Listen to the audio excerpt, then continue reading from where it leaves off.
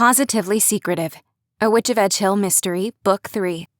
Written by Melissa Erin Jackson. Narrated by Victoria Villarreal. Previously in the Witch of Edgehill series. 2 months ago, Amber Blackwood's best friend, Melanie Cole, was fatally poisoned. Their small cat-loving town of Edgehill, Oregon, was thrown into upheaval amidst the first homicide in decades. Edgehill lost not only a beloved resident, but the director of the town's annual Here and Meow Festival. After Melanie's death, Kimberly Jones, an acquaintance of Amber's from high school, assumed the role. The scandal also left 2 other committee seats open: finance chair and volunteer coordinator. Anne Marie became the head of the volunteer department, and Mayor Deidrick's 17-year-old daughter, Chloe, became her assistant. The finance chair remained open. While trying to solve Melanie's murder, the chief of police, Owen Brown, learned Amber's biggest secret: she's a witch. No one else aside from Edgar, Amber's cousin and fellow witch, knows. Though nervous about Amber's abilities, the chief has seen how her spells can get him answers that normal police work can't always provide. The sudden thaw in their interactions, however, has sent the small-town rumor mill into overdrive.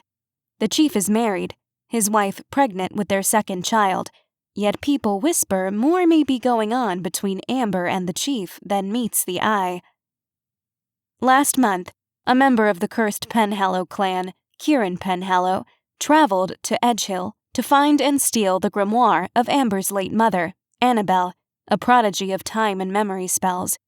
She had created a spell that allowed a witch to go back in time.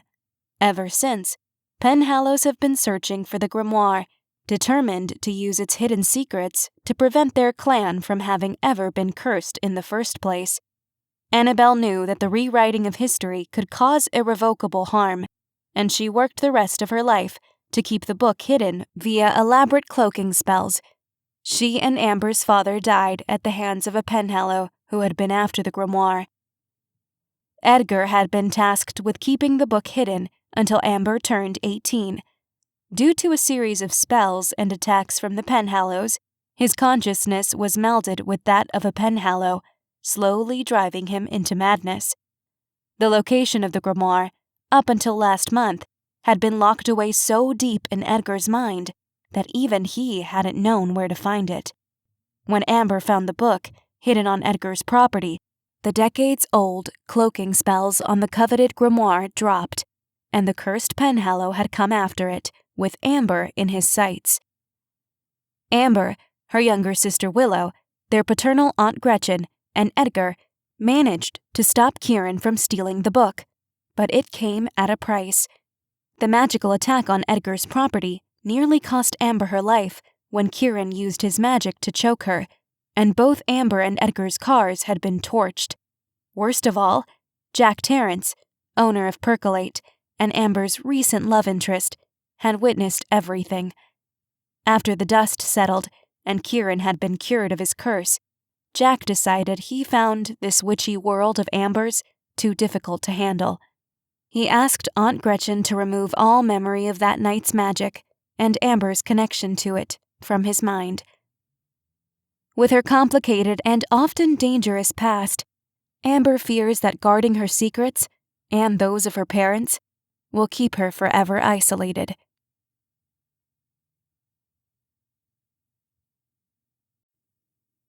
Chapter 1. Amber Blackwood's magic was restless. Though the clouds were a dark and dreary slate gray, the voice of Kimberly Jones was chipper as Kim drove them toward the center of town. Given Kim's tendency to hit the brakes for any minor disturbance in the road, such as a streetlight turning yellow a mile ahead or a leaf falling on the sidewalk, Amber often volunteered to drive.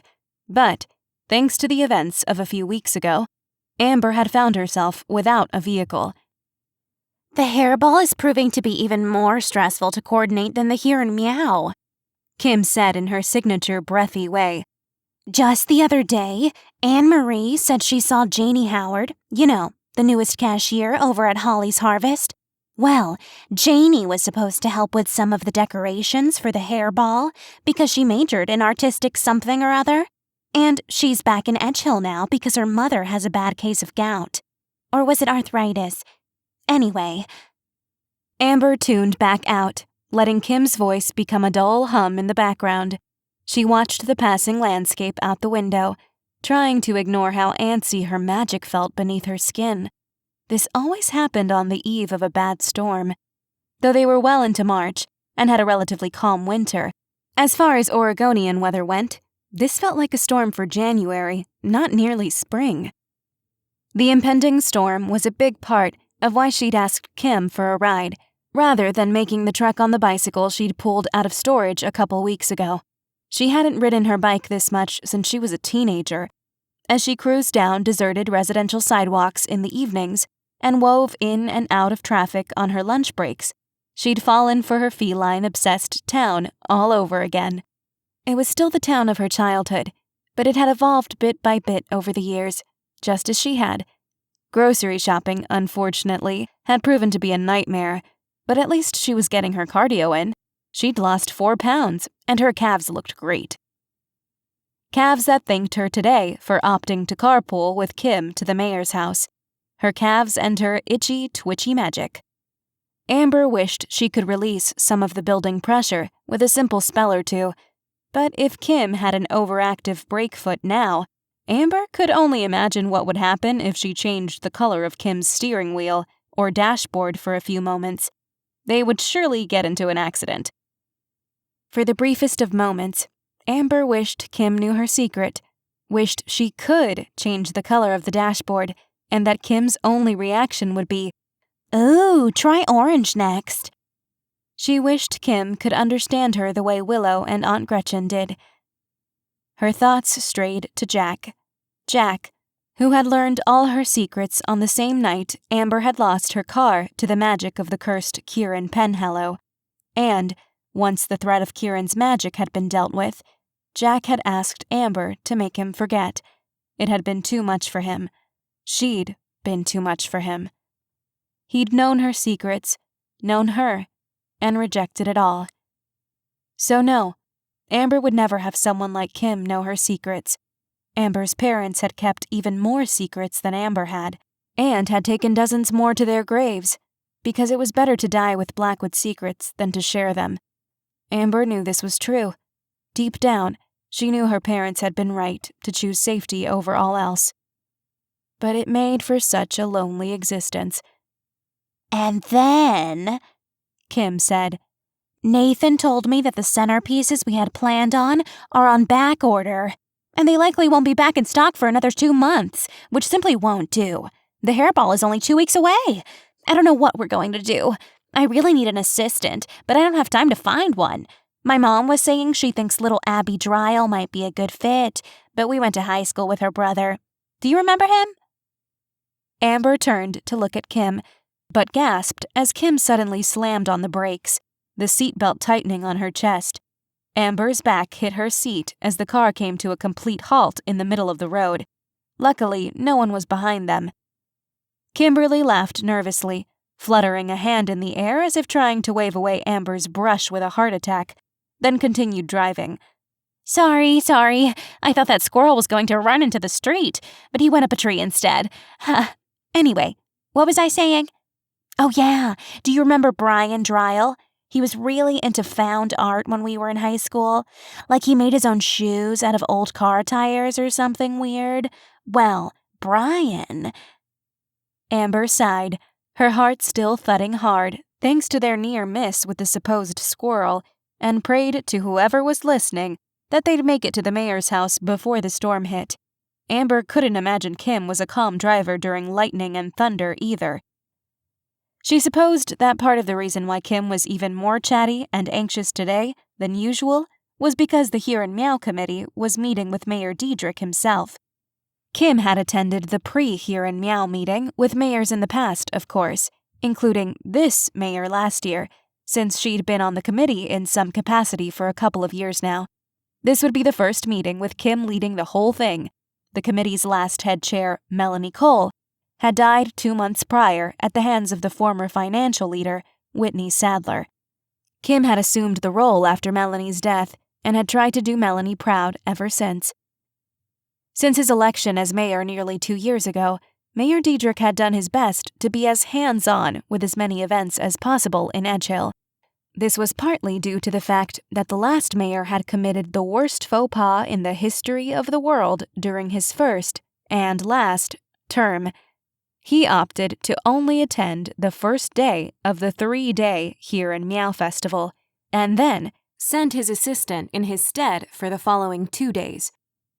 A rumor started to circulate that the old man didn't even like cats. And that was it. Mayor Proust was out, and the much younger, charismatic, cat-loving Frank Deidrick was in. It had been a landslide. A political newcomer and lifelong resident of Edgehill, Victor Newland, had tried for the position as well. It had been a contentious campaign season. Victor Newland had been out for blood. For months, both Victor's and Frank's faces had been plastered all over town. Then, one day, Victor abruptly dropped out of the race, and Frank ran nearly unopposed.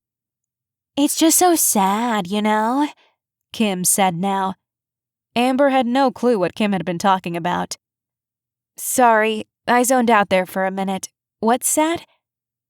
Kim made a sympathetic cooing sound and removed her hand from the steering wheel, just long enough to pat Amber's knee.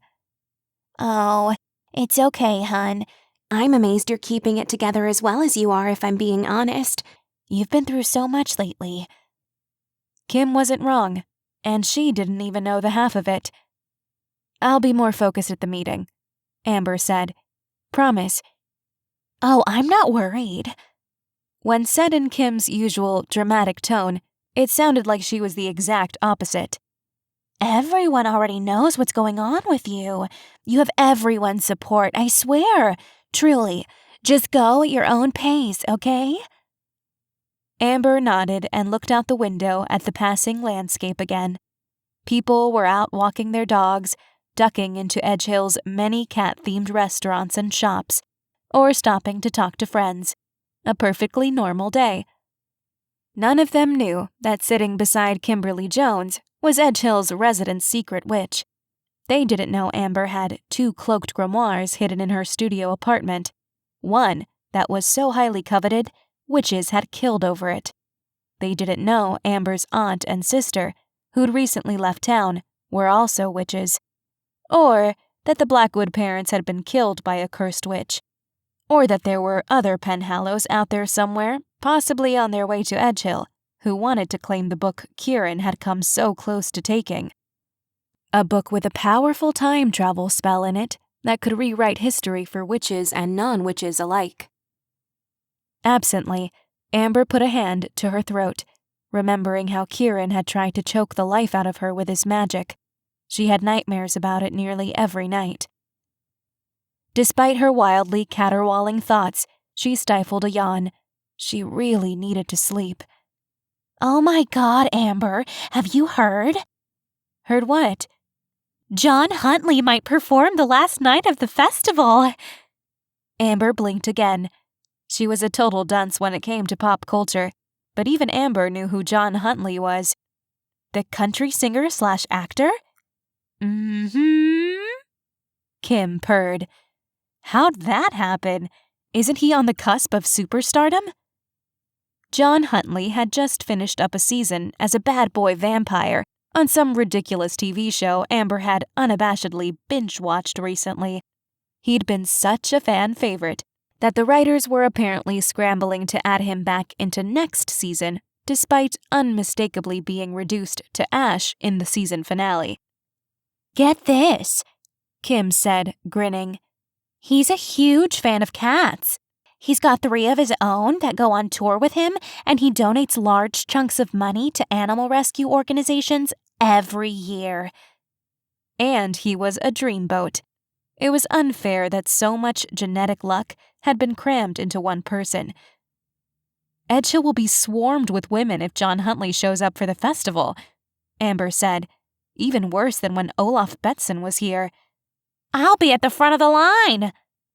Amber laughed, remembering pieces of that last season, namely when John was shirtless, bloody, and scowling. She grinned as well. "I'll be right behind you."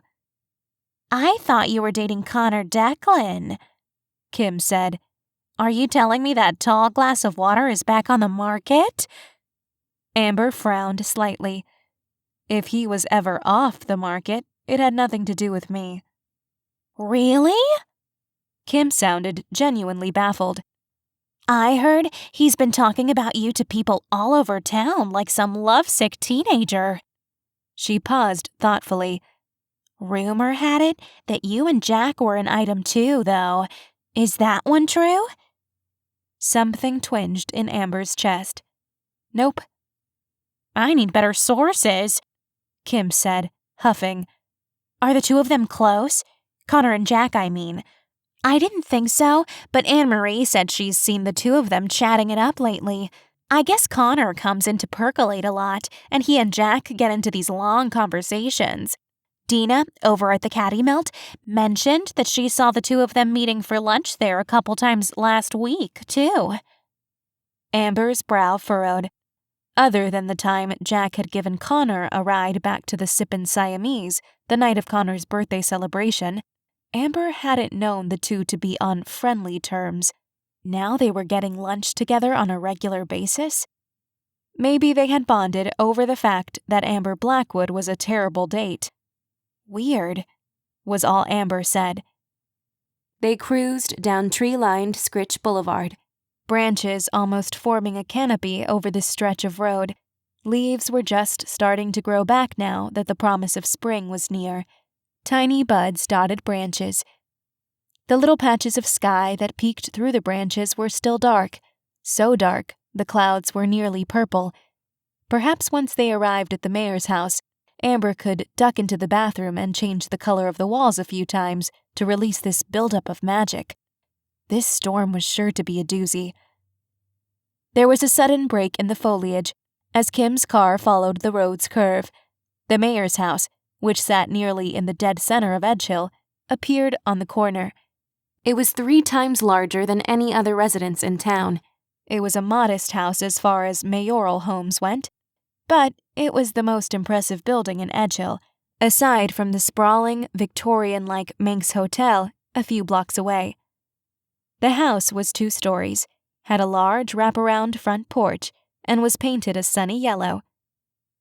Once Kimberly parked at the curb, she hunched down to peer at the house through Amber's window. The second floor's balcony was lined with a white wooden railing, and a tabby cat laid on the middle of it, tail twitching as he watched the world go by. "I've never actually been in there," Kim said. "Have you? Last year was at the community center." "Nope," Amber said. "I used to babysit Chloe when I was in high school, but they were in a tiny apartment back then." Kim sat up straight. "I've always liked the Deidricks. Good for them, you know. He went from being a single dad in an apartment to being mayor. He's full of perseverance and gumption and all that. Can't believe he's still single, though. I really thought he and Francine Robbins were going to become a thing, but even someone who works as closely with him as Francine can't seem to crack that nut." Amber snorted. Kim flushed. "Oh, I didn't mean for that to sound so dirty." Francine Robbins had only been living in Edgehill for a few months before she'd landed a job with Frank. She'd started off as his campaign manager, and then, once elected, had become his right-hand woman. They were seen together in town so often, people had started to speculate that the perpetually single Frank Deidrick had finally snagged himself a girlfriend.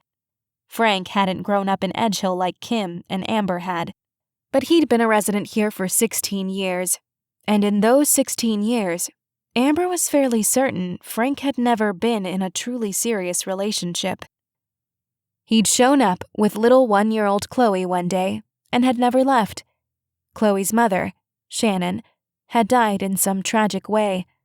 The most common theories were either a car crash or an accidental drowning, and Frank's heart seemed to have shut itself off from loving anyone again. other than being a devoted father to his daughter, of course. While he'd clearly folded himself into Edgehill easily, his personal life had been a subject of conversation in town for years. Even Amber, who had helped him out while she was in high school, babysitting the always well-behaved Chloe, had never learned much about the Deidrick's past. Chloe seemed happily clueless about it, and Frank had always skirted the subject with the agility of a politician. Amber had wondered if his dirty laundry might get aired during his election campaign, but nasty Victor Newland hadn't uncovered anything before he mysteriously dropped out. Nothing of note had ever surfaced about Frank, and Amber liked to believe that was because there had been nothing for anyone to find. "Ready?" Kim chirped from the driver's seat. Amber nodded, emerging from her ever-bouncing thoughts, and the two climbed out of the car. They walked up the short brick path to the door, either side lined with neatly tended grass. Glancing up, Amber met the semi-interested gaze of the tabby watching them from his perch on the second story's railing. "I'm so nervous," Kim muttered, smoothing down her already smooth brown hair that hung around her shoulders in wide waves. "You'll be great," Amber assured her. "Mel would be proud." Kimberly stopped walking abruptly, hand to her chest, eyes welled with tears. "Do you really think so?" Amber faced her, taking Kim's free hand in hers. "Absolutely. You've made the best of a horrible situation. She loved this festival, and she would be grateful that you've been working your butt off to make sure it runs as smoothly as possible.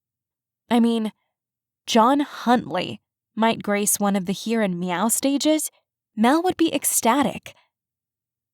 Kim nodded, doing her best to get her emotions under control before she actually started crying. She took a fortifying breath and gave Amber's hand a squeeze.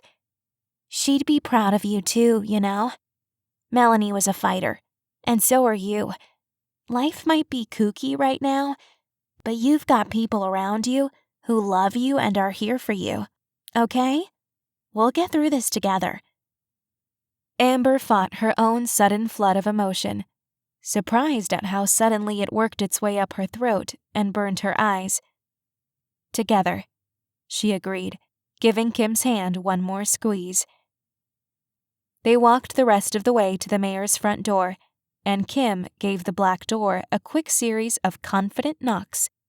It was pulled open seconds later by the mayor himself, a bright smile on his face. "Welcome, ladies," he said, ushering them inside with a grand gesture. "Come on in." As Amber stepped in after Kimberly, following the sound of happily chatting voices and laughter somewhere deeper in the house, Amber wondered how truly together she and Kim, she and anyone, could ever really be.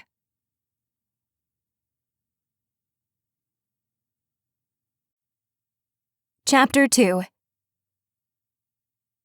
The mayor gave them instructions on how to find the rest of the committee, then excused himself and ducked down a hallway.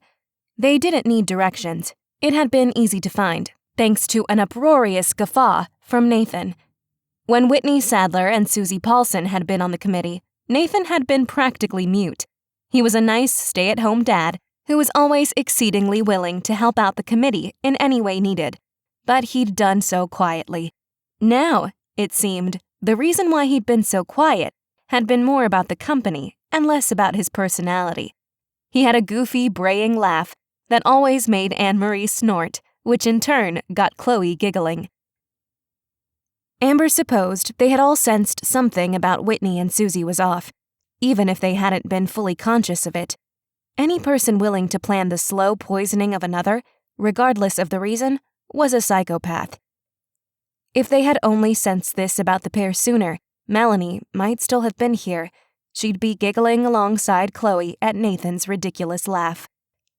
One of the few positive things that had come out of all this was that Anne-Marie had become the head of volunteer services when Susie Paulson was removed, and then Chloe had joined as Anne-Marie's assistant. Amber hadn't seen Chloe once she no longer needed a babysitter. She was happy she was able to spend more time with the girl now. "Oh, hey, ladies," Anne-Marie said, waving from her spot beside a table laden with snacks. Kimberly squealed and met Anne-Marie halfway across the room, hugging her tightly. They were both brunettes, the same height, and had similarly bubbly personalities. Amber was fairly certain the pair had seen each other a couple days ago, yet they greeted as if it had been months. When they disengaged, Anne-Marie smiled warmly at Amber. "Hey, how you holding up? Do the police have any leads on who vandalized Edgar's place?" Nathan, Kimberly, and Chloe all turned to her, expressions curious. Chief Owen Brown knew the vandals in question were fictional, since he had been aware of Amber's secret for a while now, but no one else did.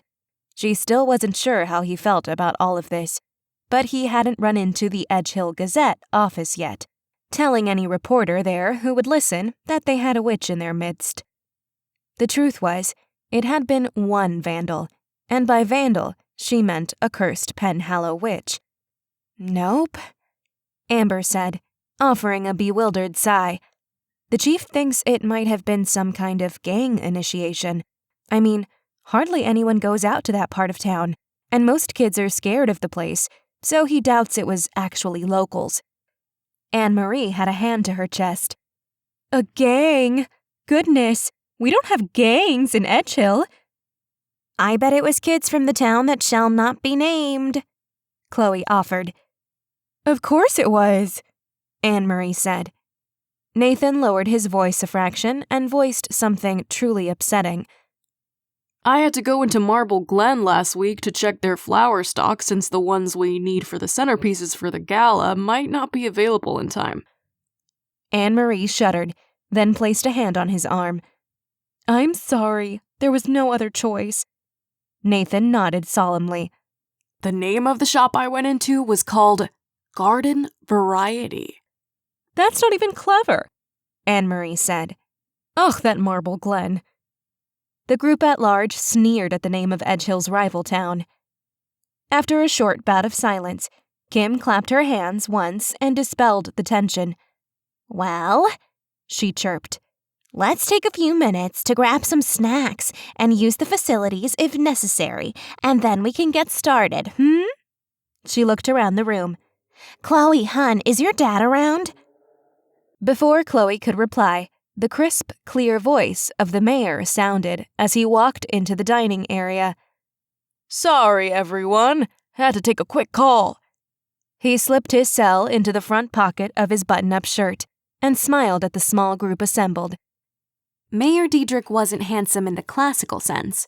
He was of average height, had brown eyes, neatly cut brown hair streaked lightly with gray, and sported a few extra pounds in the middle. Amber thought her own father might have looked something like the mayor had he reached the same age. But what the mayor didn't have in dashing good looks, he made up for with that X factor of politicians. Whether it was the way he carried himself, his 1,000-watt smile, or his charming personality, Amber couldn't be sure. She supposed it was all those things. In the wrong person, Frank Deidrick's collection of attributes might come off as smarmy or overbearing, like a salesperson confidently convincing you to purchase something you both know you don't need.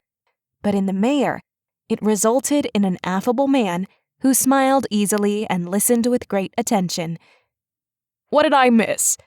he asked. Kim beamed at him. "Nothing yet, sir.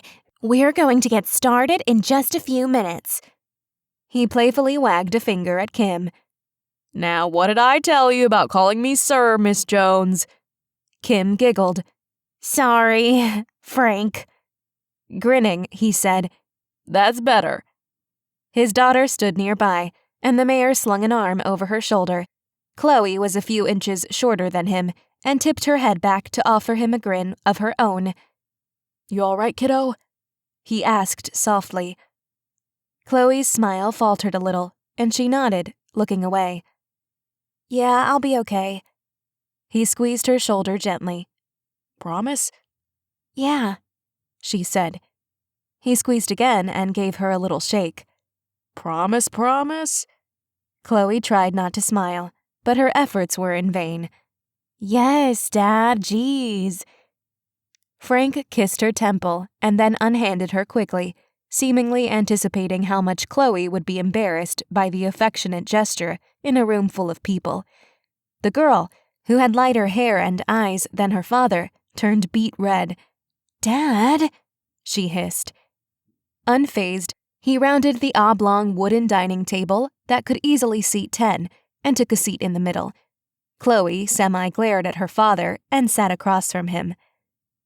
Amber's magic was calmer here inside than it had been in the car, but she still felt jittery, so she opted to skip the snacks and took a seat beside Chloe.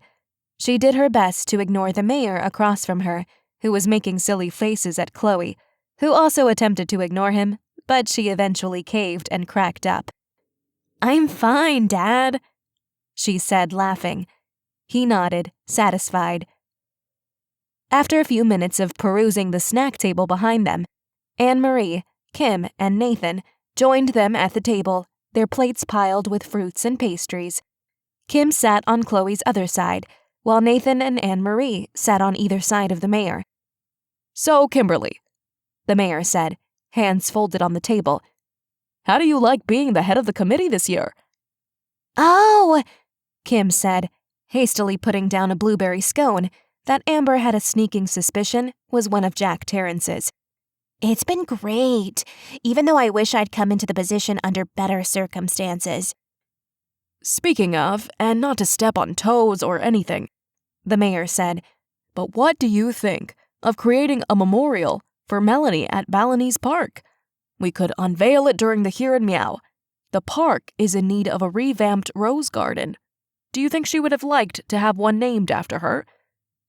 Kim leaned forward at the same time Amber did, to better see around Chloe between them, and they grinned at each other, nodding in unison. Kim turned her attention back to the mayor. "She would have been delighted. What a lovely idea." The mayor nodded. "I'll get started on that right away." Kim's chair creaked slightly as she bent over to grab her bag. She pulled out a file folder and plucked a few papers out of it, then deposited the bag back onto the floor. "So far, we're right on schedule for the Here and Meow preparations, with the exception of the centerpieces needed for the hairball. We're working on getting those, but otherwise, everything should be ready in 2 weeks for the gala. I also just finalized the list for all the businesses selected for the Best of Edgehill competition." Kim took the topmost sheet and passed the rest to her left toward Chloe. After Amber took hers, she slid the remainder of the stack across the table to Nathan. Once everyone had one, Kim said, 80% of the tickets for the gala have already sold." The gala had been the mayor's brainchild, and one he'd used as part of his campaign to win his election. The idea had been popular with prospective voters and with the Here and Meow committee alike. The first gala had been held that following March and was a roaring success. It was already proving to be even more popular in its second year. Everyone who purchased a ticket to the elegant evening got a fun night of dancing and food. But they were also purchasing the chance to vote for which businesses in town would be given the Best of designation during the 3-day Here and Meow Festival. There were 12 categories this year, up from last year's 8. Coffee, treats, pizza, comfort food, healthy eats, clothing, home decor, weekend hangout spot, entertainment, nightlife, hotel, and leisure. Over the course of the last few months, the committee, with votes submitted by Edgehill residents thanks to ads placed in the Edgehill Gazette, had narrowed the list down to 2 or 3 per category. At the gala, each business was encouraged to attend and present their best offerings. Those in attendance voted on their favorites, and each of those businesses received a Best of Edgehill label and several perks. One such perk was having a scavenger hunt bingo square. During the festival, a scavenger hunt was held, and each participant was given a bingo-like card with 12 squares on it. Every visit to one of the Best of shops earned the attendee a stamp. A card with all 12 stamps was then turned in at a designated location, and the attendee received a commemorative pin. The design of the pin would change every year. The artists who got to design the swag and the Here and Meow logo were also chosen during the gala, The pin from last year had already become a collector's item.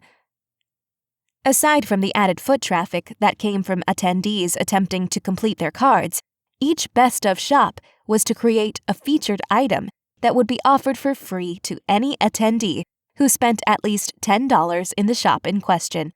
The Here and Meow provided a huge uptick in business for Edgehill in general, but the best of designation was so lucrative, a few of the chosen businesses last year had made almost as much in 3 days as they had all year. Attending the gala was not only a fun experience for the wealthier residents of Edgehill, but it was also an opportunity to give businesses a boost they otherwise wouldn't have had. Last year, the candy shop Lollycat, owned by Olivia Dawson, had been named Best of in the treats category and had done so well during the festival, the business was now opening franchises in 3 other cities in the country. And Olivia's online store was so popular, it wasn't rare for her shop to sell out completely around major holidays. Amber noted that Jack Terrence's shop, Percolate, was on the list not once, but twice, the only business to be up for the prize in 2 categories. He was in competition with both the hateful Paulette Newsome of Clawsome Coffee for the coffee category, as well as Betty Harris of Perfectly Scrumptious for the treats category. As much as she hoped to avoid Jack, say, for all of time, she knew she would have to see him in a couple weeks at the gala at the very least, but likely much sooner. Her traitorous heart hoped he won the coffee category, not only because Paulette was terrible, but because she truly wished to see his business do well. She was torn about the treats category because as much as she adored his scones and had a feeling that getting the Best of label would be the kick in the keister he needed to convince him to take his pastry business to the next level, Amber absolutely adored Betty and Perfectly Scrumptious. People already traveled far and wide to Betty's shop for her sinfully delicious cupcakes, regardless of the time of year. But Amber would love to see the woman get all the recognition she deserved. Contestants for Best of Edgehill competition: Coffee, Percolate, Clawsome Coffee, and Coffee Cat. Treats: Percolate versus Perfectly Scrumptious. Pizza: Patch's Pizza versus Cataroni's Corner. Comfort food: Catty Melt versus Muse and Brews. Healthy eats: The Milk Bowl versus Holly's Harvest. Clothing: Angora Threads versus Shabby Tabby. Home decor: Pottery House versus Hiss and Hers.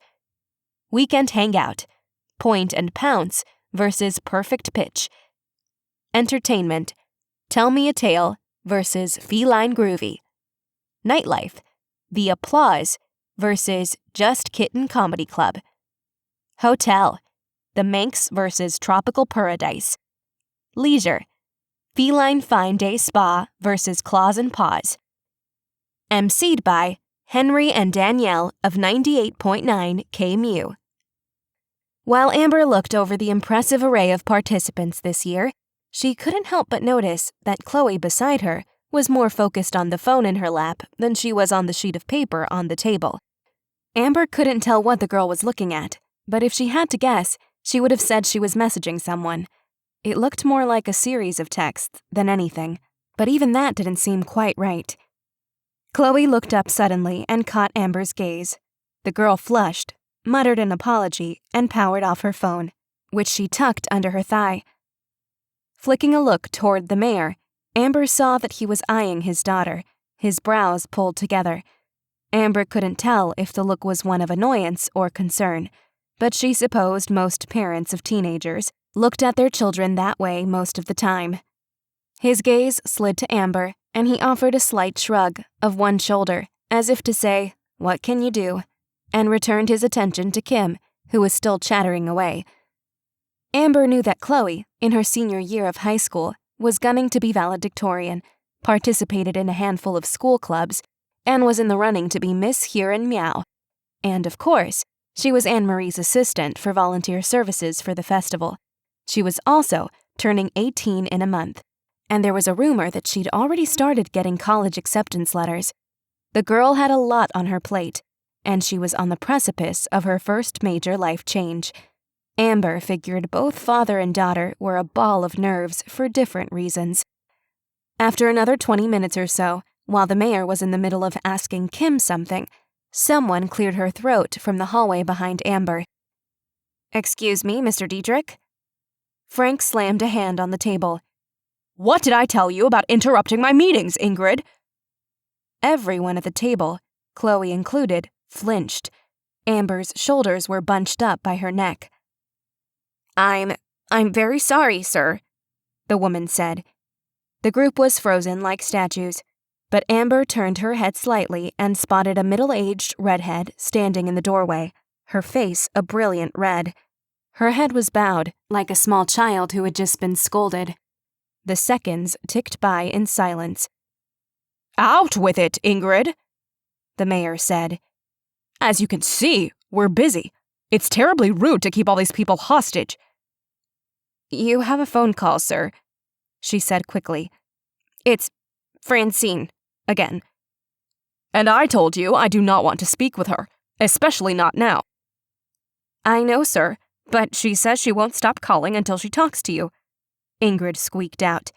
"And she said if that doesn't work, she'll just show up." When Amber glanced back at the mayor, she saw his nostrils flare. His fists were balled on the table. Frank pushed his chair back. "I'm sorry, but I have to take this. Please, continue without me. Chloe can catch me up on anything I miss." With a nod and another apology, he stalked out of the room. Ingrid had already fled. "Awkward," Chloe sing-songed, breaking the tense silence. Kim chuckled nervously. Why don't we take a little break and see if he can join us again in 10 minutes or so, Nathan and Anne-Marie were up in an instant and were beelining for the snack table again. Kim busied herself with pulling more things out of her bag. With everyone distracted, Amber turned to Chloe.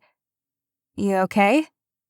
Chloe's gaze had been glued to her phone again, but she quickly turned off the screen and offered Amber a small smile. "Yep, all good. Dad just gets grouchy sometimes. Okay, a lot." Interesting. Motioning to Chloe's phone with her chin, Amber asked, "And that?" Chloe shrugged good-naturedly. "Just making plans with a friend." She scanned the girl's sweet heart-shaped face for a moment. "Well, in that case, where can I find the restroom?" Chewing her lip and staring at Amber as if she'd just asked her to answer a complicated math equation, Chloe finally said, "Down the hall, make a left toward the staircase, then go up and it'll be the second door on your left." Amber would have thought there would be a restroom downstairs, but didn't question it and excused herself from the table. Once closed inside the bathroom, decorated in a beach theme that was all soft blues and creamy whites, Amber peeked out the window. The rain had started in earnest since her arrival here. The bathroom faced the backyard, and the trees there were still stark and bare, buds only just starting to sprout up on branches that were swaying in the wind. Their spindly limbs looked almost sinister with a backdrop of such dark, heavy clouds. A bright burst of lightning lit up the sky on the horizon. 1 Mississippi, 2 Mississippi, 3... Crash! Amber flinched as thunder rumbled so loud she could have sworn she felt it in the soles of her boots. The lightning electrified her magic and sent it zipping through her bloodstream. She looked around the room to find some small object she could use her magic on to dispel some of it so she could at least settle her stomach and claim some of those pastries downstairs before Nathan and Anne-Marie ate them all. She had just picked up a small, smooth seashell out of a decorative dish on the counter when a soft knock sounded. Brow furrowed, Amber put the shell back and opened the door. Chloe stood on the other side, a look on her face that reminded Amber so much of the 5-year-old Chloe who had just secretly eaten her weight in cookies while Amber was focused on making dinner, that Amber almost laughed. But a look such as this on a 17-year-old's face was much more worrying. "Chloe? What's wrong?" "Can I come in?" she asked, as if Amber lived in their upstairs bathroom and Chloe had stopped by to visit. Amber stepped aside, then closed the door behind Chloe. Should I run the tap to drown out our conversation? Don't they do that in movies? Chloe laughed slightly at that, then plopped onto the closed toilet lid. She let out a long, weary sigh. Amber leaned her hip against the counter, crossed her arms, and jutted her chin at the teenager. All right, girl, spill. What's going on? Thunder rumbled outside, and they both flinched. Rain pelted the bathroom window. So? Chloe sighed again, hands on her knees. Then she wrinkled her nose. It's about a boy. Amber grinned. Okay, so I absolutely want you to dish every detail, but I would like to state for the record that my love life is currently abysmal, so I would take all my advice with a grain of salt. It can't be that abysmal, Chloe said. I heard you were dating 2 guys at the same time. Good grief. This was a definite downside to living in a small town. Amber wasn't even going to bother to ask how Chloe had heard such a thing. It hardly mattered at this point. I was only half dating one of them, and it fully didn't work out. I'm too weird to date. Oh, I don't know, Chloe said, giving Amber a once-over. Guys like weird. Amber snorted. Does your guy like weird? We only have like 8 minutes before the break is over, so I can't go into everything, but we can talk about it all later. I mean, if you want to. I know we haven't seen each other as much lately, but you've always been one of my favorite people to talk to. Amber was so touched. Her eyes welled up a little. I just sort of want to hug you right now. No hugging. We only have 7 minutes now. Amber shook out her hands, mimed zipping her lips and throwing away the key, and then gestured for Chloe to continue. You're such a dork, Chloe said, laughing. Okay, so there's this app called Scuttle that's basically a place to chat and share stuff anonymously. Mostly younger people use it, but there are adults and stuff on there too. Anyway, I've been talking to a guy on there for a while now, like 3 months. He's super sweet and a really good listener. We tell each other everything, you know? I like him a lot. A lot. And he really likes me too. But he's been kind of pushing me lately to meet him. 500 red flags were flapping in the wind in Amber's head. Maybe even a red banner whipping about in a torrential gale that would put the storm outside to shame. Okay, wait, before you say anything, Chloe said, hands out in a placating gesture. I know this sounds like it could be dangerous, but he sent me pictures. Well, a picture. And we've talked on the phone a couple times. He lives in Belhaven. There are chat rooms on Scuttle for different interests, like movies or TV or whatever. I was in one of the chat rooms and posted a picture of myself, and there was an Edgehill sign in the background. He freaked out because, what are the odds that 2 people from really small towns so close together happen to find each other? Amber pursed her lips. Chloe started talking fast, whether trying to get in as much information during their break as possible or wanting to dominate the conversation so Amber couldn't voice her concerns. Amber wasn't sure. He's a little older, 19, and he's still in Belhaven because he's working on an online course to get his AA, and then he's going to transfer to a college outside Portland.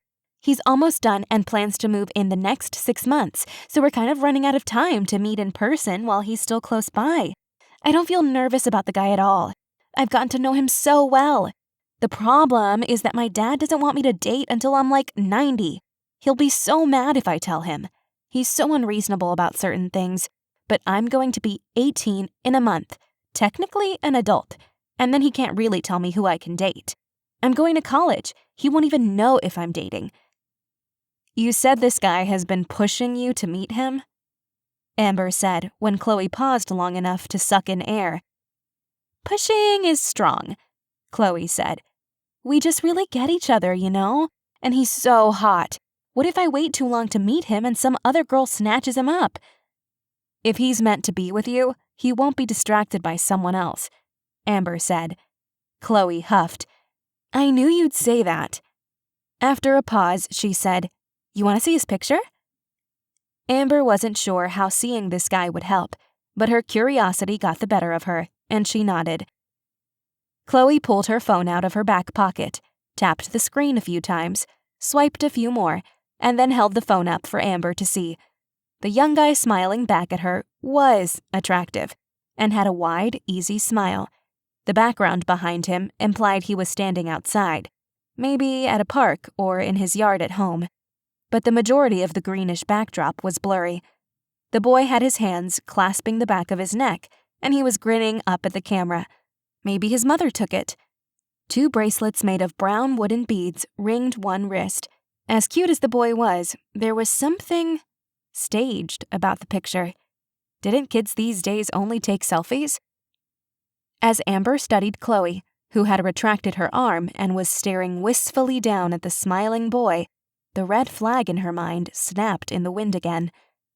What's the urgency? Chloe glanced up.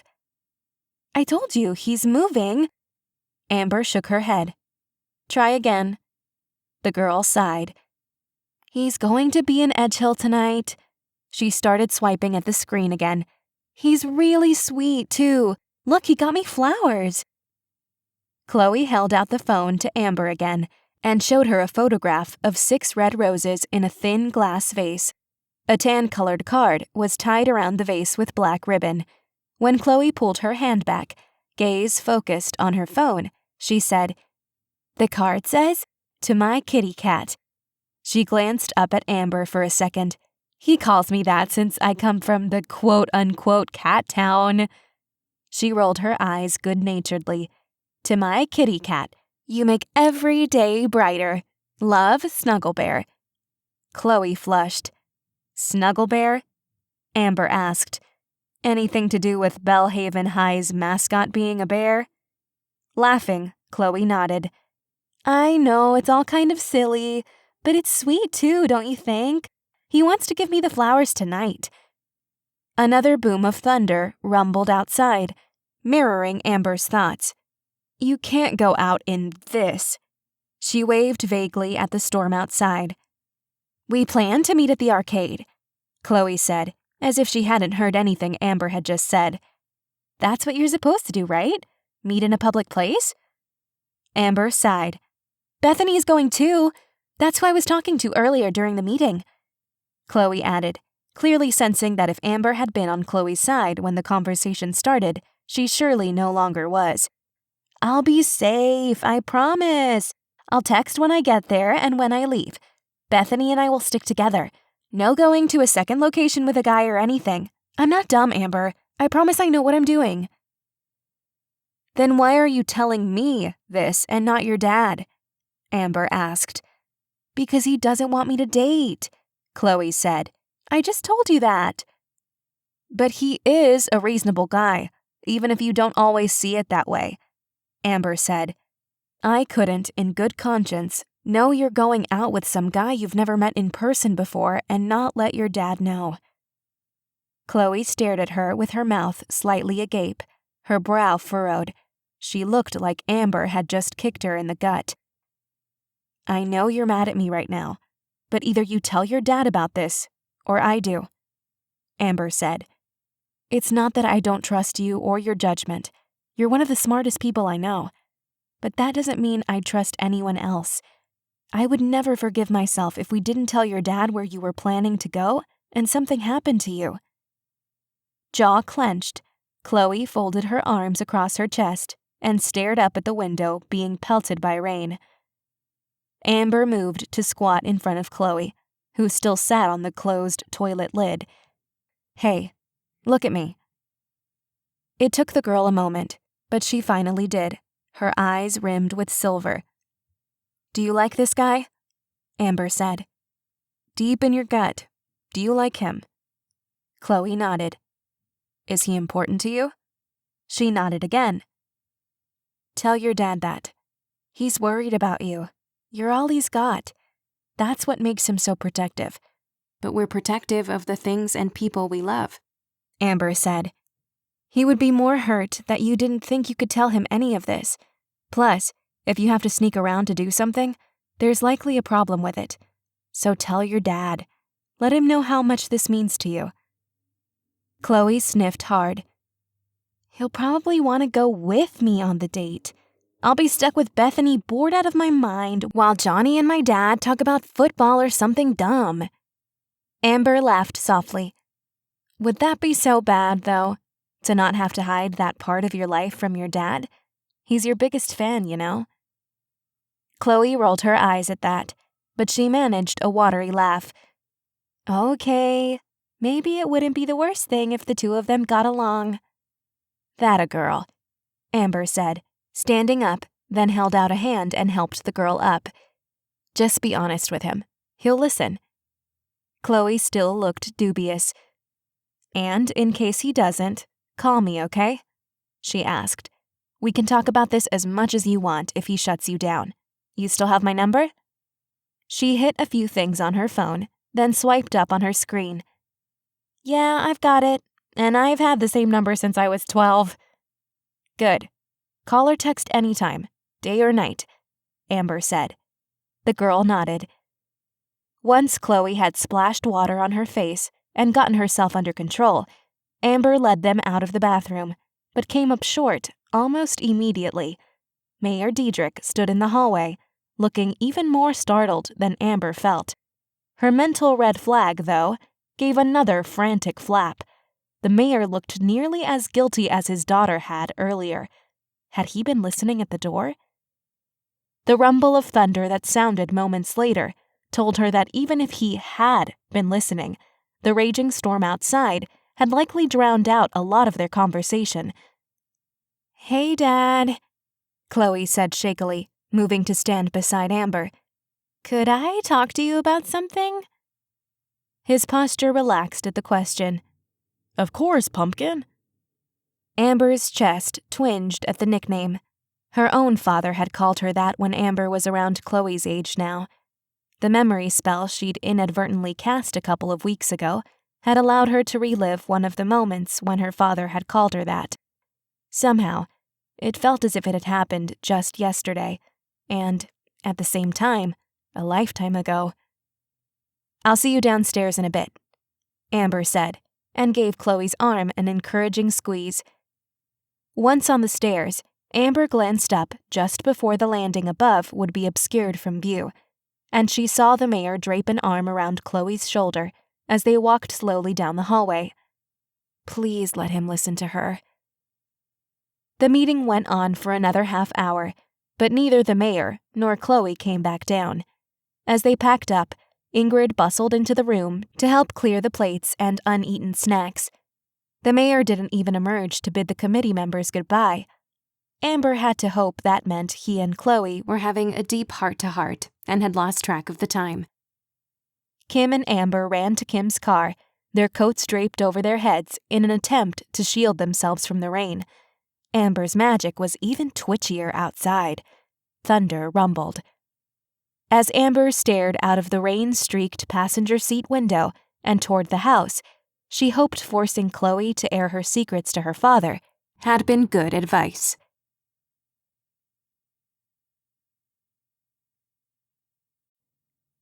Chapter 3. "Do you have plans tonight?" Amber tore her gaze from the dark upstairs of the mayoral house and focused on Kim. No? "I know you can be kind of a homebody, and life has been kooky for you lately, so no pressure, okay?" Kim said, turning in her seat a little to face her. "But me and the rest of the committee are going to happy hour at the Sippin' Siamese. Want to come? If not, I can drop you off at home first. It's totally okay."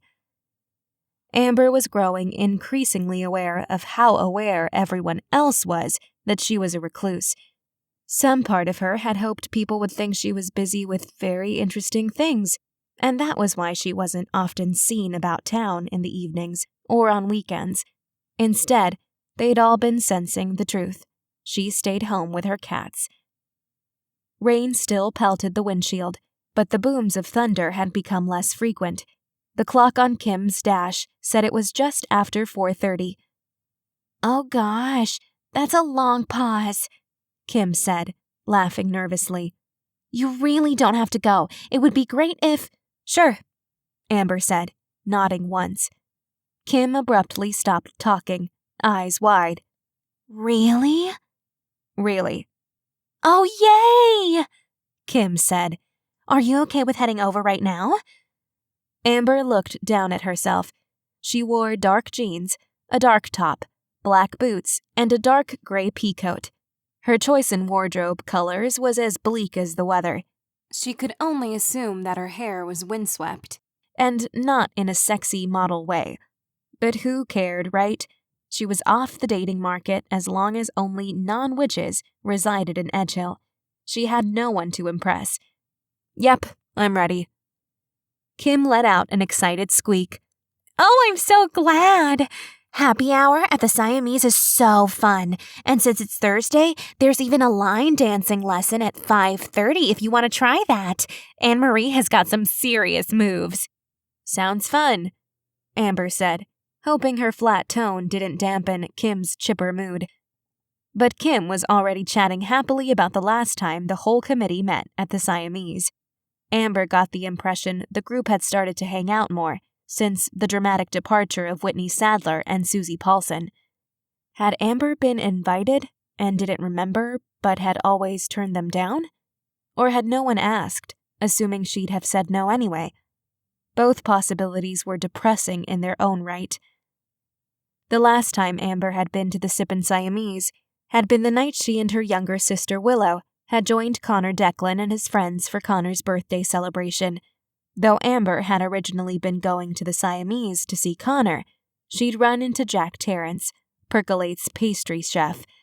They'd had a nice chat that had solidified her crush on him, but the evening had been cut short when word spread through town that an older woman had been found dead at the Manx Hotel, the same hotel where Amber and Willow's Aunt Gretchen had been staying.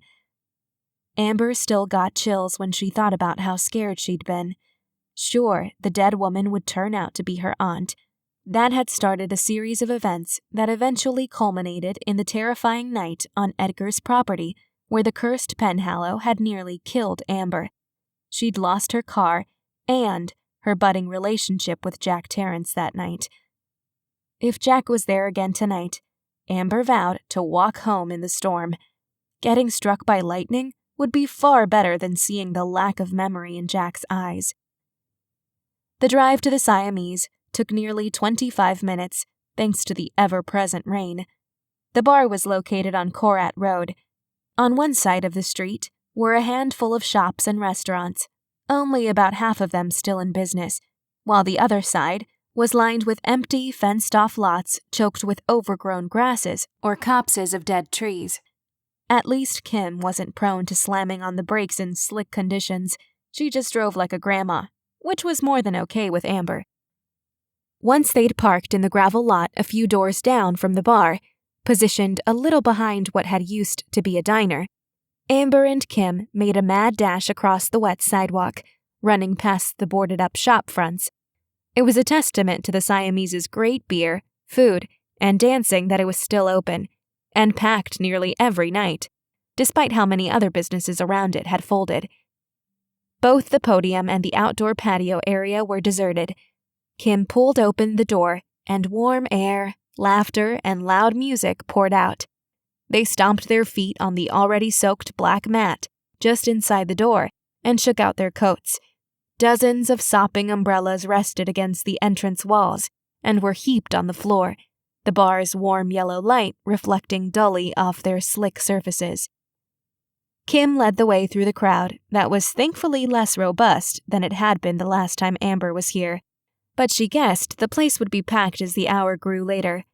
They walked past the smaller front bar, all the stools occupied, with a row of people standing behind them, some with arms in the air trying to catch the eye of one of the too busy male bartenders. Pushing her way through the side door that led into the second room, which had an additional bar, a mechanical bull, pool tables, and a dance floor, Kim confidently strode ahead, quickly finding their party at a table with a perfect view of the mostly deserted dance floor. Anne-Marie and Nathan were deep in conversation, Nathan's arm around the waist of a petite blonde with a pixie cut.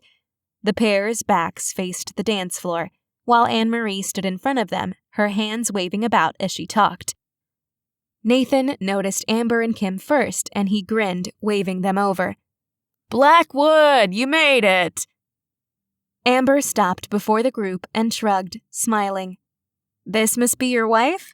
she said, holding a hand out to the blonde. Her smile was wide, and as she shook Amber's hand, said, "I'm Jolene. Nice to finally meet you. I worked graveyard shifts in Bellhaven a lot, so when I am in town, I'm passed out." "NICU nurse," Nathan said, grinning down at her with nothing less than total admiration. Jolene nodded. "I miraculously got the night off, so Nate dragged me out of the house. We have the babysitter for another 3 hours, and my challenge for the evening is to get so tipsy that my lovely husband has to carry me out of here over his shoulder like I'm a sack of drunken flour." "And since she only drinks once every 3 months and weighs 110 soaking wet, that time will likely come sooner rather than later," Nathan said. "First round is on me. What do you ladies want?" After their orders were placed, Nathan wandered to the bar on the other side of the dance floor. While the 4 women were making idle chit-chat until their drinks arrived, Anne-Marie suddenly gasped. Amber and Kim stood with their backs to most of the bar, while Anne-Marie and Jolene had their backs to the DJ booth in the corner. "Don't look now," Anne-Marie said. "But is that Francine Robbins?" Amber wasn't sure how literal "don't look now" actually was, so she glanced over her shoulder. Sure enough, Francine Robbins was standing near the back wall, chatting up a very attractive guy wearing butt-hugging jeans, a black button-up, a black Stetson, and a huge belt buckle. He looked like he belonged in a sexy tractor commercial. Francine was a leggy black-haired woman who was at least 5'8". She wore a white sundress and an amazing pair of black and red strappy shoes. Amber was almost positive the woman couldn't dance in those things, but Amber herself wouldn't have even been able to walk in them. "I haven't seen her here ever," Anne-Marie said. "I figured she and the mayor spent most nights snuggled up on the couch together, but pretended in public that they were just colleagues." Just as Anne-Marie finished that sentence, the gorgeous cowboy slipped his hand behind Francine's head and brought his mouth to hers. Francine most definitely didn't push him away. In fact, the makeout session went on for so long, Amber and Kim quickly turned back around, and Anne-Marie and Jolene diverted their gazes. "Welp, there goes that theory," Anne-Marie said. "If it's true that the mayor hasn't put the moves on Francine, that's his loss," Jolene said. "She's a knockout. Did you see those shoes? Get it, girl. Giddy up." The 4 women erupted in laughter just as Nathan arrived with their drinks. "What'd I miss?" he asked, smiling wide, gaze bouncing around the group. The question only made them laugh harder. "Nothing, babe," Jolene said, and got up on her tiptoes to kiss his cheek. Kim and Anne-Marie shared a quick, quiet look that only Amber seemed to notice. Nathan, content to ask no further questions, set about distributing the drinks. Amber had said, "I'll have whatever Kim is having," seeing as Amber drank even less than the tiny Jolene. Kim's drink of choice was vodka and Red Bull, neither of which were things Amber would even drink separately. But she needed to get out of her slump, and if this was what normal, well-adjusted people her age drank, then she would drink it too. It was decidedly horrible. She chugged the foul thing down anyway. Before she knew it, Kim was dragging her by the hand onto the dance floor for the night's first line dancing lesson, the beginner's lesson. Even with the alcohol cruising through her system, Amber was so nervous her knees were nearly knocking together. Luckily, the instructor was extremely easy to follow, and most of the people on the floor were just as clueless as Amber was. When the lesson ended, Kim and Nathan on either side of her, Anne-Marie already knew the dance, so she was holding their table. It was time to put her retention skills to the test. Copperhead Road started, and Amber and Kim shared an excited squeak. Amber only screwed up twice, colliding with Nathan when she went the wrong way. But she was laughing, and he was laughing, and Kim beamed at her, clearly thrilled that she'd gotten Amber to come out tonight. A bubbling sense of appreciation for the goofy chatterbox was suddenly so overwhelming, Amber felt a lump form in her throat. She wanted to shout her thanks at Kim, but the song ended, and soon the floor was swarmed by more people, as the lesson for the advanced group was due to begin. Anne-Marie hurried onto the floor, and Jolene stayed her ground, while Amber, Kim, and Nathan hurried off. They had just reached their table when Amber's phone started to vibrate in her back pocket. Brow furrowed, she slipped it out, expecting to see Willow's smiling face. Hardly anyone else called her, but it was an unfamiliar number. Hey, you okay? Kim asked, gently touching Amber's elbow, seeing as Amber had just been staring down at her ringing phone for several moments, as if she'd never seen it before. Since so few people had her number, she automatically assumed most calls were from someone who was trying to reach her because of dire circumstances. Had something happened to Willow or Aunt Gretchen? Sorry, 1 sec, she said to Nathan and Kim, then hit accept and pressed the phone to her ear. Amber? Came a semi-frantic sounding male voice. Is this Amber Blackwood?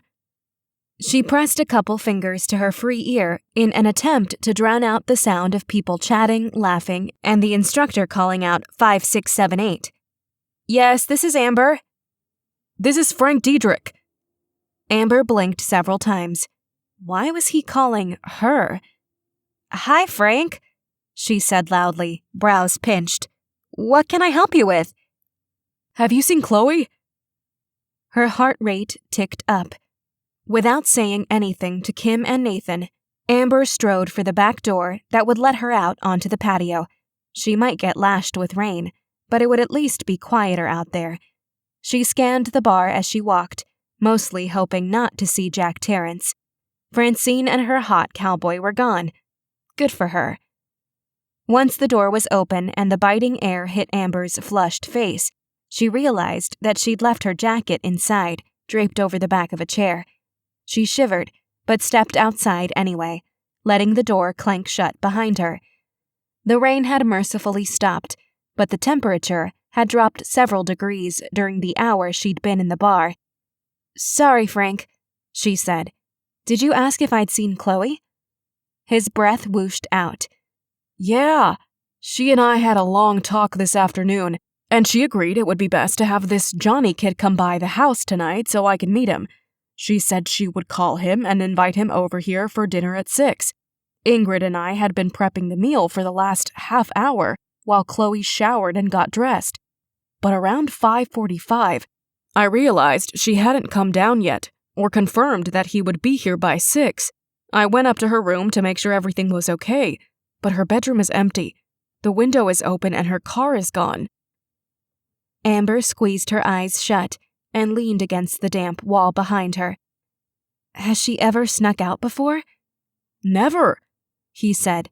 And in this storm, what was she thinking? I've called her half a dozen times and she hasn't picked up. Silence descended on them, and Amber listened to the dead air on Frank's end of the line. Then, something clinked on his side. The first image that came to mind was ice dropping into a glass. She finally said. Can I ask why you called me? Some part of her already knew why. Because she confided in you about this boy first, he said, the bitterness in his voice as biting as the wind ruffling the hem of her too thin shirt. Did she tell you where they were going, or anything about Johnny? Amber racked her brain to remember her conversation with Chloe. Oh, maybe she's sticking with her original plan. She said she and Bethany were going to meet him at the arcade.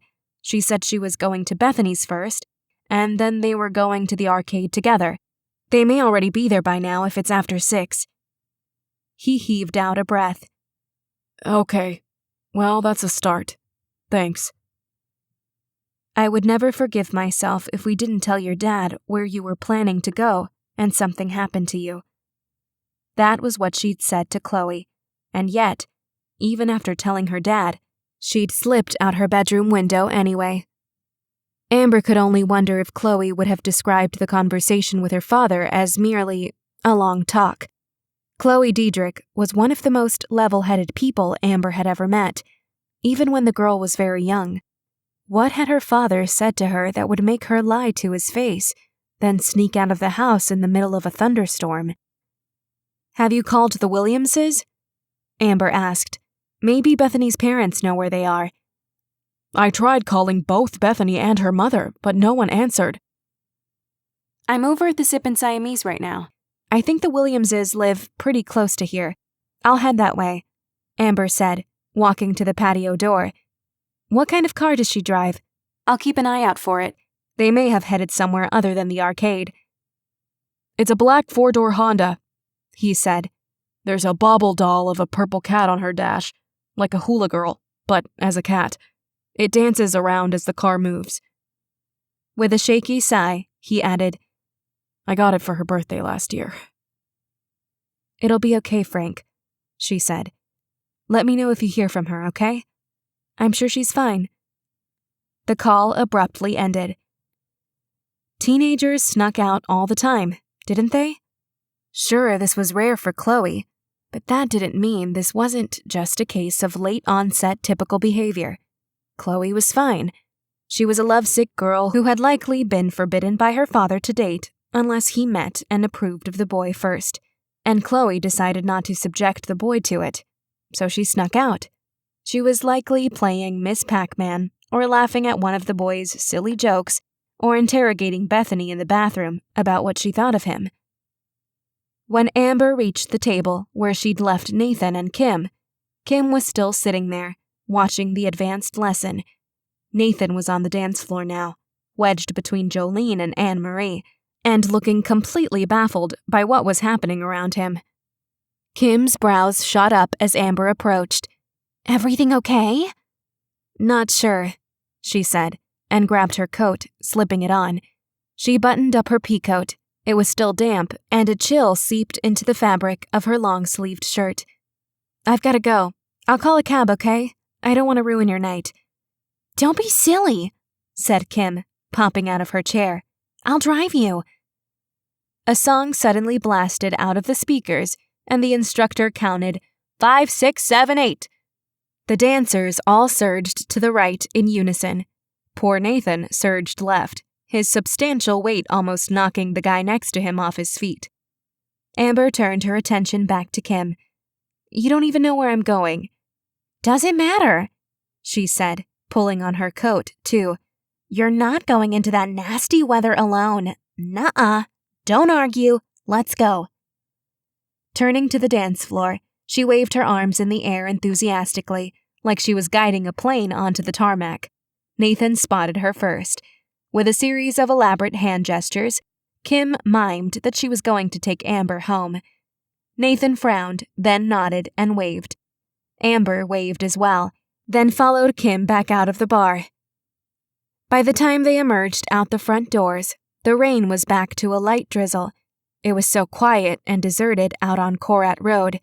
The only sounds were the muted hum of music coming from the Siamese and the light tap of their shoes on the wet sidewalk, that it made Amber's ears ring. "I'm sorry I'm making you leave early," Amber said. "Nonsense," she said. "Now what's going on?"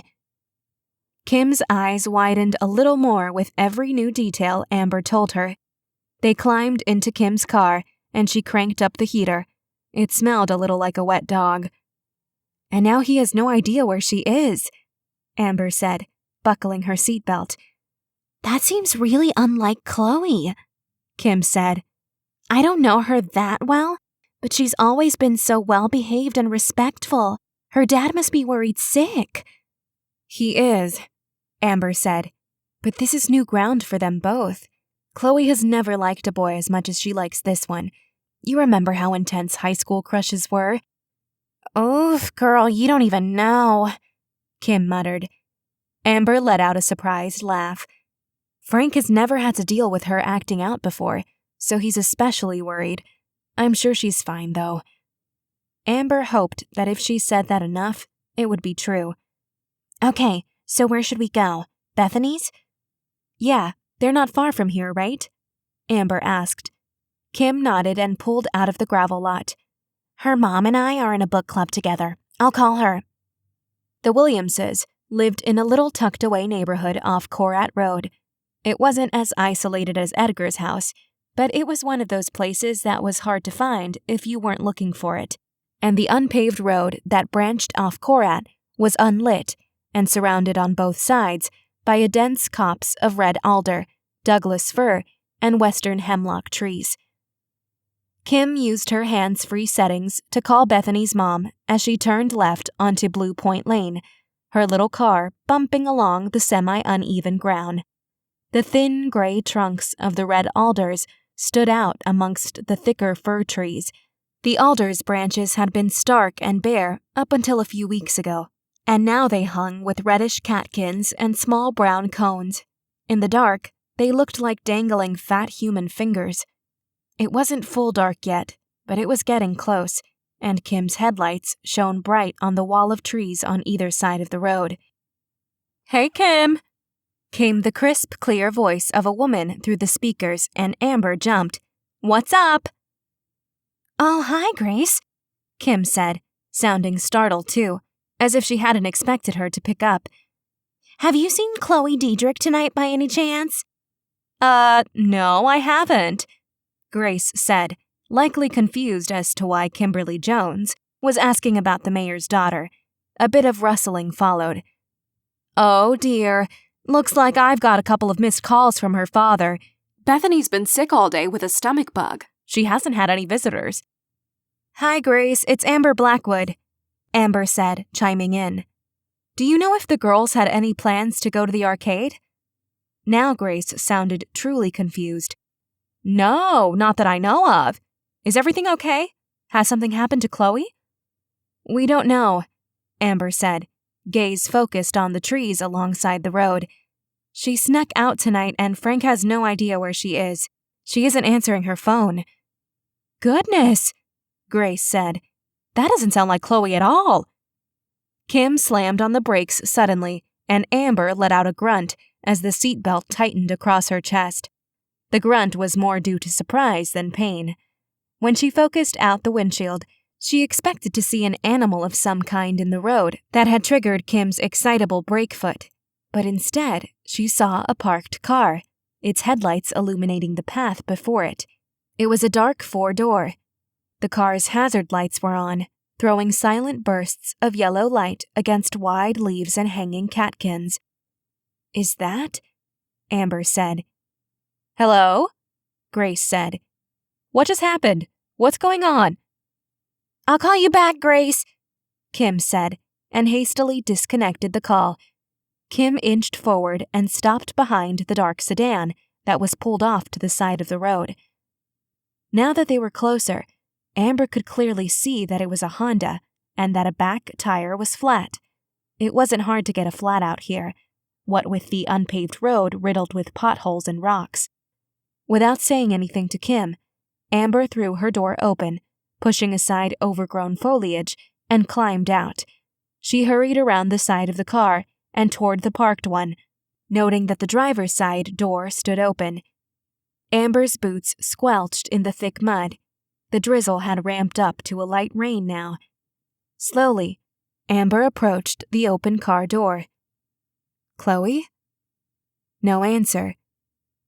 Heart in her throat, Amber worried she'd find the girl slumped over in the seat, that the airbag would be deployed, a dead deer lying by the car's hood, which would be smashed in and smoking. She imagined Chloe thrown from the car, her body expelled through the windshield. But then she remembered the flat tire. At 17, Amber wouldn't have known how to change a flat, but perhaps Frank had better prepared his daughter for such things. Yet, the tire was still flat, and it didn't look like she'd attempted to change it.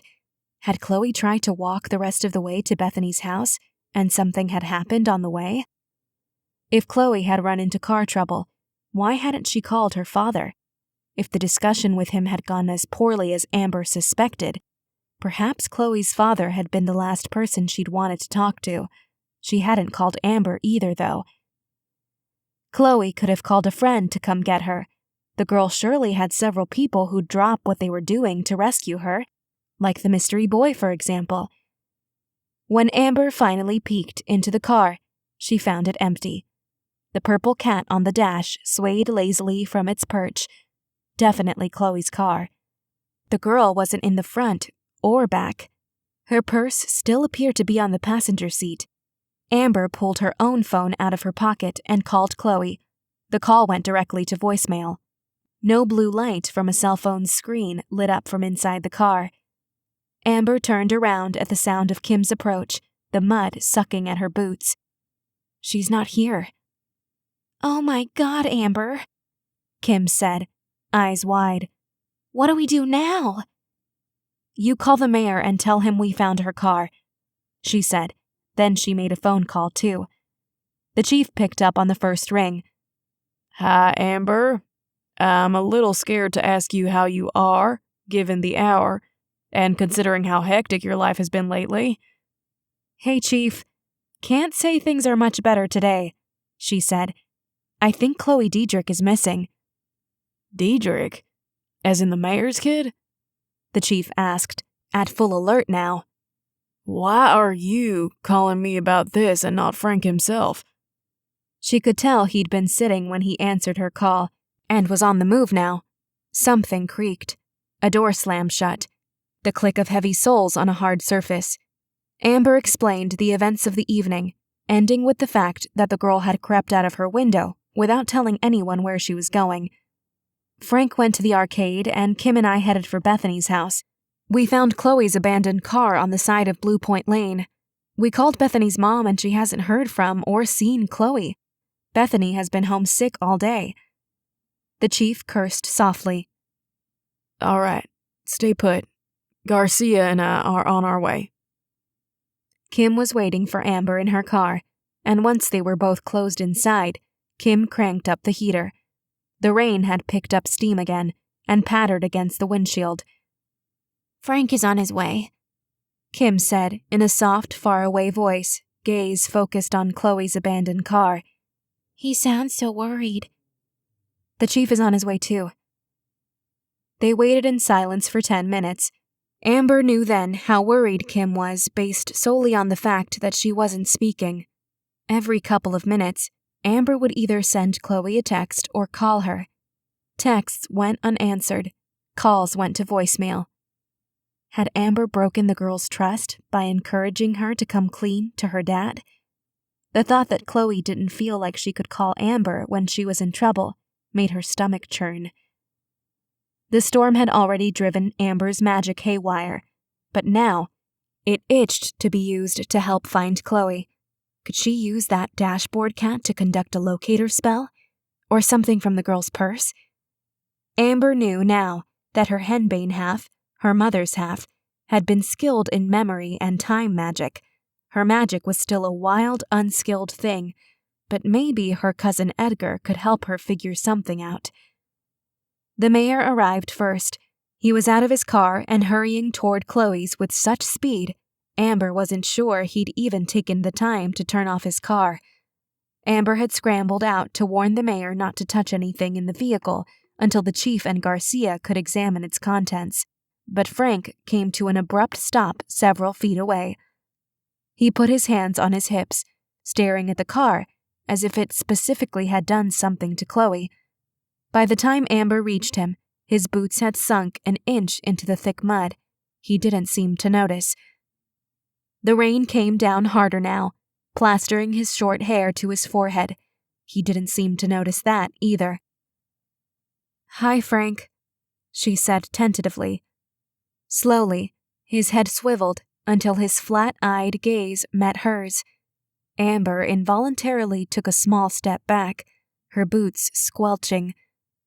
After several intense moments of him staring at her, he finally said, "What did you say to her?" The question was simple enough, but his tone held nothing short of an accusation. Her head reared back. "Excuse me?" You filled her head with romantic nonsense, he said, and now she's gone. "I'm the one who told her to talk to you in the first place," she snapped, magic zipping around under her skin. Amber had been having a rough couple of months, and the mayor's tone was making her far angrier than she should have been. She wanted to keep it quiet, so she could sneak off and meet him in peace, and I said she needed to include you in her plans for safety reasons, if nothing else. What did you say to her that made her sneak out? This isn't normal behavior for her. If you're looking for someone to blame, try yourself. The way he clenched his jaw implied he was weighing the consequences of decking a woman, one of his constituents no less. He stalked toward her, invading her space. He peered down at her. Don't tell me about my own daughter. You haven't spent a significant amount of time with her since she was 12, Amber. You don't know what's normal for her. You just happened to show up when she was vulnerable, so she confided in you. Anyone who showed up tonight could have filled that role. Don't pretend you have some lasting relationship with my daughter just because you're lonely. That one stung, but she refused to show it. She and the mayor were practically nose to nose now, rain beating down on their heads. So even you admit that if given the chance to confide in a near stranger or her own father, she gritted out, she'd choose the stranger? What does that say about you? His jaw wobbled at that. 1 second ticked by, then 2, and then the fight seemed to drain out of him entirely, his shoulders slumping. You're right, he said softly, backing up. She tried to talk to me. The fight drained out of Amber now, too. In a matter of seconds, suddenly the man appeared so much older. What happened, Frank? He tipped his head back, eyes closed as rain ran over his face. He sighed and stared at her with red-rimmed eyes. I gave her an ultimatum. I said the only way I would allow her to keep talking to him would be if I met him first. I threatened to turn off her phone and put parental restrictions on her internet use. Oh, Frank, she said. I know, he said, gaze turned now toward the car and its blinking hazard lights. I pushed her too hard. I always push too hard. Let's not get ahead of ourselves, came a familiar voice from behind her. Amber turned to see the chief and Garcia approaching, both of them in black rain slickers and sporting wide-brimmed hats. They were far more prepared for this weather than she and the mayor were. Amber peered around the men to see Kim still in the driver's seat, her phone pressed to her ear. She gave Amber a little wave to let her know she was still there, and for Amber to take her time. Why don't you start at the beginning, Mayor Deidrick? The chief said while Garcia moved onto the car alone. Amber stood back a few feet, not sure if the chief still needed to talk to her too. She would likely catch pneumonia by the time the evening was over, but she couldn't get herself to leave. Even though she knew most of what Frank had said to her had been fueled by fear and anger at himself, Amber still couldn't dispel the guilt that sat heavily on her shoulders. Had she said the wrong thing to Chloe? The what-ifs were going to give her an ulcer. The reality is, she heard the chief say after the mayor finished his version of the story, teenagers this age do run away sometimes. Not my teenager, Frank said. The chief held up his hands. And that very well might be the case. I'll file a missing person report tonight. We will treat this seriously. I don't have to wait 24 hours to report her as missing? Frank asked. The chief shook his head. Nope. Common misconception. But again, roughly 98% of people who go missing are found within a week, alive and well. It's only been 2 hours at most since you last heard from her. The best thing you can do right now is go home in case she shows up there. I'll get my available officers on this tonight. Paperwork will be filed, and what canvassing we can do will be done. But we'll have a better idea of what we're looking at by morning. If I have any more questions, I'll give you a call. But also remember that we're going to be limited in what we can do right now because of the weather. Frank looked peeved, but he eventually nodded. Okay, yeah. But first thing tomorrow morning. First thing, the chief agreed. And you need to find out who this Johnny kid is, Frank said. I don't know a last name. I just know he's from Bellhaven. We'll get on that too, the chief assured him. But if she was primarily talking to him on Scuttle, well, we'll have our work cut out for us. Frank nodded again, then turned for his car. His gaze snagged on Amber, still standing there, waiting, shivering, and soaked through. I'm sorry, Amber. I'm sorry I said any of that. I didn't mean it. Thank you for telling her to come to me. He walked away before she could respond. When he was out of earshot, Amber asked, "Do you really think she just ran away?" With a weary sigh, the chief said, It's really too soon to tell. I saw cases like this constantly in Portland. Most show up no worse for wear. "And what about the 2% of people who aren't found in a week?" she asked, a pit forming in her stomach. My officers and I will do what we can tonight, he said. It wasn't an answer. Get on home, Amber, he said, and get out of those wet clothes before you catch your death. He paused, taking in her appearance, which had to be somewhere in the vicinity of drowned rat. Water dripped steadily off his hat's brim. Could you hocus pocus the water away, like a magic dryer? He looked truly invested in the answer, and she laughed softly. I probably could, but that might be even more work than using an actual dryer. Huh, he said. Well, try to have a better night. I'm sure Chloe will show up by morning. But as the sun crested the horizon the following day, chasing away the last remnants of the evening's storm, the Edgehill rumor mill swung into full gear, and everyone was saying the same thing. Chloe Deidrick was still missing.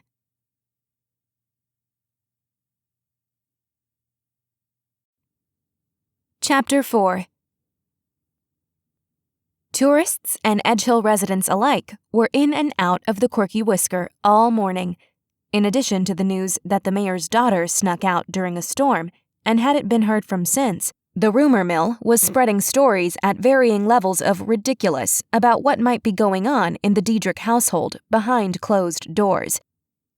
Henrietta Bishop had come in for her usual weekly supply of sleepy tea, 3 days early, and then casually asked if Chloe was pregnant and had run off with the father of the baby once the mayor forbade the girl from seeing the boy again.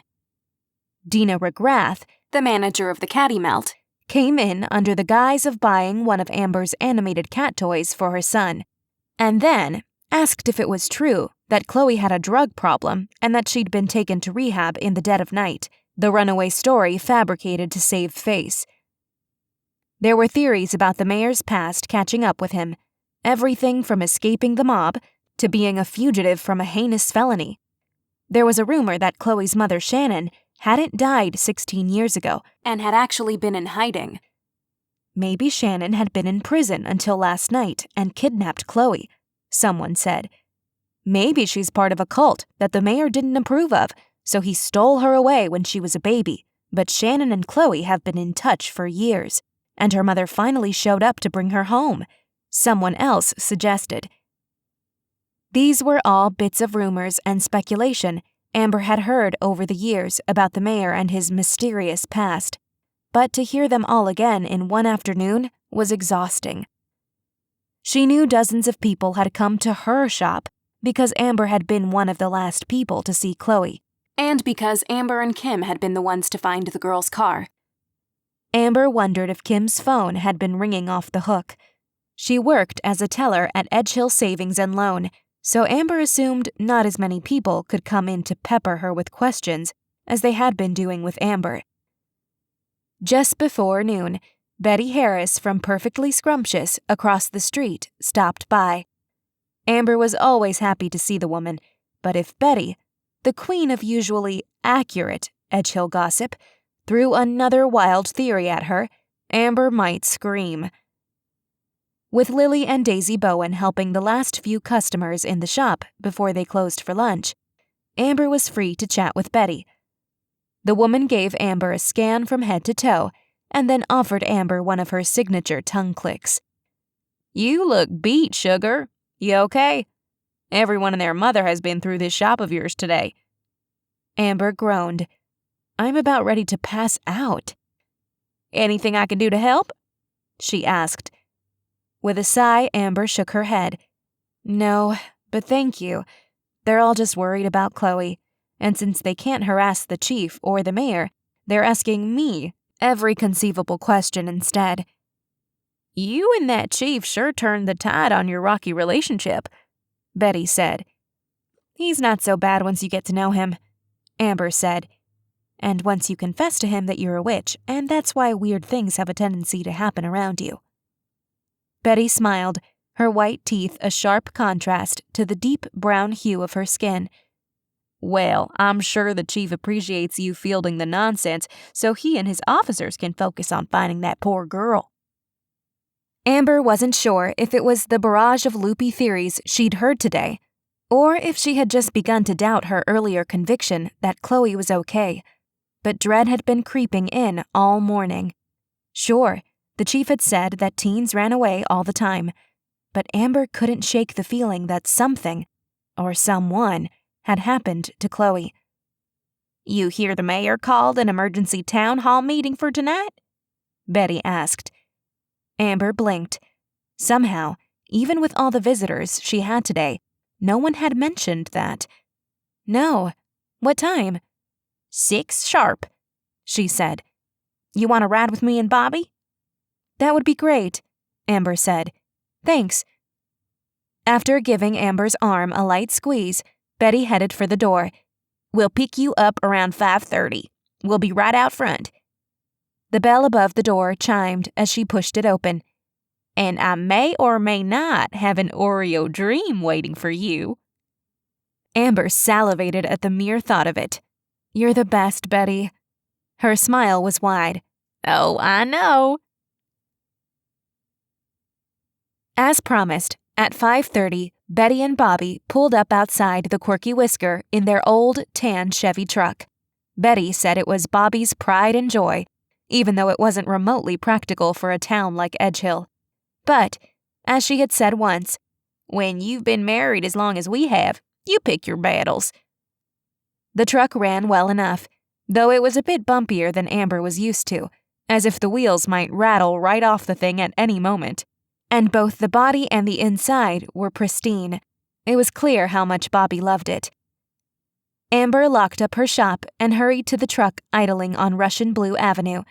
As she let herself in, Betty slid to the middle of the brown leather bench seat. "Hey, sugar," Betty said. "Hey, guys, thanks for picking me up," Amber said, shutting the door with a rattling clang. "Of course," Bobby said, pulling out onto the street. As the truck bounced amiably down Russian Blue Avenue, he said, "How you doing? Terrible business, this situation with the mayor's little girl." "I'm okay," she said, worried like everyone else. "Our niece ran off a few months ago," Betty said. "Girl is 15. Got upset with her parents over something and just up and disappeared for 3 whole days. My sister was beside herself." "Where had she been?" Amber asked, watching streetlights slowly click on as dusk approached. "An estranged cousins," Betty said. "Oh, before I forget." She hinged forward to pick up her monstrous purse off the ground. She plopped the thing in her lap, then rummaged around until she found what she'd been looking for, a small pink box. Amber took it and peered through the plastic window on top. Inside sat a single cupcake. The frosting was a perfect swirl of vanilla sprinkled with Oreo crumbles. "You angel." Betty and Bobby both laughed. "Give it a try," Betty said. "I tweaked the recipe recently. I'm thinking of using it as part of my entry for the Best of Edgehill competition at the Hairball." Amber didn't have to be told twice. She peeled off the little round sticker holding the box closed. The perfectly scrumptious logo featured a cartoon rendering of Betty and Bobby's Maine Coon, Savannah. Her fur was thick and gray, her whiskers full, and the hint of a little pink tongue rested against an upper lip, her eyes closed in feline delight. The scent of sugar, chocolate, and cream filled Amber's senses as she flipped open the lid, and she briefly closed her eyes in delight, too. Then she cut a playfully offended look at Betty. "You're not trying to butter me up so I put in a good word with the committee, are you?" "Darn tootin' she is," said Bobby, laughing. Betty swatted at his arm. Then she wagged a finger at Amber. "It's only fair since you've been fraternizing with my competition." Amber snorted. "I am not fraternizing with anyone. Besides, your competition is not even talking to me right now, so you're safe on that front." "Oh, sugar," said Betty, patting Amber's knee. "I'm sorry I made fun. I didn't realize." "That's okay. Now hush so I can try your cupcake." Betty laughed again. Removing the chocolate cupcake from the box, Amber peeled down a portion of the paper wrapping and then took a giant bite of both cake and cream frosting. Once she'd bitten down, she realized the cake was a swirl of both chocolate and white cake, little pieces of Oreo mixed in. Amber groaned. "Betty, this is amazing." "Yeah?" she asked, as if she didn't know her cupcakes were so good they were nearly criminal. "I told her as much, but she doesn't listen to her stuffy old husband," Bobby said, but he was smiling to himself. "Yes, really," Amber said. "Definitely bring this one to the gala." Betty nodded, satisfied. They chatted easily about nothing in particular until they reached the Edgehill Community Center, which had only just been cleared of its infestation a week ago. Amber still had no idea what the chief had said to the mayor to convince him that what had attacked the people attending the junior fashion show last month had been insects. But Frank had bought it, closed the community center down, and had it fumigated. Only the chief, Amber, Willow, and Aunt Gretchen knew that the real culprit had been weaponized magic. The lot was half full when Bobby pulled his truck in, cruising slowly past the steady stream of people walking in the opposite direction to the center's front door. Once he'd parked, Amber brushed off her shirt to make sure she wasn't covered in chocolate crumbs. As the trio walked to the center, Betty looped her arm through Amber's, a gentle hand patting Amber's forearm. The front door's peaked white awning, supported by 4 columns, had a banner hanging from it as it always did on nights like this. "Town Hall meeting tonight," it said, swaying gently in the light breeze. The oval-shaped hedges dotting the small front lawn in intervals stood vigil amongst the patchy grass. While Amber and Jack had gone through the staff's side door of the red brick building on the day of the junior fashion show, today she strolled in through the propped open white doors with everyone else. The small auditorium was filled with folding chairs facing the stage across the room. An aisle was created between the 2 columns of chairs, and a good deal of the seats were already occupied. Edgehill had an active community. Residents loved their feline-obsessed town, and the meetings often had a healthy turnout, regardless of what was on the agenda. Today, though, Amber suspected the room would be at capacity. Amber, Betty, and Bobby were wandering down the middle aisle looking for a seat when someone called Amber's name. It was Kim Jones, who stood next to a waving Henrietta Bishop. Amber saw Henrietta's mass of curly red hair first. Amber waved back and led the Harrises toward her friends. Amber sat between Kim and Betty, Bobby taking the aisle seat. Henrietta leaned forward to see down the row and greeted Betty and Bobby. "Oh my God, Amber," Kim said in a stage whisper. "How many people have been calling you?" "Nearly every person in town has shown up at my shop today. I called you at lunch to check on you, but you didn't pick up," Amber said. "Amber, oh my God, I nearly chucked the thing in the river," she whisper-hissed. Betty leaned forward to address Kim. "There were so many nosy Nancys coming and going from Amber's shop today, I almost put up a barricade so no one else would get in." Henrietta winced. "I was totally one of those nosy Nancys." "Oh, I was too," said Betty. "You actually bought something, though, Hen," said Amber, "and Betty brought me a cupcake, so all is forgiven."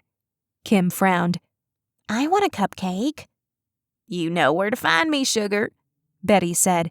and you usually do every Friday. Kim gasp laughed. How dare you share my cupcake addiction with the world? Betty just grinned at her. Within 20 minutes, the center, as Amber predicted, was full, with even more people standing in the back and along the outer walls once there were no more chairs available. When the mayor stepped out onto the stage, everyone gave him a warm round of applause. Amber wasn't even sure why. She supposed everyone just wanted him to know that they cared about him and Chloe both.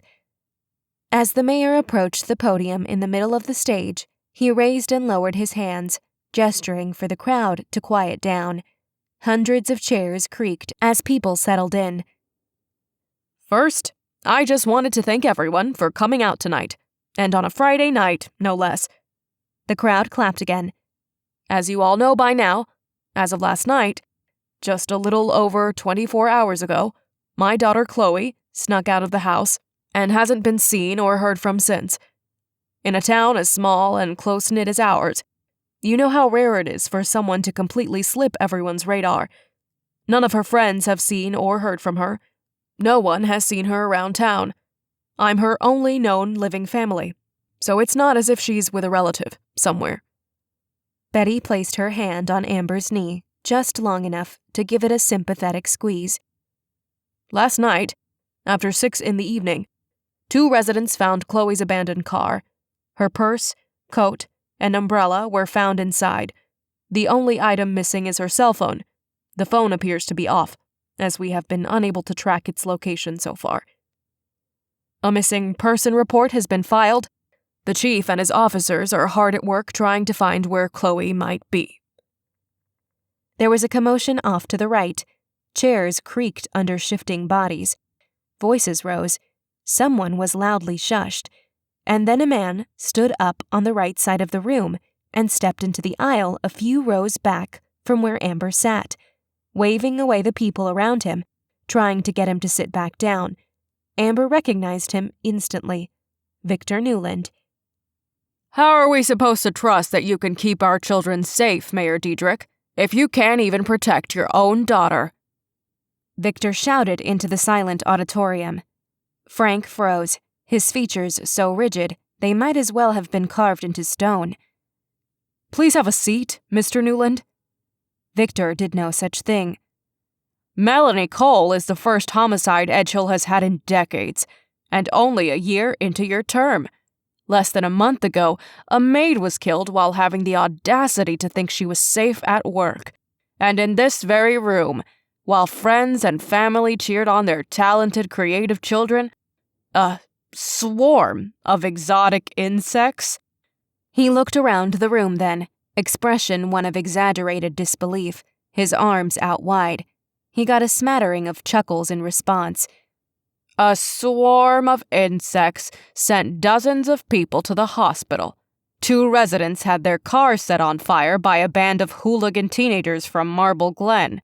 Even people from other towns see that things are falling apart here in Edgehill, Mayor Deidrick. Now we're seen as an easy target.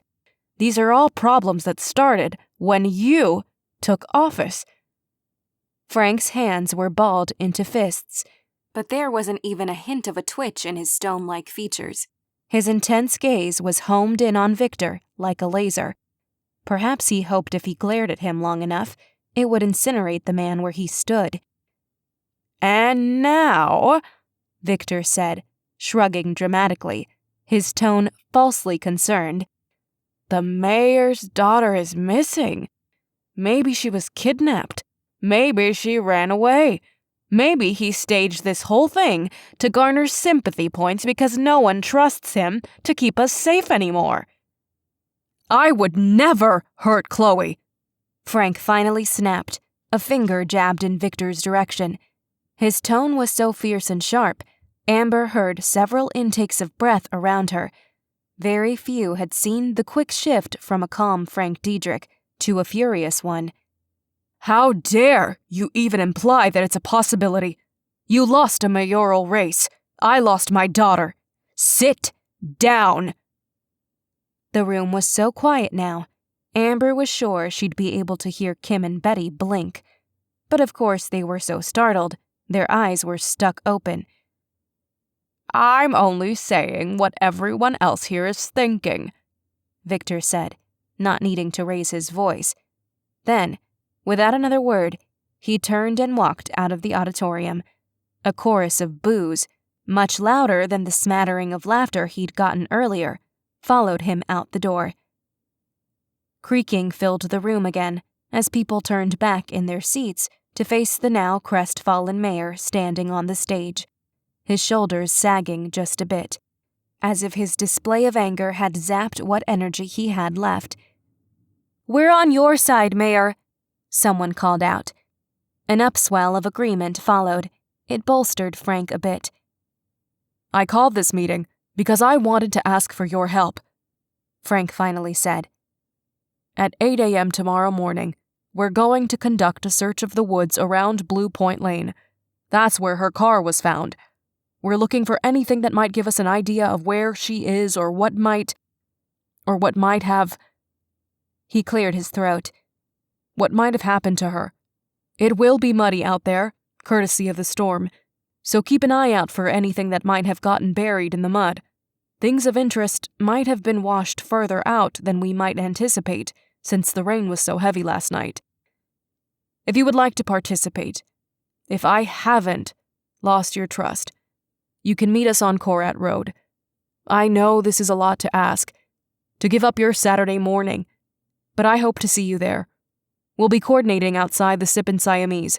The folks there are supplying us with refreshments, too."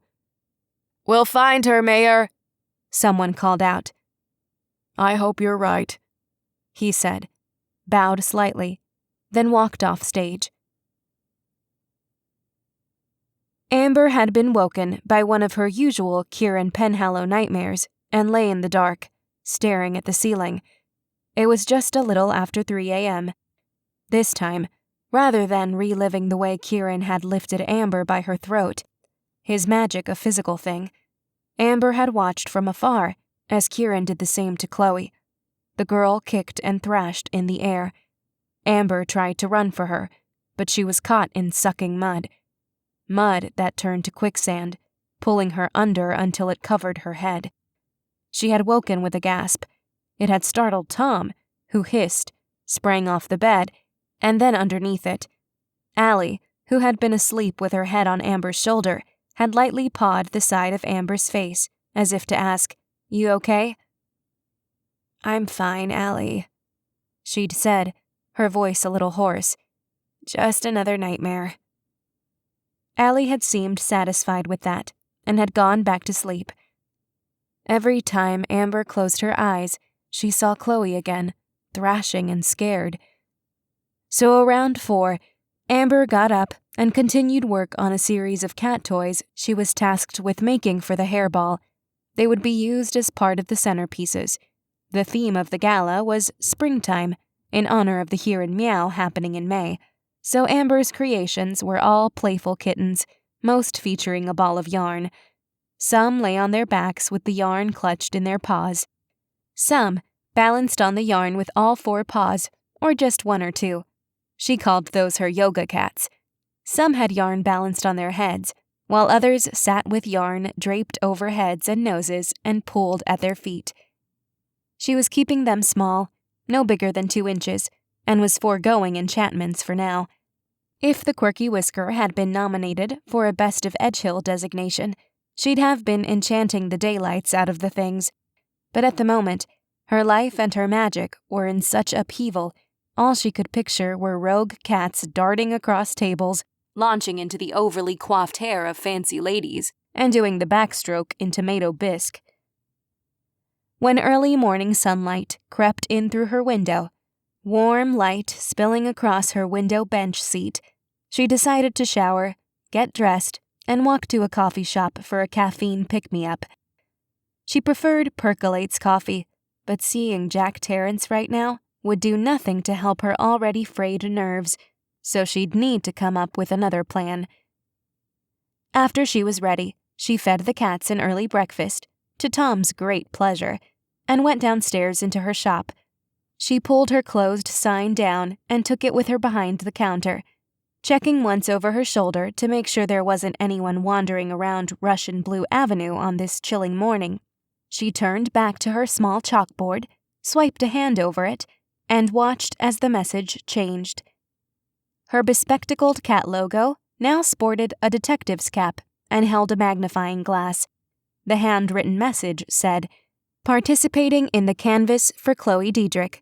Join us outside the Sippin' Siamese. Shop closed today until further notice." The sign's wooden edges tapped lightly against the glass as she hung it back up. She left her purse upstairs, taking only her wallet, cell phone, and keys with her, and let herself out of her shop. She had just turned the key in the lock when she heard someone behind her. "You're up early." Yelping, she whirled around to find Connor Declan standing on the sidewalk. "Goodness, Connor! You have got to stop sneaking up on me!" He held up his free hand, the other wrapped around a steaming cup of what she guessed was coffee. It was from Percolate. She could see the pointy cat ears protruding from the top of the O from the space in between his fingers. "Sorry, I was just taking a walk to kill some time before the search this morning. I usually go for a run on Saturday mornings, but I couldn't get myself to go today. Guess I'm just full of nervous energy." Amber narrowed her eyes. Connor's house and Percolate We're both southwest of her shop. and the spot where Chloe disappeared was decidedly closer to both of those locations than the Quirky Whisker.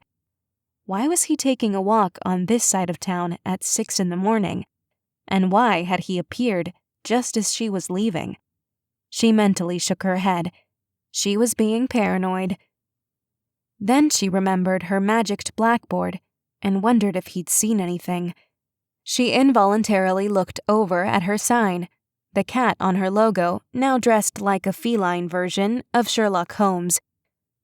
"Plastic toys, elaborate chalk drawings," Connor said.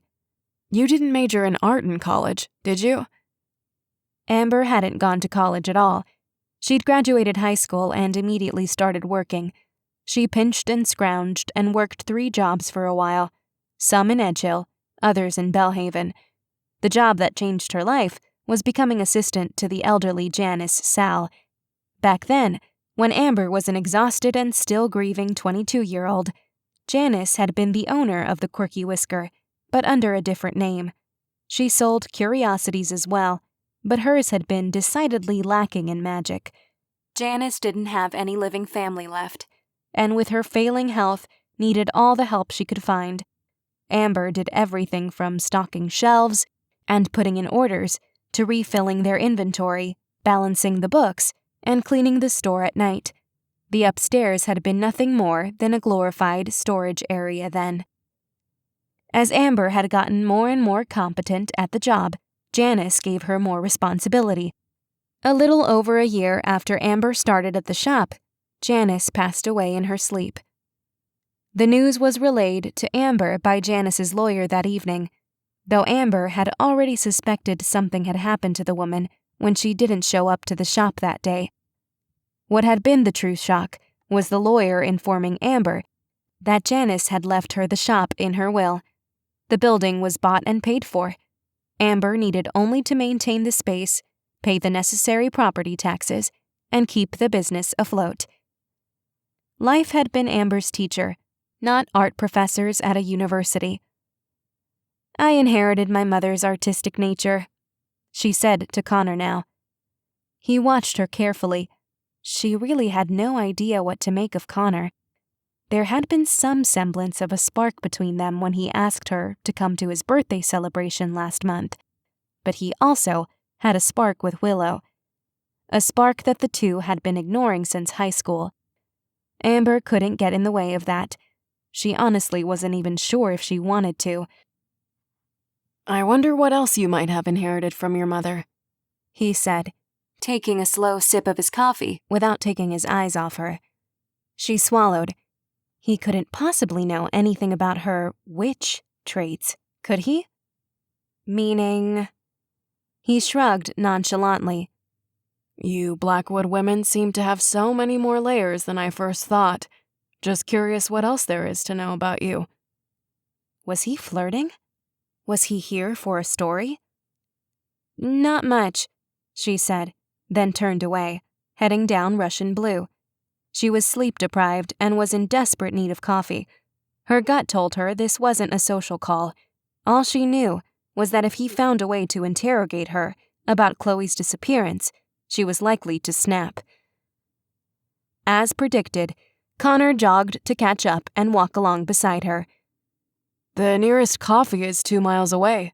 You planning to walk there? Yep. The exercise and brisk morning air would keep her awake long enough to mainline some caffeine. After the search in the woods, Amber was sure to be so exhausted the nightmares just might give her a night off. He jogged ahead of her and whirled around, a hand out. Amber came up short. Let me drive you. Consider it a happy coincidence that I happened to be in the neighborhood when... He started to say, but when Amber crossed her arms and raised an eyebrow, he sighed. Okay, fine. I've been looping your block for the past half hour, hoping I'd run into you before you left for the search. Why? My editor... Amber groaned and stepped around him. Wait, he said, and hurried to catch up.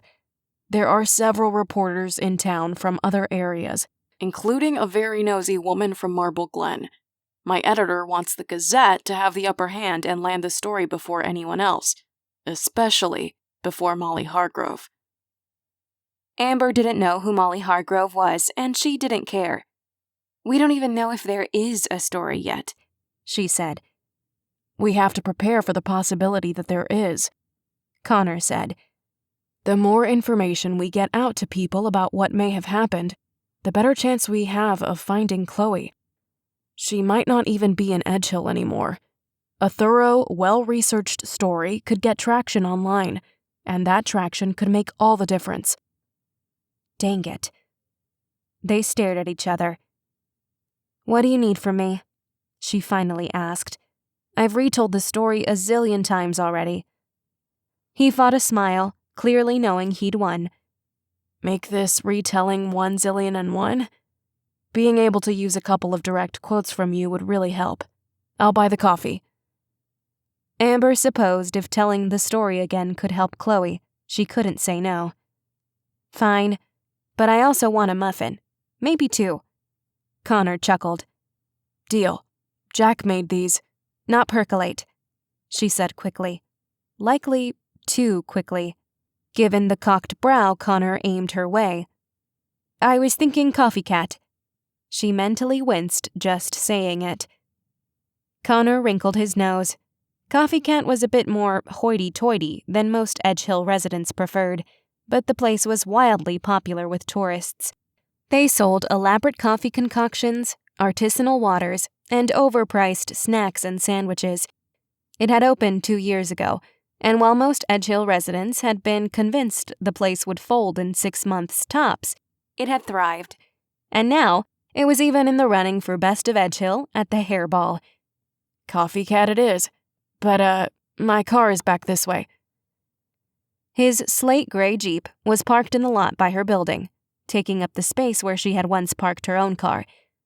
Amber liked to think the inside of one's car said a lot about them, or at least the current state of their life. The inside of Connor's car was immaculate. She wondered if his desk at work was this orderly. She imagined him living a minimalist lifestyle, his apartment sparsely furnished. Amber's own car had always been in a state of mild chaos. Once they were buckled in, he smoothly maneuvered them out of the lot and down Russian Blue. Their silence felt charged, but Amber couldn't say with what. He was, at least, a much more relaxed driver than her break-happy friend, Kim. What had Connor been like in college? Given his goofy friends, particularly the drunken Wesley Young, she had to imagine he wasn't as rigid as his car's interior would imply. Not that she was one to judge. Coffee Cat was in one of the more business-heavy parts of Edgehill, on Chartreux Way, home to the Milk Bowl, the Edgehill Gazette, and Sadler Accounting, among others. Amber wondered how Derek Sadler was faring after the events of a couple months past. He'd lost his mistress and his unborn child to his wife Whitney, and now Whitney was in jail. Did he visit her? Did he bring their daughter, Sydney? He'd gone from living a double life to being a man on his own, raising a 10-year-old. Amber couldn't remember the last time she'd been in town this early in the morning, especially on a weekend. A few people wandered around, but Amber figured many of them were tourists. Most residents likely were trying to catch as much shut-eye as possible before they had to be on Korat Road. Because of this, parking was exceptionally easy to find, and soon they were walking up the sidewalk to the cafe, in silence, still. He'd left his coffee cup in the car. Amber wondered if he would be unable to sleep later, due to all the caffeine he was putting away this morning. 2 doors down from the accounting office, and next door to the milk bowl, a black and white awning stretched over the sidewalk, shading the heavy wooden door.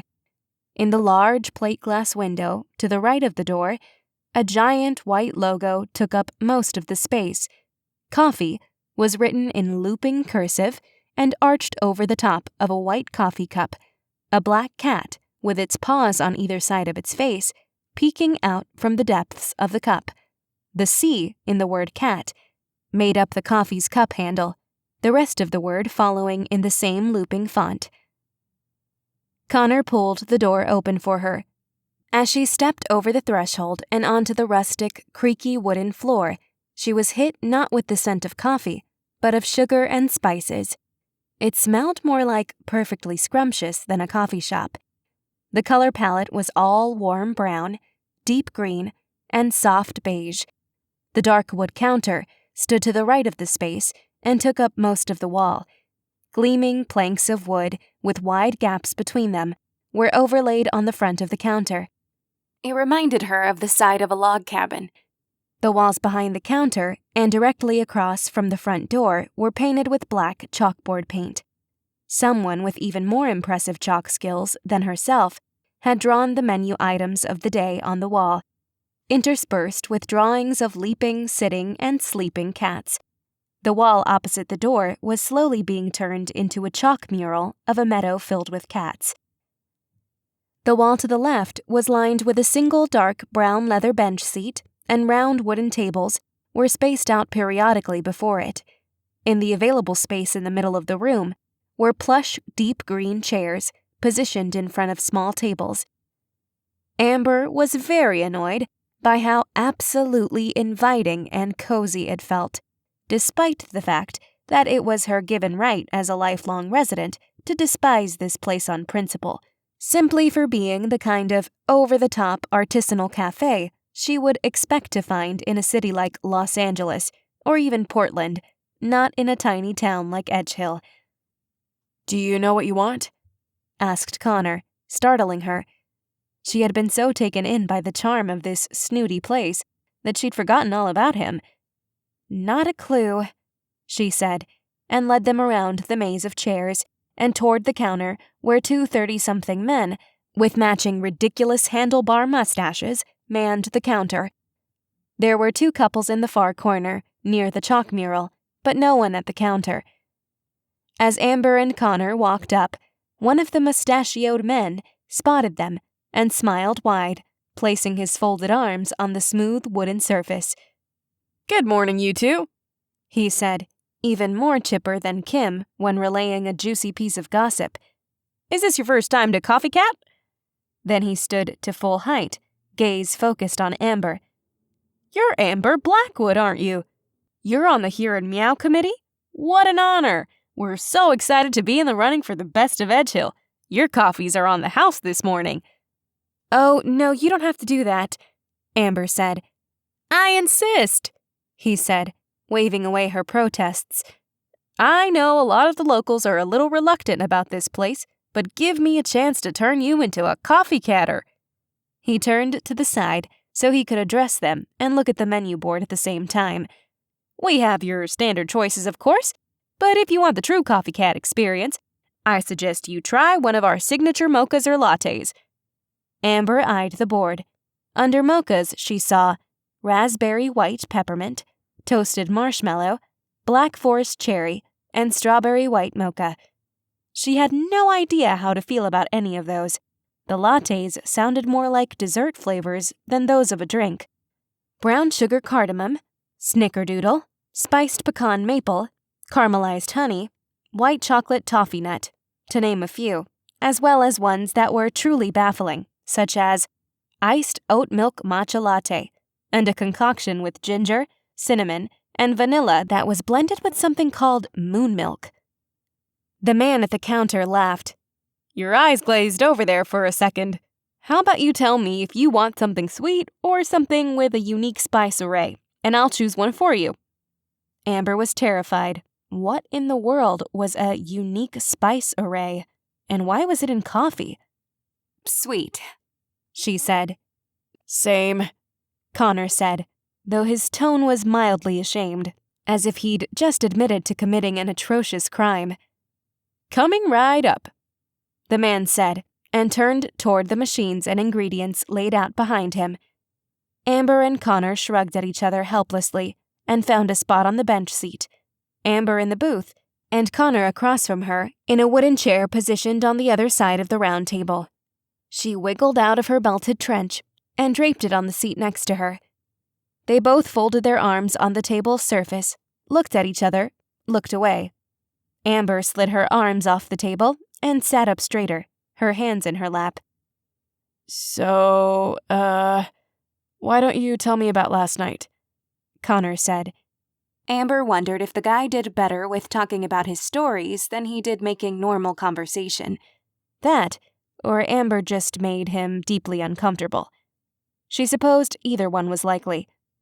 "Start with arriving at the mayor's house, and then what happened through to finding Chloe's car. Is it okay if I record this?" He reached into the pocket of his black peacoat, which he hadn't taken off, and pulled out his phone. He placed it on the table. Amber stared at it a moment, then nodded. "Sure." He tapped his phone a few times, got to the app he needed, then hit record. She went through the whole story again, only stopping briefly when the barista brought them their drinks. Amber's came in a small glass mug, the drink inside beige, with a half-inch ring of what might have been cream or foam. The lip of the glass was ringed in a thick layer of what Amber guessed was cinnamon. Connor's looked more like a milkshake than a coffee. It came in a tall glass, the drink inside a dark brown that was swirled with darker lines of chocolate. A light brown-colored foam filled the top inch of the glass, and a healthy dollop of whipped cream crested high above the rim. The cream was dotted with a cherry and a few chocolate chips. Though she knew he was mostly listening to her, he was also deeply engrossed in his drink. He had muttered a soft, "Oh my God," after the first sip, though she suspected it had been involuntary.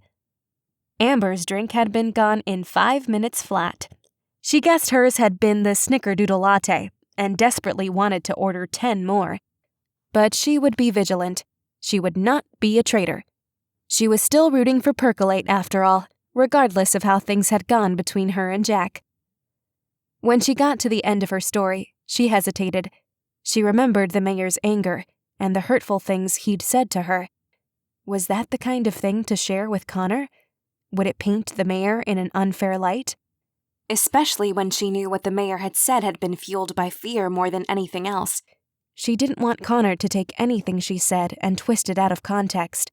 Yet something about the whole exchange hadn't set well with her. "Can I ask that this next part not be on the record?" she asked.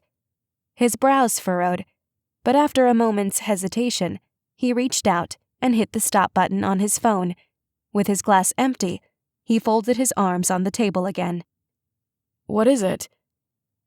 Well, Frank was really upset when he got to the site. I mean, it's completely understandable, given that his daughter was missing in the middle of a storm. But Frank has always been such a mellow guy, you know? And he said some really nasty things to me. Got right in my face. I can't explain it, but there was something really off-putting about how vicious he was. I swear, if he wasn't the mayor and had a reputation to uphold, He very well might have hit me. Connor's brows shot up. Really? He apologized as soon as he realized he'd crossed a line with me. He also admitted that he'd gone too far with Chloe and had given her an ultimatum that she clearly didn't like. Chloe taking off after all that sounds like a typical teenager reaction. But in a storm? I can't help but wonder if that conversation had been a bit more tense than he let on. She sighed, shaking her head. I know he loves Chloe, but who knows what things are really like in that house? Connor said. Amber nodded. Had Frank threatened more than Chloe's access to her phone and internet? Had she run away not to be with this mystery boy, but to get away from her own father? Do you know anything about Chloe's mother? Amber suddenly asked. She supposed all the theories she'd heard lately had burrowed their way into her mind. Any idea how she died? Connor shook his head. We're looking into it. The details around her death are sketchy at best. Amber recalled the mayor being nose-to-nose with her. Don't pretend you have some lasting relationship with my daughter, just because you're lonely. His words had been meant to wound. He'd searched for Amber's weaknesses, so he could make her feel as low as he did. He had been around her enough, and heard enough about her, to know she led a fairly lonely existence here in Edgehill. Somehow, the man who would listen to your smallest of problems with attention and compassion could also be the type of man who could take those same details and throw them in your face. Had the mayor turned that quick anger onto Chloe during their talk? Had his actions and biting words scared her enough that she'd lied to his face and then crept out a window? Had Frank's wife been scared of him too? Connor spoke up, giving voice to the thought Amber already had forming. It makes you wonder if Frank Deidrick fled to Edgehill to escape painful memories of his young wife's death, or if he was running from something much worse.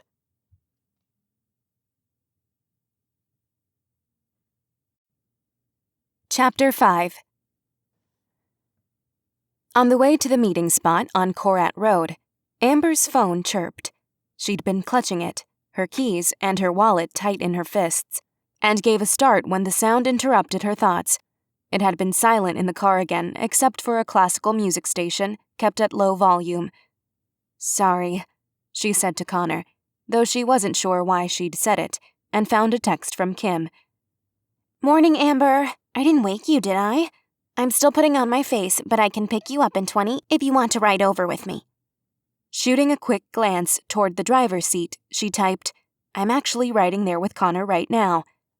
Connor Declan? So my sources were right. They were not. You need to fire them all. We'll talk about this later.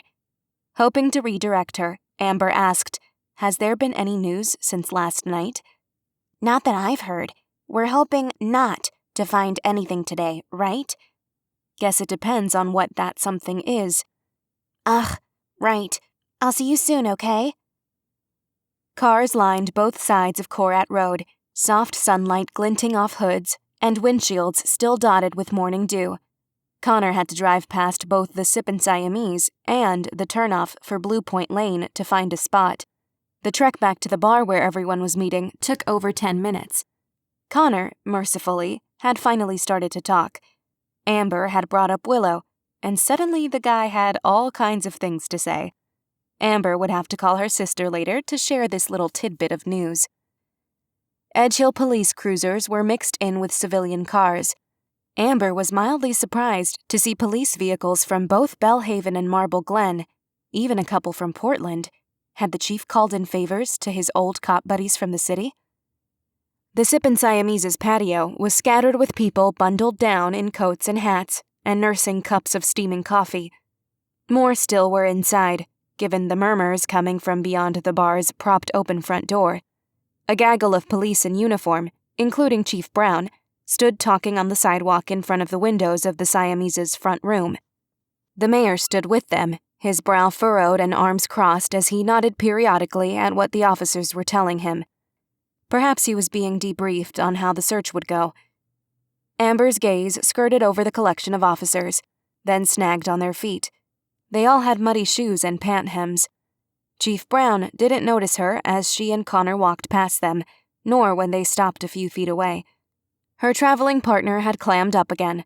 She pulled her phone out of her pocket to text Kim so she would know where to meet her, and also to give Amber something to do other than scrounge for another conversation topic that lit the guy up as much as the topic of her sister did. Connor's attention was across the street anyway, where a news van was parked.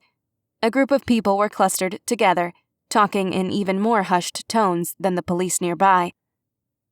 "Friends of yours?" she asked, after hitting send on her message to Kim. He asked, and turned to her, as if emerging from a daze. Yeah.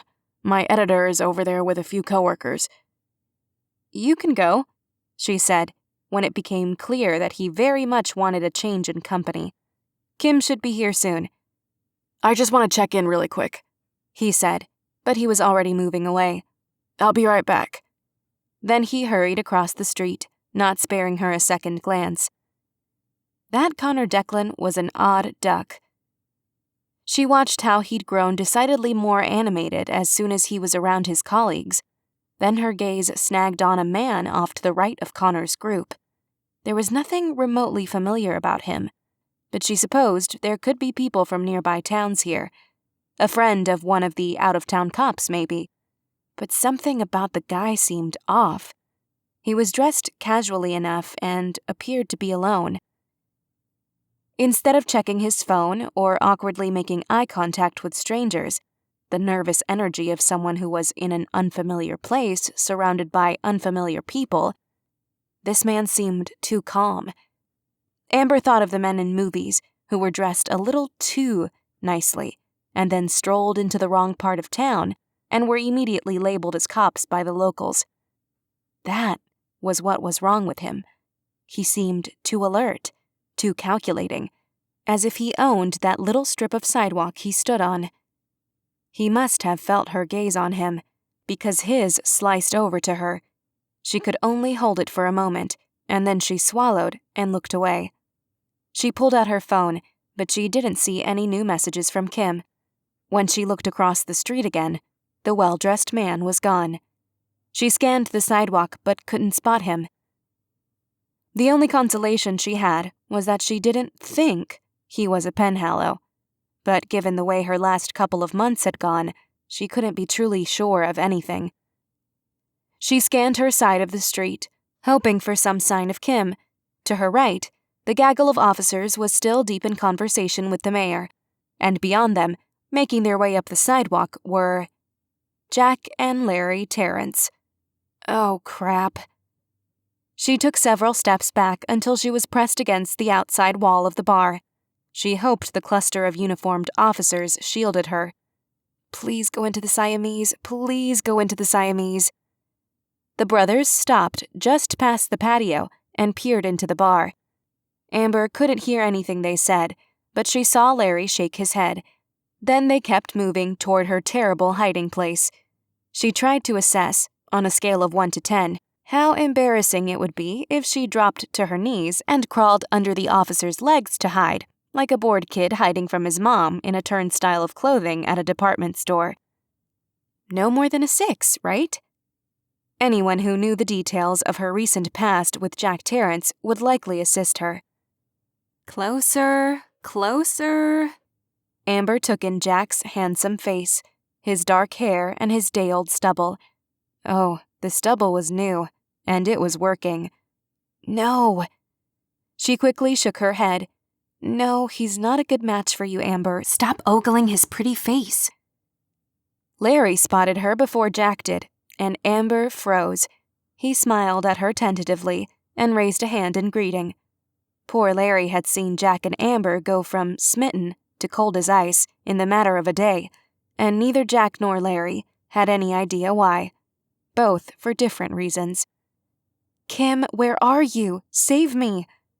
Her phone chirped in her hand at that moment. A message from Kim. Parked but still need to walk to the Siamese. Oh my God, Amber, there are so many people here. This is wonderfully terrible. Dang it, Kim, she muttered to herself.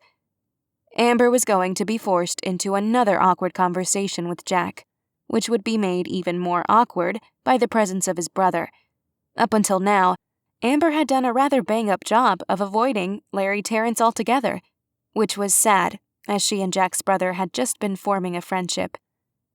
But Amber had a knack for making lots of almost friendships. It was the real lasting ones that she struggled with.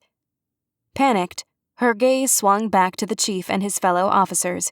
On impulse, she tapped into her already haywire magic and, with a tiny flick of her wrist, sent a burst of air toward the chief's currently exposed neck. He gave a shiver and looked over his shoulder. Whether he had sensed her magic, or he had instinctively turned to find the source of the gust, she couldn't be sure. All that mattered was that he'd noticed her. She gave him a pointed look that hopefully made him think she had something truly urgent to share with him. His brows bunched up, but a moment later, he placed a hand on the mayor's shoulder, said something close to his ear, and then broke away from the group to move her way. The timing was perfect. Just beyond the chief's broad frame, she saw the Terrence brothers come up short. Then a pair of women, a few feet away, waved them over. Jack hardly paid Amber another moment's glance as he greeted the women, but Larry squinted at her suspiciously. Amber? The chief asked, craning his neck so his face was in her line of vision. Earth to Amber. She focused on him. Sorry, hi. Hi. Standing to full height, he cocked his head. You all right? He chuckled. Fair enough. Well, I'm glad you're here. I have a favor to ask of you. Oh? He glanced at the officers to her right, then lightly jerked his head to the left. Come with me. She did so, his big frame shielding her from the Terrence brothers as she walked by. She could feel Larry's gaze on her. She did her best to ignore him. Amber and the chief walked halfway up the sidewalk, the crowd much thinner here, as this was not only getting too far from the Siamese, but it was exceedingly farther from Blue Point Lane. There's an alley coming up here in a second, the chief said in a low tone. Turn in there. He was creeping her out a little. She thought of the mud on his shoes and pant hems, and a lump formed in her throat. Had they already found her? Had her body been discovered in the woods during a preliminary search, and the police had been debriefing the mayor on how best to tell all these people the worst possible news? After turning left into the alley, they silently walked to the end of it. When they reached it, Amber whirled to face him. You found her, didn't you? He cocked his head again. What? No. Actually, the opposite. We canvassed the woods last night and came up empty. We've been in and out of this area since 4 this morning. A couple of officers from Portland brought in sniffer dogs. Nothing. Whether that's because there's nothing to find, or because the rain washed away any hint of evidence. Amber's shoulders sagged, and she rested her back against the brick wall behind her. So what's with the clandestine alley meeting? Normally, we would never let civilians canvass what could potentially be a crime scene. At least not this soon, he said. The mayor called that town hall meeting without consulting the department first. Once we found out about it, we did our best to conduct our own preemptive search. We tried calling this off altogether, honestly. I dang near begged him to. Asked him to give us a week, then 3 days. He won't budge. I could fight him on it. The guy isn't above the law. But I'm not sure raising a stink is worth it at this point. I'm trying to make the best of an already bad situation.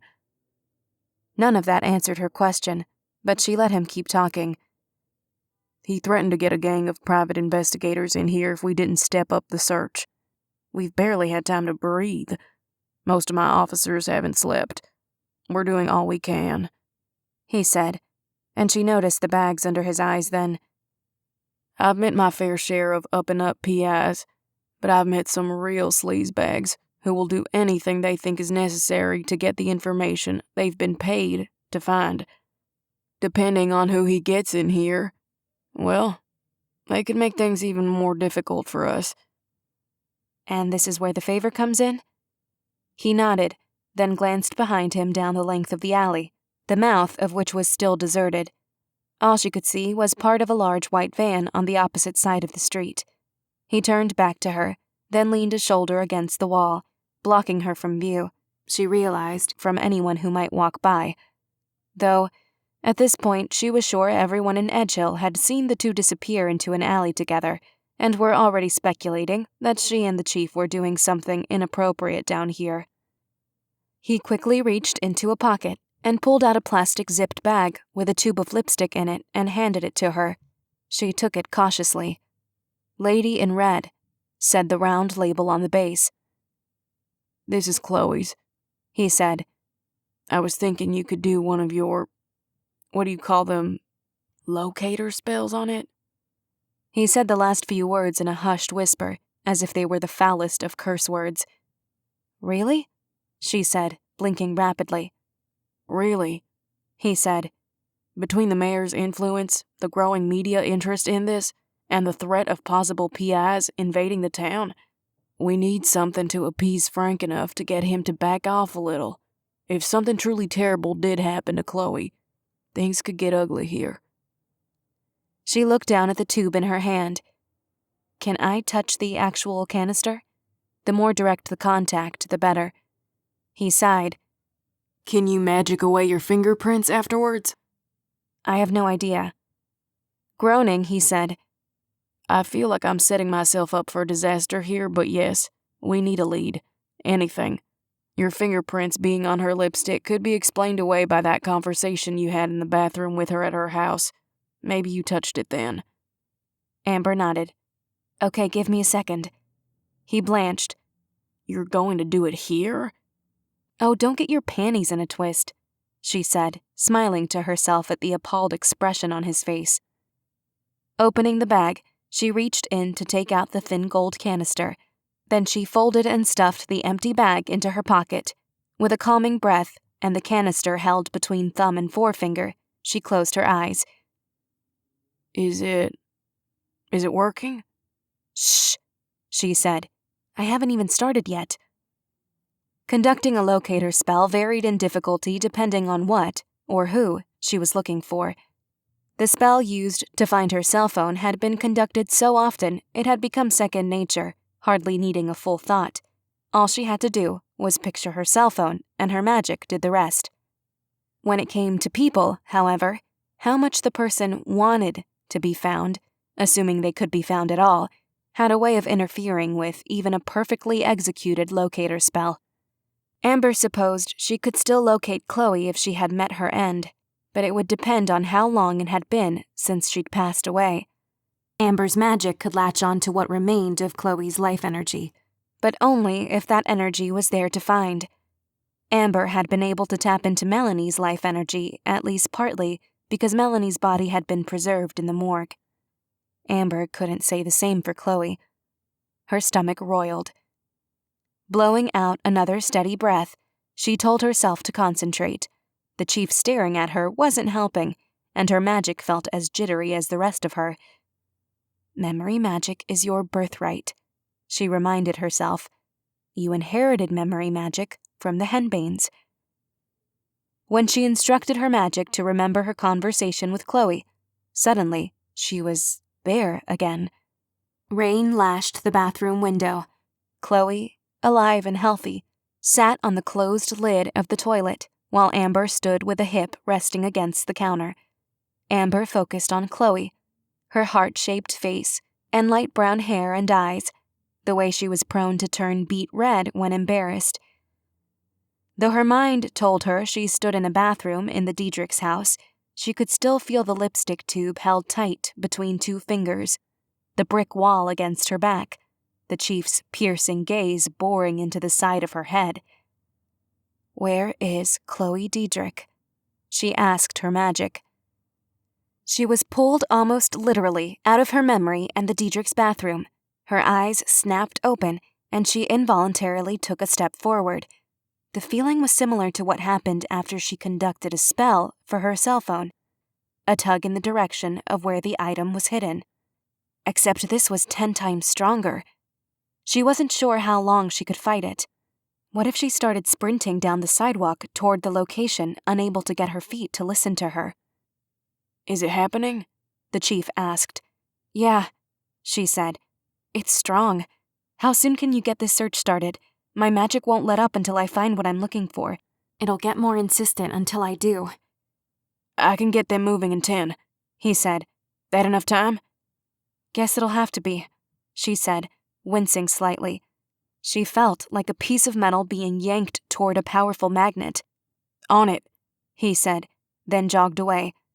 Thankfully, he slowed to a casual strolling pace once he reached the mouth of the alley, which hopefully made their alley meeting slightly less suspicious looking. Though, didn't people who had secret meetings always leave a place separately to keep people from making assumptions? Which was exactly what would happen anyway. Great. She really hoped the chief's wife didn't catch wind of some kooky rumor about her husband and Amber having a secret romantic rendezvous in an alley on the morning of a search for a missing young girl. It sounded tacky on so many levels. As much as she had grown to like and trust the chief, he was one of the last people she had romantic feelings for, regardless of the fact that he was married, and that she adored his son Sammy. But none of that would matter if some busybody got it in his or her head that Amber and the chief were up to no good. People were already starting to make wild speculations about the rapid shift in their relationship from animosity to best buds. Thankfully, she'd only heard one person suggest that perhaps she and the chief had an enemies-to-lovers kind of chemistry that had finally tipped over to the lovers' side. Amber gave a violent shudder. Her magic tugged her forward, reminding her that she had more important things to be worried about right now. She dropped the lipstick tube into her pocket. Just as the chief had done before her, she slowed when she reached the mouth of the alley, gave herself a little mental pep talk, and then strode out onto the sidewalk, turning right. She had almost reached the assembled group outside the Sippin' Siamese. The mayor was standing on a table in the patio of the bar and had just brought a megaphone to his mouth, when her phone gave a chirp. She pulled it out to see several missed texts from Kim. Where are you? Someone said you and the chief just snuck off together? The chief is here and looking very haggard, and you're nowhere to be found. Amber? Amber fired off a quick reply, wincing as her magic gave her another yank. She stumbled forward a half step, but held her ground. I'm outside the Siamese now. Where are you? Thank you all for coming this morning, the mayor said into the megaphone. There were at least 100 people here. Amber could only imagine how much damage this many pairs of feet could do to potential evidence. None of that had occurred to her until the chief had said as much. Amber stood at the back of the group assembled on the sidewalk and had to rise onto her tiptoes to see over the sea of heads. Soon, there was a minor disturbance in the group ahead, and Amber soon realized it was because Kim was making her way through the crowd against the flow of traffic to get to her. When Kim broke free, she let out a puff of air. Oh my God, Amber! I never thought I'd find you in all this madness. Her friend wore jeans, black boots, and a puffy black jacket. Her long brown hair had been stuffed up inside a fuzzy pink knit cap, which was held down by a pair of plush white earmuffs. It wasn't nearly cold enough for such attire, and she looked a bit closer to a snow bunny ready to lounge in a ski cabin than she did someone preparing to trek through mud in mid-March. But nonetheless, Amber was happy to see her. Sorry, Amber said. I had to talk to the chief. Kim wrinkled her nose. So I heard. Too bad he's a happily married man. He's kind of hot. I like the idea of you snagging someone like that. Amber took Kim by the elbow and gently turned her around so she was facing the same way as the rest of the crowd. I much prefer having your company. Kim beamed. These fine officers here, the mayor said, pulling their attention toward the bar's patio. They both stood on tiptoe to get a better view. The mayor motioned to the group of officers huddled just outside the gate of the patio. Several waved a hand in acknowledgement at the residents waiting on either side of the street. These officers will be sending people out in waves, and will be giving you assignments on where best to search. There are a lot of you here, so please be patient while they sort everything out. For now, they've asked me to have everyone on this side of the street start making their way toward Blue Point Lane. Those across the street will get their time as well. Just hold tight." The mayor put the megaphone down on the table, then jumped off. Amber's magic gave another lurch, and she let out an involuntary grunt. Kim cocked her head. You okay? Amber rubbed her stomach. Just nerves, I think. Oh my god, she said. Me too. I had this really weird dream last night about Chloe. Well, at first I didn't know it was Chloe because she was in the form of a pink duck, but eventually... Amber let her friend ramble on as the group slowly inched forward. Since there was more open space across the street, one of the fences surrounding a field had toppled over. The group on that side had become increasingly larger. There were still 30 to 40 people in Amber's group, but maybe that was an easier amount for the police to tackle first. It took a good 10 minutes to reach the mouth of the dirt road that was Blue Point Lane. They crossed the street as a group, then huddled together near the weather-beaten street sign. Amber's magic was nearly thrashing now, being so close to where Chloe's car had been found, that the niggling worry in Amber's gut had started to morph into full-on dread. Here, Chief Brown took over, telling the group that they'd be broken into groups of 10 and would be paired off with an officer. This group as a whole would be starting closer to the neighborhood where Bethany Williams lived, and would be fanning out into the woods on either side of the road. The bigger group, still waiting across the street from the Siamese, would be fanning out starting halfway down Blue Point, and would work their way back toward Korat Road. The chief then assigned certain officers to groups of people. Once an officer had been assigned 10 people, the group started down the road. This kept happening until the only people left were Kim, Amber, and the chief. Our group seems a little small, no? Kim asked, in a tone tentative enough that it was clear she didn't want to offend a man such as the chief, who had the power to arrest her. "We'll be searching the area about halfway down the road, right about where you two spotted the car. Since you two were the ones who found it, I was hoping being there again might jog your memory," the chief said. "There may be something near the site that we missed." Kim relaxed at that.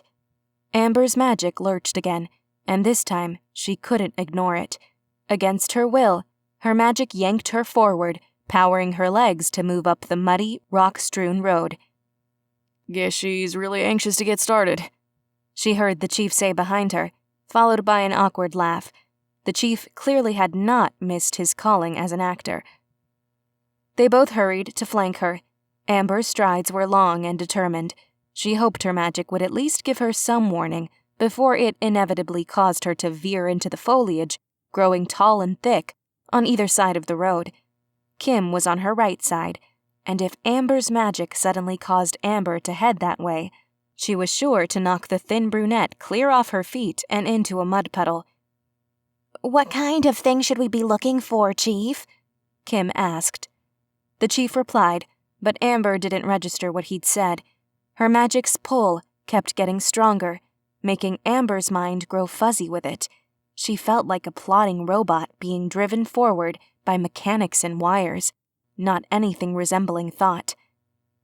"This is where the car was found," the chief said, a pointer finger angled ahead of them, his voice cutting through her magic's fog.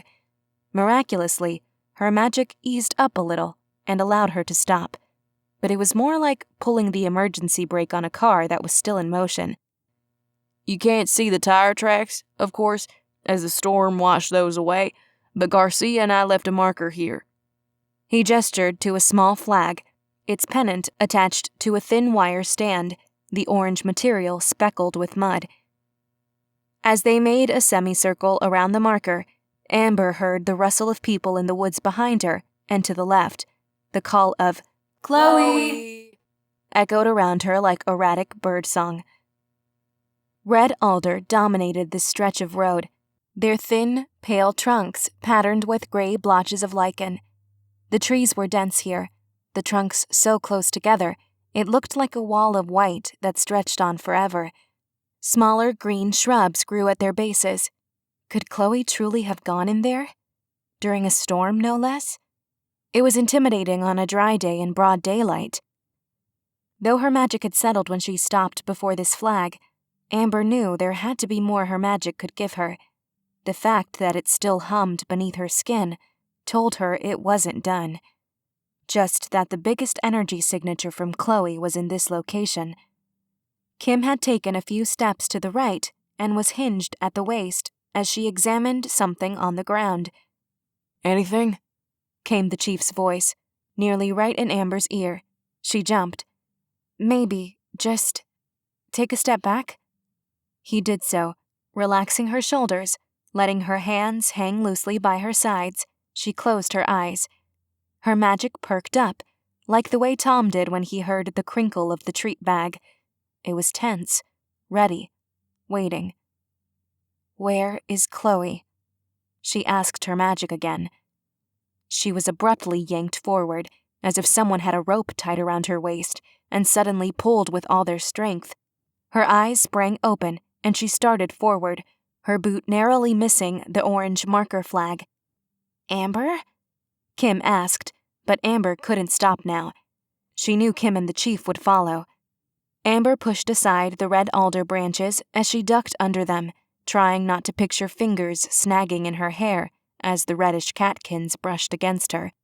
The foliage beneath her feet didn't crunch, as everything out here still felt so damp, but she and her companions were definitely making noise.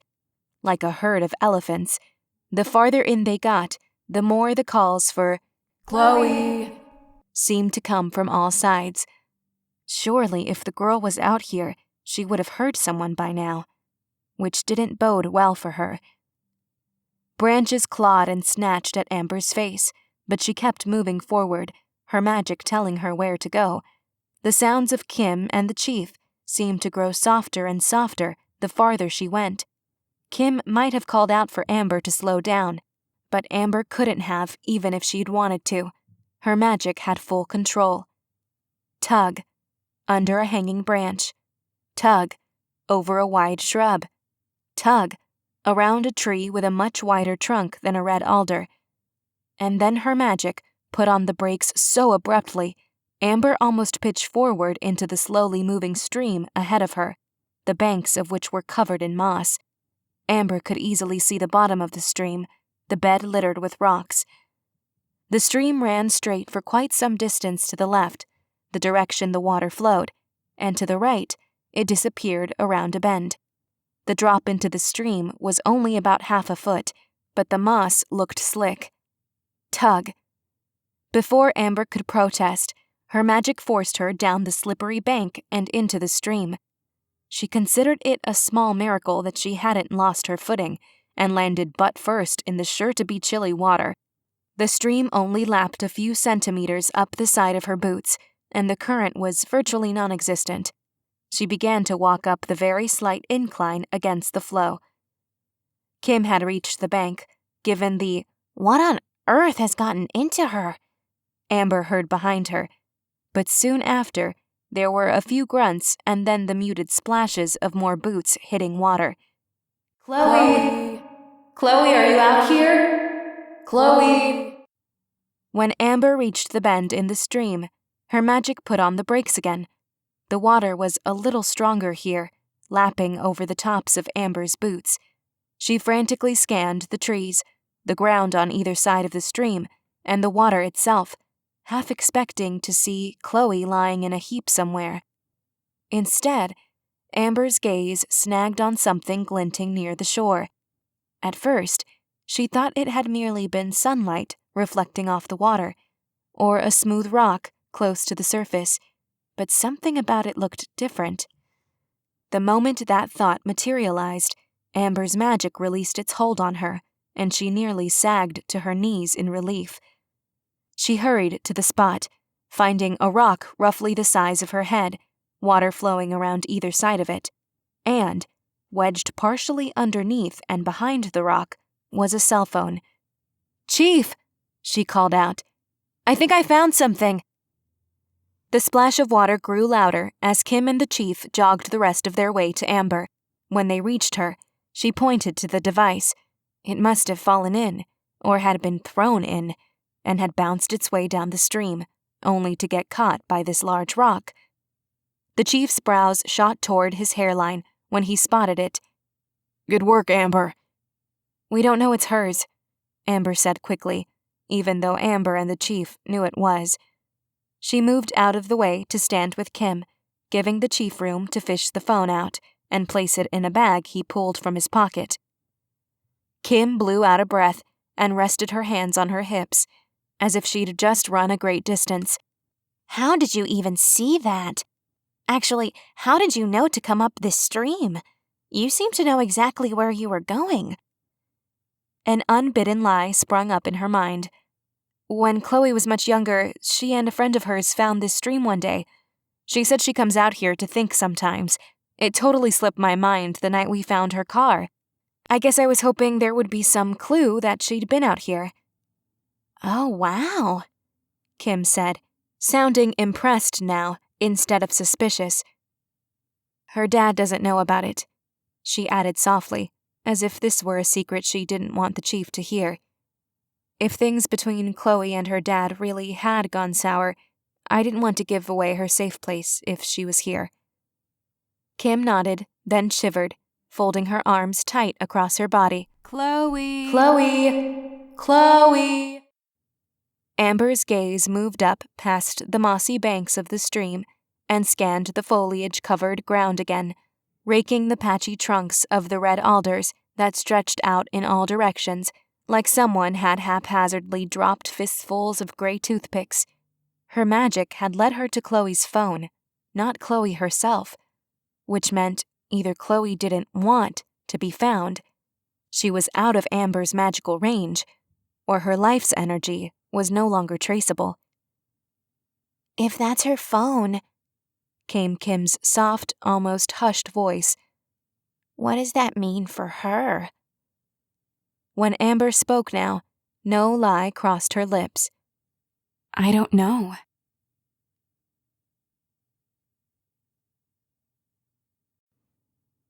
Chapter 6.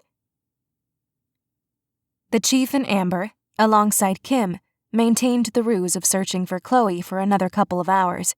Thanks to Amber's magical intel, she knew Chloe wasn't in these woods. Whether she was in Edgehill at all remained to be seen. Since the rest of the search unveiled nothing else, Kim's suspicions had ebbed about Amber's ability to find Chloe's cell phone with such ease.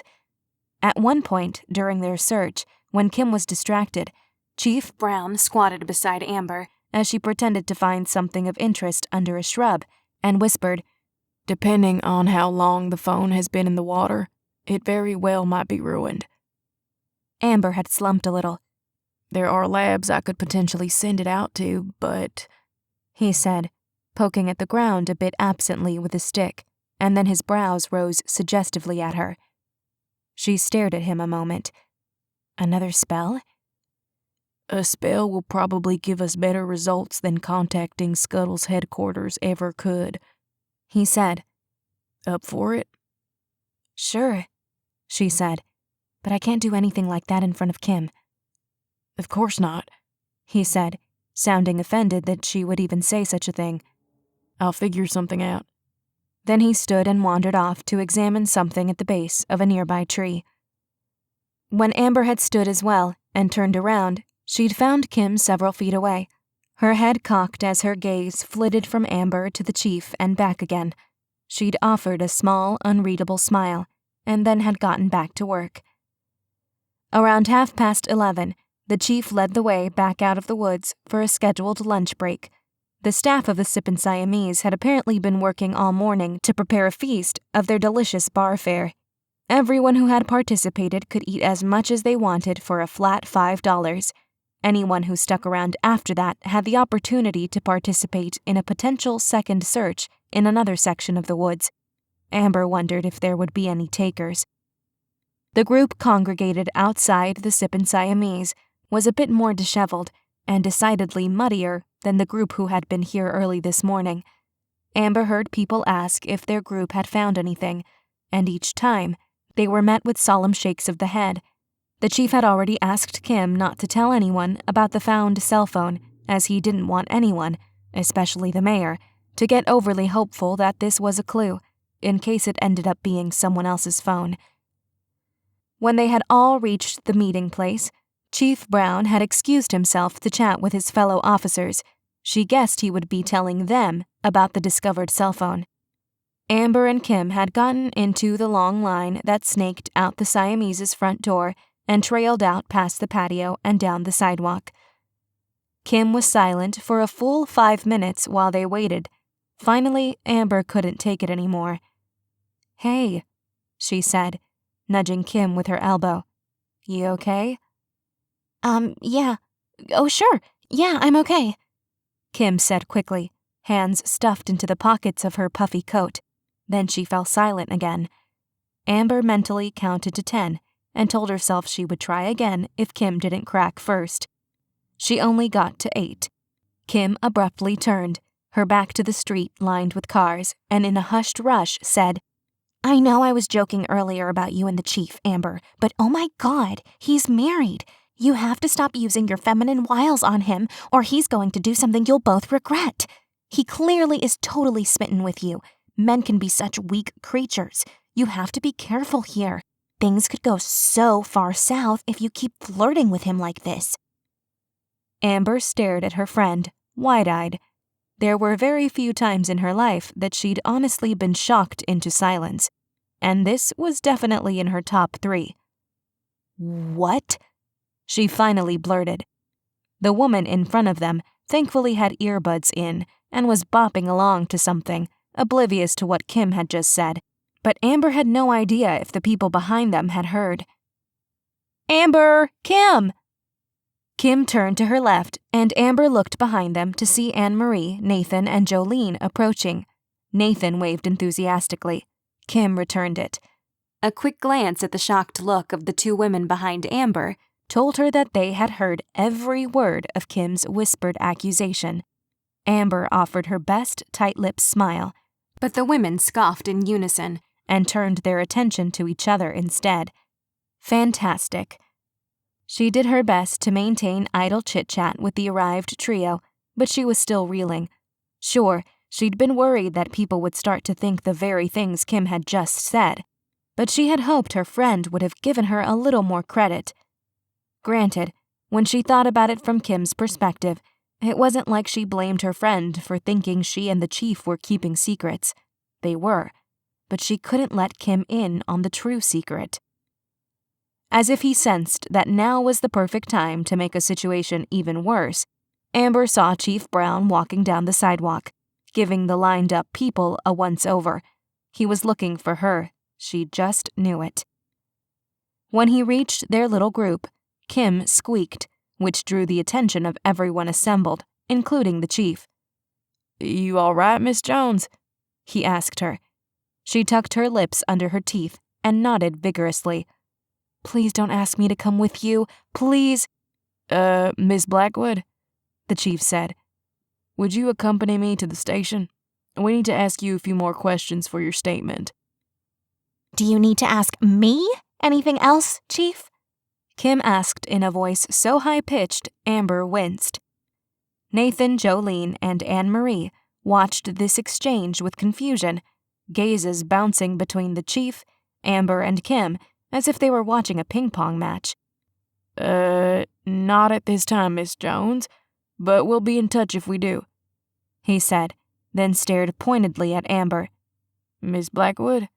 She swallowed. "Yes, of course."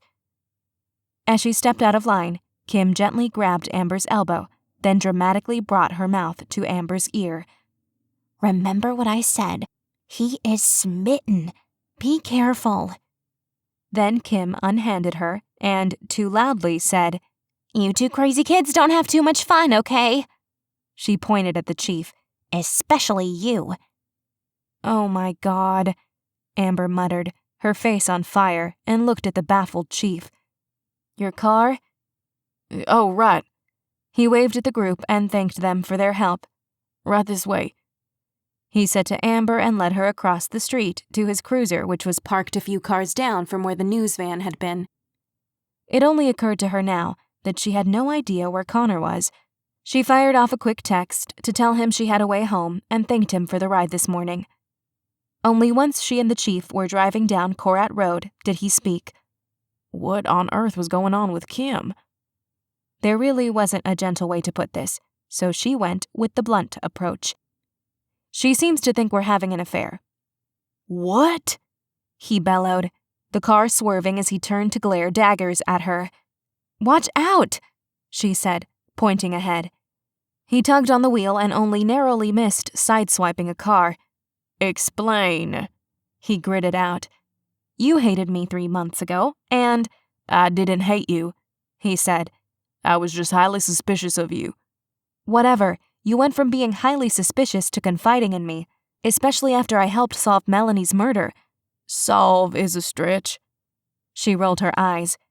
And now we're sneaking into alleys and whispering to each other, and now you're supposedly taking me to the station to ask me more questions when she was there when you got my statement the first time.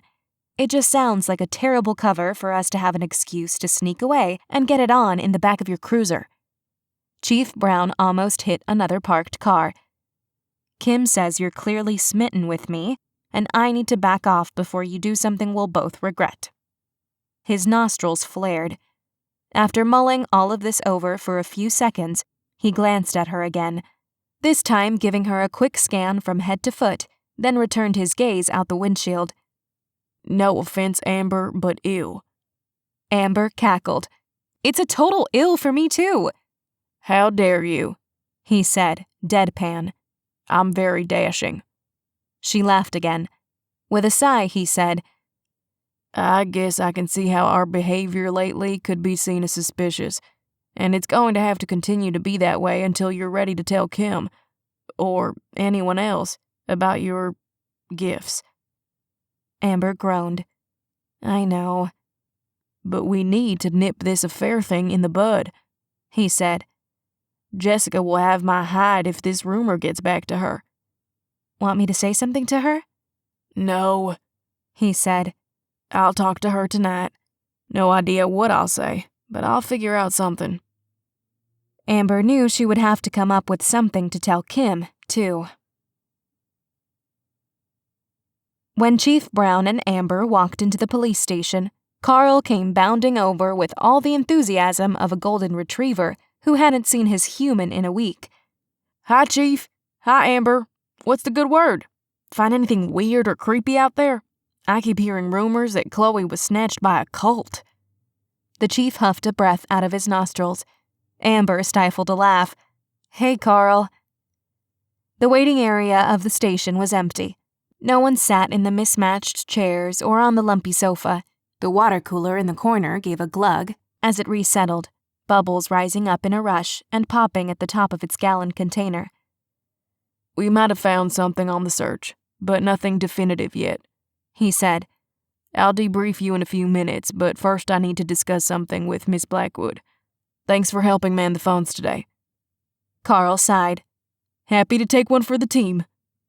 Then he shielded his mouth with one hand and stage whispered to Amber, Even though I was a Boy Scout and can track animals like a boss. Amber gave a snort, then tried to swallow it back when she saw Chief Brown sneer at her. We'll be in my office. Then he moved past Carl. Good afternoon, Dolores, he said as he walked by the open window in the boxy wooden desk the grouchy woman seemed to live in. Dolores, or Sourface, according to Amber, said, Afternoon, Chief, in a flat tone. Then her eyes cut to Amber, her frizzy blonde hair wild. She didn't say a word to Amber as usual, just followed her with her eyes as Amber walked by, like one of those paintings in a Scooby-Doo cartoon. Once Amber was out of eyesight, the clack of Dolores's keyboard started up. I'll just be answering the phone some more, Carl called after them. Doing paperwork. Filing. Chief Brown was muttering to himself as he let Amber and himself into the office. He locked the door behind them. Hopefully, Carl wouldn't come check on them, only to find he couldn't get into the room. Amber had a feeling Carl could get gossip going in town just as well as Kim could. I swear he's upset that working here isn't like something he saw on TV. Amber knew better than to come to Carl's defense, so she said nothing as the chief continued to mutter to himself as he cleared off a spot on his cluttered desk. Before she forgot, Amber reached into her pocket and pulled out Chloe's lipstick tube, placing it near the chief's keyboard. As she did so, she caught sight of the photo that sat facing out on the end of his desk. Jessica, the chief, and Sammy, all smiling wide at the camera, Jessica's hand on her belly, hinting at the new baby growing within. Amber truly hoped none of the ridiculous rumors about Amber and the chief ever did anything to wipe those smiles off his family's faces.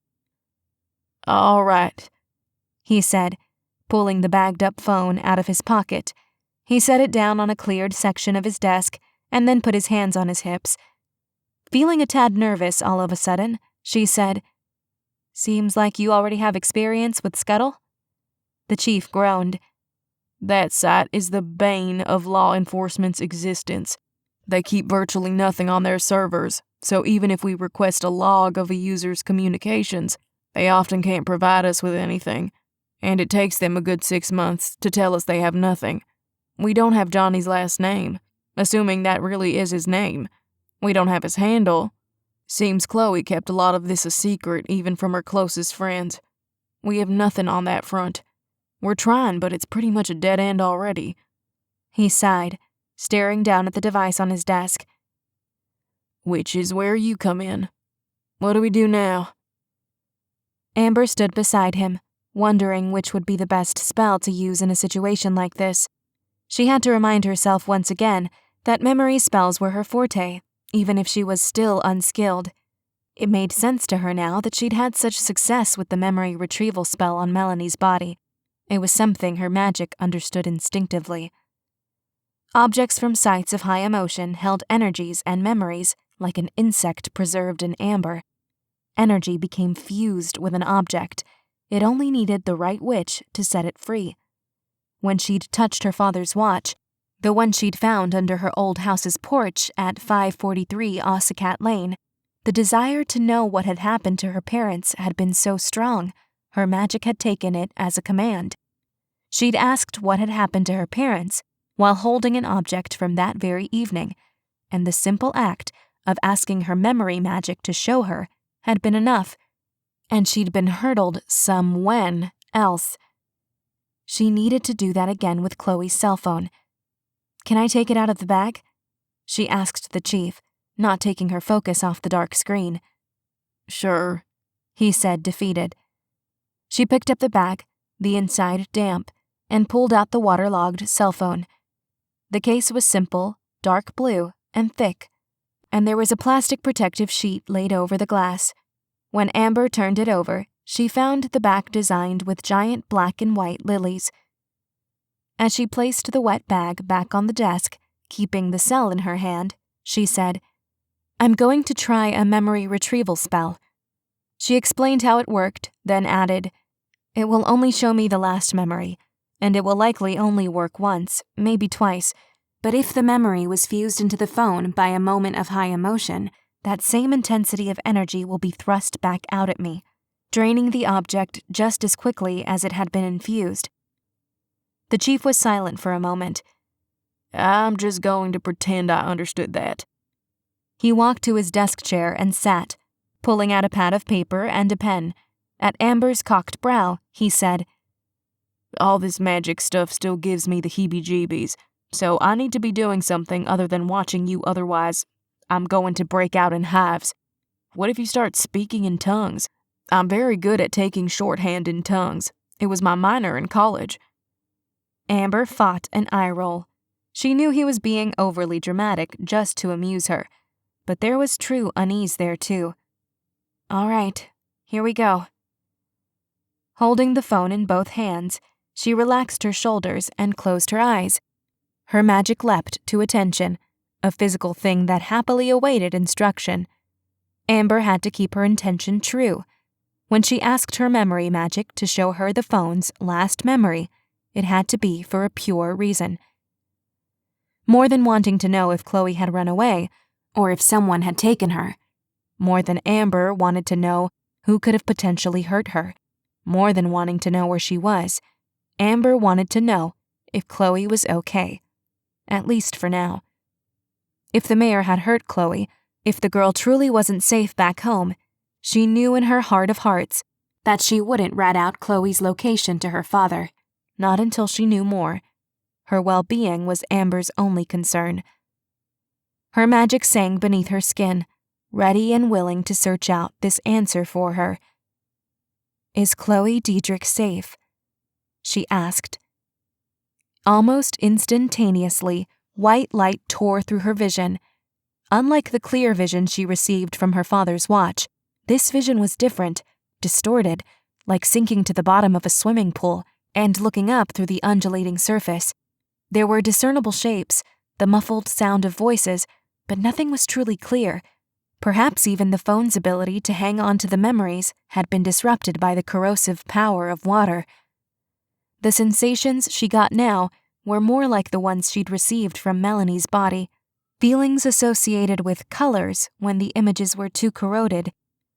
Amber heard the steady swipe of windshield wipers. Chloe's crisp, sweet voice sang along to a song on the radio, a carefree and happy sound. The rumble of Chloe's car's wheels on the uneven surface of Blue Point Lane was enough to set Amber's teeth on edge, even though she knew instinctively that she still stood in Chief Brown's office. Then came a yelp and the telltale thwump, thwump, thwump of a flat tire. Chloe cursed colorfully, the foul words interrupted occasionally by the swipe of her wipers. The sound soon stopped, and Amber guessed this was when Chloe pulled over. A ringing in Amber's ear.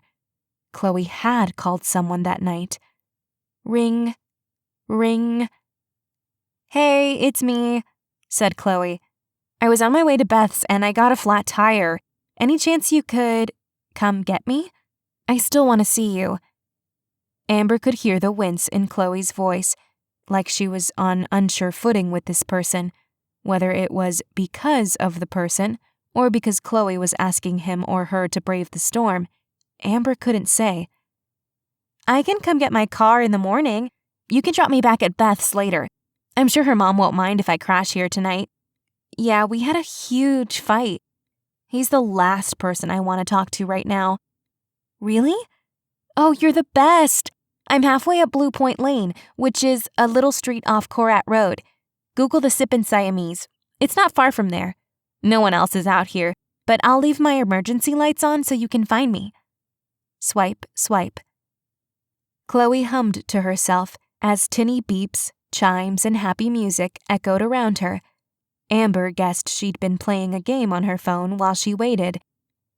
Bright light filled Amber's mind, and for a moment, she thought she was going to be yanked back out of the memory. But then she realized it was the arrival of a car behind Chloe's, the high beams on. Rain pattered down on her head, arms, and face. A tall figure silhouetted against the bright light, followed by the warm burst of orange anticipation.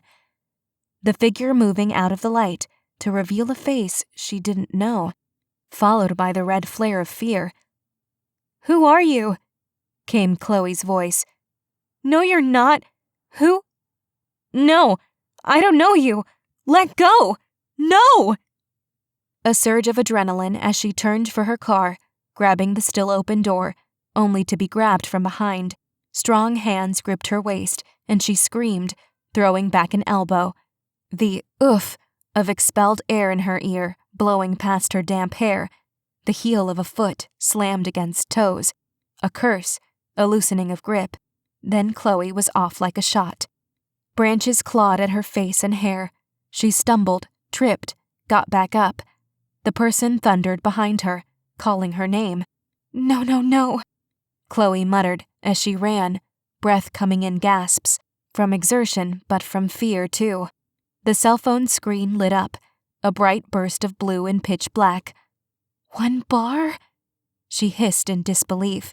The screen went black, and then Amber and Chloe were careening in the dark once more, not knowing where she was going.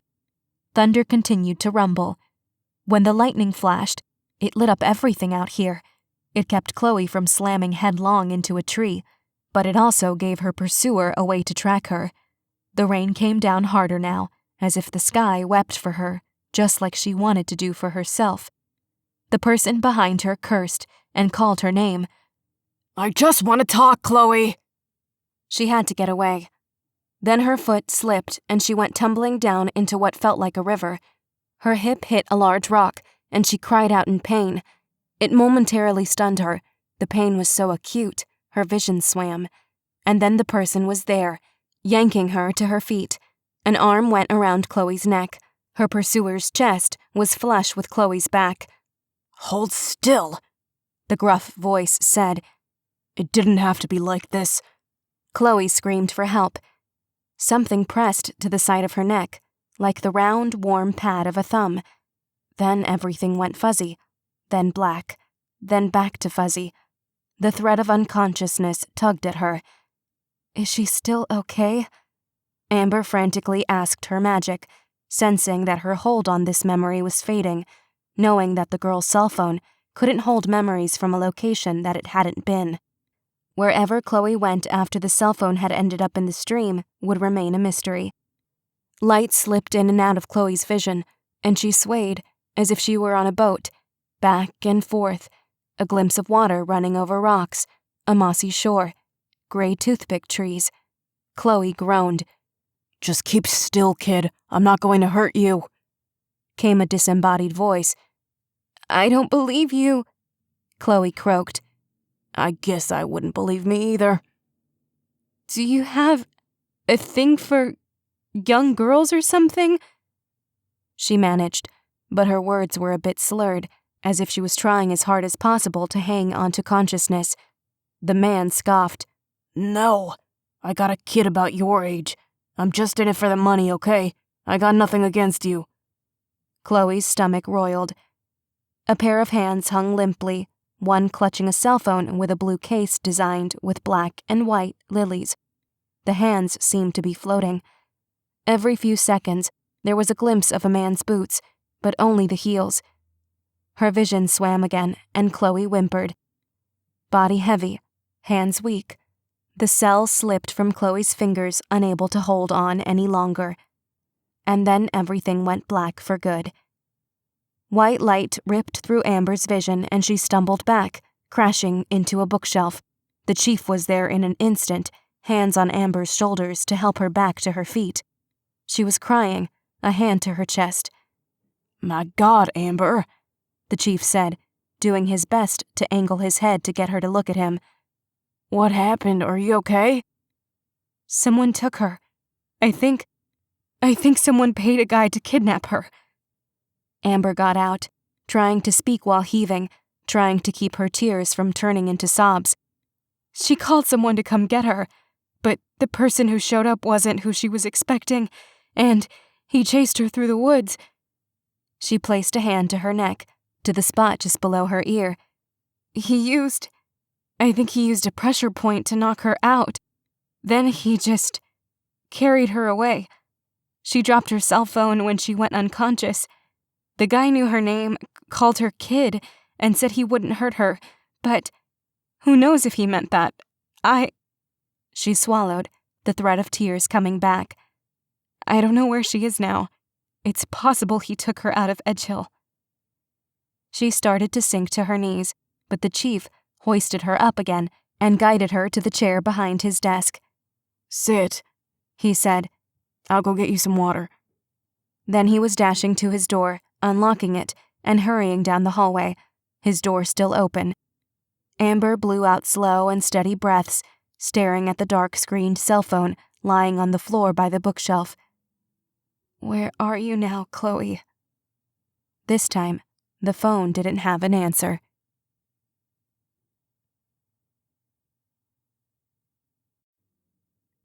Chapter 7. Once Chief Brown had been convinced Amber was okay, though okay was a relative term, her mind had new fodder for even worse nightmares now. Carl had driven her home. If people in town were starting to think there was something inappropriate happening between herself and the chief, they had to minimize the number of times they could possibly be seen together. Though it was only a little after 1 in the afternoon, she decided to keep the quirky whisker closed for the rest of the day. She was exhausted from a terrible night of sleep, the search through the woods, and from what her spell had revealed. When she trudged up the steps to her upstairs studio apartment, Tom was there to greet her at the top. He yowled at her. Right. She was a whopping hour late to feed him. He yowled again and then bounded toward his bowl. Allie was sprawled out on the bench seat, one paw hanging over the side. It twitched slightly. She was so deeply asleep, she was dreaming. Tom meowed his protest about Amber taking so long. He was obviously starving to death. Didn't she care? Didn't she know that if she didn't feed him in the next 30 seconds, he would expire right there on the floor? "I'm very sorry, Tom," she said, dropping her phone, wallet, and keys on her dining room table, and then going about getting the cat's lunch ready. Allie didn't bother to wake up until there was food in her bowl. Amber took a long, hot shower, got dressed in her pajamas, pulled the curtains shut, and crawled into bed. After the adrenaline of the memory retrieval spell had worn off, and Amber had been sitting in the passenger seat of Carl's car, fatigue had hit her so hard, she had worried she wasn't going to be able to stay awake long enough to even get into her shop. But now, warm and comfortable, and with 2 cats curled up beside her, she was suddenly wide awake, even if her limbs still felt as if they weighed 1,000,000 pounds each. She couldn't stop replaying those images of Chloe. She had been scared, chased, and then carted off by a man apparently paid to do it. When the mysterious man had first shown up in the memory, Amber had been sure she could definitively tell the chief that their culprit was male. That would narrow the suspects down by gender at least. But, based on the man's comments, he hadn't snatched Chloe for his own sick purposes. He simply had been following orders. The suspect pool had widened again. The person the chief needed to find was anyone who had both the money to hire the kidnapper and the desire to either hurt Chloe or, she supposed, who wanted to use Chloe to get to the mayor. Unless, of course, this had all been staged by the mayor. Amber's gut told her that Chloe wasn't in Edgehill anymore, but she needed proof of that. Flinging back her comforter, causing Tom to yowl in disgust as the blanket was tossed over him and Allie, Amber padded to her coffee table and pulled open one of the 2 small drawers. She rifled around in one, shut it, then opened the second. At the bottom, she found the map of Edgehill she had purchased when she scryed Whitney Sadler's whereabouts, searching for Melanie's killer. When Amber's magic had found Whitney, a small dot had appeared on the map at Whitney's house. When she'd scryed for Whitney, Amber had used a picture of her to focus on. She needed to keep the image of the person she wanted to find fresh in her mind in order for her magic to know what to do. Now, with the memories of her spell so clear, all she would need was to remember that scene of her and Chloe talking in the bathroom. Clearing a spot on her dining room table, which mostly consisted of shoving her collection of half-finished miniature cat toys to the other side, she laid out the map. In a basket tucked under the window bench seat, she found her amethyst crystal and her personal grimoire. The crystal was supposed to strengthen magic. She would need all the help she could get for this. After working through a few spells and tweaking the wording, she stood before her map and, with the crystal held firmly in her hand, recited the incantation. The way her magic reacted, as if it had flowed down her arms, into her crystal, and then out of her in a rush, she knew the spell had worked. Problem was, no dot appeared on the map. Amber conducted the spell twice more, each one with more concise, demanding language, but the result was always the same. Chloe was no longer in Edgehill. Amber placed the crystal on top of the map and slumped into a wooden dining room chair. Her gaze skirted over the familiar streets of her town, wondering which one the man had taken to get Chloe out. Had he gone north into Marble Glen, or south to Belhaven? Had he not stopped in either town and gone on to cross a state line? Was he planning to smuggle her even farther than that? When the questions began to drive her batty, she got up to grab her cell phone and called her aunt. She answered on the second ring. "Hi, Amber." "Hi, Aunt G," she said, trying to force some cheer into her voice, despite feeling bone-weary. "How are you?" Chuckling, she said, "Come out with it. What's the matter, little mouse?" With a sigh, Amber flopped onto her bed. Tom crawled out from under the comforter to drape his body across her stomach. Then she told her aunt the whole story. Aunt Gretchen didn't make a peep until Amber had finished speaking. "Oh my," she said. "That poor, poor girl." "Yeah," Amber said. "I wish I had—" "Don't you dare blame yourself for any of this," her aunt said. "You did what you could for her, but she made her own choices that night." "So you think this is her fault?" Amber said, her voice a little sharper than she'd intended. "That if she had done X, Y, and Z better, she wouldn't have found herself in that position?" "Absolutely not," Aunt Gretchen said, a bite to her tone too. "The only ones at fault are the sleaze who took her and the sleaze who paid him to do it. What I'm saying is you cannot control what Chloe would do any more than what that horrible man was going to do. Don't beat yourself up." Amber sighed. Now what is it you need from me? "I can't just call my favorite aunt because I want to hear her lovely voice." "I'm your only known aunt, so don't play that favorite nonsense with me." "Can you walk me through that premonition tincture you use at night?" There was a long pause on the other end of the line. "I know tinctures aren't my strong suit, but if you go through it with me, maybe on video chat so you can watch me, I can make sure I get it right. I haven't slept well since that night at Edgar's. With all this Chloe stuff, now my worries about her are making their way into my dreams too. Maybe the premonition tincture will help organize my thoughts a little, give my energy and magic something to focus on." Gretchen slowly said, "Tinctures for the mind are already risky. Ones used to affect the mind while asleep even more so. If done incorrectly, it can cause madness, can trap a person in a dream state." "I'll be careful," she said. "I'll have you watch everything I'm doing, and if you have any hesitation, any at all, I won't take it."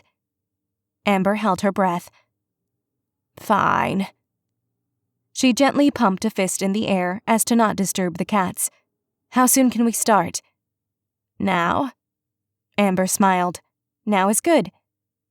"I don't know how to do this video chat thing, though. I don't have a video camera. Do I need that Skippy program my friend Norma uses to talk to her grandkids?" It took Amber a moment to realize her aunt meant Skype, then laughed. "We have a lot to teach each other, Aunt G." The following morning, Amber hopped on her bike at just after 7 to meet Edgar in town for breakfast. They had a tentative plan to meet every Sunday, partly to keep in touch, and partly to ensure Edgar got out of the house for at least a couple of hours a week. She and Aunt Gretchen had worked on the premonition tincture for hours, but when her first attempt turned the color of black sludge, when it was supposed to be clear with a hint of pink, and started to bubble, then shattered the glass bowl she had been using, Aunt Gretchen had suggested they take a break. Attempt 2, several hours later, had resulted in a small, fireless explosion that filled Amber's kitchen with thick gray smoke. Tom and Allie both had bolted under the bed for safety. "Amazing," Aunt Gretchen had said, her wide eyes taking in the scene in Amber's kitchen from the safety of her own back in Portland. "And I don't mean amazing in a good way. Amazing as in I don't understand how you've managed to get two completely different, yet equally horrible results from the same recipe." "I think my magic is glitching," Amber had said, coughing and swatting away the smoke with a dish towel. "Something is glitching," her aunt had muttered. "You need rest, dear child. Drink some of your sleepy tea. That one doesn't cause comas, does it? And we'll try again once you're rested." "Ha ha." Amber was still waving away smoke, her eyes watering. The smoke smelled a bit like burned plastic. "Henrietta buys it every week and has yet to slip into a coma." "Wonderful. You should use that as your slogan." Amber had accidentally hung up on Aunt Gretchen after that. Currently, she was pedaling toward the Cattymount on Calico Way, not far from the Manx Hotel. It had been difficult to get Edgar to agree to many outings, but when he'd come to the Cattymount last week and had tried their buttermilk catty cakes, he no longer would hear suggestions for anywhere else. He had ordered 3 6-cake stacks that morning, on her dime, and had been in so much pain afterwards that they'd had to walk it off for half an hour before he could comfortably get back in his new truck and drive home. When she cruised to a stop outside the Cattymount, she found Edgar already sitting at one of the tables positioned inside the black iron fence. There were a dozen tables outside, but Edgar was the only person in one of the seats. 4 currently closed green and yellow striped umbrellas, wedged into thick black iron stands, were dotted around the patio area. They looked like the closed petals of giant flowers. Edgar had clearly already ordered coffee and was currently reading a copy of the Sunday edition of the Edgehill Gazette. After securing her bike, she strolled up to the fence-lined patio. "Hey, cousin." His head snapped up, and for a moment his eyes were wild with fear, but then his gaze settled on her and his features relaxed. Folding his newspaper, he dropped it onto a corner of the table. His out-of-control hair had recently been trimmed, his gray t-shirt didn't have a stain on it, and he wore shoes, on both of his feet. Things were looking up. Edgar Henbane was a handsome guy when he put in the effort to shower, but she supposed when one has been driven nearly mad by the voice of a cursed penhallow trapped in his head, things like hygiene weren't high on the priority list. The fact that he was putting in an effort now spoke volumes. He folded his arms on the table. "You're late." She rolled her eyes and pushed her way through the unlatched gate. "I am not," she said, taking a seat and pulling the strap of her messenger bag over her head.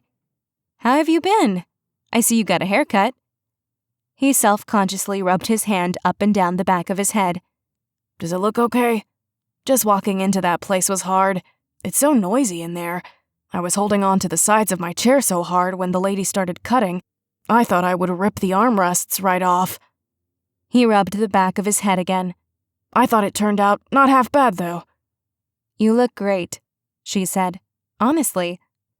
He nodded to himself a few times, like he was glad to get confirmation of something he'd already suspected. "I'm proud of you," she said. He wrinkled his nose. "For getting a haircut?" "For trying," she said. "Trying is hard, especially when Neil is still in there." Edgar absently tapped the side of his head. "He's not as loud. It's kind of like having a roommate now. I know he's there.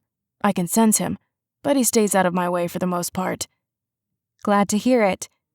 She jutted her chin toward the newspaper on the table. "Anything interesting in that?" "Nah," he said. "Just that Chloe Deidrick is still missing. The police are following all leads, and there's currently no evidence of foul play." Amber pursed her lips and glanced away for a moment. Edgar leaned forward, looked left, then right, and said, "You know something." A couple, hand in hand, strolled past the patio, and Amber waited until they were hopefully out of earshot before she said, "Locator spell led me to Chloe's cell phone in a stream, and a memory retrieval one showed me Chloe was kidnapped. I don't know who took her." Edgar's thick black brows arched up. "Dang." The waitress came out then to take their order. They both ordered orange juice and catty cakes, Edgar's with extra powdered sugar. When she'd left again, Edgar said, "How's the chief going to handle this?" Amber shrugged. "No idea. I scryed for her. She's not in Edgehill anymore." "Scrying isn't exact, though. If she somehow doesn't want to be found, if she was unconscious when you scryed for her, if she's more than 10 feet underground, your magic wouldn't find her." Amber wasn't sure if any of that was comforting or not. "Can you think of anything else I can try? Do you think just looking at the Henbane book would—" "No," he said, shaking his head. "Don't touch the cloak on those things. We have to hope that if they stay cloaked, no one will be able to sense your mother's magical signature. I don't know about you, but I'd rather not deal with another Penhallow for a while. Amber absently rubbed her throat. Agreed. After a pause, she tentatively changed the subject. Any word from your dad? Edgar's lip curled a fraction. Won't answer my letters or my calls, assuming I even have the right address and number. I'd thought he'd materialize if it meant learning more about his sister. I know he doesn't care enough about me, but not even the truth about what happened to the great Annabelle Henbane was enough to make him crawl out of his hidey hole. He shrugged, but the tightness of his jaw belied the casual gesture. Maybe he's dead. We'll keep trying, Amber said. Willow and Aunt G are trying to find him too.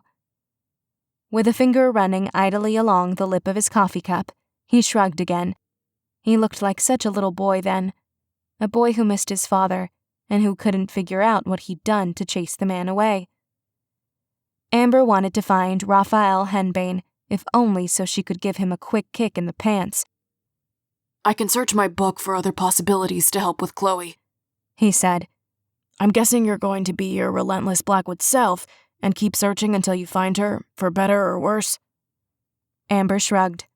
Probably. I'll do what I can to help.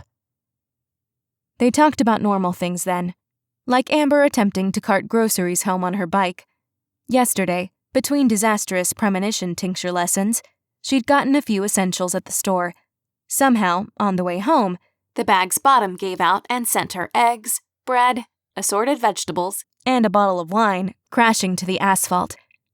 Amber's cursing had been such a shock to a kid and his mother riding their own bikes ahead of her that the kid looked over his shoulder to see what the fuss was about, slammed into a lamppost, was pitched over his handlebars, and crashed to the ground, badly scratching up an elbow and knee in the process. Amber had apologized profusely to him and his mother, but she demanded Amber leave them alone. At least the kid had been wearing a helmet. Amber had eaten a mushy apple and 2 bread butts for dinner. Edgar had done his best not to laugh, but a loud chuckle escaped anyway. It was a sound she hadn't heard in a long time. We need to get you a car, cousin. This is getting ridiculous. You're a threat to children now. They fell into companionable silence as their food arrived, and Edgar stared at his catty cakes as if they were the most beautiful thing he'd ever seen. He then proceeded to drown them in so much syrup, his pancakes looked like lily pads floating on the surface of a polluted pond. While they ate, the patio started to fill up with diners. She didn't have long before she'd have to be back at the Quirky Whisker, but Lily and Daisy were scheduled to open for her on the mornings she met her cousin for breakfast. She gazed out at Calico Way as it slowly came to life around her. More bikes, more foot traffic, and people milling about in the park across the street. Moms with strollers or toddlers, people walking dogs, a pair of guys playing frisbee. Life continuing on, as usual, even though Chloe was missing. Someone walking past her table interrupted her view, and she watched a waitress lead a man to a table on the other end of the patio. He had arrived alone and took a seat with his back to the patio's fence, giving him a view of Calico Way stretching to the west behind Amber. She had just taken a sip of orange juice when the man's focus suddenly snapped to her, and she sucked in a breath, which caused her drink to go down the wrong way. She coughed and sputtered. Downing some water, she wiped her eyes and nose on her napkin. You all right? Edgar asked, a thin dribble of syrup hanging from his chin. As she motioned to the spot on her own face, he wiped at his chin with the back of his hand. In a hushed tone, she said, "There's a guy who just got here who I saw at Chloe's search yesterday. There's something off about him. I don't think he's a Penhallow, but—" Edgar made to turn around and Amber shook her head discreetly. Returning her attention to her food, she cut out a very small wedge of pancake while occasionally shooting glances toward the guy. He was scanning the crowd, milling about the sidewalk. Then he picked up his menu. "Look now," she whispered. Just as Edgar did so, the guy looked up. The guy offered a wave. Edgar awkwardly returned the gesture, then turned back around. Oh, that's totally a cop. Really? Like a plainclothes detective? She asked. That or a PI, he said, returning to his sugary mess of a breakfast. Didn't the chief say the mayor was going to start bringing those guys onto the case if he didn't get answers soon? Maybe they're already here. Amber didn't like the vibe she was getting from the guy, but she couldn't explain why. Wouldn't more people attempting to find Chloe be a good thing? The chief worried less reputable PIs could hinder his department's efforts. But if his department currently didn't have any leads, and the only vague one they did have was one received by a witch, maybe the chief needed all the help he could get. She hazarded another quick glance his way, only to find him watching her, studying her, and he wasn't hiding it. It felt neither flirtatious nor predatory. He simply wanted her to know that he was keeping an eye on her. She didn't like it one bit.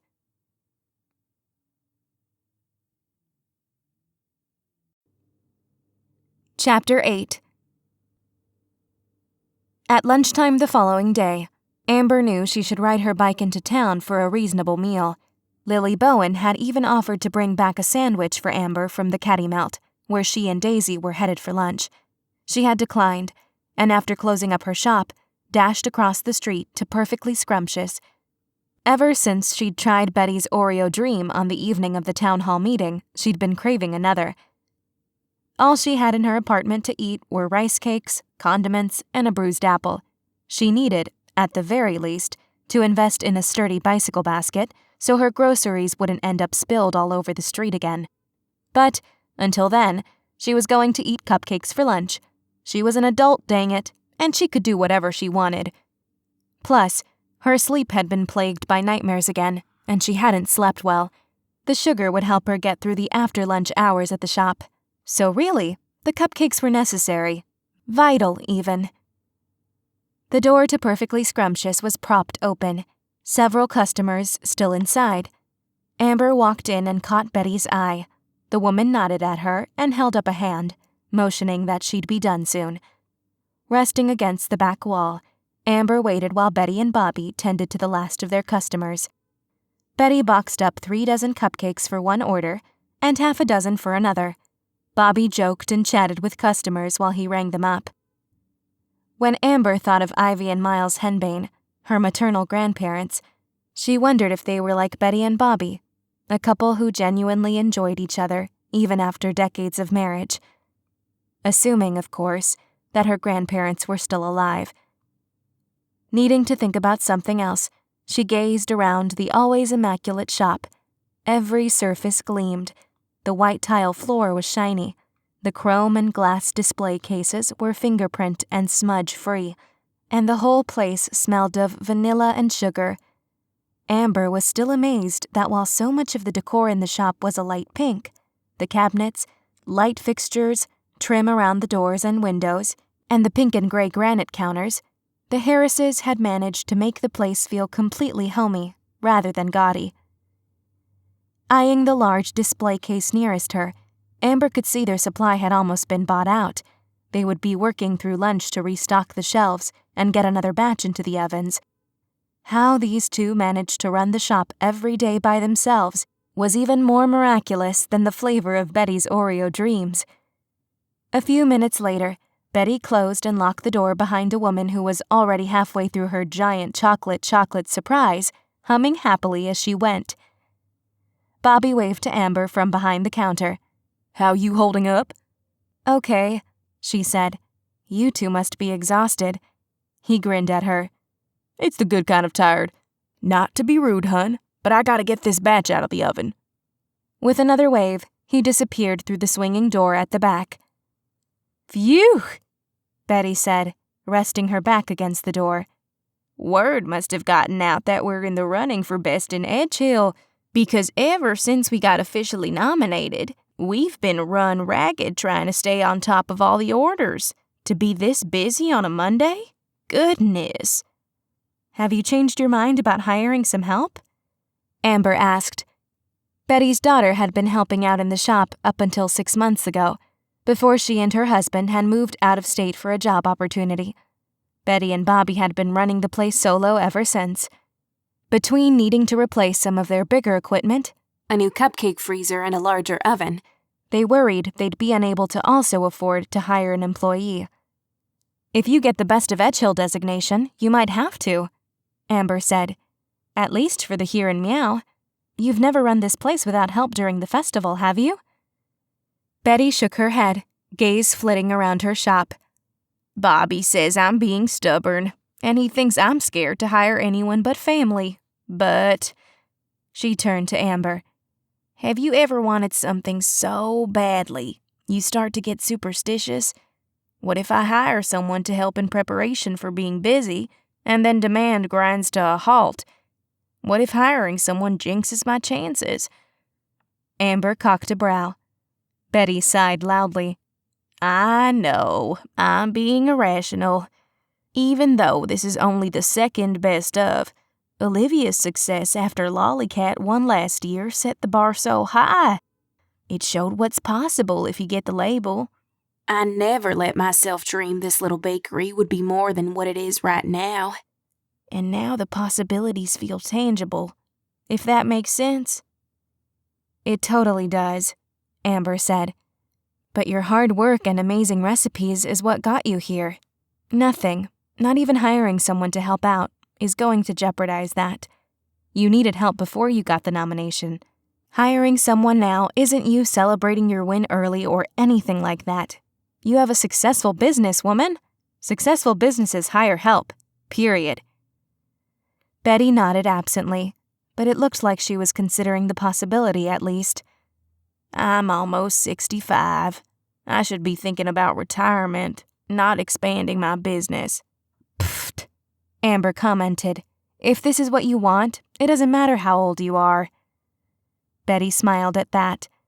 Thank you, sugar, she said. Now what can I do for you? She pushed away from the door. Got any more of those Oreo dreams?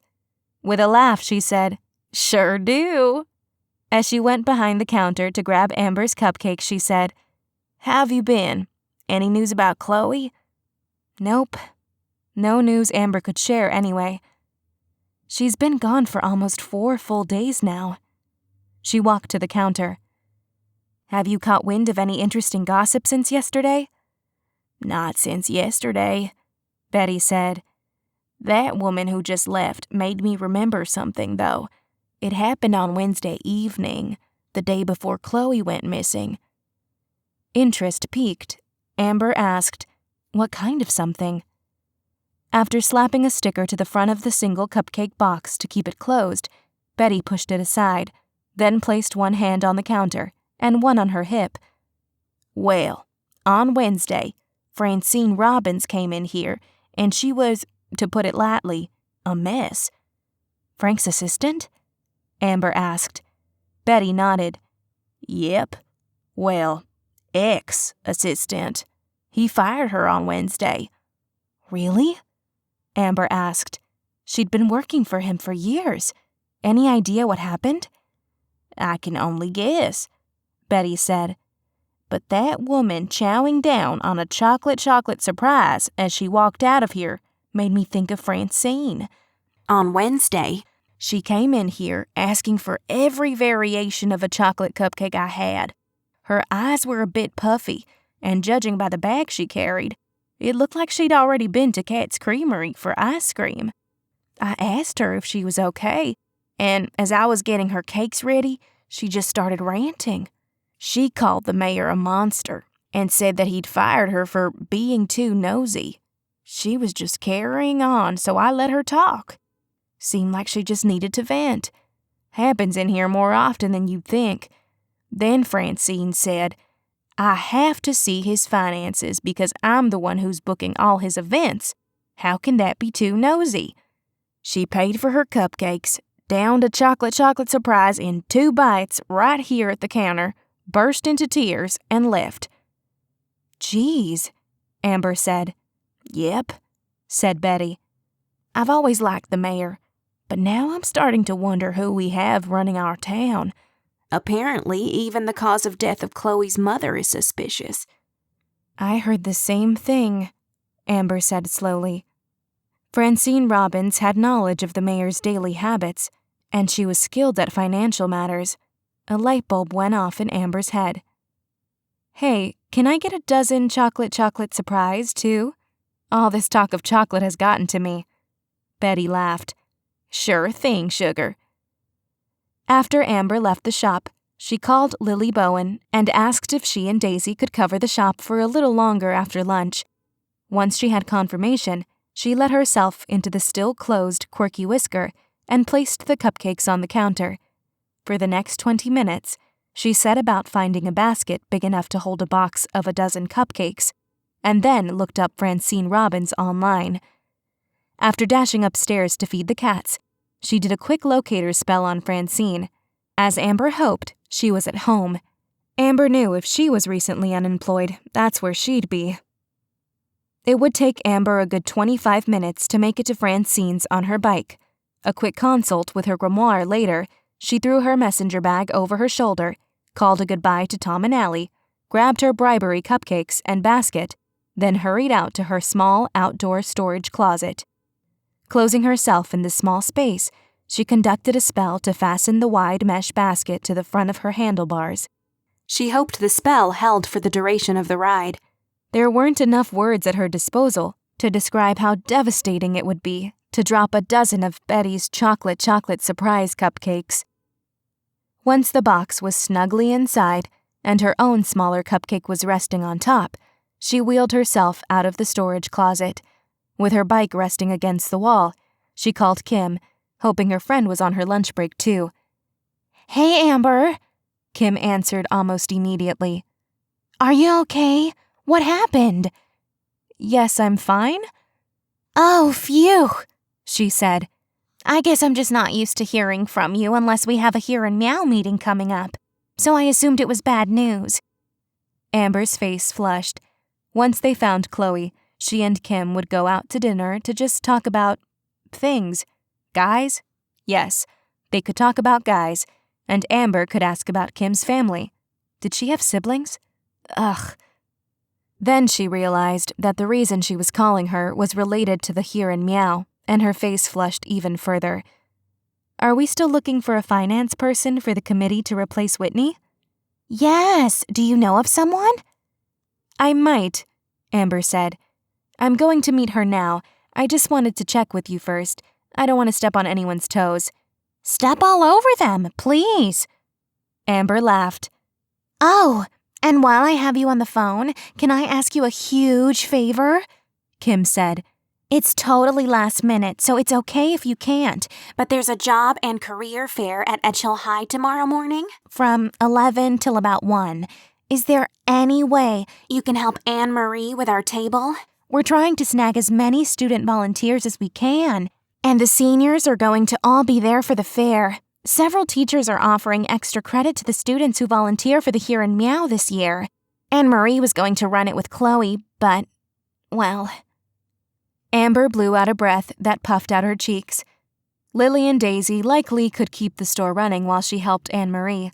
Luckily, Lily had graduated high school last year, so they were now both more readily available. If Amber needed last-minute help, say, on a Monday morning, they usually could. Besides, Kim's earlier comment about Amber only calling her for Here and Meow details had made her feel horribly guilty. "Sure, I can make that work. Just email me details." Kim cheered. "Oh, you're such a doll, Amber, I swear. I'll be in touch soon." After disconnecting the call, Amber scrolled through her contacts again. She jammed earbuds into her ears, then hit dial. When it started ringing, she shoved her phone into the front pocket of her messenger bag. She had already started pedaling down Russian Blue Avenue by the time the chief answered. "Hey, Amber," the chief said somewhat cautiously. "What's up?" "Do you have a revised policy on when I'm allowed to interview potential witnesses?" His pause was so long, Amber worried she'd managed to hang up on him on accident. You're not allowed to interview anyone, Amber. Why are you breathing so hard?" "I'm biking," she said. "And what if it's more of a casual conversation where I ask things that might provide helpful answers?" "That's an interview, Amber. You're not allowed to do those. When Amber didn't reply, he said, Whatever you're thinking of doing, don't do it. I thought you wanted my help. You had me use a locator spell on Chloe's lipstick, she said. I'm sure that wasn't exactly by the book. Yes, but I asked you to help. If you do it on your own, it's meddling. Is it really meddling if I'm just dropping off cupcakes to a very sad woman? What woman? A woman who is currently sad? She could feel him glaring at her through the phone. She needed to hang up on him now, but it would be very difficult to do so while she was moving. Releasing the handlebars, she sat straight up, balancing without the use of her hands. All her hours of riding around Edgehill as a bored teenager were paying off. Now, she just hoped she could maintain this without slamming into a parked car while she was distracted. She fished her phone out of the front pocket of her messenger bag. Amber, what are you doing? She made a terrible imitation of static. I can't, reception, bye. And then she tapped her phone to end the call, wincing. He called back immediately, and she hung up, quickly stuffing her phone back into her bag. He called twice more during her bike ride, but she didn't pick up. She imagined him stomping around his office in a huff. Oh, he was going to be so angry with her. She'd deal with that later. Francine lived about a mile from the Deidricks', in a modest one-story house on a quiet street. The house was painted white and had soft blue accents, and there was a small front lawn bisected by a cement walkway that led to a small patio. A large oak tree rose up from the right side of the lawn, its wide branches stretching over most of the house. A Siamese cat sat in a windowsill, eyeing Amber with mild interest as she wheeled up the sidewalk. Amber left her bike on the pathway and carefully plucked the wide pink box out of the basket, leaving her Oreo dream inside. Her lower back felt damp from the trek over here, and she hoped she wasn't a sweaty mess, or that her hair had turned into a wind-blown disaster. As she approached the navy blue front door, the Siamese in the windowsill fled. Amber knocked. On the way over, she'd worked through any number of things she thought she could ask Francine. But now that she was standing here, holding a very large box of cupcakes, she started to deeply regret her impulsive decision. The door opened, and an extremely disheveled, black-haired woman stared out at her. One hand clutched the handle of a wide-rimmed red coffee mug, and the other held fast to the doorknob.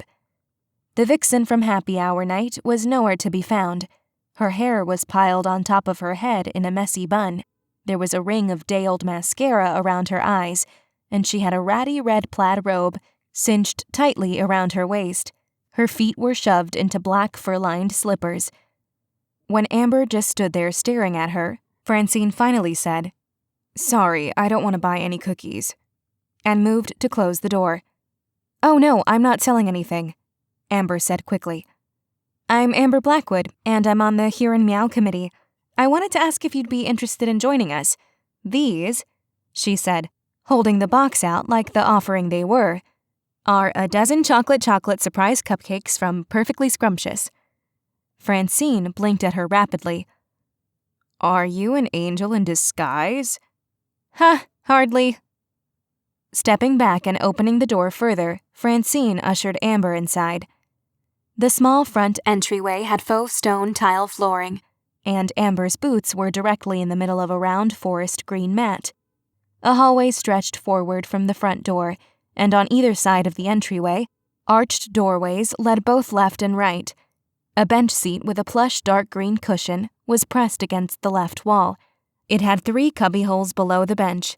Cream-colored fabric boxes were slotted into spaces on either end. On the opposite wall was a freestanding coat rack, a mirror making up its back. Between a hanging black trench on one side of the mirror and a navy blue peacoat on the other, Amber got confirmation from her reflection that she was, in fact, a wind-blown mess. How unfortunate. "Would you like coffee or anything?" Francine asked, redirecting Amber's attention and hoisting her mug into the air a fraction. Amber wondered if it was just coffee in that mug. Given Francine's semi-glassy expression, Amber thought not. "Oh, no thank you. I just wanted to chat for a moment, if you have the time." "I've got nothing but time now," she muttered, then walked through the leftmost archway. Shrugging to herself, Amber followed Francine into her living room. Amber guessed the space was usually kept tidy, but at the moment, the beige Berber carpet was littered with kicked-off shoes there, a discarded jacket here, and what had once been a mouse-shaped cat toy, festooned with feathers, lay gutted under the oval glass coffee table. The parts of the glass surface that weren't dotted with water and coffee rings were heaped with stained glasses, mugs, plates covered in crumbs, and a pizza box from Patch's Pizza, the hint of a few shriveled olives still left in the partly open box. A white leather couch, piled high with blankets, had a pair of Siamese cats lying side by side on the far end of it, their blue eyes focused on Amber. White leather wingback chairs were positioned across from each other, the oval coffee table between them.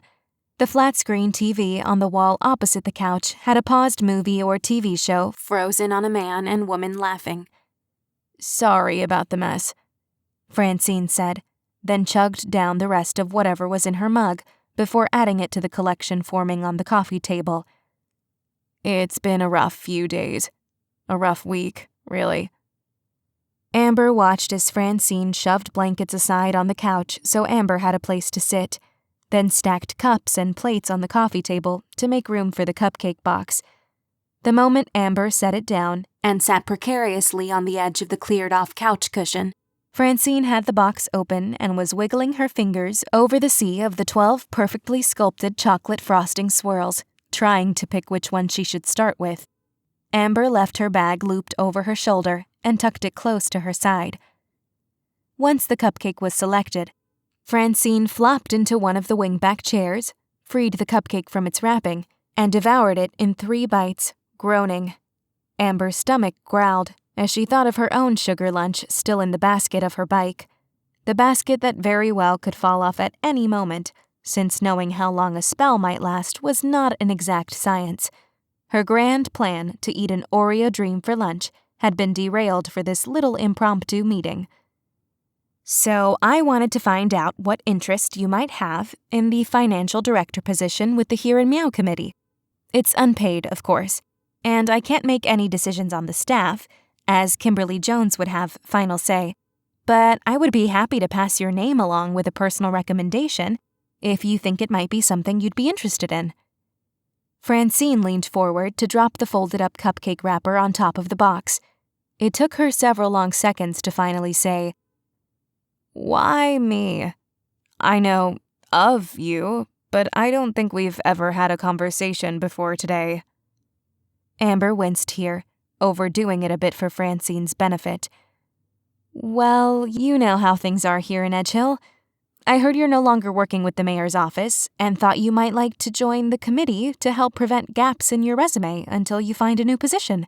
It's not a job, per se, but it's a highly respected event. I know you haven't lived here that long, but it's hard not to know how huge the Here and Meow is. And I figure if you were able to stay on top of the finances for the mayor and his campaign, running the finances for the festival would be a breeze. We've needed the additional help since Whitney was arrested." "Oh, that's right," she said, wrinkling her nose. "I'm sorry about Melanie. I know enough about you to know you two were close." Amber nodded slightly. "Thanks." Francine rested her elbows on her knees, gaze focused on her fur-lined house slippers. "Don't get me wrong," she said after a long pause, raising her head to look at Amber. "I'm flattered you've even come here. Lord knows I could use something to help fill my time and get me out of the house. But I mean..." She sat straighter to motion at herself, and then at her living room. "I'm a disaster. There have to be better candidates than me." Amber shrugged. "We've all been between jobs before. Nothing a shower and a little tidying up can't fix." "I was fired," Francine said. "I was dumped. Day drinking and watching romantic comedies are my new hobbies. because as if I couldn't be any more of a mess, I'm heartbroken on top of everything else. Unsure if she should even bring it up, Amber said, "My friends and I saw you at the Sippin' Siamese on Thursday with a very hot cowboy." Francine snorted and waved her hand dismissively. Oh, he was just a distraction. Chewing on her bottom lip, Amber told herself that she was here to talk about the financial position, nothing else. Nothing else was any of her business. Were you dumped by Frank? Francine let out such a sudden burst of uproarious laughter that her 2 cats zipped off the couch and darted away. Oh my God. No, not him. I was seeing this guy for nearly a year, and it turns out the little weasel was only dating me because of my connection to the mayor. When Frank fired me, he was no longer interested. Francine stood long enough to fish another cupcake out of the box. After plopping back into her chair, she said, Oh, I feel like I'm drowning. It's like I've lost control of everything in my life. Amber frowned, struggling for something to say. Everything fell apart spectacularly in a matter of 48 hours, and I don't know how to get back on track. She devoured the second cupcake, then glared at the wrapper she'd meticulously folded into a tiny square. I don't know how much help I'd be to the committee. Clearly, I'm not the best at making decisions. I've made so many terrible ones lately, especially lately. Men, career, eating habits. She tossed the wrapper onto the coffee table. It's like I don't even recognize myself anymore. Amber wasn't sure if the woman was seconds away from punching something or bursting into tears. Just talking to Kimberly couldn't hurt, right? She asked.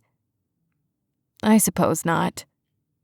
After a stint of awkward silence, Amber said, "If you were to get the position, as it gets closer to the Here and Meow, the mayor has a tendency to pop in on meetings. Our most recent one was at his house. Would things like that be a problem? Seeing him, I mean?" Francine shrugged. It would be fine. I'm mostly just hurt he fired me after all the work I put into that job. During the campaign, we were practically glued at the hip.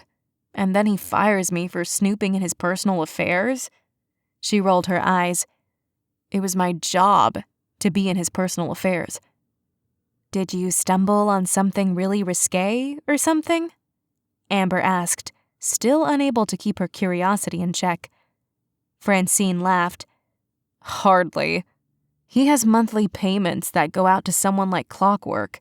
They've been going out for years. So I asked him about it since they were really starting to cut into his bottom line, and I needed to know if we needed to cut back in other areas to help accommodate these payments, whatever they were. I made the mistake of asking what they were for, and he flipped out. He's usually a super relaxed guy, but geez, he's got a temper on him. He started saying these really horrible things to me, so I snapped and said horrible things back, and within 10 minutes of me asking about the payments, he'd fired me and practically kicked me out of his office. "Wow," Amber said, reliving her own experience with Frank's temper. "Can I ask you something?" You brought me cupcakes in my time of need. You can ask me anything you want. "It's about him and Chloe," Amber said.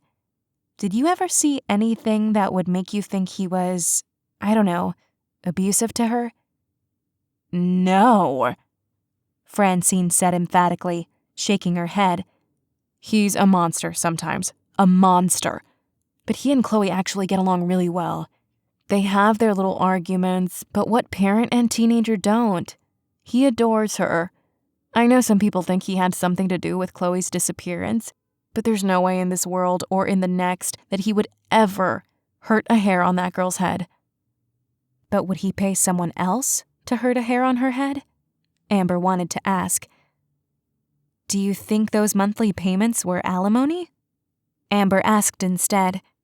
If the Chloe's mother is still alive theory was true, then maybe the monthly payments were going to her. Nope, Francine said. Shannon died when Chloe was a baby. Car accident. I have no idea who the payments could be to. He has the most boring social life I've ever seen. He doesn't date. doesn't really have any close friends. I secretly hope I stumbled on payments from a slush fund to someone who he had an illegitimate kid with or something. But he's honestly so boring and straight-laced, I can't imagine it's anything scandalous. Then why fire you just for questioning what the payments were for? Amber asked. Francine groaned. True. Then, in a reluctant tone, she asked, have you talked to or seen him lately? I mean, since the disappearance? Any idea how he's doing? Does he look like he's been sleeping? He won't return my calls. I just want to know if he's okay. Chloe's his whole world. He has to be a wreck. Something occurred to Amber then. What? Francine asked, when Amber had done nothing but stare at her. How long ago did you fall for Frank? Squeezing her eyes shut, Francine dropped her face into her hands. Then she whimpered, My God, am I really that obvious? When she finally lowered her hands and shrugged helplessly in Amber's direction, her eyes welled with tears. Nothing ever happened between us. Let me point that out right now. He never even flirted with me. At least I don't think he ever did. That man isn't the easiest to read. This guy I was seeing was bad news, manipulative, good at gaslighting. But he could also be an amazing listener and was there for me whenever I needed it. Definitely a commitment phobe, though. I kept telling myself he was shy and just needed me to be patient until he was comfortable opening up to me, you know? But he just wasn't that into me. I let myself get strung along like a lovesick idiot. I actually talked to Frank about it a couple of times. A few months ago, we'd both gotten a little tipsy on wine while working at his office, and I came onto him hard. He shut me down. I don't even know why I've got it so bad for the stupid wet blanket. Her bottom lip shook, and she worried at a cuticle. We'd gotten so close over the last few years, and I'd really gotten to know Chloe.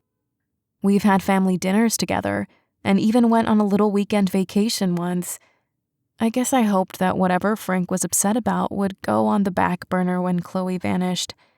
If something like this won't make him reach out to me, I don't know what will. But it's been radio silence. It's like he's written me out of his life. Like I don't matter to him anymore. Why do I keep falling for guys who don't want me? Amber wished she had an answer for her. All she knew was that she'd grown uncomfortable now that the adrenaline of chasing down a lead had worn off. Good gracious, Francine said, rubbing her face with both hands and smearing her old mascara even further. I'm sorry I just dumped all that on you. I really need to stop day drinking. Amber managed a faint laugh. It was time to leave this poor woman alone. She stood, and her still strapped-on messenger bag tapped lightly against her thigh. It's not a problem. Everyone needs to vent sometimes. Thanks for talking to me. If you're interested in that position... Francine stood too. Yes, please tell Kimberly I'd love to meet with her to chat. Let me get you my card. Amber walked with Francine out of the living room. As Amber waited in the small entryway, Francine headed into the rightmost hallway, calling an "I'll be right back" over her shoulder. Glancing around the small space, Amber caught sight of her mess of a reflection again and turned her back on it, shuddering slightly. She needed to start carrying a brush in her bag when she rode her bike long distances. She looked like a woman who had come creeping out of the woods where all her friends were squirrels.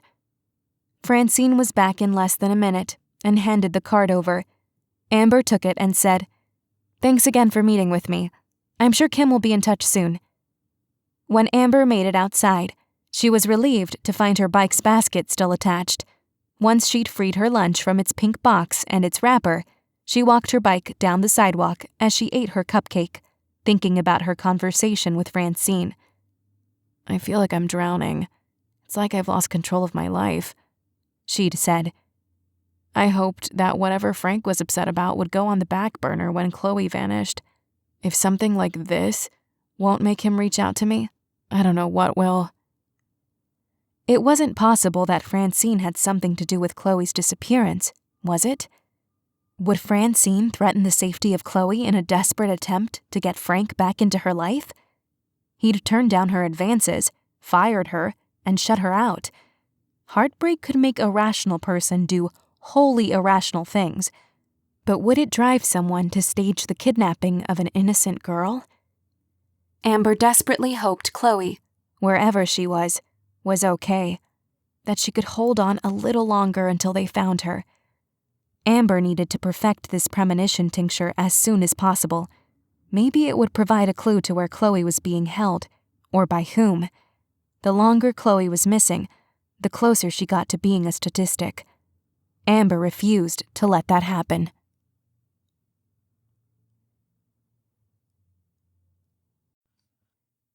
Chapter 9. By 10:45 Tuesday morning, Amber and Anne-Marie had set up their table for the job and career fair, which was due to begin at 11.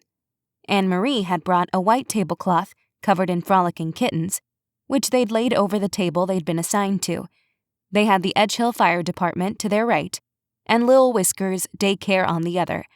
Businesses from all over Edgehill were represented at the fair, some offering summer job opportunities, while others offered internships. Students looking to enter the medical profession could sign up for volunteer programs. The Here and Meow table was decorated with a handful of Amber's toys, both the animated ones and a few of the smaller non-charmed ones that would serve as table decorations during the hairball. As Amber and Anne-Marie sat in their seats side by side behind the table, Amber took in the scene around her. The fair was being held in the Edgehill High Gym, tables ringing the outside edge of the shiny wooden floor of the basketball court. The place was filled with adults laying down tablecloths, neatly stacking flyers and business cards, and setting up clipboards to sign up for one thing or another. The din was already loud, and the kids hadn't even joined them yet. The sound of voices echoed around Amber, bouncing off the walls where the bleachers had been stacked away. So we're going to need volunteers both for the 5K, to pass out water, and also people to direct runners where to go to make sure no one veers off course, and for the hairball, Anne-Marie explained. The clipboard in front of Amber was for the hairball. For the gala, we basically need as many people as we can get to pass out samples to the guests and to clean up. Glorified waitresses and busboys. The gala is so much bigger this year.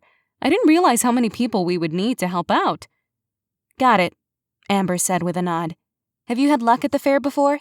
Seems like a great place to do it. First year, she said.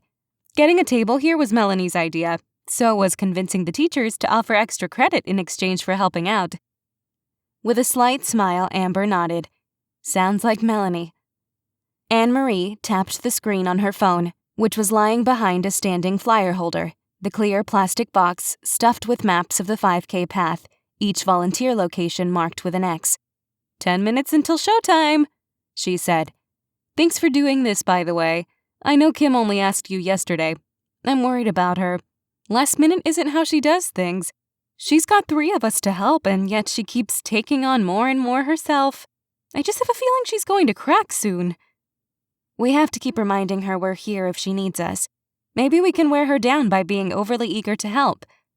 Speaking of, I heard we have a new finance chair, said Anne-Marie. Kim said she got in contact with Francine Robbins based on your recommendation, and she said Francine is sharp as a tack.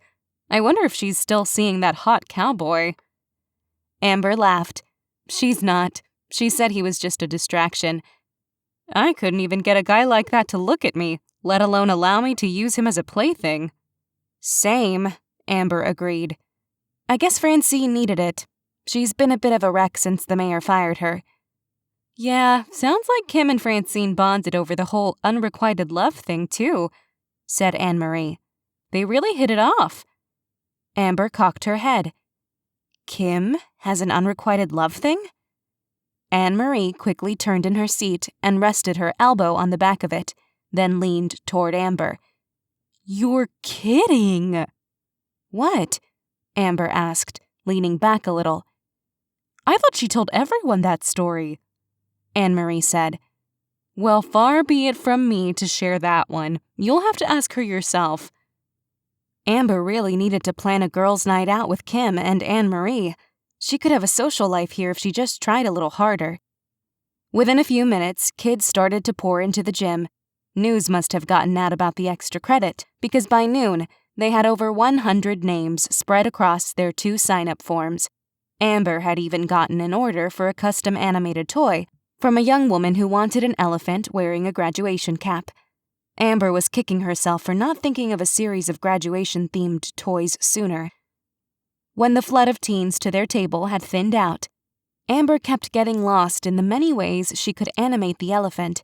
Could she charm it to use its trunk to take the cap off its head and wave it around before putting it back? "Uh-oh," Anne-Marie muttered under her breath. "Incoming." Amber pulled herself out of her thoughts just as a very pretty young woman approached the table. She had dark brown hair, brown eyes, flawless skin, and a smile that looked completely staged. "Hi, ladies," she said cheerfully, holding out a hand to Amber. Amber shot a curious look at Anne-Marie as Amber shook the young woman's hand. "Hi." "I already know Anne-Marie, but I don't think we've ever formally met," she said. "I'm Dawn Newland." "As in Victor Newland's daughter?" Amber asked. Anne-Marie muttered something else under her breath that Amber didn't catch. "That's me," she said, grinning that rehearsed smile again. And then Amber understood. It was a politician's smile, a smile you wanted to trust, but knew deep down you shouldn't. "And you are—" "Amber Blackwood." "Oh, right," said Dawn. "You sell those little kitschy novelty toys, right?" Amber decided not to dignify that with a response. Instead, she said, "Are you looking to volunteer? We're nearly out of positions for the 5K, but we still have a few busser slots open for the gala." Dawn wrinkled her little button nose. "Actually, I wanted to find out if you're the replacement for Anne-Marie's volunteer department assistant." "I'm just helping out today," Amber said, "keeping Chloe's seat warm until she comes back." With a scoff, Dawn said, "Oh, come on, Amber. We both know Chloe isn't coming back." Goosebumps rose on Amber's arms, but she did her best to keep her voice neutral. "We do?" Yeah," Dawn said. "She ran off with that trashy older boyfriend of hers she was always talking to. I swear it's a miracle she was passing any of her classes. All she ever did was talk to him on Scuttle. Johnny this and Johnny that. Sounds like her dad found out about it and Chloe decided she'd rather be with Johnny than deal with her psycho father, so she took off. She'll show back up when the creep knocks her up and she needs money." Amber's mouth dropped open. Anne-Marie gasped. Dawn rolled her eyes. "Chloe Deidrick has been fooling everyone with her little wholesome act for ages. Just like her dad. You saw how he flipped out at the town hall meeting. Who wouldn't want to get away from a guy with a temper like that? Even if it meant shacking up with a sleaze like Johnny." She offered a dramatic shudder. "I'm the only one who can see through it. So if you want help, Anne-Marie, from someone with actual work ethic who won't be on her phone every 10 seconds, know you have the perfect candidate right here. You'll have the most efficiently run volunteer program the Here and Meow has ever had, and I'll have something that looks great on my resume. Win-win." She reached into the small purse slung over her shoulder and pulled out a baby pink business card, placing it in the middle of one of the clipboards where dozens of her classmates had filled in their names. "Call me," she said, tapping the card twice with a pointer finger. Its nail painted a light pink that matched her card. "You won't regret it." She turned to leave but came up short when she almost careened into a man standing behind her. She groaned. "Ugh, what are you doing here, Alan?" It was the same man from the day of Chloe's search, and the one who had been watching Amber from across the patio at the Caddy Melt. He hadn't looked at Amber yet. His semi-disgusted expression was focused on the young woman in front of him. "I'm doing my job, Dawn." "I'd hardly call what you do a job," she said, then walked away in a huff before he could reply. Amber shot a horrified look at Anne-Marie. Well, she was a nightmare. You have no idea, Anne-Marie said. She and Chloe clearly don't get along. Their dads are rivals, so they are too, I guess. At least the way Dawn sees it. Last I heard, both girls are in the running for Miss Here and Meow. Chloe was frontrunner, but if she doesn't come back before the gala, it looks like the title will go to Dawn. Which I'm sure will also look great on her resume, Amber said. A man cleared his throat, and Amber glanced up to meet the intense gaze of the man Edgar had said was most definitely a cop. She'd hoped that if she ignored him, he'd go away. "Hello," Anne-Marie said, all smiles. "Can we help you with something?" The intense cop stare he always aimed in Amber's direction suddenly transformed as he turned to address Anne-Marie. Are these sign-ups only for high school seniors, or can an old man like me sign up too? Like a chameleon, now he was charming, had a goofy, self-deprecating air, and a smile that could light up a room. Anne-Marie flushed and tucked her hair behind her ears. "Of course," she said, grinning. "We can use all the help we can get. Were you interested in volunteering for the 5K or the gala?"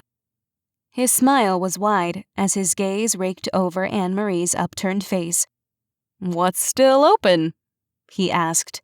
Then, with a sultry air, he said, "You can put me anywhere you want me." "All right," Amber said, abruptly standing up, which seemed to snap Anne-Marie out of her pheromone daze. "You," she said, pointing at the chameleon, "come with me." He didn't resist her command. She stalked past the Lil Whiskers daycare table and toward the side door they'd come in earlier. Just beyond the door was a locker-lined hallway that was nearly deserted when Amber slammed her way into it. When Amber turned around, she found the man a few feet away, the door closing behind him. "Who are you?" she asked, arms crossed. "Alan Peterson," he said, without hesitation. It was such a plain name. It being real or made up seemed equally likely. "Are you a private investigator?" she asked. His mouth quirked up a fraction. "I need to work on my appearance if I'm that easy to spot, but yeah, I am." "Hired by whom?" "Not going to tell you that." "But it's connected to Chloe's disappearance?" "Yes," he said. "My client is desperate to find her, as I'm sure you are." "We all are," she said. "That's what I mean," he said. "Edgehill is definitely a town full of well-meaning people. You all hope you have something useful to tell the police, or a PI, anything that will assist the professionals in finding her." He paused for a long time, then slowly said, "It is strange, though." Amber tried not to take the bait, but she couldn't help it. "What is?"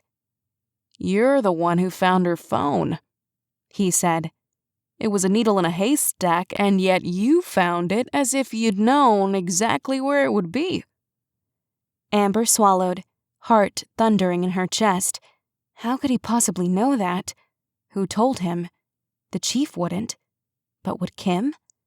Had he charmed the information out of her as he'd tried to do with Anne-Marie? Had he overheard something? Had he been watching her in the woods when her magic had pulled her toward Chloe's phone? "Can I ask you something?" When Amber didn't respond, he said, "What's the nature of your relationship with Chief Owen Brown?" Her head reeled back. "Excuse me?" He shrugged. "I just meant he's relatively new to town, isn't he? Do you think a big city cop has been a good fit for a place like Edgehill?" That wasn't at all what he'd meant, and they both knew it. When it was clear to him that Amber was done talking to him, he fished around in his back pocket and produced a business card which he held out to her between two fingers. Normally, Amber would have refused the card and told him where to shove it. But seeing it between his fingers, seeing the contact the paper had with his skin, made her reach out and take it. "Give me a ring if you hear anything interesting about Chloe, okay?" he asked, taking a couple steps back. "I promise we're on the same side here." Amber stayed rooted to the spot as she watched him walk down the hall, hands shoved into his pockets. He looked like your average dad taking a stroll through the halls. Someone passing him would likely assume he was here to pick up his kid, would assume he belonged here. She looked down at the card in her hand. Alan Peterson, huh? Well, Alan, let's see whose side you're really on.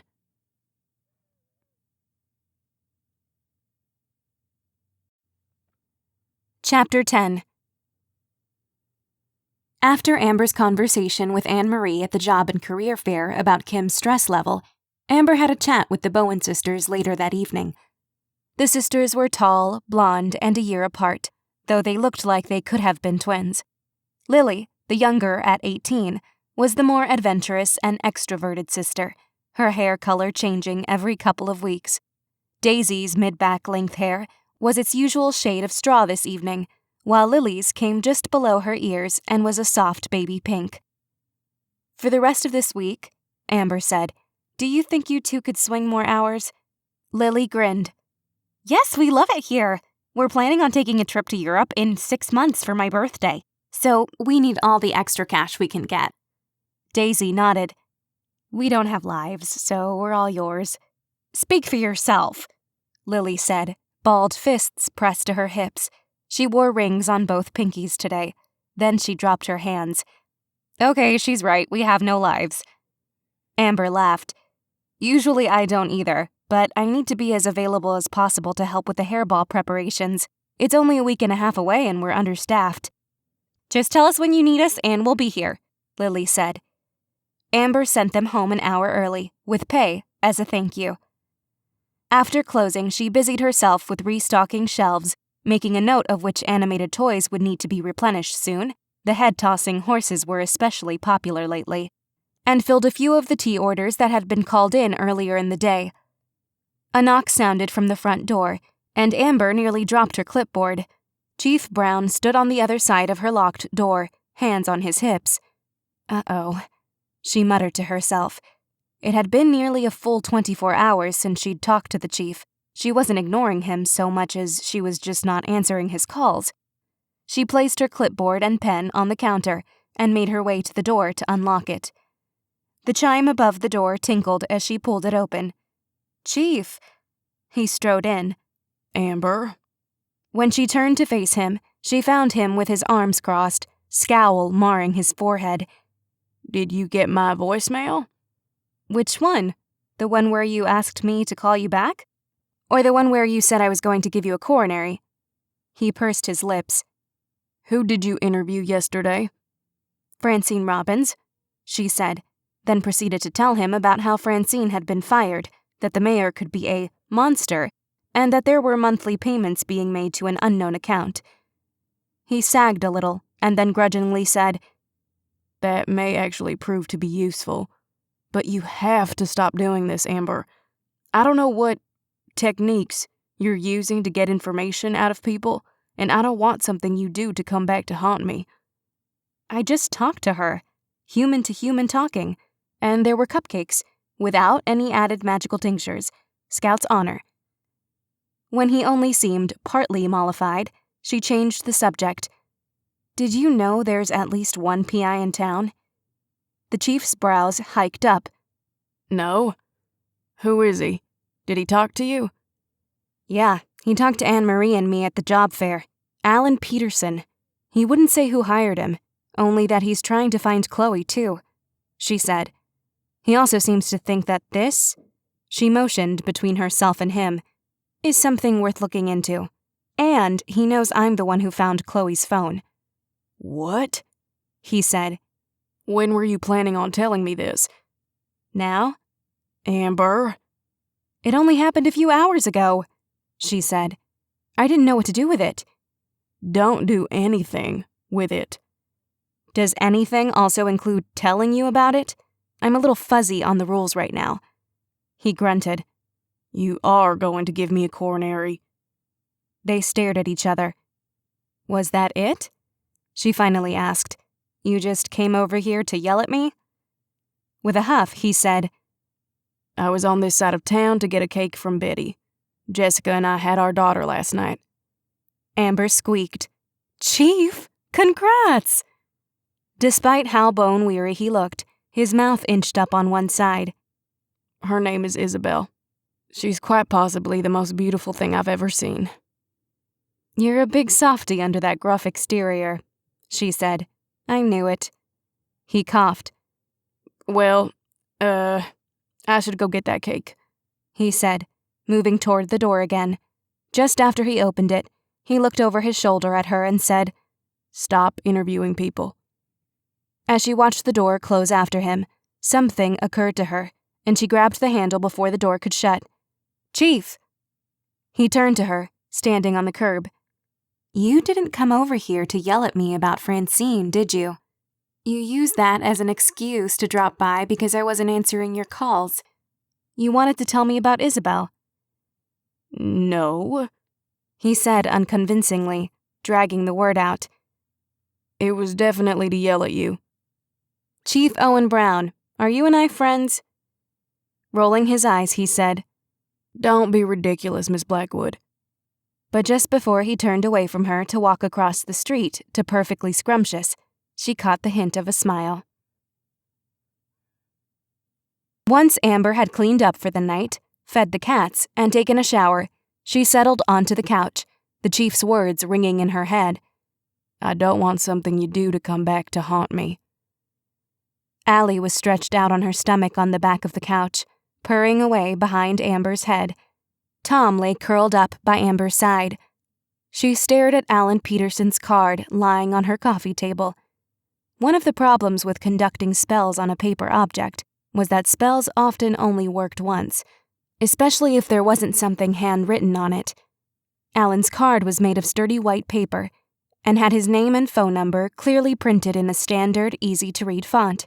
No embellishments. Nothing was written or printed on the back. It was wholly impersonal, which was the point, she was sure. But it meant that whatever spell she used on it would have to be stronger than anything she knew how to do on her own. The spell would have to be able to tap into what little of Alan's energy still resided in the card. And the longer Amber debated on what spell to use, the weaker that energy got. She got up without disturbing the cats, plucked her landline phone off its wall-mounted cradle, and dialed her cousin's number. She had needed to call him so many times during the last few weeks. Now she had it memorized. He answered quicker than usual. It's only Tuesday. I don't have to leave the house until Sunday. What if it's for a good cause? She asked. That cop we saw at the Catty Melt? He's been creeping around town, and I want to find out what he's really up to. Want to come over and help me with a memory spell? We can cloak my studio to prevent detection. It'll be easier to keep my little place cloaked during the spell than your whole house. He didn't respond. I'll order a pizza, she offered. 2 pizzas, he said. At least one of them needs to have pineapple and green peppers. On the same pizza? Amber blurted. Do you want my help or not? Pineapple and green pepper it is. I'll be there in 20. He hung up. It took him closer to half an hour to finally arrive, and by the time he did, his abomination of a pizza was already waiting for him, along with a pepperoni for herself. She met him downstairs and let him into her dark shop. He stepped over the threshold with a leather-bound book clutched to his side. As he looked around the quirky whisker, the tighter he held to the book, as if it were a life raft.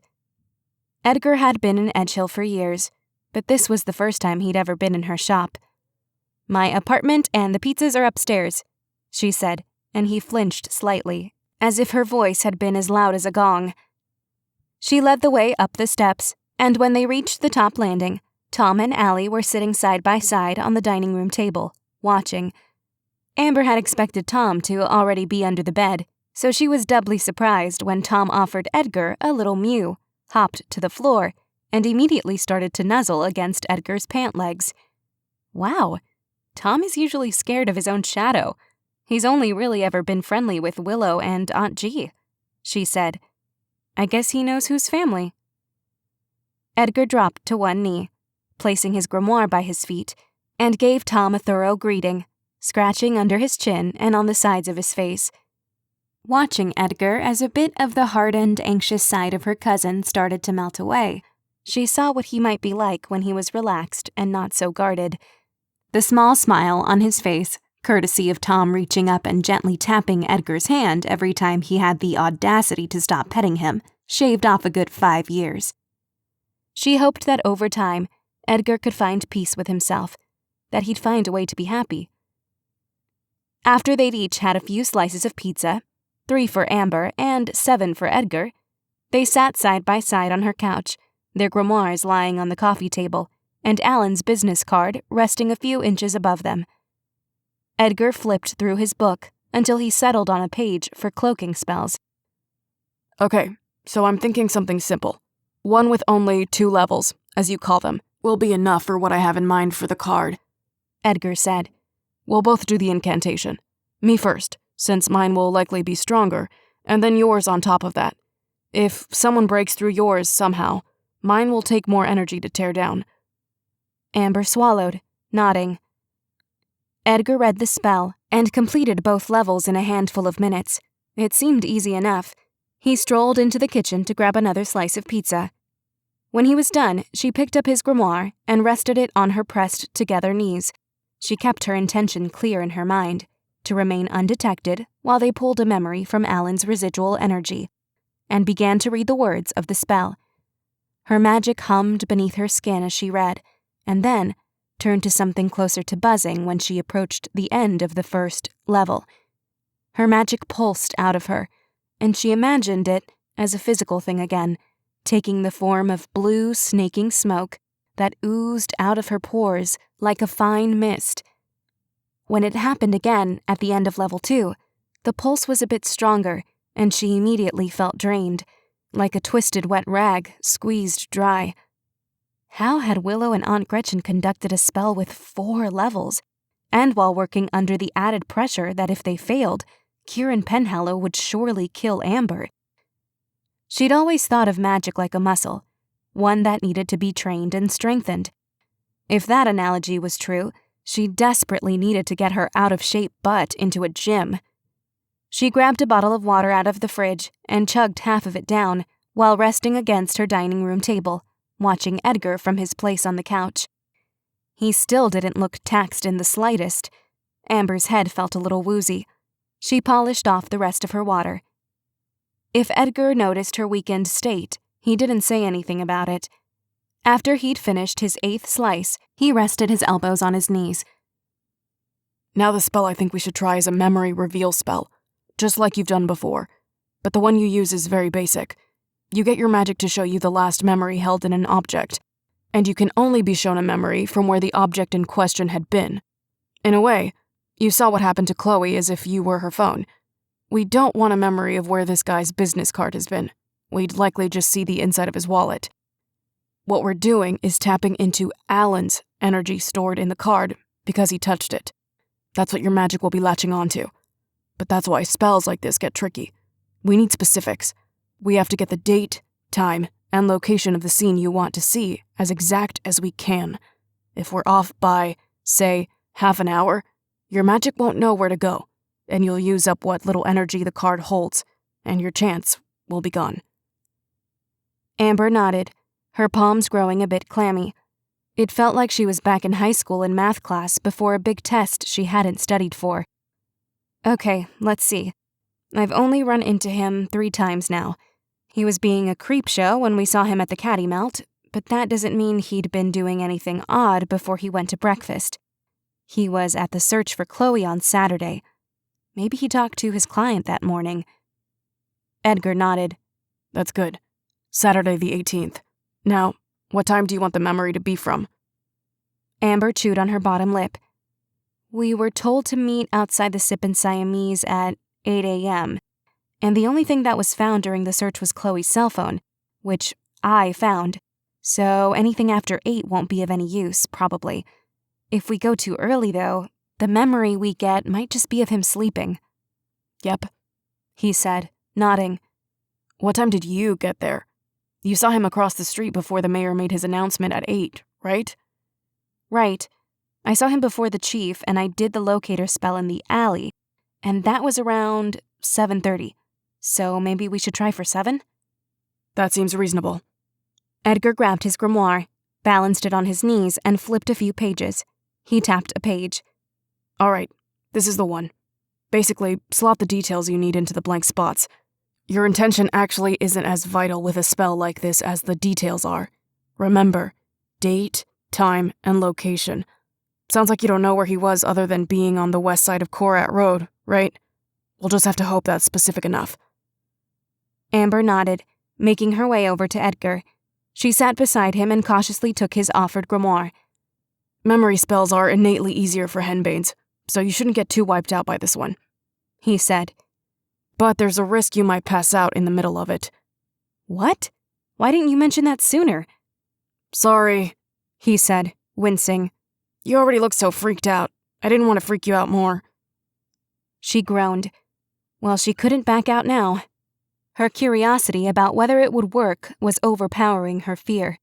She plucked the business card off the coffee table. While she held it in one hand, she calmly recited the spell, slotting in Saturday the 18th of March, 7 in the morning, and the west side of Korat Road, where necessary. As she spoke, she felt her body grow heavier, her thrashing magic rapidly coursing through her limbs, like water rushing through a dry riverbed in the middle of a flash flood, and into the card she held. Edgar's encouraging words of, "You got this, Amber," sounded far away and drowned out. Her vision blackened at the edges, but she willed her heavy eyelids to stay open, for her gaze to stay rooted to the words of the spell as she read them as fast as she could. She was sure she wasn't going to make it, that her magic would be depleted before the spell was complete, and the little bit of Alan's energy in the card would evaporate. But then a brilliant white light tore through her vision, and she was hurled somewhen else.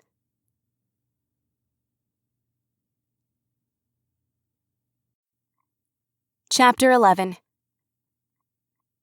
When the light faded, Amber stood on familiar car-lined Korat Road.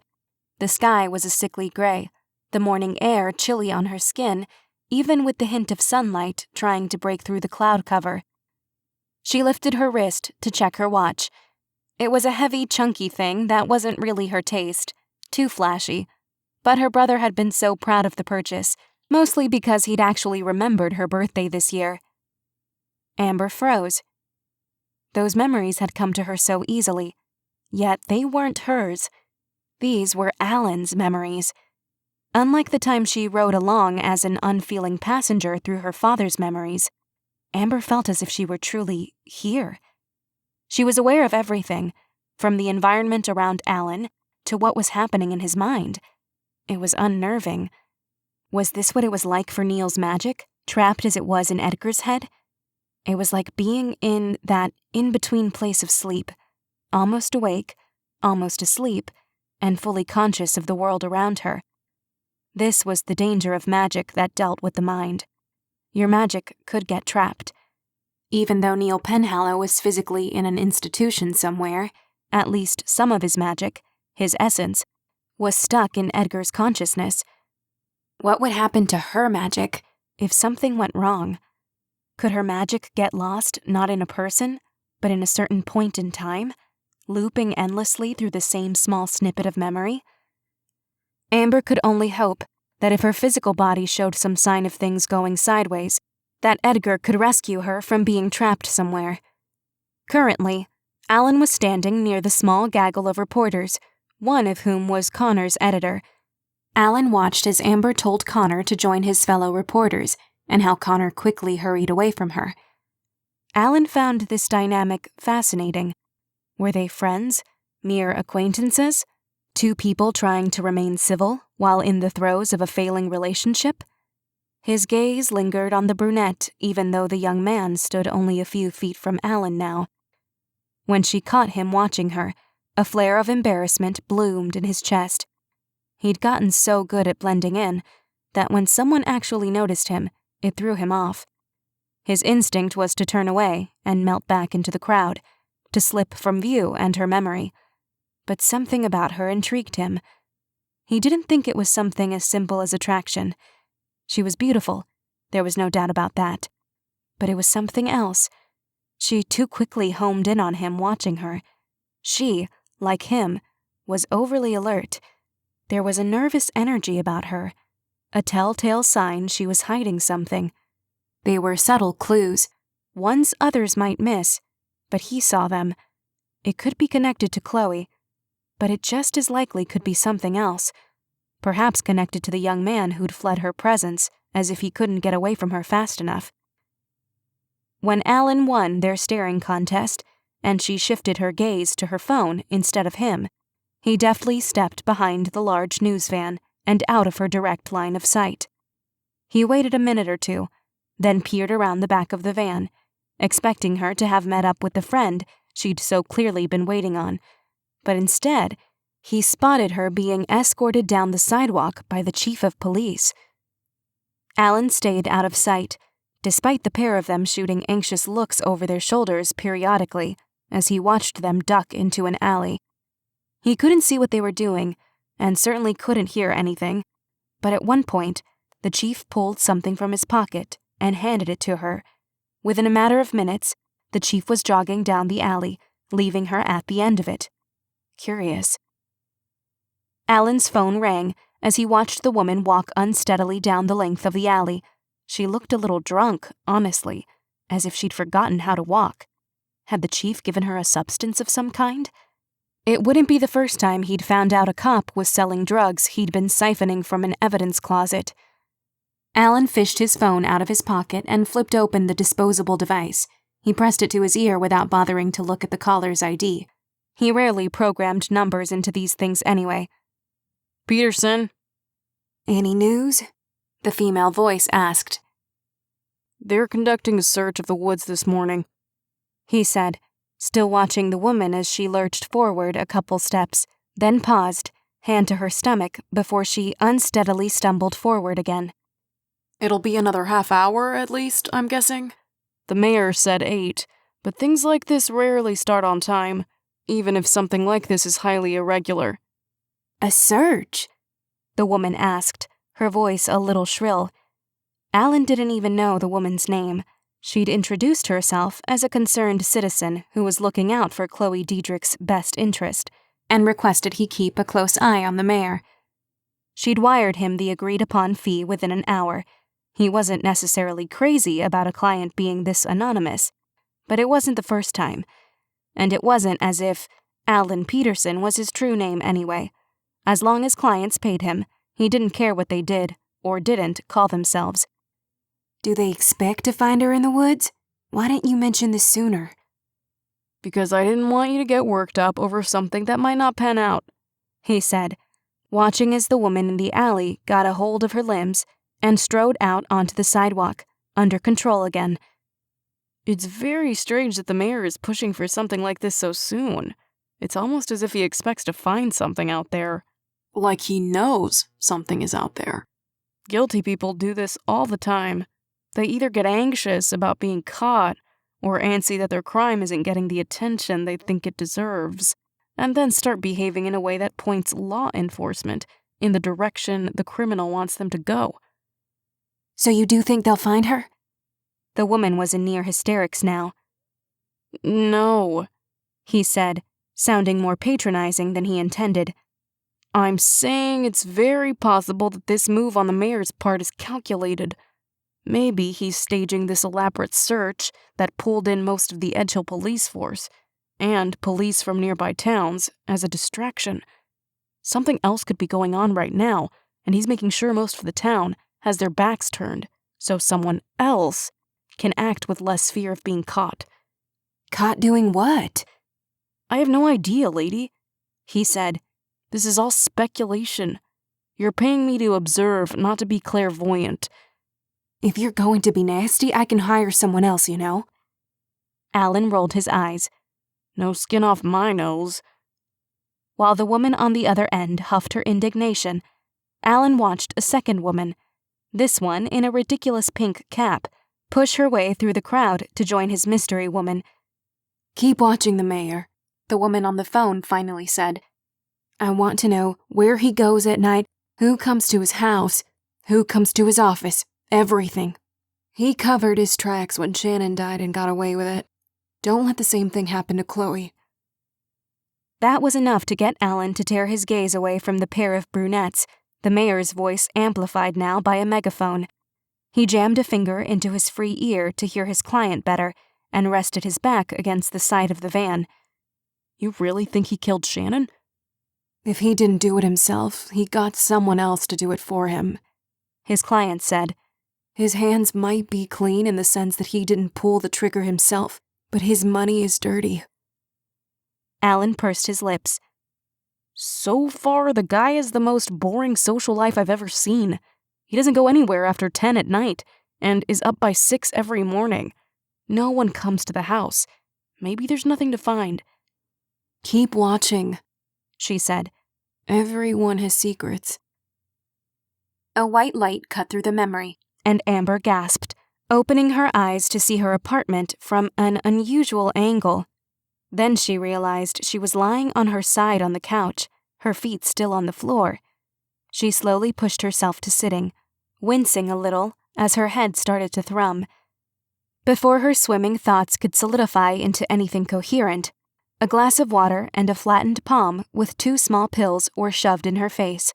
She followed the arm up to a familiar face whose black brows were pulled together. Edgar. You all right, cousin? He asked. She swallowed, her mouth parched. She took the pills and water from him. After she'd drained the glass and he'd fetched her a second one, she felt a little better. But she also felt like she'd been hit by a truck. You are severely out of shape, he said, staring at her while hinged over with his hands on his knees. She mustered up enough energy to glare at him. He grinned. Ah, there's that Blackwood charm. Standing to full height, he said, You'll be okay. Just takes practice. And sleep.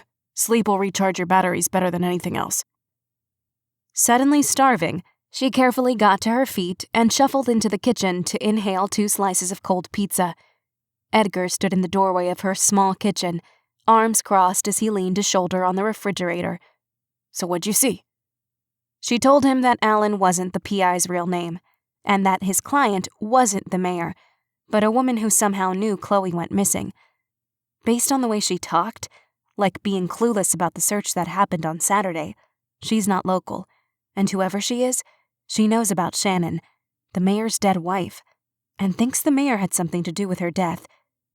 Dang, Edgar said, chewing his bottom lip.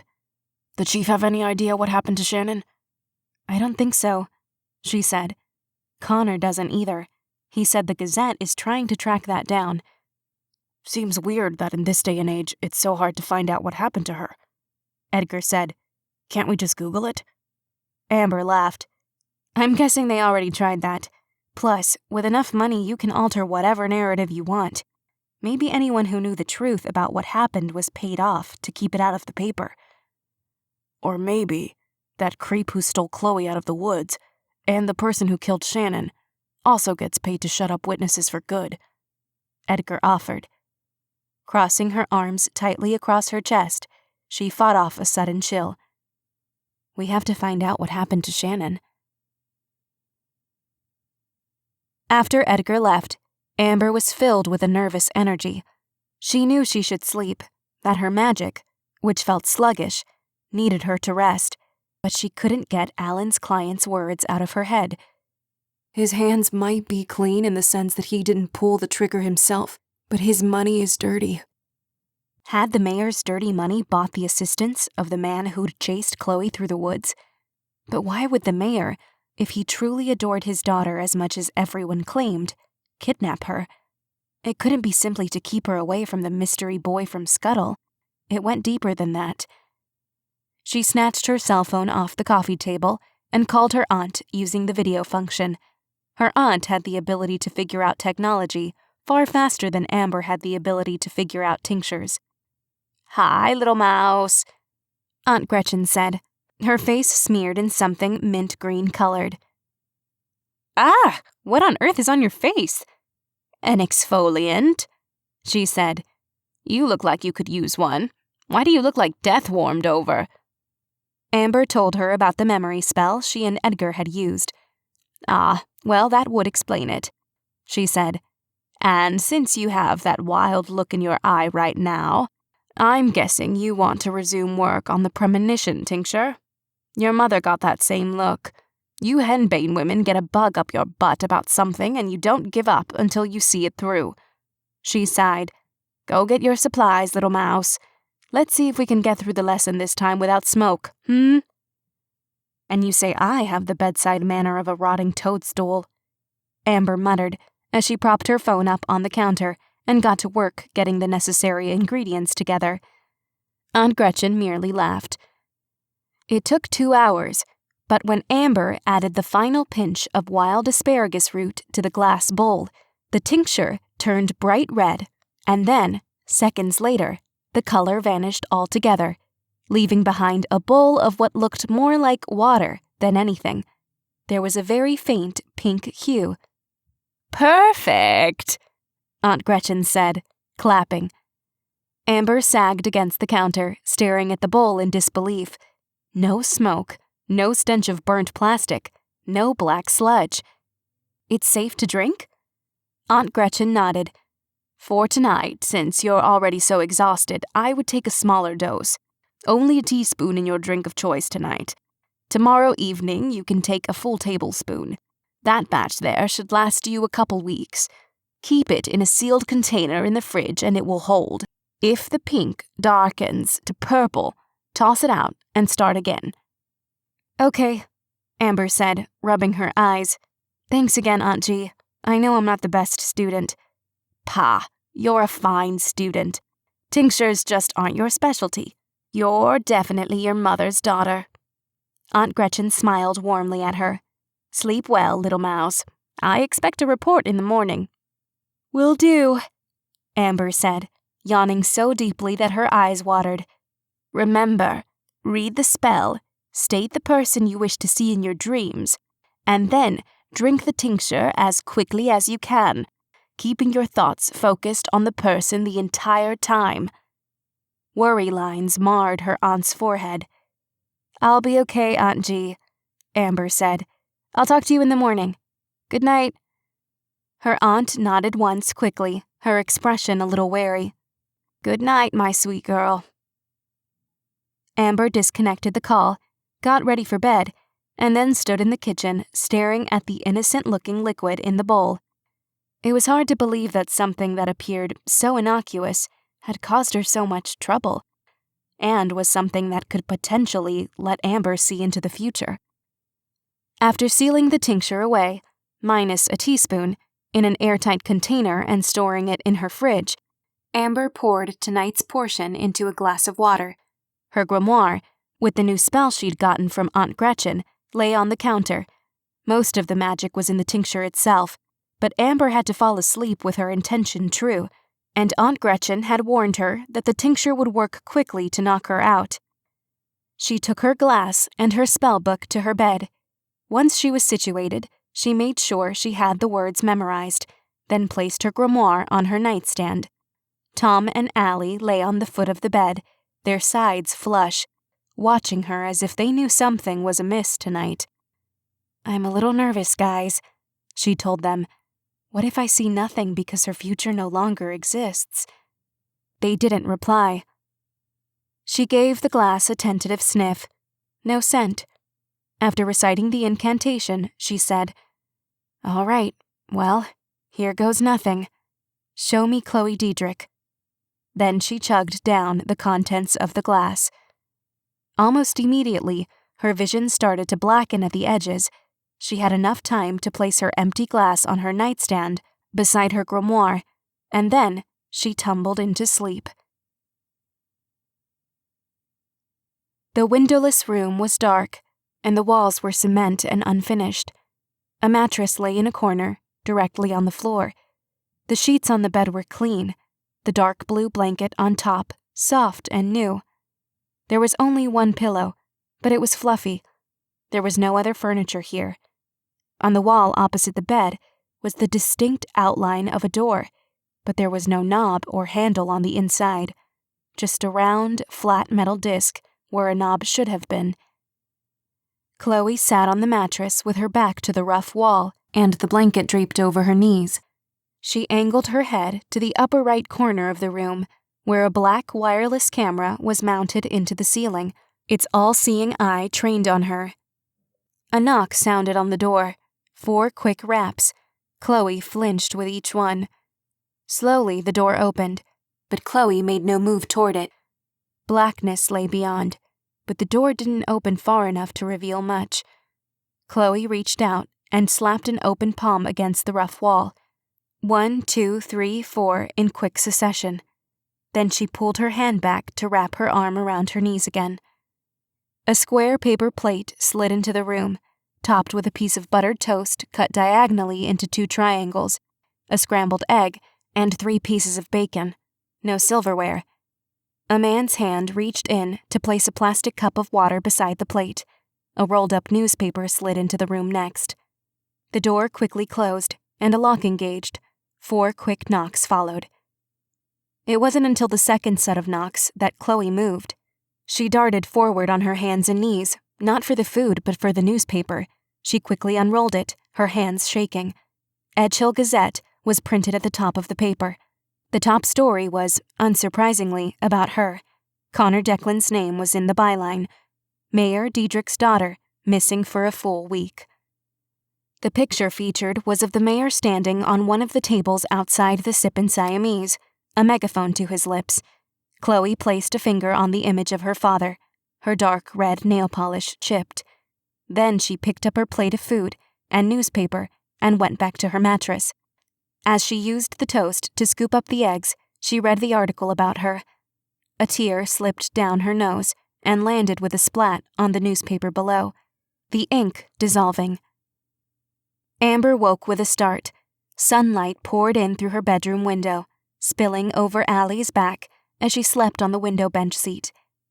Chloe has been gone for 7 days? Amber checked her cell phone.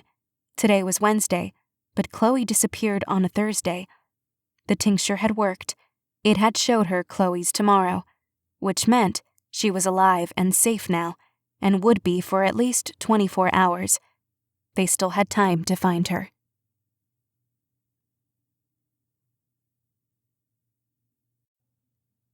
Chapter 12. After Amber fed the cats, she called the chief. It wasn't until the phone was ringing that it registered with her that it was just after 6 in the morning. She had to hope that his job and/or the new baby in the house would ensure he was awake, and not that he would answer the early morning call in a groggy panic. "Morning, Amber," the chief said. "Please tell me you're calling at this ungodly hour because you have good news." "Chloe's alive," she said. She almost heard his posture straighten, fully alert now. "You're sure?" "Yes. I don't know where she is or who has her, but for at least 24 hours, she's okay." She then proceeded to explain how a premonition tincture worked, but he cut her off in the middle of it. "I think I'm at the point where I don't need the details on how this all works," he said. "The details give me hives." "Okay, then I won't explain how I found out that the nosy PI in town wasn't hired by the mayor," she said. "Whoever hired Alan Peterson seems to think the mayor can't be trusted. Have you been able to find out anything about Shannon?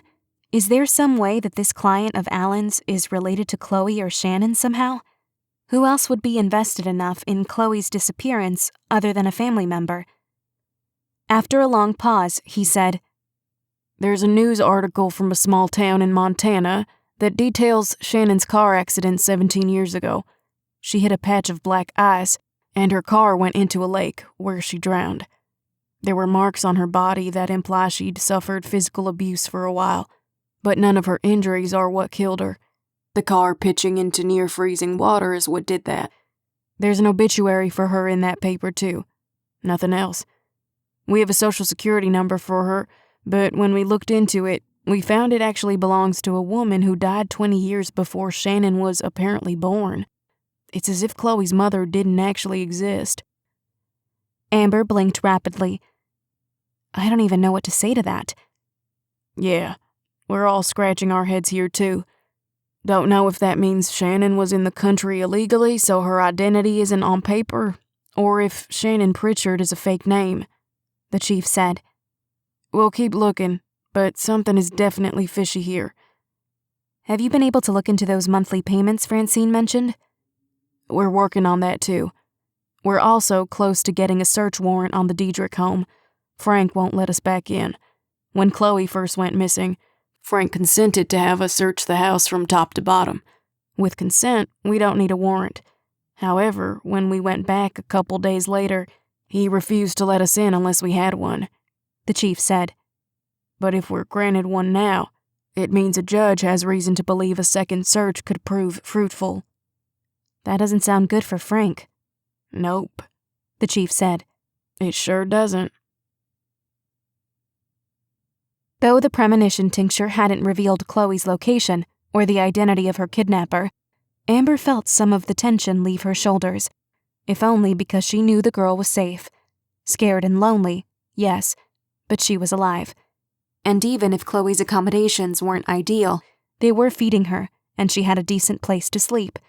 And that sense of relief allowed Amber to tend to more of her responsibilities, namely filling all the orders she'd gotten behind on and making a list of all the toys she still needed to make for the hairball. Sometime while Amber had been getting ready that morning, Kim had texted her with, "Want to grab lunch with me today? I can pick you up at noon. I'm losing my mind and I'm this close to strangling Anne-Marie." At noon on the dot, Kim pulled up in front of the Quirky Whisker.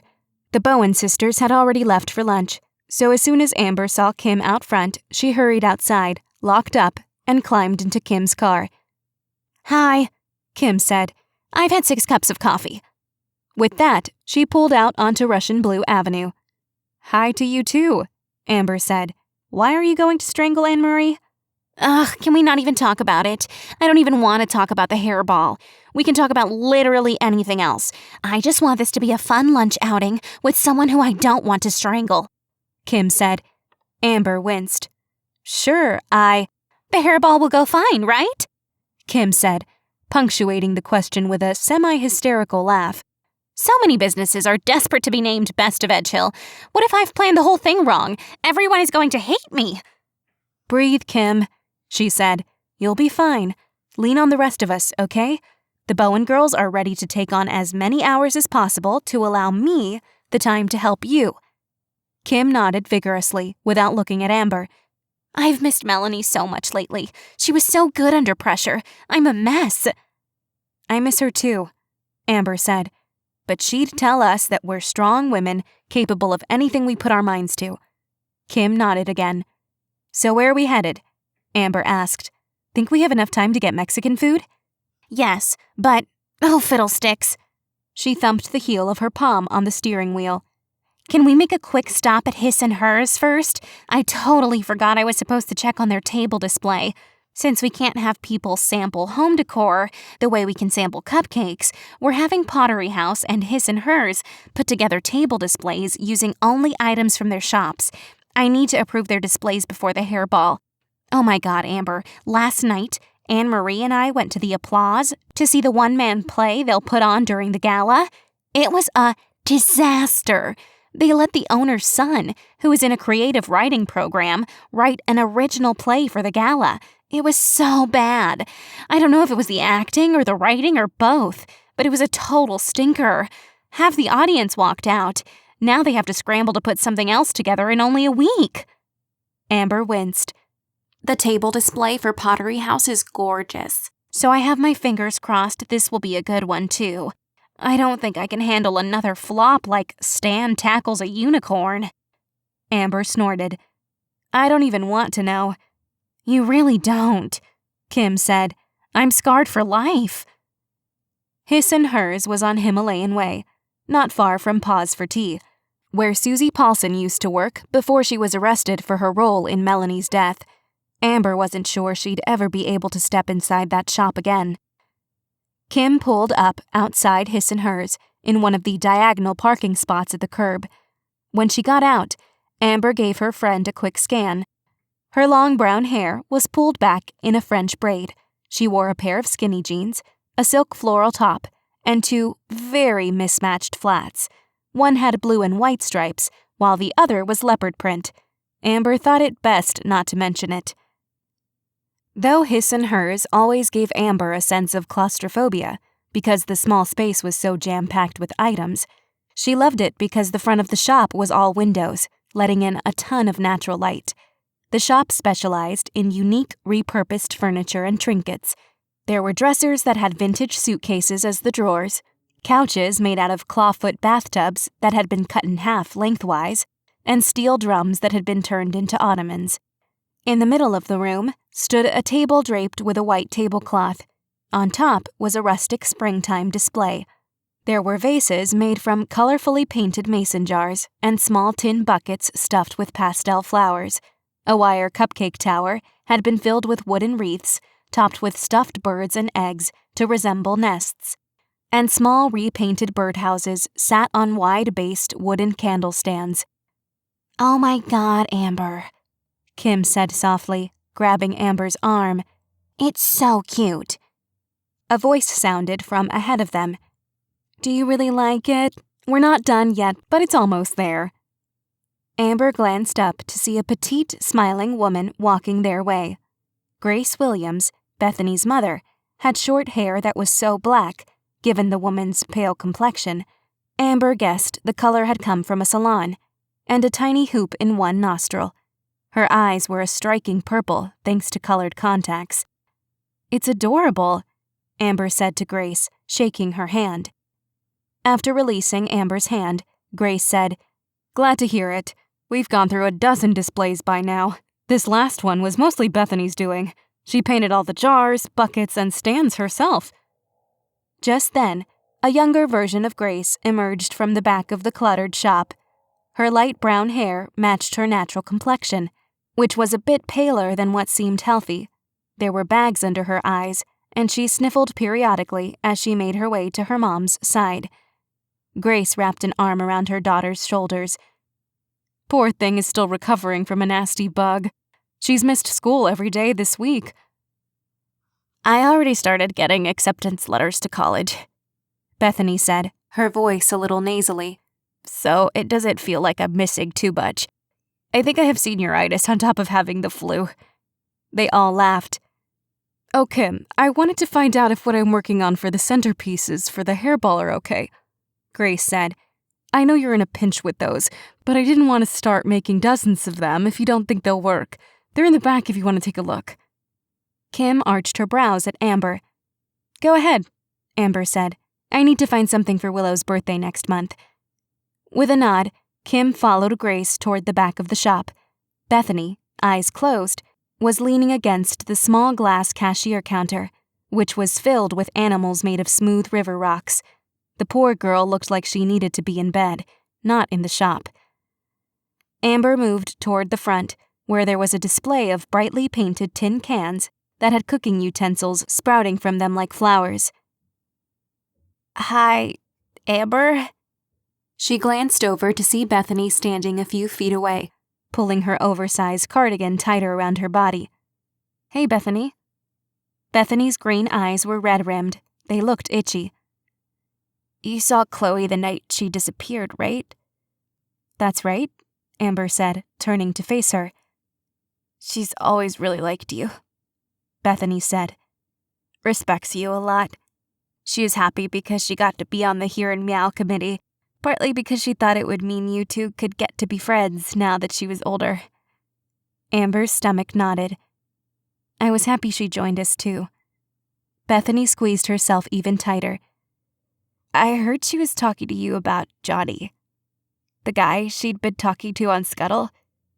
When Amber nodded, Bethany quickly glanced over her shoulder toward where her mom and Kim were still talking at the back of the store.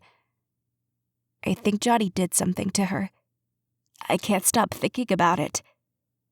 Amber's brows shot toward her hairline. "Why do you think that?" "Even if she decided she wanted to, elope or something crazy, there's no way she wouldn't tell me or her dad. Even if she and her dad were fighting about her dating Johnny, she'd still eventually call him to tell her where she was. Running off and not saying anything to anyone just isn't how Chloe is," Bethany said. Something about Johnny always felt really off to me. Did you hear about the hack? Hack? Yeah. I don't know all the details because I don't understand how all that stuff works. But some guy hacked into Scuttle and found names and email addresses for all the kids in Edgehill who use it and posted the names online. The list got pulled, I think, but Johnny started talking to Chloe after that list went up. I mean, maybe he's someone from Bellhaven who's seen her at a game or something. But maybe it was someone pretending to be a kid from Bellhaven, you know? Chloe showed me his picture, but it was only that one picture. Kinda looks like a stock photo if you ask me. He never sent more than that because he was shy. Bethany rolled her red-rimmed eyes. I don't think he's who he says he is. Did you tell the police or her dad any of this? Bethany vigorously shook her head.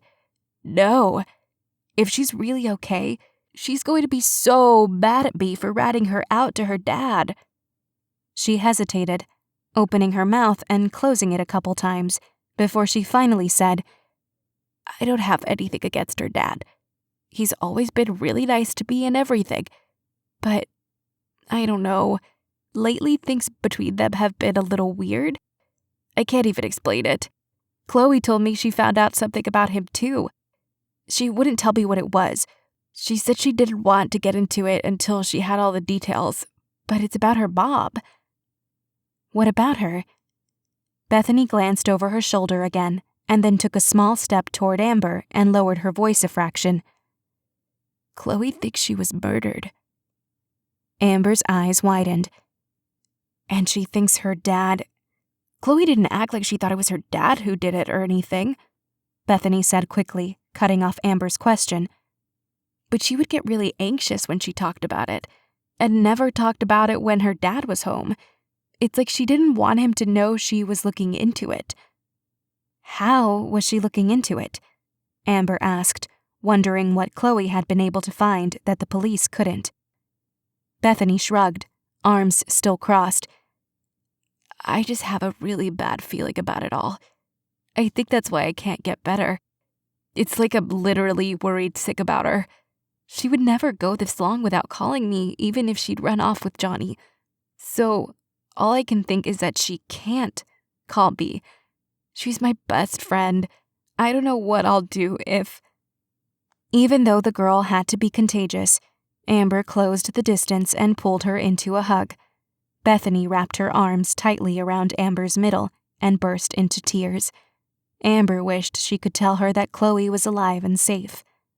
Shh, Amber said, gently running a hand down Bethany's hair. Shh, we'll find her, okay? Chloe's a fighter. She'll hang on until we can get her back. After lunch, during which Kim talked about nothing but hairball matters, Amber had nothing on her agenda. She'd expected to get a list of errands from Kim, but when Amber asked for an assignment or 7, Kim had waved her off. I've got things covered for today, Kim had said. Amber had been fairly certain Kim's eye had been twitching through most of lunch.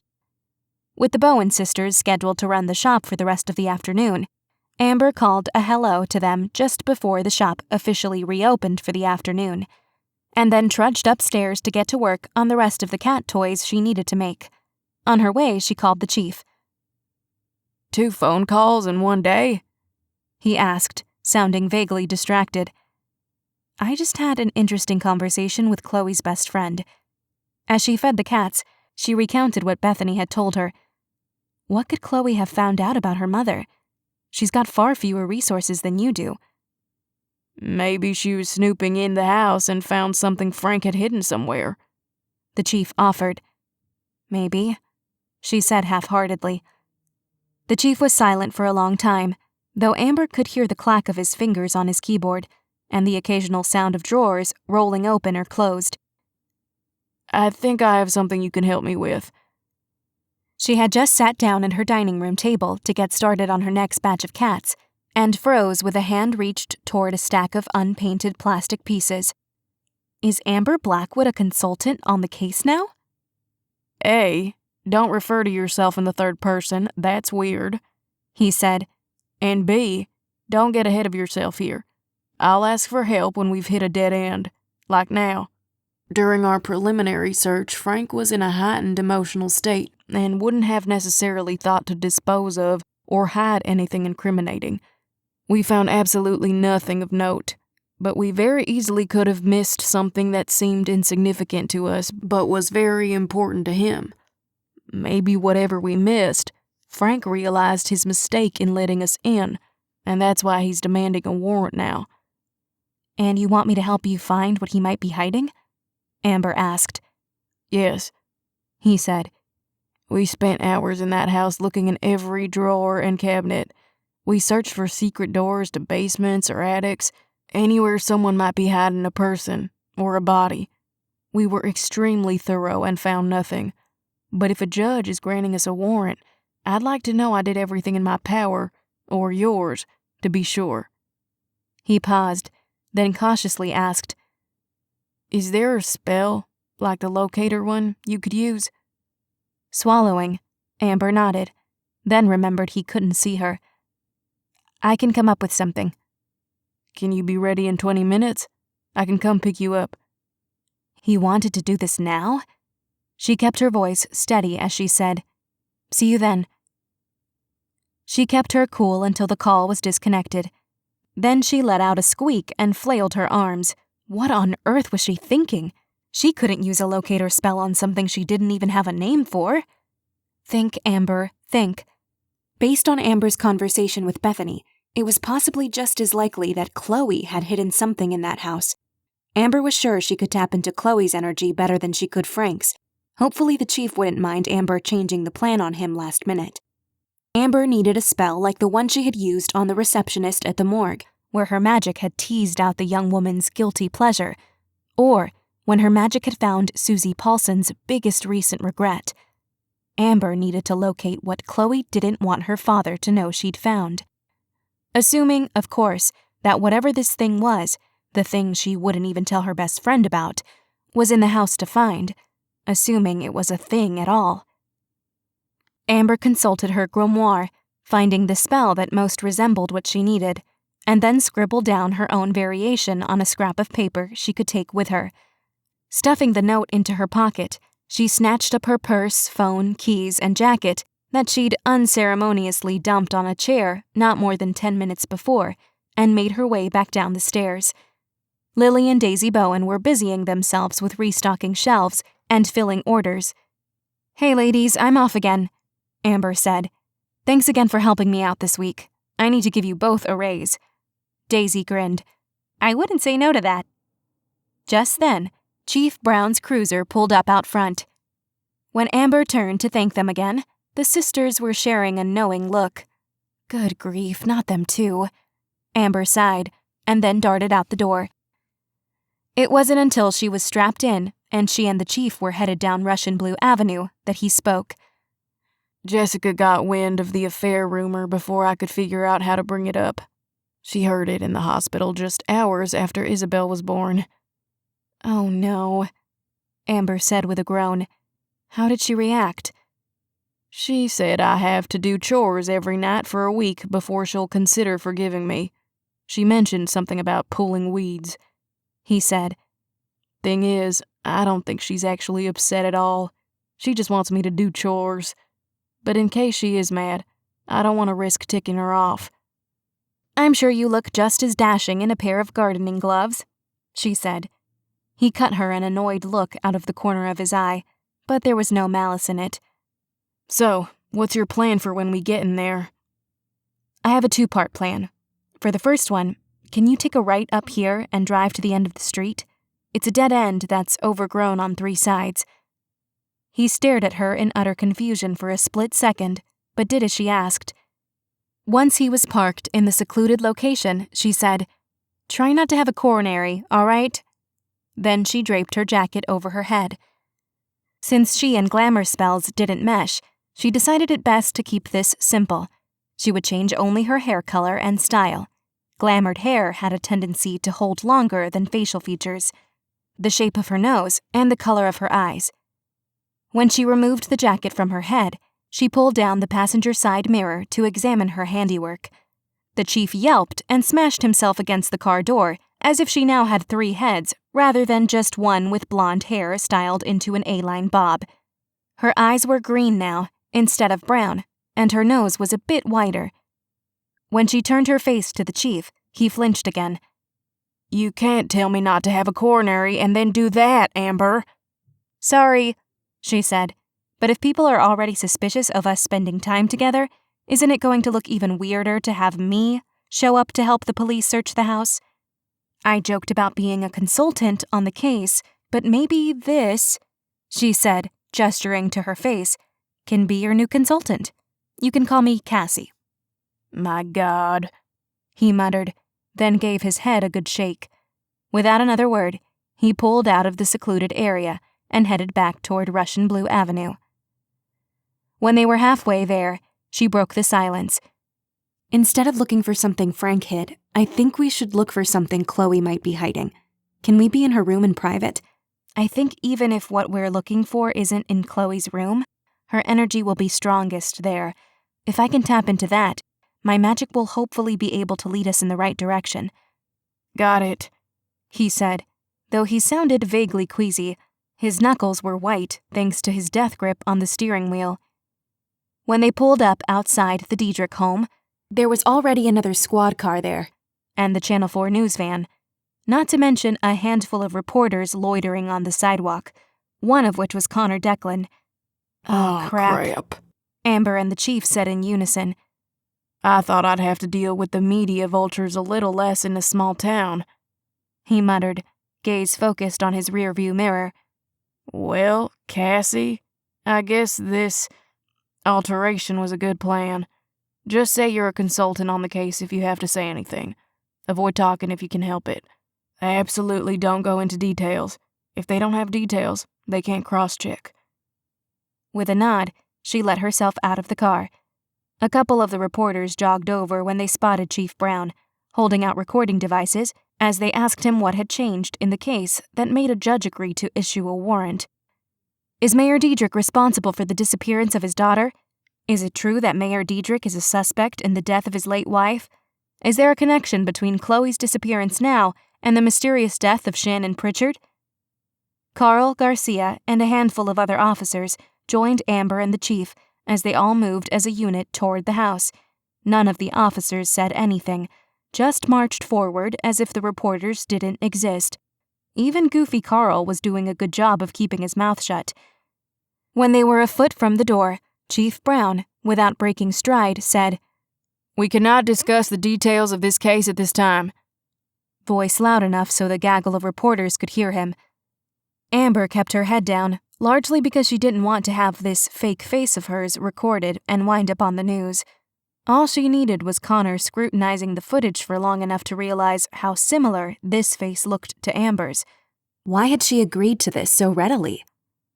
In a matter of minutes, they were inside the mayor's house. Frank Deidrick was his usual gracious self, but that simmering rage was just below the surface. Amber could see it. She could practically feel it. "And who is this?" the mayor asked the chief, though Frank's attention was squarely on Amber. "You look very familiar. Have we met before?" Amber kept her voice high and light. "I don't think so." "If you would excuse us, Mayor," the chief said, a hand on Amber's lower back as he gave her a gentle push toward the hallway that would lead to the staircase. He produced a copy of the warrant and handed it to the mayor as he walked past him. "Please give my officers room to search the premises. Failure to do so will complicate matters for you even further." The chief barked out orders to his officers. They broke off into pairs as they got their assignments. Amber then followed the chief up the stairs. Chloe's room was to the right of the upstairs bathroom, the door standing open. The chief pulled a pair of white latex gloves out of a pocket and handed them to her, then put on a pair of his own. Once she had them on, he motioned to the bedroom door with his chin. Amber walked in first. The room had a queen-size bed pushed into a corner on the left side of the room, piled high with fluffy pillows and blankets. Discarded jeans and shirts were strewn on the end of it, as well as on the floor around it, along with jackets, shoes, and socks. A closet with 2 dark wood French doors stood open, the rack inside so laden with clothes that the bar the hangers hung from bowed in the middle. The floor of the closet was a jumbled mess of more clothes, shoes, boxes, and bags. On the right side of the room was a large vanity with a rectangular mirror resting above it. The outside edge of the mirror was hung with fairy lights, a handful of printed-out pictures stuck to the glass. Amber walked to the table, stepping over clothes, books, and shoes. The pictures featured Chloe and her friends, Chloe laughing more often than not. Amber recognized Bethany Williams in most of the photos, the girls with their arms flung over each other's shoulders or around waists. Almost every picture seemed to be taken at school or in this bedroom. No pictures by lakes or pools on a hot summer day. The tabletop was littered with what looked like homework. Her laptop, a book with an orange highlighter resting on the open spine, scribbled notes in Chloe's looping scrawl. In a partitioned tray to the right of her schoolwork were makeup pots, eyeshadow palettes, bouquets of brushes, and sticks of lip gloss, lipstick, and mascara. Above the vanity, a giant wooden, painted black C hung on the wall. A set of white drawers sat on either side of the vanity, the tops piled with more clothes and framed photos. Did the room end up like this after the search, or? Amber asked, looking around at the mess. The chief shut the door, a soft whoosh sounding as the door passed over the large navy blue throw rug that covered most of the floor. He pressed his back against the door. Nope. I think this is just what it means to be a teenage girl. You were a teenage girl once. Your room didn't look like this. Aunt Gretchen was not a fan of clutter, Amber said. Just think, in 17 years, Isabel's room could look like this. The chief grumbled. We searched this room thoroughly, even looking for false bottoms in drawers, under her mattress, or things stuffed into the bottom of boxes. Came up empty. Sticking her gloved hand into her pocket, Amber pulled out her newly crafted spell, one for finding what has been hidden. Namely, finding what Chloe hid from her father specifically. Amber walked back to the vanity and found a picture taped there of Chloe and Frank, the two sitting outside a restaurant, Frank with his arm draped over the back of Chloe's chair, and Chloe with her eyes squeezed shut and her tongue out. Who had taken the picture? Amber wondered. Francine? A friend of Chloe's? A waitress? Relaxing her shoulders and doing her best to calm her mind, despite the chief's curious gaze boring a hole into the side of her head, Amber uttered the spell. When her magic perked up, waiting eagerly for its assignment, Amber focused her attention on Chloe's face first. What did you not want? And then she focused on the easy smile of Frank Deidrick. Him to find. Just like with the locator spell, her magic pulled her, as if a rope had been tied tight around her middle, and someone on the other end yanked. It yanked her backward, away from the vanity, and back toward the other side of the room. She almost rolled her ankle as she stepped on a tennis shoe. Her magic was leading her toward the third set of drawers in the room, this one resting against the wall to the left of the closet. Amber tugged open drawers and rifled through each one, fingers searching for any hidden catches in the tops or bottoms of the drawers, just as the chief and his officers had apparently already done. The chief, thankfully, didn't patronize her for going back over old territory. He kept perfectly quiet as he let her work. When all the drawers revealed nothing, she took a step back, thinking maybe she'd been wrongly drawn toward the dresser. But her magic gently pulled her forward again. It was like playing a game of hot-cold with a voiceless, disembodied friend. Step back, cold. Step forward, warm. She peered behind the dresser. The gap between it and the wall was thin. Inching the dresser away from the wall a fraction, she ran her latex-covered fingertips over the dresser's back. Warm. Her magic urged.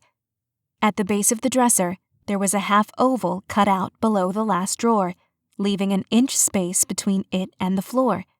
Amber knew the cutout was for decoration, but she didn't understand what purpose it could serve.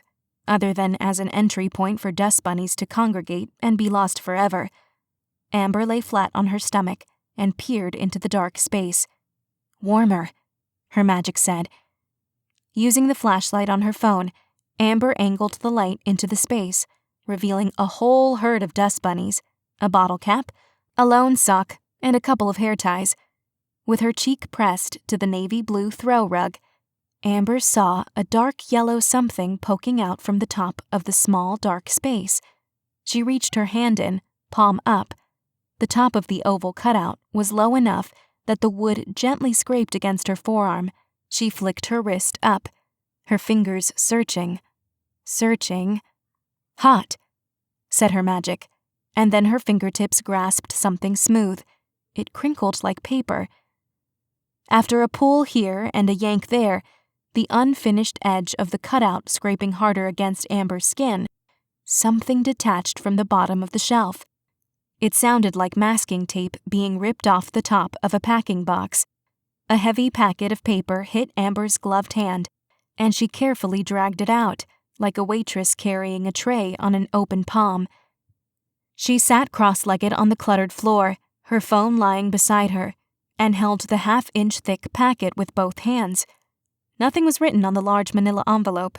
The small copper prong clasp on the back bent down to keep the flap closed. She had never been more desperate to open anything in her life, but she figured the chief would have to analyze everything first. She glanced up at the chief, who still stood with his back pressed against Chloe's door. After several moments of him staring at her a little slack-jawed, he said, "Your face is back."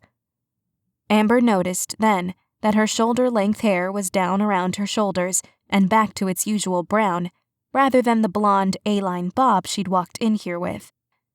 The chief walked over with his hand out, the white glove in sharp contrast to his black jacket. A little reluctantly, she handed him the packet. He waded across the sea of clothes to get to Chloe's vanity and placed the envelope on top of Chloe's laptop before picking up both. "Can you change your face back to Cassie so we don't draw any unnecessary attention to ourselves?" Shoulders sagging, she got to her feet. All that excitement and work to find the packet, and now she would have to go back to the quirky whisker. Her curiosity about what Chloe had squirreled away was sure to give Amber an ulcer before the chief ever got around to telling her what was in the envelope. "We'll need to be here another hour or so before I can feasibly make up an excuse about driving you back to the station," he said. "So stop pouting. In an hour, we'll both get to see what's in this thing."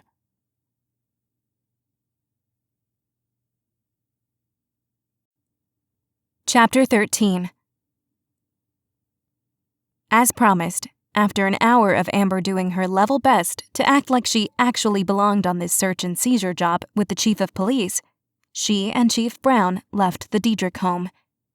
When the chief told Garcia that he needed to take Cassie Westbottom, Amber had almost burst into laughter at the improv last name of her consultant persona the chief had come up with on the fly. Back to her hotel, because her flight left in a few hours, Garcia had hardly batted an eye.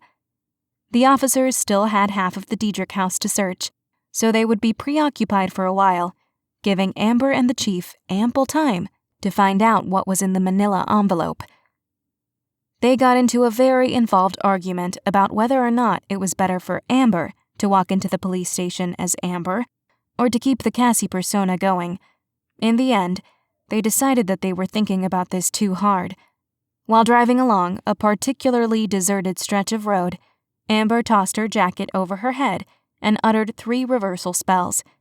A shock to the system was a better, quicker way to remove a glamour, but she figured the chief wouldn't readily agree to issue her a quick slap across the face, especially not while he was driving. "Is it safe?" she asked. "1 second. Car coming in the other direction. Okay, now." When she emerged, finger combing her hair as she did, the chief gave her a quick once-over. "Welcome back." The tension in his shoulders seemed to ease once her face was back to normal. Amber's leg jiggled as she cycled through the possibilities of what Chloe had stuffed away in that envelope. Maybe she too had known about her father's strange monthly payments and had found out who they'd been made to. The police station was quiet.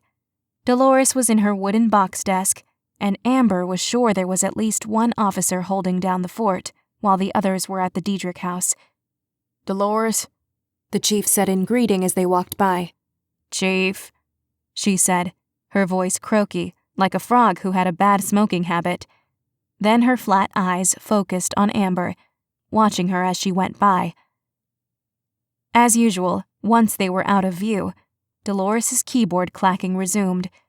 Amber had decided that she hoped Dolores wasn't actually doing paperwork, but was penning a particularly racy romance novel. The moment the chief had closed his office door behind them, Amber said, "Hurry and open this thing before I die of anticipation."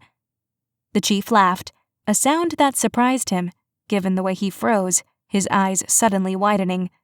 "You'll have to learn to check your enthusiasm," he said once he sobered, rounding his desk so he could place the laptop and manila envelope on top.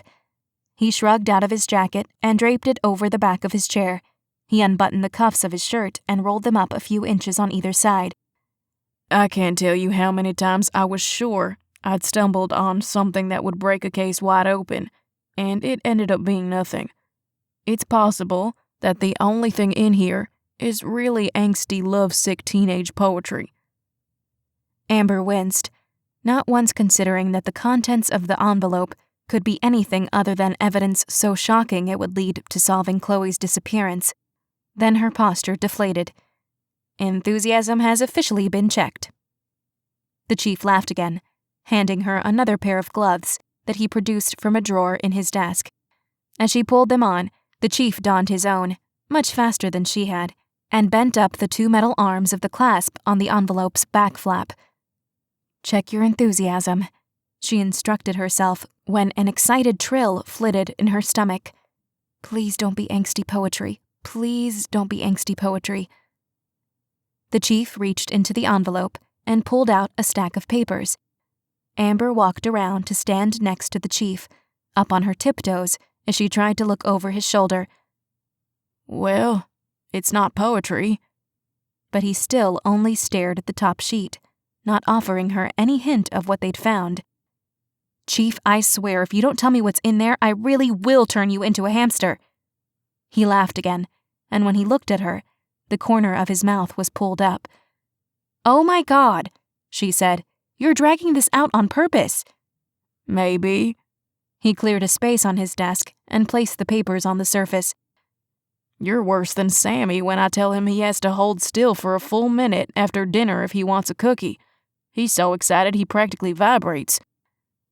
Amber wanted to call him a creatively offensive name, but her gaze snagged on the top sheet of the pile.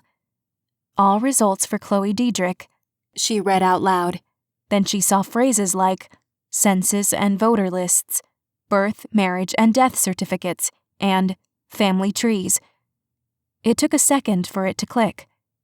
She had a DNA test done, Amber said, looking up at the chief then. "Grab a chair," he said as he sat down, never taking his attention off the stack of paper on his desk. Amber hurried around his desk to grab one of the chairs, then hustled back over to deposit hers beside his. The chief divided the stack and handed her half, his wide hands looking strained in the latex gloves. When she tugged on the stack he held out to her, he tightened his grip. "Don't think I'm going to make a habit of this," he said. "Think of this as a thank you for your help." "Maybe you're sowing the seed for me to become a witch PI. "Oh, God," he groaned. "We could have our own buddy cop show. You, the no-nonsense police chief. Me, the spunky private investigator who uses her magical talents to get results the police can't find through ordinary means." He stared at her, expression blank. "You're very weird, Amber Blackwood." "Thank you," she said, finally able to pull the papers from his grasp. The printout at the top of Amber's stack was the obituary for Shannon Pritchard. Shannon Pritchard, 29, passed away January 19, in Lurkaldy, Montana. She is survived by her daughter Chloe and her husband Frank. She will be missed. That was it. Nothing about a funeral or a wake. Just an acknowledgement that she'd passed away. The photo of her was small, but even though it was grainy and in black and white, the similarity to Chloe was unmistakable. The next was a form that stated that Chloe's birth certificate wasn't available, as it had been sealed. What followed was what looked like a screen capture, with a column of names and pictures running down the left side of the page. From what Amber could gather, the site Chloe had submitted her DNA sample to had then sent her a list of people who were also in the system, who might be a relationship match for her. At the top was a box with a star above it that was labeled Aunt, and said she was a maternal match. The woman's name was Karen Reed. After that were a couple of pages about Karen, listing her parents, birthday, and her place of birth as Lurkaldi, Montana. Karen had only one sibling, Lilith Reed, who was listed as deceased on January 19th. The date was circled. Amber flipped back to the front of her stack. Shannon Pritchard had also died on January 19th. "Hey, Chief," she said. "You know how you said it was like Shannon Pritchard didn't exist? I think I might have found her real name." She then explained what she'd found. Interesting. The chief dropped his papers and swiveled toward his computer. After the screen came to life, he clicked through a few programs and keyed Lilith Reed and Lurkaldi into a search engine that definitely wasn't Google. As he did that, Amber kept flipping through her own stack and then landed on a birth certificate of Lilith Reed. A note in Chloe's looping scrawl was written at the bottom of the printout. "Is Lilith my mother? When did she become Shannon Pritchard? Why?" Amber didn't know much about genealogy sites, but she knew enough to know that one could only get matches if someone else from their family, even if it was a distant cousin, was in the system too.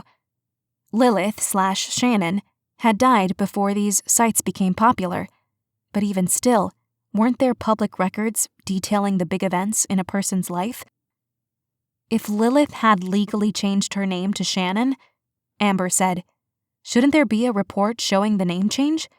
Why was Chloe's birth certificate sealed? The chief was still scrolling through things on his computer and answered her without looking away from his screen. Birth certificates are often sealed when there's a closed adoption. It's possible that Frank isn't Chloe's biological father, but legally adopted her. If the parents want to keep the biological parent or parents from contacting the child or the child's family post-adoption, they'll request that it's closed. The original birth certificate is altered to list the adoptive parents, and then the original is destroyed. Permanently destroyed? Amber asked. Depends on the state, the chief said. In some cases, yes. In others, the original exists, but can only be revealed by way of a court order, and not until the child in question is 18. Are birth certificates only sealed in closed adoptions? Amber asked. I've seen them sealed when the paternity of the father is wished to be kept a secret, the chief said. For instance, if the mother and the father have a contentious relationship, especially if they aren't married, and the mother feels threatened by him, the birth certificate can be sealed to prevent the father from knowing about his child. A father can always file for a paternity test if he needs legal proof that a child is his. But once that happens, the location of the mother could potentially be revealed during the process. Keeping the birth certificate sealed could be used as a safety measure to protect mother and child from a dangerous man. Amber swallowed, an image of the mayor's angry face standing nose to nose with her, replaying in her head. Francine Robbins had called the mayor a monster. What had he done to earn such a label? What had he said to Chloe the night she disappeared that would have made her feel safer out in a storm than in the house with him? I'm not finding much of anything about Lilith Reed, the chief said, breaking through Amber's thoughts. It's as if she didn't exist either. But it's possible that she paid a lawyer to seal more than Chloe's birth certificate. You can do that? Amber asked. Depending on the nature of her situation, maybe, the chief said. There's also plenty of ways to obtain another identity illegally and then fly under the radar. She could then take jobs that pay under the table, opt not to have a bank account, things like that. What would make a person do that? She asked, though some part of her already knew. Given the marks that were found on her body, ones that hadn't killed her but had looked as if they'd been sustained over a long period of time, it's very possible Lilith Reed was in a very bad situation. Perhaps she crafted a new identity out of desperation and self-preservation. Amber chewed on her bottom lip, staring at the small smile on Shannon Pritchard's face in the photo beside her very sparse obituary. She will be missed, the obituary said. Missed by who? Amber wanted to know. By Frank? Had his simmering rage been what caused those marks on Lilith's body? Had she changed her name from Lilith to Shannon to escape him? Had he found her after she'd fled? Done something to facilitate her death, and then taken Chloe with him? A man who Lilith, very possibly, had gone through so much trouble to keep Chloe safe from? Did Frank have Chloe again now? Amber remembered her vision from the premonition tincture, the scene that would play out tomorrow, on the day that marked 7 days since Chloe's disappearance, where Chloe had touched the picture of her father standing on a table outside the Sippin' Siamese, a megaphone to his mouth. A tear had hit the newspaper. Had Chloe been crying because she missed her father and was touched to see that he was doing all he could to find her? Or was she crying because the person spearheading her search was the same man who had stolen her, perhaps for the second time? That evening, Amber paced her studio apartment. The chief told her that she needed to lie low until he had a better idea of what to do with this new information. Amber felt restless. It was hard to know this much and this little at once and be unable to tell anyone about it. She plopped down on her couch and stared at the sea of miniature cat toys littering her coffee table. She needed at least 150, and had only completed 90 so far. She had a little over a week to get them all done, but she couldn't for the life of her concentrate on anything. Then she spotted the corner of a small white piece of paper. She unearthed the business card from beneath a small pile of tiny balls of yarn. Alan Peterson's name stared up at her. All she knew about Alan's client was that it was a woman who knew of Chloe, but wasn't local. Could her aunt, Karen Reed, have found Chloe's whereabouts when they had been matched on the Ancestry site? If the mayor had been keeping Chloe on a short leash for most of her life, who else could possibly have any idea how or where to find her? The chief's voice sounded in Amber's head whenever she thought about trying to contact Karen. Who knew what can of worms that could open up? She slapped the business card against her open palm. The chief didn't want her to harass witnesses, but he couldn't get upset with her over watching someone, could he? She pulled open the right-hand drawer on her coffee table and fished out her map of Edgehill, spreading it out as best she could on what space was available. Though the spell would work best if she had a picture to work from, she knew there was no point searching for Alan Peterson online. Even if he had a website using his apparently false name, Amber had no idea where the guy had originally come from. Plus, what PI would put his picture online? He needed to be as anonymous as possible. There wasn't any of Alan's energy left in the business card after Amber had conducted the memory spell, but the mere fact that it had once been his would likely be enough. Amber also, thanks to her handful of interactions with the man, had his face burned into her memory. With the business card in one hand and her amethyst crystal in the other, Amber recited the increasingly familiar scrying spell. It took 5 separate attempts over the course of an hour for the dot representing Alan Peterson to finally pop up on her map. Amber knew this was likely in large part due to Alan not wanting to be found. He was staying not in a hotel, but in a small duplex not far from the Sippin' Siamese. It was an out-of-the-way location, as far as the center of Edgehill went, but she figured Alan wanted it that way. The less he was noticed in town, the less he'd be remembered. For the rest of the evening, Amber scoured her grimoire for anything that might help her stay out of sight of the crafty PI tomorrow. She was desperate to open her parents' grimoires, but until she and Edgar found a safe place for them, Amber couldn't risk breaking the cloaking spell on either one. When she could scarcely keep her eyes open any longer, she stuffed her folded sheets of newly crafted spells into her purse, got ready for bed, and prepared her glass of water and premonition tincture.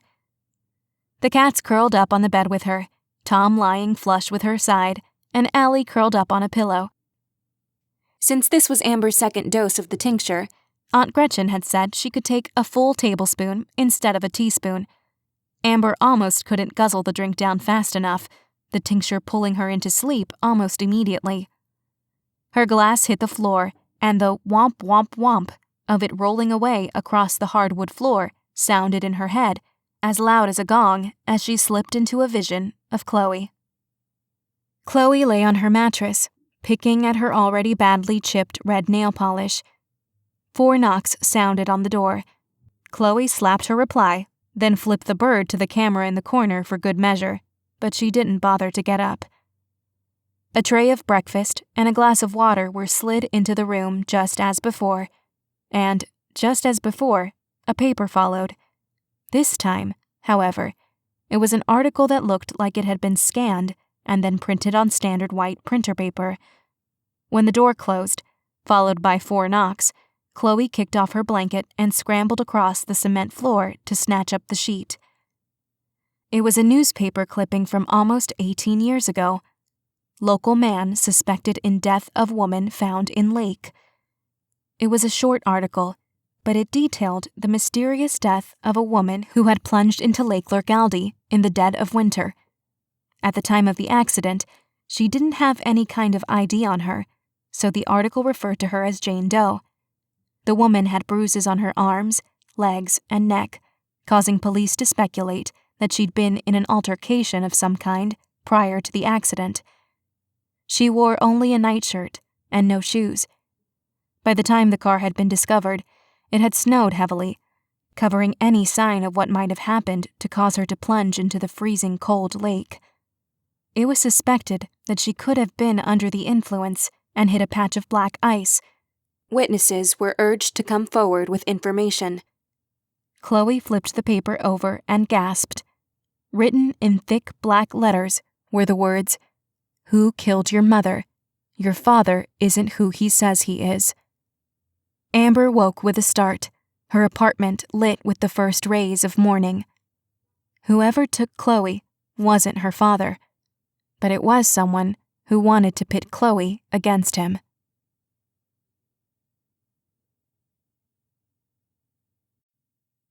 Chapter 14. Thursday marked the 1-week anniversary of Chloe's disappearance. Amber and the chief at least had the knowledge that the girl was okay. The mayor and everyone else in Edgehill were on high alert. Thanks to movies and TV, most everyone knew how vital the first 48 hours were in cases like Chloe's. They were well beyond that window now, and Amber wondered how many were fearing the worst. How many were simply waiting for the news confirming that Chloe Deidrick was never coming home. At 8 a.m. sharp, Amber flipped her shop sign to open, welcomed her first customer, and then slipped out the door to let the Bowens take over. A cab pulled up outside the Quirky Whisker a few minutes later. A trip to the car rental place resulted in Amber signing several forms, informing the cashier on 3 separate occasions that she really didn't want the extra insurance because she was already insured, and finally having a car again. One didn't need a car in a town like Edgehill necessarily, but it helped. And one certainly couldn't conduct covert surveillance while on a bicycle. After adjusting the seat and mirrors in the rental, she pulled her Edgehill map out of her purse. When she'd checked it before leaving, the Alan Peterson dot was still at his duplex. Now, it appeared to be at Cattymount. Perhaps Alan was as obsessed with catty cakes as Edgar was. Depositing her purse and map on the passenger seat of the nearly spotless rental car, she made the half-hour drive back to Edgehill. By the time she was within the town limits, the Allen dot was on the move again. She checked it at every red light and stop sign, wondering if there was a locator app meant for witches. She was surely going to get in an accident tracking this guy on paper. The good thing was she could keep a reasonable distance from him at any given time and still know where he was, even if she couldn't actually see him. It would prevent her from being spotted. When the Allen Dot stopped in a residential neighborhood not more than 2 blocks from Balony's Park, she didn't have any guesses as to who Allen might be keeping an eye on. Turning onto La Perm Way, Amber also realized she had no idea what Allen's car looked like. The street was deserted. No moms pushing strollers down the sidewalk or people out walking dogs. So she pulled over, noting that Allen was still at least a block away, and cast a quick set of glamour spells, turning herself back into Cassie Westbottom. Then she started her slow creep down the street, hands gripping the steering wheel with her chest pulled toward it. Hopefully, Cassie merely looked lost, as opposed to suspicious. Looking left and right, she finally spotted Allen parked on the right side of the street, baseball cap on and pulled low. He was reading a book, but Amber knew that this was likely a ruse. As she went by, she scanned the houses around them, wondering who lived here. And then, 2 houses up on the left, she saw a door open, and out walked Chief Brown, dressed in plain clothes. Her eyes widened, and she quickly averted her gaze, hoping he wouldn't see her. Seconds later, Sammy went bounding out of the house, his wild blonde curls bouncing around his head.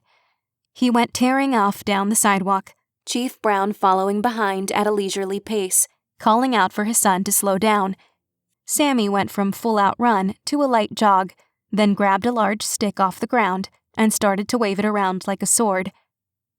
Amber watched all this from her rearview mirror as she slowly crept down the street. She pulled over and slunk down in her seat, hand shielding her face. The chief didn't notice her as he walked by on the opposite side of the sidewalk. Amber supposed he was home to help give Jessica a bit of a break while she was home with the newborn. Given how wildly Sammy was flailing his way down the sidewalk, she supposed Jessica could use all the help she could get. Once the father and son pair had rounded the corner, heading, Amber guessed, to Balony's Park, Allen's car, several lengths back from hers, pulled out onto the street and drove past her. Why was he tailing the chief? But then Amber remembered how he'd questioned what his and Amber's relationship was.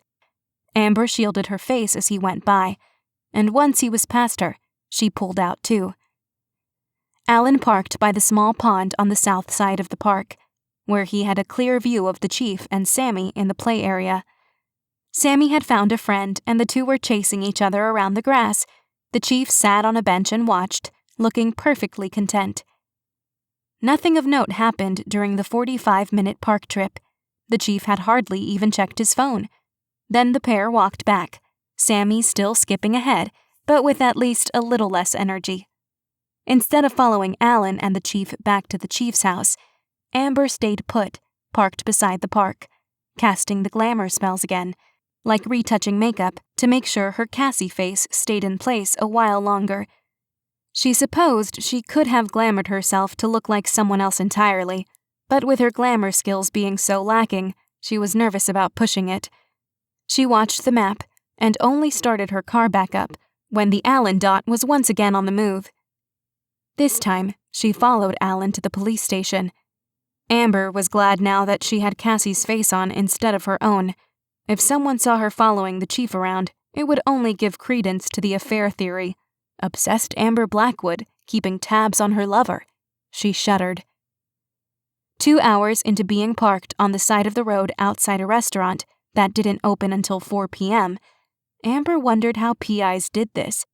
She had joked with the chief about becoming a witch PI, but how long could someone spend sitting in a parked car before she went loopy? Or overdosed on sugar? She'd already eaten 2 cupcakes and 3 granola bars. She'd had 2 bottles of water and 1 secret coffee from Coffee Cat, and now very much needed to pee. She would be a terrible PI, she decided. Remembering then that she had an unfinished candy bar in her purse somewhere, she pulled her purse into her lap and rooted around. She found a small tin of mints, empty. She tossed it over her shoulder in frustration, only realizing a moment later that this wasn't her car. In addition to her wallet and phone, there were wads of small notepaper, a few pens, and 3 tubes of lip gloss. No candy bar. She unzipped an inner pocket, finding both her collection of new spells and her rubber cat. No candy there either. Then she checked. She yelped as her passenger side door opened and Alan Peterson plopped down beside her. Clutching her purse to her chest, she resisted the urge to whack him in the head with it. "Is there a particular reason why you've been following me all morning, Miss Blackwood?" Crap. Her glamour had worn off. She wasn't sure if it had happened during the 2 hours of boredom or suddenly from the shock of the door opening, like being scared out of your hiccups. "Is your ego really that big that you think I have nothing better to do than follow you around?" she asked, her voice only a little shaky. He cut her a sideways look that very clearly said he didn't believe her for a second. "I would suggest you get some more practice under your belt before you try tailing someone who does this for a living. You're very bad at it." The nerve. "Why are you following me?" he asked. "How long has Karen Reed been your client?" she countered. He cocked a brow at her.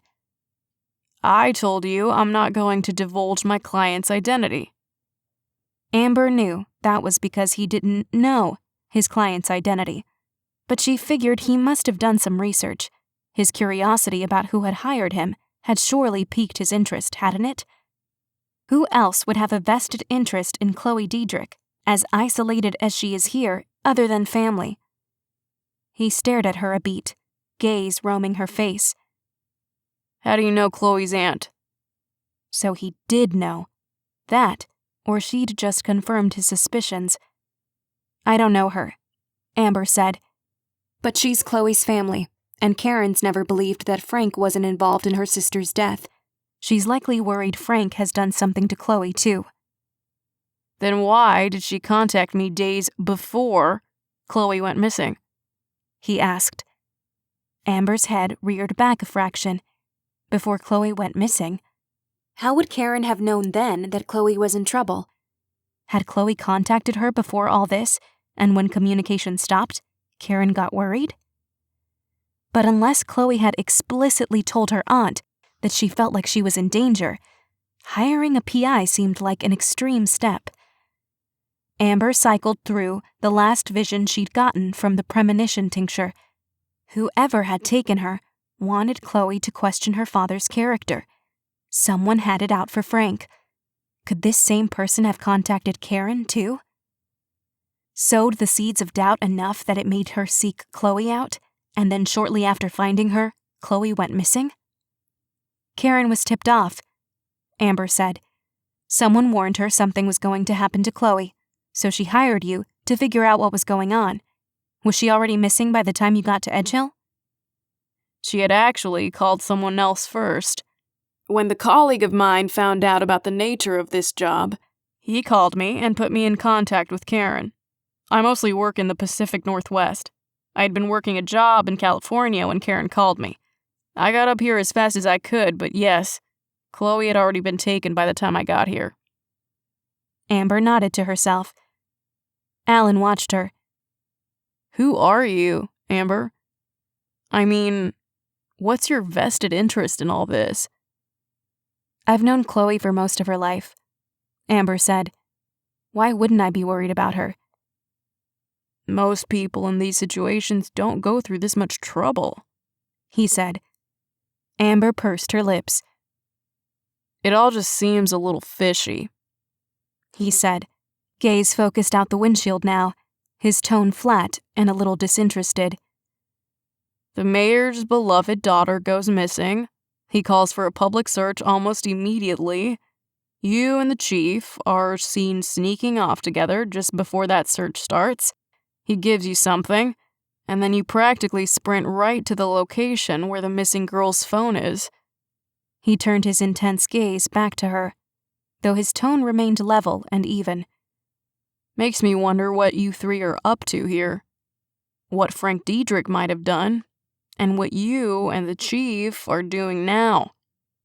Maybe you're not actually worried you said something to Chloe that aided in her decision to run away. Maybe you actually did something to her. Or maybe you knew where to find the phone because Frank or Owen did something to her and you were paid to find it. Does one of them have something on you? A secret they're holding over your head? All Amber could do was gape at him. What I can't figure out is why the chief of police would target a 17-year-old. He doesn't seem like the type to have a thing for young girls, so I doubt it's that, he said. My bets are on Frank. Frank gets help from the chief, either directly or bribes him to get rid of his daughter, and then the chief ropes you in because you owe him something. He tapped a nostril. I keep thinking your payment might not be in cash. Did he honestly think she was a drug addict? Goodness. Given what he'd seen, or thought he'd seen, happen in the alley between her and the chief, she couldn't exactly blame him for coming up with such a wild story, but she was still mildly offended. At first glance, I wouldn't have pegged you as a fan of the nose candy, but I've known successful CEOs, millionaires, who hit the white stuff on a regular basis, and you'd never know, he said. Whoa, geez, she said, hands up, turning more fully in her seat to look at him. Look, I'm not on drugs, and even if I was, which I'm not, Chief Brown would be the last person I'd get them from. You've been watching him for days, I'm guessing? Has he once given you reason to suspect he's up to anything criminal? The hint of a smile tugged at his mouth. Not once. Amber pursed her lips. I'm just confirming all kinds of theories for you, aren't I? One after the other, he said. So what? You're just a busybody citizen going out of your way to help the police on this case? Or are you one of these people obsessed with true crime, and now you're testing out your so-called knowledge in the real world? You're not very nice. It's not my job to be nice. He sized her up again. You clearly have good instincts. But if you're thinking of changing careers from toy making to crime solving, you really need to consider an internship somewhere, likely for a long time. I can't stress this enough. You are terrible about being inconspicuous. Terrible seems a little harsh, she said. Terrible is being generous. She pursed her lips again. She'd never once considered herself interested in true crime or a job solving it, but she was offended he thought so little of her. Though, at what point had he noticed her? Had he only noticed her once she was Amber, or had he noticed Cassie too? Terrible at being inconspicuous. Had he, or anyone else today, seen her use her glamour spells? She thought she'd been careful, but what if she hadn't been? Though, she supposed, maybe she'd only been painfully obvious to someone who was trained to notice things out of the ordinary. You really think my instincts are good? Yep, he said, focused out the windshield again. Based on my conversations with my client, I'd deduced she was Chloe's aunt, or maybe a distant cousin. I hadn't come anywhere close to a name. What do you know about the Reeds? Amber chewed the inside of her cheek. I promise we're on the same side here, he'd said to her the morning of the job fair. On a whim, she mentally recited the truth spell she'd used numerous times over the last few weeks. She, Willow, and Aunt Gretchen had needed to be extra cautious with everyone they'd met, not knowing who might have been the Penhallow in disguise. Amber didn't know how effective a spell for truth would be on a man who wasn't even using his real name, but she hoped it would work anyway. Alan Peterson, she said, magic humming beneath her skin. Why did you take the job to find Chloe Deidrick? I took this job because my little sister was kidnapped when she was 8. Alan said in a flat, even tone. I was 14 and in charge of keeping an eye on her while my parents went out to run errands. Miriam and I had begged my parents to let us stay home. I promised to look after her. After they'd left, a few of my friends came over and we went up to my room to play video games. Miriam asked to play too, but I told her to leave us alone. So she went out front to ride her bike. When my parents came home an hour later, Miriam's bike was lying in the middle of the road and she was gone. They found her body in the woods 2 weeks later. Missing children cases don't come to me that often, but when they do, I always take them. Every success is my way of apologizing to my sister, who I'll never see again. Amber's mouth had dropped open sometime during the course of his confession. A confession that poured out of the man's mouth so quickly, she wondered if it had been primed and ready, just waiting for someone to ask him the right question. "Oh my God, Alan," Amber said. "I'm so sorry." He stared at her as if he'd just found out that she was the monster who had kidnapped his sister. "What did you just do?" Amber cocked her head, doing her best to sound innocent. "What do you mean?" "I've told that story to almost no one, and I just blurt that out to you when I've talked to you less than an hour combined?" His eyes were red-rimmed. Whether he was going to cry or go into a rage, she couldn't be sure. She was scared of both possibilities. "I know the Reeds live in Montana," she said, barreling ahead to hopefully distract him from strangling her here in the rental car. She figured the fee for cleaning up blood was exorbitant. "Karen had one sister, Lilith Reed, who died almost 18 years ago. I believe Lilith changed her name to Shannon Pritchard and lived her life in seclusion after that. Why? I don't know. For a while I thought it was because she was scared of Frank. Now I'm not so sure." He had still been gaping at her, but he sobered up soon enough, snapping his mouth shut. "Why don't you suspect him anymore?" Amber didn't know how to explain that she'd seen enough through her magic tinctures to know the person who kidnapped Chloe was doing so as a way to punish Frank. "I've talked to several people who know Frank well enough to know he keeps a pretty set schedule. If he had stolen away his own daughter, he wouldn't be able to keep her locked in the house. The police have now done 2 full searches of the place. If that girl was in the house, they would have found her by now. Which would mean he would have to be keeping her somewhere else. If he was suddenly making routine stops to a second location or a storage facility, someone in town would have noticed. You would have noticed." Lips pressed into a hard line, he nodded. "In order to find her, we have to figure out who the mayor's enemies are," Amber said. "They know Chloe is his world, so they took that from him. I just can't figure out why." Though he did so reluctantly, Alan shared his list of suspects with her. People he believed would have it out for Frank Deidrick. 2 of her suspects were on that list too. First was Victor Newland, and the second was Johnny, the mystery boyfriend. "What's your connection to the Newlands?" Amber asked, remembering the disdainful look Victor's daughter had angled at Alan the day of the job fair. "Dawn doesn't seem to be your biggest fan." Alan sighed.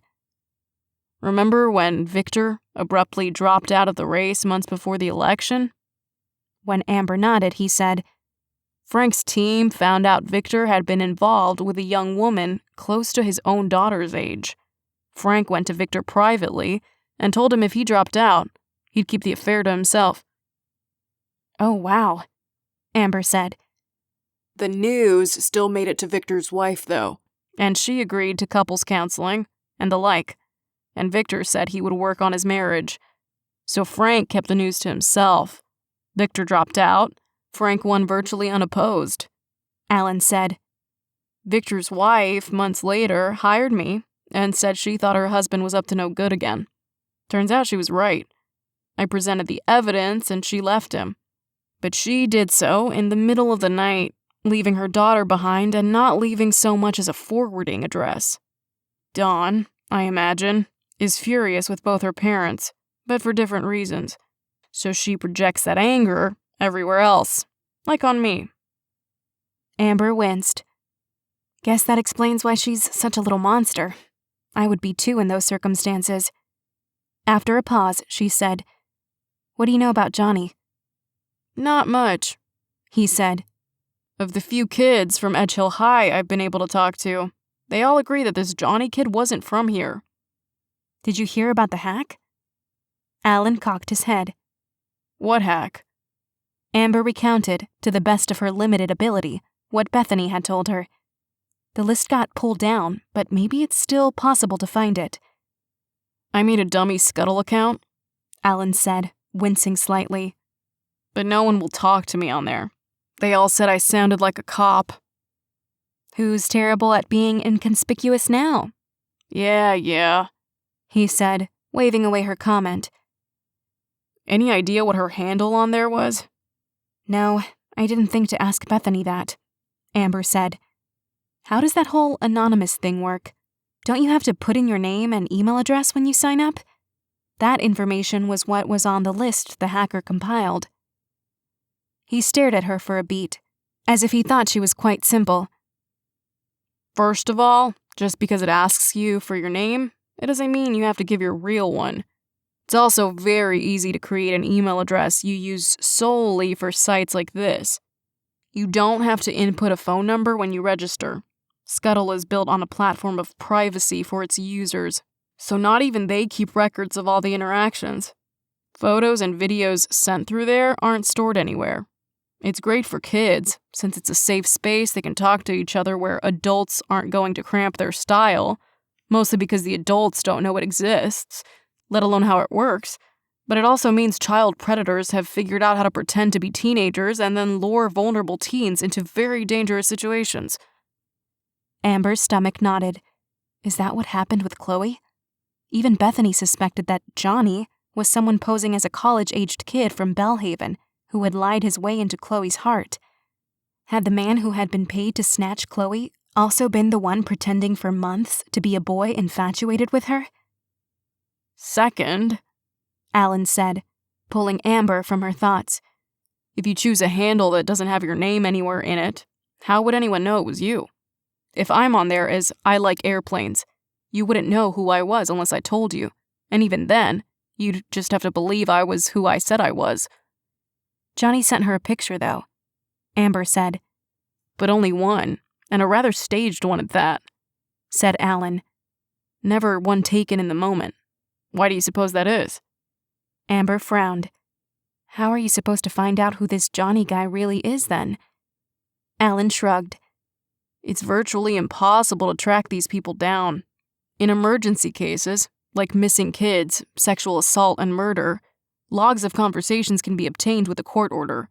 Sometimes those reveal IP addresses, and those can be traced to physical locations, but it doesn't always lead directly to a suspect, and even that information can take a long time to get. What a nightmare, Amber muttered. I'll see if I can find the list that hacker posted, Alan said. Maybe it ended up on the dark web, and this Johnny guy bought it. Amber had liked it better when she'd been blissfully unaware of things like this. He was quiet for a while after that, tension wrinkling his forehead. She figured he was still a little dismayed that he'd divulged his deep secret about his sister, and had done so with an ease that clearly was uncharacteristic for him. As you now know, cases with kids mean more to me than the paycheck. I try to pretend that a job is a job, but ones like these... Amber watched his profile, at the way he clearly was cycling through a wide array of emotions. Did he want to share more with her? Did he not know how? More than likely, he was trying to figure out why he'd been compelled to do so earlier, and was completely reluctant again now. How do you feel about sharing intel? He finally asked. I rarely do this, but clearly something makes me trust you. You're in it for the kid. So am I. I want her found, and I'm more than happy to work together to find her. I'll even split the... She raised a hand to stop him. Whatever money Karen pays you, that's all yours.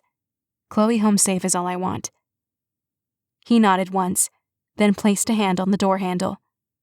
You have my number, he said, then climbed out. Before shutting the door, he leaned his head back inside. And when you're surveilling someone, lock your doors. Any weirdo off the street can slip into your car if you're not paying attention. Then he shut the door and strode back up the sidewalk, hands in his pockets. Once again, he was reduced to a regular guy out for a casual stroll. As she pulled away from the curb, she wondered if it would give the chief a coronary to know that she and Alan Peterson, the PI, were now allies. I've met some real sleazebags who will do anything they think is necessary to get the information they've been paid to find.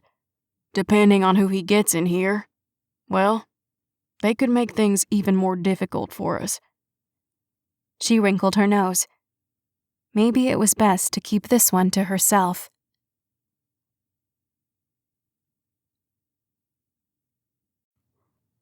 Chapter 15. With only a week until the hairball, the Here and Meow meetings were now held weekly instead of every 2 weeks. With yesterday marking a week since Chloe had disappeared, Kim thought it in bad taste to hold the meeting on Thursday. So now it was 5:45 on a Friday night, and Amber was sitting in her rental car in the parking lot of Percolate, wondering if she could claim she'd come down with a horrible case of the flu in order to get out of this. She might have tried had Kim not completely turned into the gala host equivalent of Bridezilla in the last few days.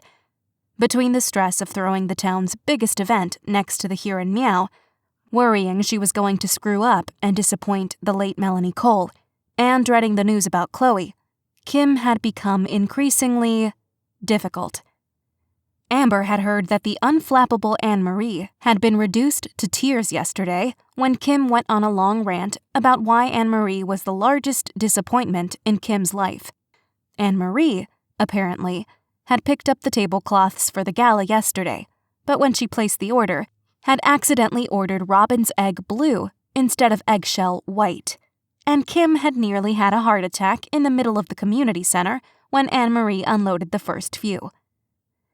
Amber had heard all this from Nathan, who had called Amber last night to warn her that Kim was on the warpath and to be ready for possible tears and screaming at today's meeting. This, plus the very high probability that she'd see Jack Terrence, had made Amber consider packing up and moving to a remote village somewhere. Instead, she told herself she was strong and fierce and she could get through this. She had a car now, at least, so if this all went really badly, she could drive to Cat's Creamery and buy 16 gallons of chocolate ice cream to drown her sorrows in. She climbed out of her car and then marched across the parking lot with confidence. The familiar scent of baking scones washed over her as she pulled open the door. And all her confidence deflated the moment Jack looked up at her and smiled. No recognition beyond Amber being a customer he liked and wanted to possibly go out with sometime. No memory of the few dates they'd already been on. No memory of the terrifying night on Edgar's property when Amber had almost died. "Hey, Amber," he said. "Long time no see." She wanted to run out of here and never come back. "Hey, Jack," she managed. Larry stood behind the counter as well, where he'd been restocking the pastry case. He continued to do so, but a slight scowl marred his forehead. Amber could only see half of his face, and the way his eyes darted from Amber to Jack and back again, his head never moving. "Can I get you anything besides the usual spread of blueberry scones in there?" Jack asked. "I have a new lemon seed scone I debuted at the junior fashion show. Have you had a chance to try one of those yet?" She bit her bottom lip. He didn't remember that she'd helped him unload those new scones, because he'd seen the real her and decided he couldn't handle it. "Blueberry is fine," she said, voice cracking. "Thank you." Then she hurried toward the mottled glass door that led to the conference room, reserved for the Here and Meow committee on evenings like this one. She willed her tears away. "What'd I say?" she heard Jack ask. "I don't have the first clue," Larry muttered. Inside the conference room, the vibe wasn't much better. Amber was right on time, but Anne-Marie, Nathan, and Francine were already seated across from Kim, their hands folded in their laps.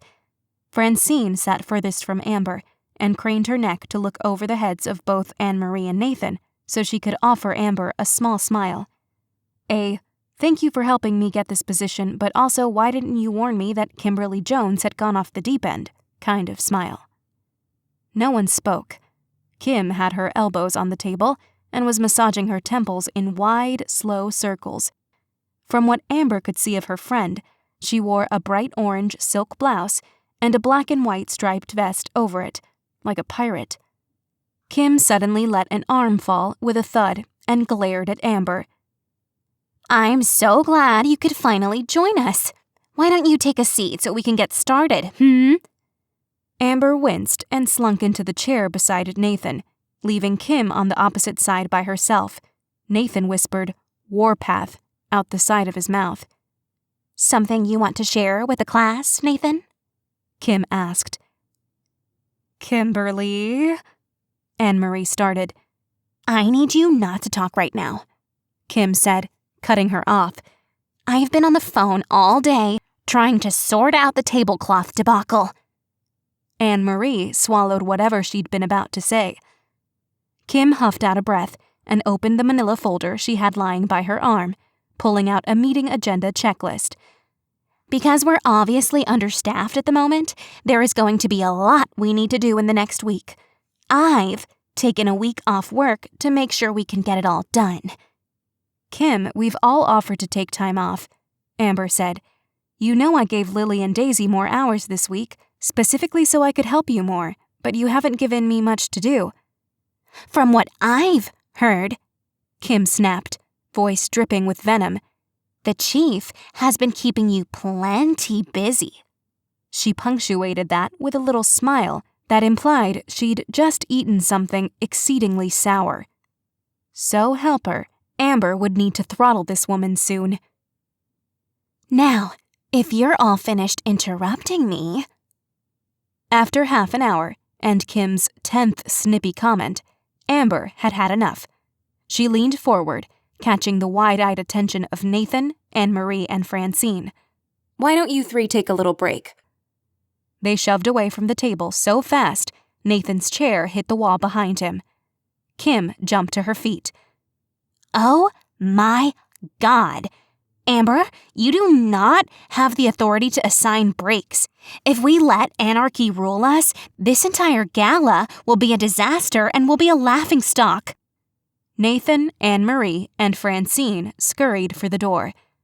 Anne-Marie had her hands on Nathan's back and was shoving him forward, whisper hissing, "Go, go, go." Francine was close behind her. Kim started for the door as well, her face red and her hands balled into fists at her sides. Amber darted in front of the door just as it closed after Francine. To go with her orange shirt and striped vest, Kim also wore brown pinstripe pants and lime green flats. At least these ones matched each other, Amber supposed. Kim came up short, chest heaving. Amber was genuinely worried her friend might slap her. "Kim?" Amber said softly, her hands out. "You need to—" You don't tell me what I need to do, Kim snapped. I'm out there working my butt off to make sure this gala runs smoothly, and when I could really use your help, you're too busy fraternizing with the chief of police. Amber groaned, tipping her head back. When she looked at Kim again, somehow her face was even redder. "You can't seriously still be hung up on that, Kim. I'm not involved with the chief in any way other than trying to help find Chloe." Why? You're not a police officer, Kim said, crossing her arms tight over her chest.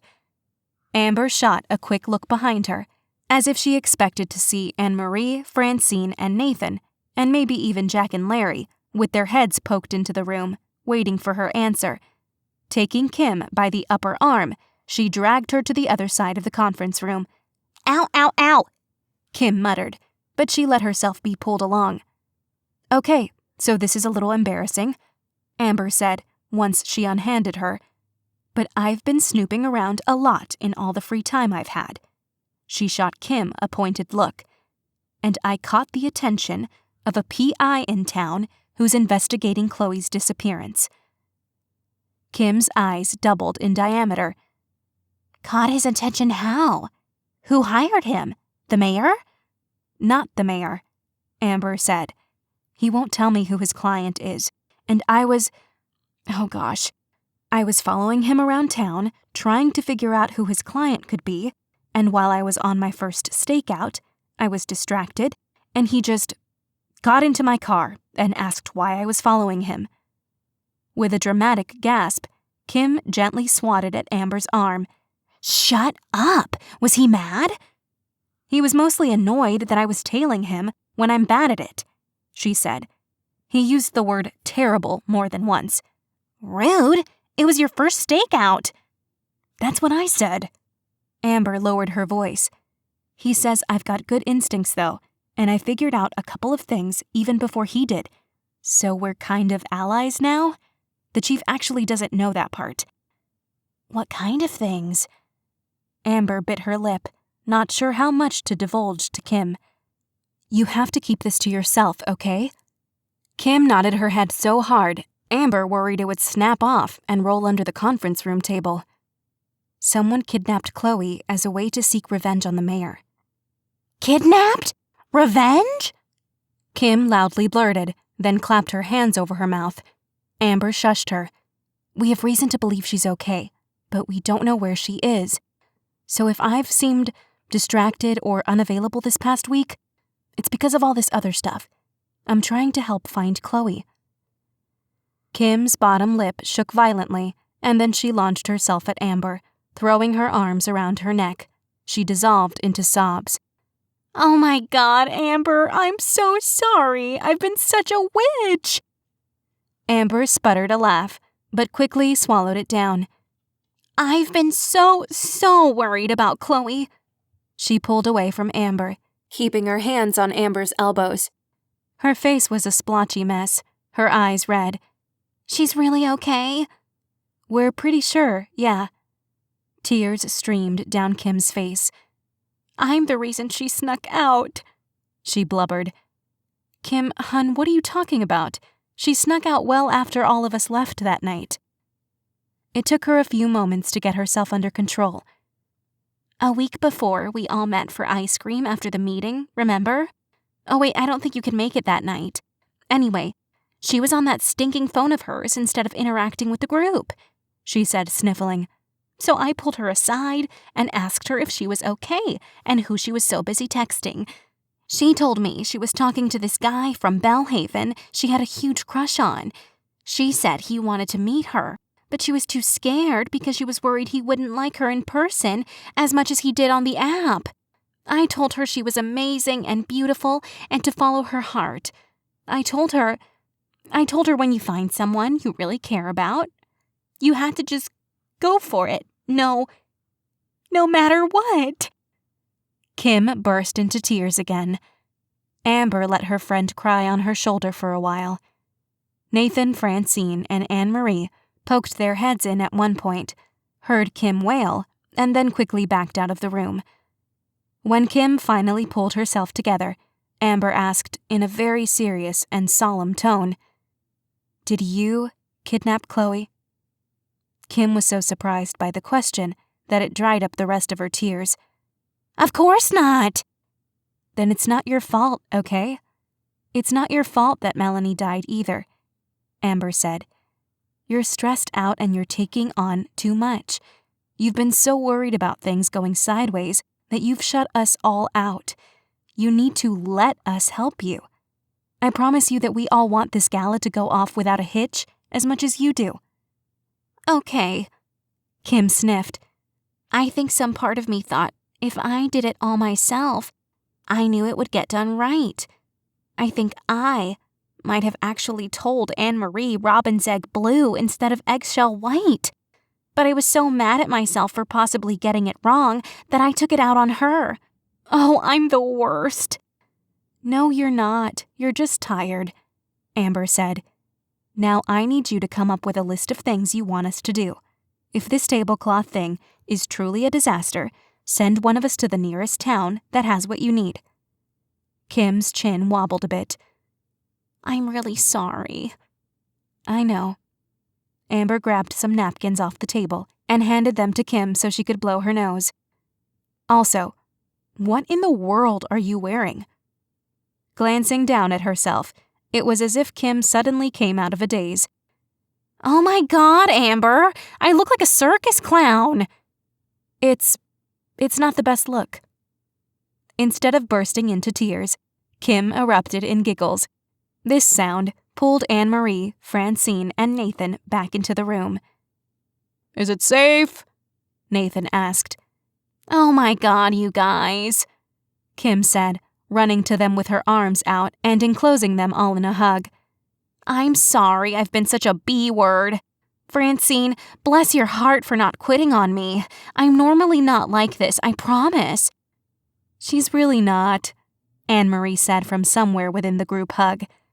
Kim laughed. I have so much work for all of you to do. It's about dang time, Nathan said. With the gala being a week away, the businesses selected to compete for the Best of Edgehill competition had to submit what their entries into the contest would be in order for menus and banners to be made on time. This morning, Amber and Anne-Marie had divided the list, getting 6 each, and had to speak to each business owner to confirm final entry and sample numbers, and to take pictures. Amber had been given the first half of the list, largely because Perfectly Scrumptious was across the street, but also because Anne-Marie was so grateful that Amber had snapped Kim out of her Galazilla mode that she thought it only fair that Amber get all the food-related ones today, plus a pair of clothing shops. The businesses Anne-Marie was checking in with were harder to quantify and would rely more on displays, video presentations, photographs, and performances. Anne-Marie's would take her most of the day. Amber would have thought this was a perfect arrangement had it not been for the fact that Percolate was on her list twice, which meant she'd end up staying there twice as long as she would anywhere else. She wasn't sure which Terrence brother she dreaded seeing more, the rightfully suspicious Larry or the clueless Jack. She stopped by Perfectly Scrumptious first. Betty's entry into Best Of would be 3 flavors of cupcakes: Chocolate Surprise, Raspberry Rhapsody, and, of course, Oreo Dream. For samples, she was making bite-sized cupcakes of each flavor. With 100 confirmed attendees, she would make 650 total mini cupcakes, so each person would have a second if they wished, plus a few extra in case any were damaged in transit. Amber was certain there wouldn't be a single one left by the end of the gala, damaged or not. After Amber had taken her notes and pictures of the 3 full-size cupcakes Betty had displayed specifically for this meeting, Amber started to pack up her things. Betty wrung her hands. I know you can't tell me anything about what the others are presenting, but do you really think I have a shot? Absolutely, Amber said, and not just because you're my friend. She exhaled deeply. Thanks, sugar. Well, I better let you go finish your rounds. I need to figure out the best baking schedule for 650 cupcakes. Next, Amber hit the 2 pizza places. One was best known for its calzone, while the other had a to-die-for deep dish pizza. As Betty had done, there was a full size available for Amber to sample, take notes about, and photograph. For the gala, there were mini calzones on the menu, as well as a small side salad topped with the restaurant's signature Italian dressing. The other would offer small slices of their pizza and breadsticks. Each restaurant would be serving vegetarian, cheese, pepperoni, and chicken and pesto options. The attendees would vote on which restaurant did each flavor best. There were salads, quinoa bowls, and plant burgers at the Milk Bowl and Holly's Harvest, elaborate burgers and sweet potato fries from Muse and Brews, and decadent sandwiches from Caddy Melt, the bread toasted a golden brown and topped with a thin layer of melted cheese. For her one non-food-related business category, Amber swung by Angora Threads to see 3 upscale dresses made by both Letty Rodriguez and her son, Diego. Their competition, the Shabby Tabby, made more ready-to-wear items, everything from pants to sweaters. Amber left with a vintage-looking dress from Angora that was covered in black smiling cat faces and had a thick band of black that marked off the Empire waistline, and from Shabby Tabby, she left with a jumper made of a dark blue material with wide pockets in the shorts. An intricately designed cat adorned one of the pockets, stitched with white and gray thread. The cat was perched above the pocket, its nose focused on what might lay inside, its striped tail arched over its back like a miniature cane. For the gala, models would give the attendees a mini fashion show. The Shabby Tabby owner made sure to let Amber know that they would have an array of models of all body types to help show how widely accessible their clothes were. Next came the horrible Paulette at Clawsome Coffee, who sneered at Amber the moment she walked in, though she tried to hide it. The last time Amber had seen Paulette, the older woman had disparaged the late Melanie Cole for awarding the Terrence brothers the opportunity to offer after-race treats to the 5K runners the morning of the Here and Meow, and Paulette had done so with so much venom, Amber had stormed out of the coffee shop without her order. She hadn't been back since. Amber and Paulette kept their exchange icy but professional. Amber felt a sense of smug satisfaction that Paulette clearly wanted to wag her tongue about whatever slight she thought had befallen her now, but had to keep her mouth shut if she didn't want to ruin her chances at winning the best of designation for coffee. Amber knew that if Paulette lost to Percolate or Coffee Cat, she was even more likely to suffer a coronary than Chief Brown was over Amber's interview tactics. Paulette almost assuredly would blame Amber for her loss, as if Amber had any say in who won. But if thinking Amber held any kind of authority when it came to assigning a winner made Paulette keep her nasty comments to herself, Amber wouldn't correct her. Coffee Cat would be offering their toasted marshmallow mocha, white chocolate toffee nut latte, and gingerbread latte as their 3 samples. Samples for guests would come in small shot glasses adorned with the cafe's logo, which guests could take home with them. During her discussion with the cafe's owner, Amber had tried the gingerbread latte, and it had been so good, her knees had nearly buckled. As she left, she smiled to herself, knowing Paulette had little chance of winning this year. Which left Percolate as her last scheduled visit for the day. Her reasoning had been that if this went horribly awry, she could drive straight home rather than having the bad experience distract her during her other meetings. Armed with her clipboard and the knowledge that she'd faced down Paulette, the she-demon Newsome, without losing her cool, she marched into Percolate for the second time in 2 days. When she walked in, Jack was behind the counter as usual and grinned at her. Hey! She approached the counter with all the bravado of a turtle scared into its shell. Hey, she said, glancing around for Larry. Then she spotted him on the other side of the cafe, chatting with a couple sitting at one of the tables. I'm just about ready, Jack said, redirecting her attention. I was thinking it might be best to do this in the back room. Amber swallowed. Sure, whatever's most convenient. Within a couple minutes, he had ushered her around the counter in the opposite direction of the conference room and had lifted the flap in the counter's surface to let her behind it with him. He guided her past a pastry display case on one side and the coffee and espresso machines on the other, and then toward the swinging black door in the back wall. He pushed it open with his back, smiling at her as he did so, and the ever-present smell of baking scones enveloped her. She followed him into the kitchen. She'd never been back here before. Against the right wall was a large sink that was flanked on either side by shelving.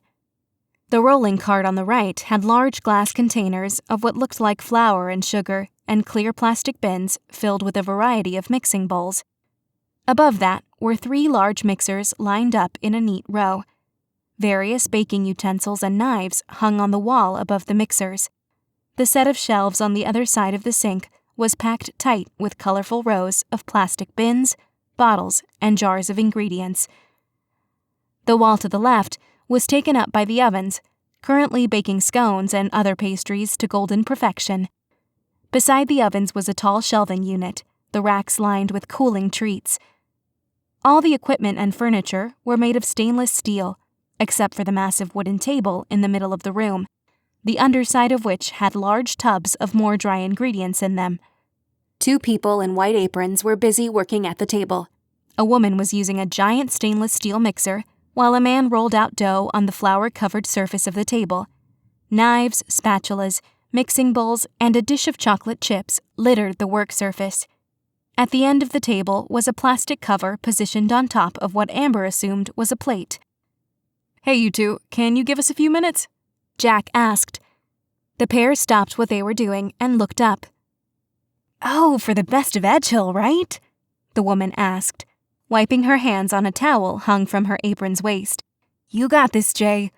She smiled warmly at Amber, then made her way out the swinging door.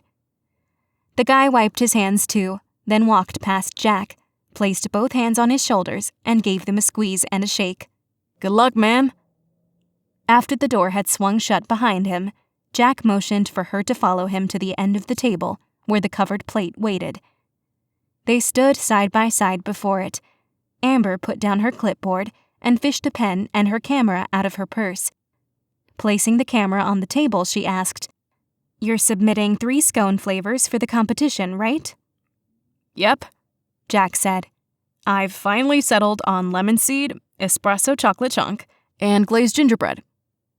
Amber willed her mouth to stop salivating. After all the food and sugar she'd consumed today, she didn't need any more. But good grief, glazed gingerbread? How was she supposed to not eat 10 of those? Just as she had with the others, she wrote down the 3 flavors, the number of each he planned to bring with him, and what his refrigeration and plating requirements were. When she was done, he said, Scones, m'lady, and dramatically removed the cover from the plate. The lemon poppy seed and espresso chocolate chunk scones were both topped with a zigzag of white frosting, while the gingerbread scone was covered in a thin sheet of glaze. He'd garnished each one. Thin curls of lemon rind for the first, a small stack of chocolate squares and espresso beans for the second, and a dash of colorful sprinkles over the third. This is beautiful, she said, unable to help herself. Is this the plating you plan to do for each guest? Yep, he said, though the scones will be half the size. Amber picked up her camera and snapped as many photos as she could from as many angles as possible, worried she wasn't doing them any justice.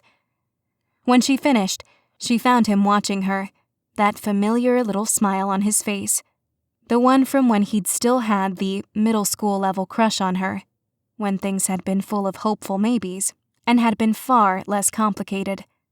Her bottom lip quivered a fraction, a sure sign that she would cry at any moment, and she took in a deep pull of air. Okay, I think I have everything I need. Thank you so much for meeting with me, she said quickly, stuffing camera and pen back into her purse. Would you like to try one?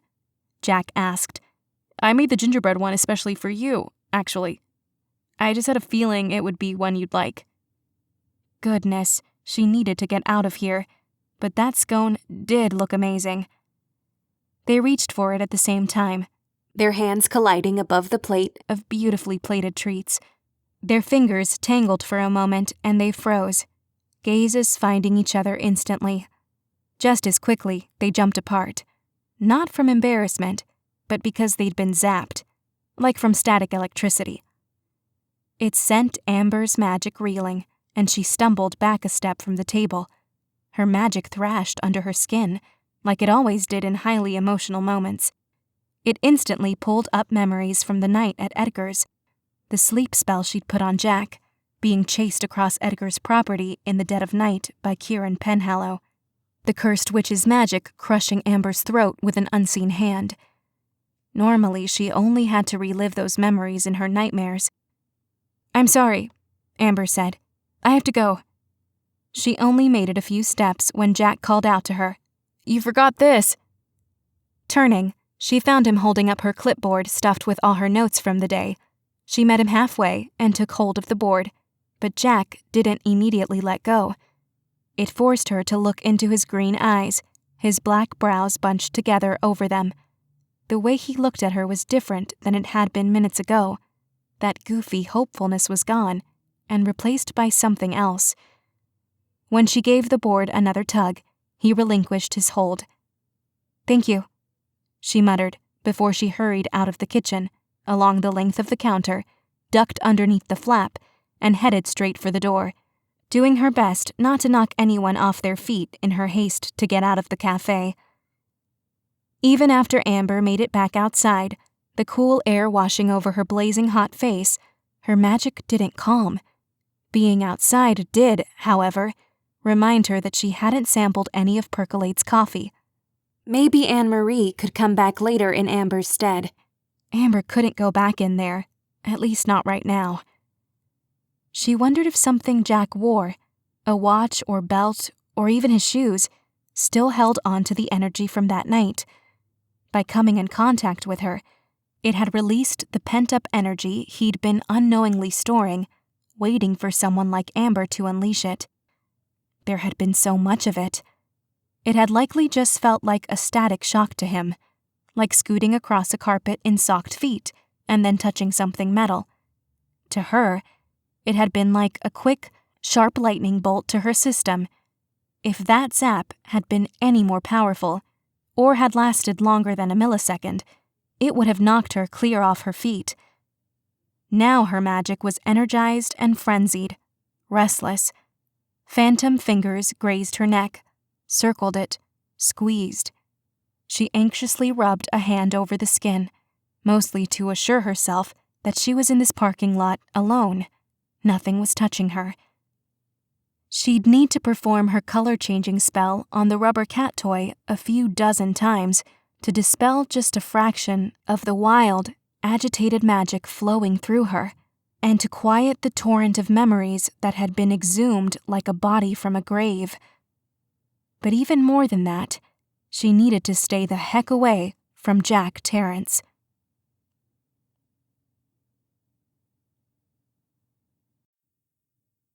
Chapter 16.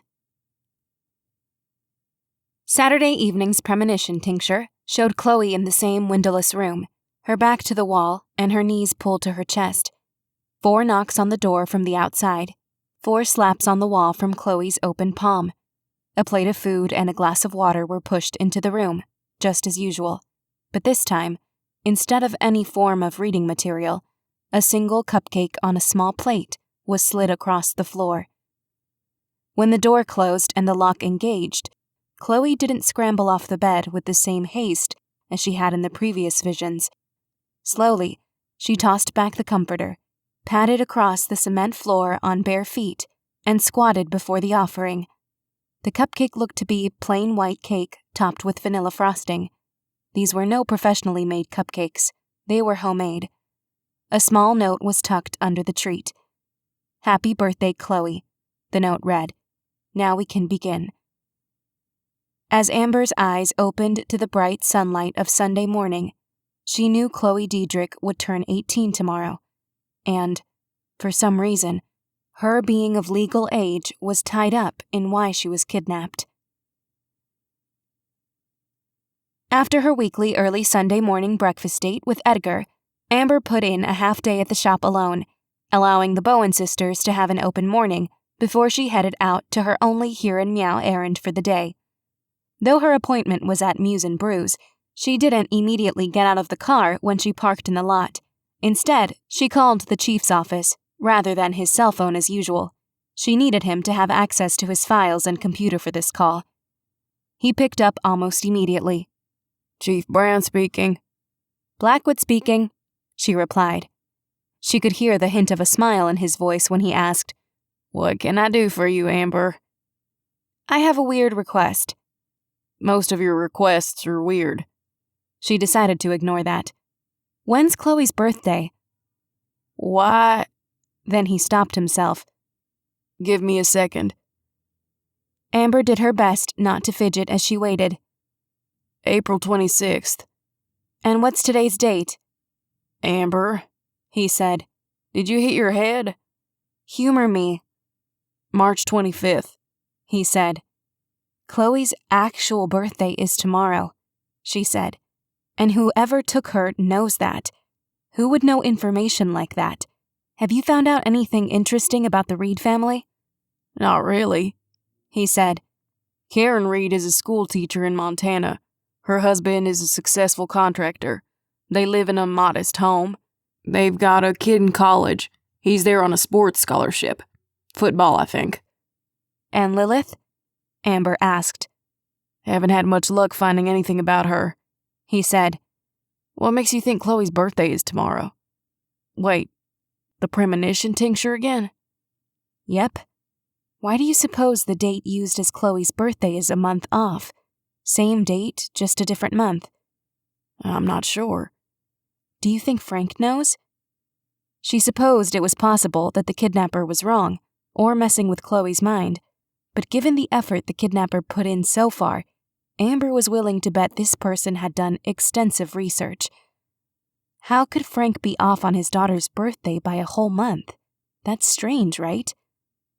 Yes, he said slowly, drawing the word out like he was puzzling something out while he spoke. Then his tone changed, as if he'd been leaning back in his chair and now was sitting up straighter, or hunched toward the phone, a conspiratorial tone.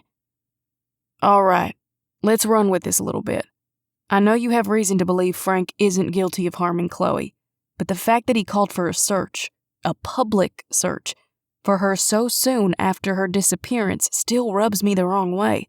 The best way to destroy evidence is to have a sea of well-meaning civilians go tramping through a place. He either wanted evidence destroyed, or he knew there was something out there to find. Whether he wanted more manpower out there to help ensure the thing was found, or something else, I don't know. What do you think happened? She asked. That someone tipped him off? Called him and told him there was something to find out there? It was possible that this same person tipped off Karen Reed, too. But why? Maybe, he said. He's just normally such a level-headed, by-the-book kind of guy. I don't think he's ever gotten so much as a parking ticket. So the rash move to completely bypass my department was not only out of character, it was reckless, especially given the circumstances. Granted, without that reckless move, her cell phone never would have been found. Not that we've been able to recover anything from it yet. But if it weren't for my locator spell, it's likely no one would have found anything that day. Especially not her cell phone. Not for a long time, anyway. True, he said, punctuated by a weary sigh. What if he'd been forced to make that rash decision? When he didn't reply, she assumed he was going to continue to humor her. Okay, so let's say someone called the mayor and said you have, 12 hours to find a present I left for you in the woods. Maybe this person threatens Frank by saying, if you don't do X, Y, and Z as soon as possible, I'll hurt your daughter. Frank panics, knowing your police force isn't big enough to canvass the entirety of the woods in time, so he mobilizes the town to help him instead. But like you said, the search only turned up a cell phone purely by happenstance, he said. What if that was the point? What if whoever the kidnapper is wanted the town and the whole police department looking one way, looking for nothing, so the kidnapper could get Chloe out of Edgehill, or at least to a hideout without being seen? It was a theory she'd first heard while in Alan's head, and wondered what the chief thought of it. A distraction, the chief said. It was a statement, not a question. If that's the case, Frank might have facilitated his daughter being smuggled out of town. Just a matter of whether he did so knowingly or not. This person, whoever it is, knows enough about Edgehill to know that an emergency town hall would mean we'd all show up, and the majority of us would ask how high when the mayor told us to jump. Amber said, Does that mean the person who took her is a local?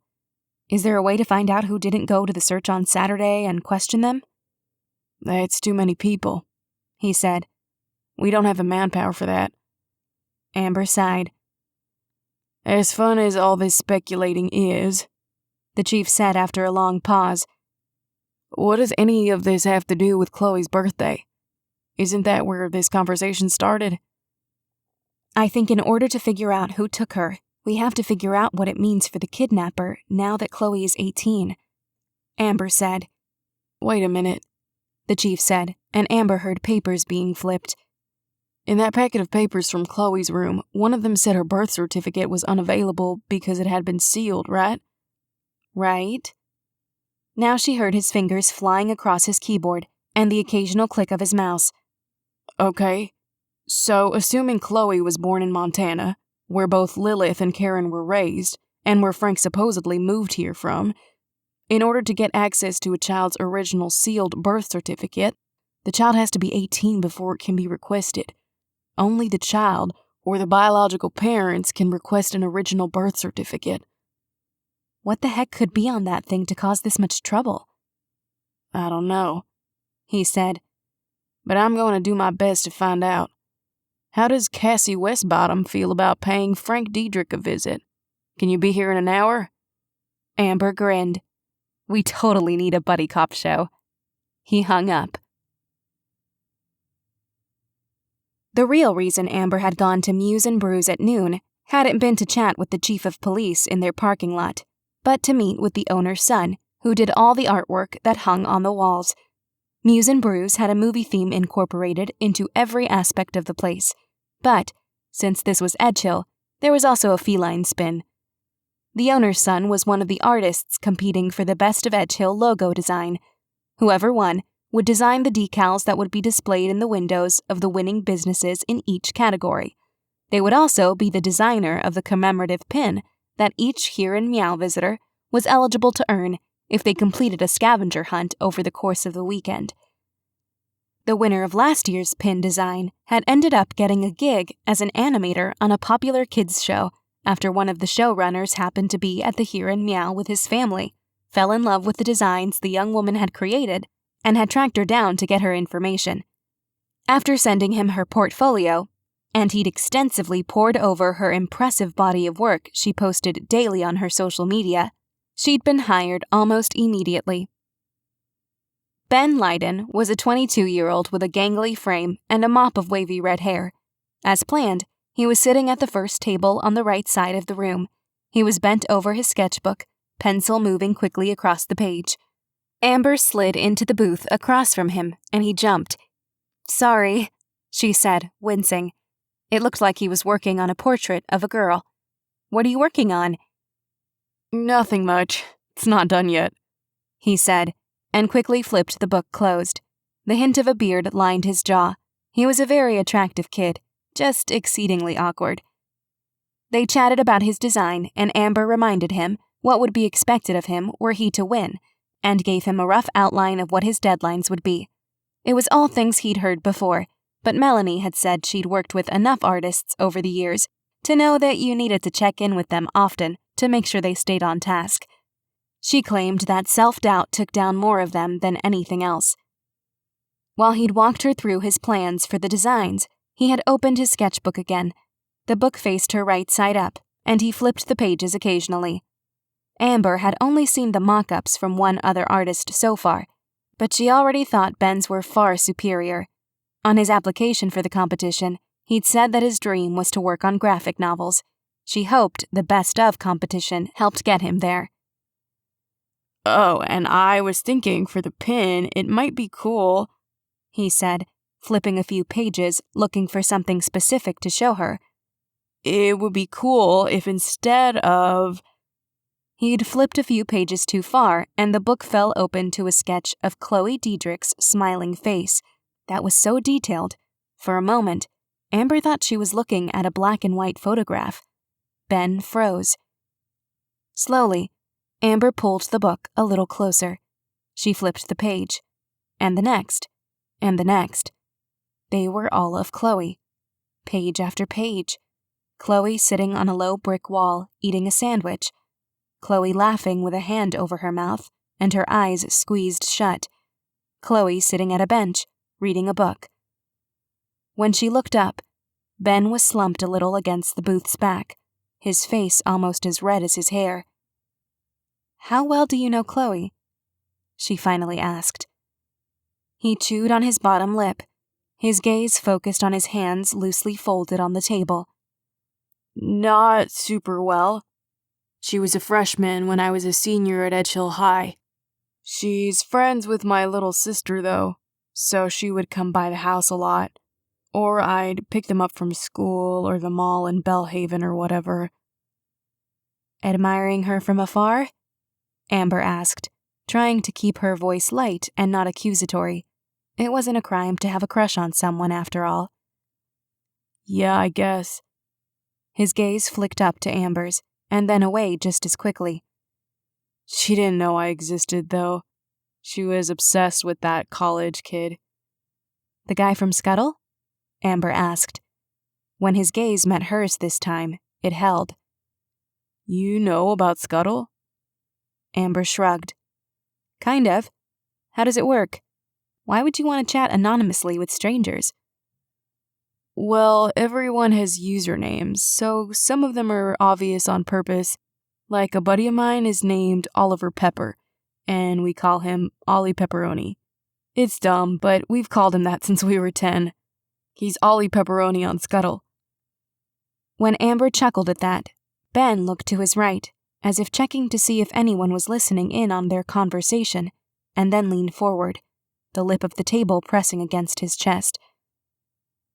And it's technically anonymous, but some jerk from Edgehill High hacked the app a few months ago and stole a bunch of info off it, email addresses and stuff. Then he started matching up email addresses with usernames, so pretty much everyone knew who was who. Amber perked up at that. What was Chloe's name on there? Mellow Meowt. Ben flushed a bit deeper, clearly embarrassed that he could recall it so quickly. Do you have any idea who this Johnny guy was? What his username was? Ben shook his head. He wasn't from Edgehill, so he wasn't on the list. A couple people on the forum where the list was posted. We have some guesses on which username was his just based on interactions we've had on there. A few of us are trying to do the armchair detective thing to try to figure out what happened to Chloe, I guess. She was always such a chill girl, you know? Just doesn't seem like her to run off with some guy she'd never met in person before. Amber agreed. Any way you could give me some of your guesses on those usernames? I'm actually meeting with the chief later and can pass them on. You think it could help find her? He asked, sitting up a little straighter. It might. You never know, Amber said. Ben tore a sheet out of the back of his sketchbook, then wrote down 4 usernames. He slid it across the table to her. Listed were 005 Bellhaven Guy, Meow and Later, Handle This, and Jonathan R055. Ben said, I almost asked her out a month or so ago. I signed up to volunteer at the Here and Meow just so I'd have an excuse to talk to her. Then I chickened out. I'm kicking myself now.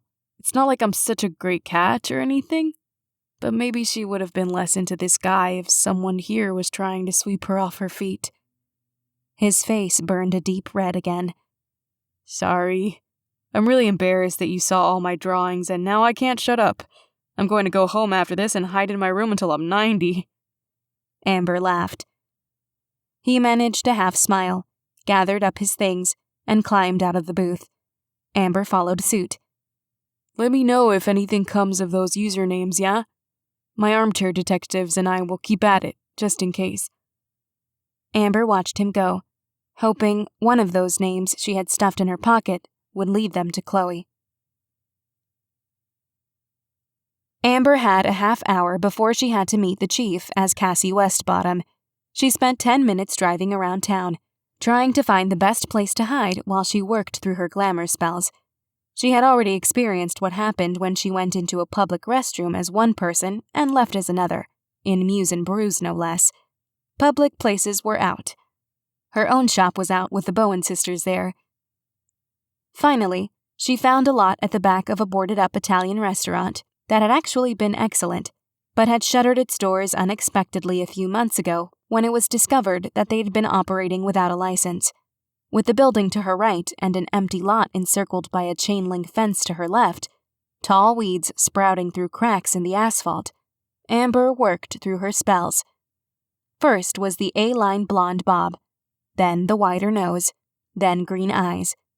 She eyed her handiwork in the mirror, gave her new face a nod, and then backed out of the lot again. She had just pulled up to the stop sign at the mouth of the restaurant's driveway, a force of habit more than a necessity, since the area was deserted, when a car at the stop sign to her right turned into the restaurant's lot. Brow furrowed, she watched as the person behind the wheel eyed her as he inched past her car. Some part of her expected it to be Alan Peterson, maybe even the chief somehow. Who she had not expected to see was Connor Declan. He stopped abruptly, so their driver's side windows were lined up, his car facing into the lot and hers out. He rolled down his window. Swallowing, she did the same. This car was a rental. Cassie Westbottom was from out of town, so it both made sense that she might be lost and that she'd be in a rented car. Hey, Connor said slowly. You're Cassie, right? Amber nodded. That's me, she said, hoping this was the same high and light tone she'd given this persona before. She didn't trust her magic with something as complicated as a voice alteration spell. Knowing her luck, she'd sound like a deep-voiced man, or a goose. I thought you caught a flight out of here a few days ago, he said, gaze painstakingly roving over her features. I did, Amber said, but Chief Brown asked me to come back. Oh? He asked. You're a bit far from the station, aren't you? I got a bit turned around, she said with a laugh. I see, he said. Hey, weird question. Did you happen to see Amber Blackwood out here just a few minutes ago? She and I were going to meet up for a late lunch, and I thought I saw her turn down here. I figured maybe she forgot the restaurant here was closed. I'm not sure I know who that is, Amber said. I was only in town a day last time, and I only got back last night. Right, he said. Right, of course. Sorry to bother you. I hope that you coming back to Edgehill is a good sign for this case. Sorry, but I can't discuss details with you, Amber said. I should be going. Have a good day. His expression was blank as he said, You too, Cassie. As Amber drove toward the station, her stomach in knots, only one thought cycled through her head. He knows. He knows. He knows.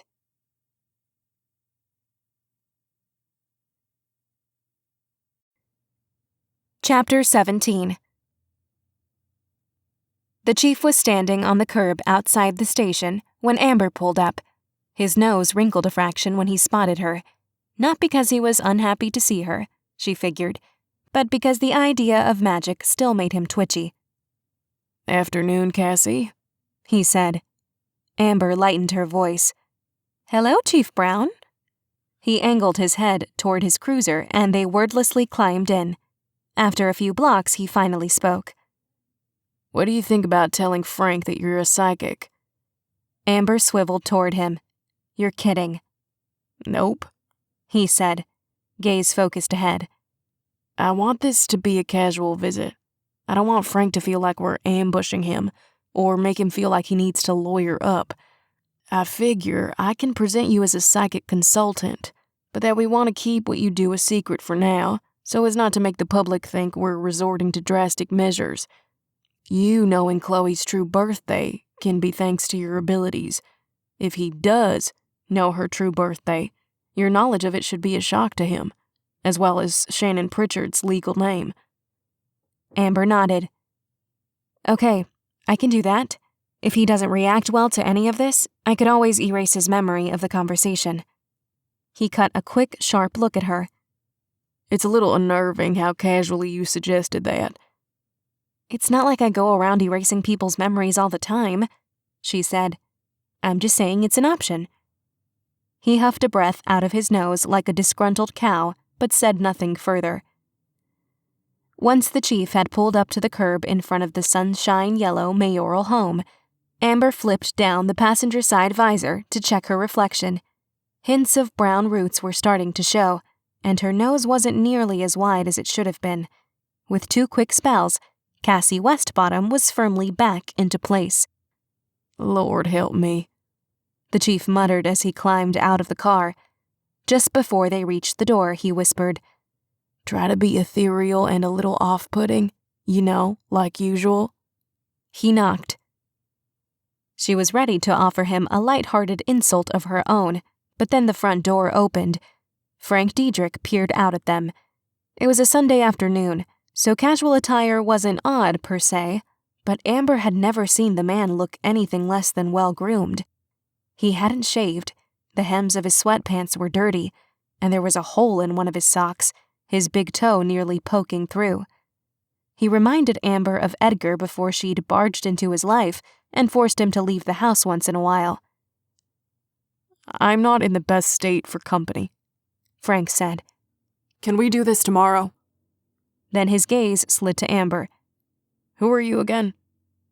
Amber thrust out a hand. Cassandra Westbottom, but please call me Cassie.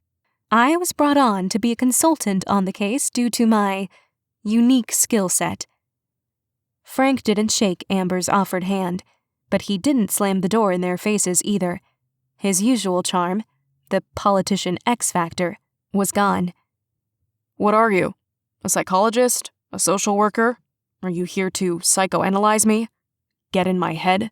If you're here to use her to accuse me again, Chief, for harming my own daughter, I'll have to ask you to leave. You're no closer now to finding Chloe than you were a week ago. She's not here. I don't know where she is, but wasting your time badgering me won't get you any closer to finding her. When he moved to close the door, Amber blurted out, Her mother's name was Lilith, wasn't it? Frank gaped at her, then quickly snapped his mouth shut, trying to regain some of his composure. No, her mother's name was Shannon. I meant her given name, Amber said.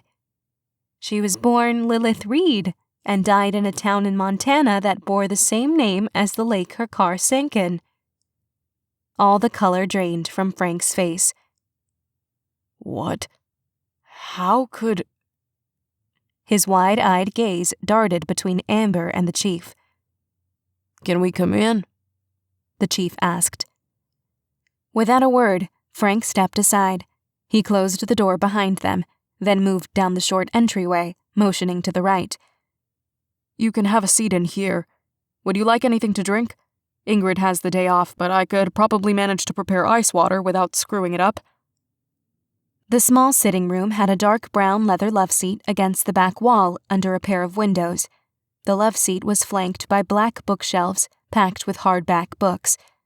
A glass coffee table stood on curved black metal legs over a sea-green throw rug. Its hue matched the curtains drawn open on the windows. Against the wall nearest them was a dark brown leather recliner that matched the loveseat. The chief perched on the edge of the recliner's cushion and said, Nothing for me, thanks. Then gestured to the loveseat.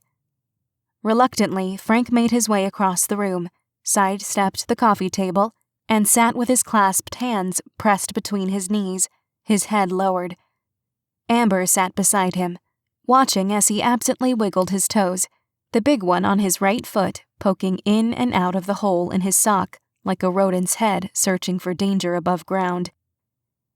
Amber started to say something, but she saw the chief from across the room lightly raise his hand to stop her. He wanted Frank to break the silence first.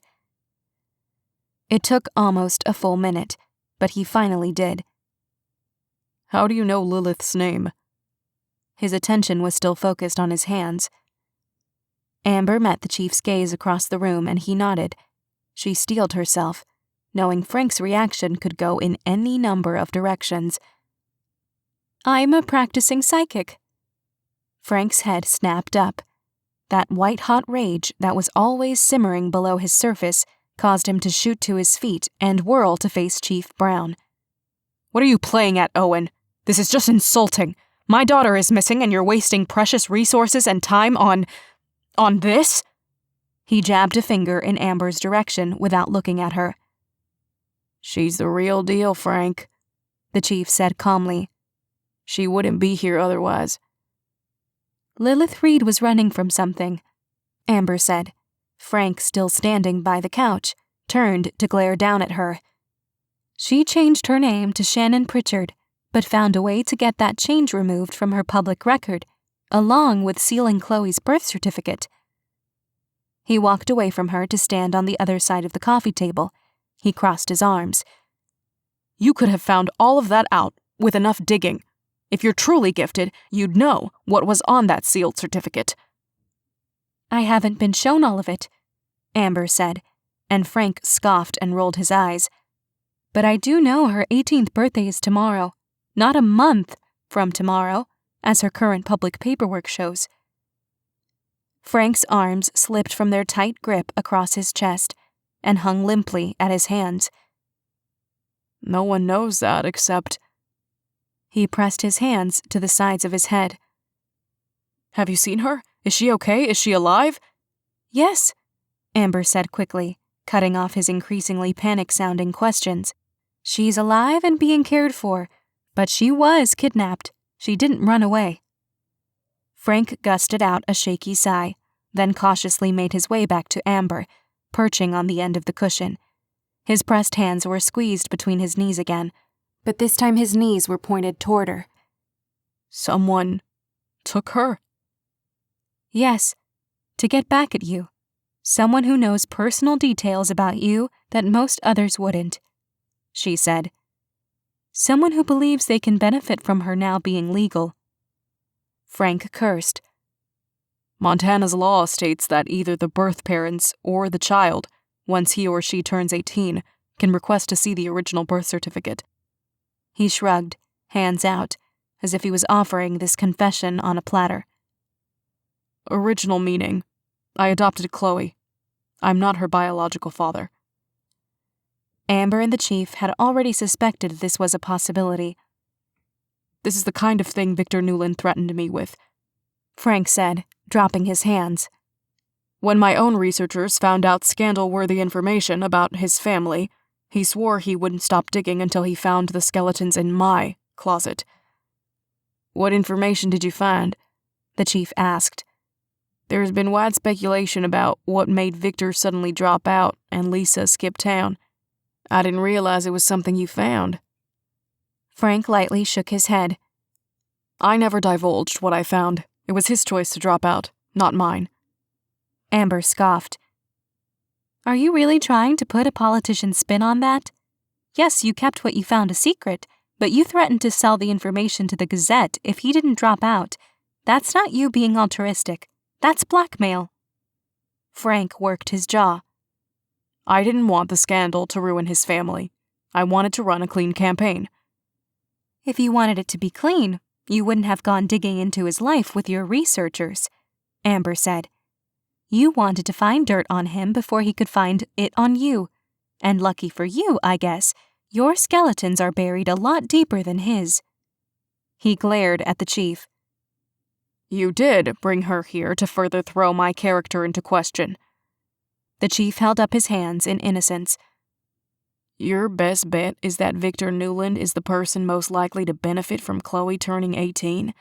He gets her to request an original birth certificate, and it's revealed that you're not really her father.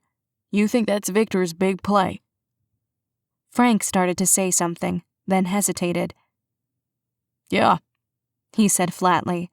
That's my best guess.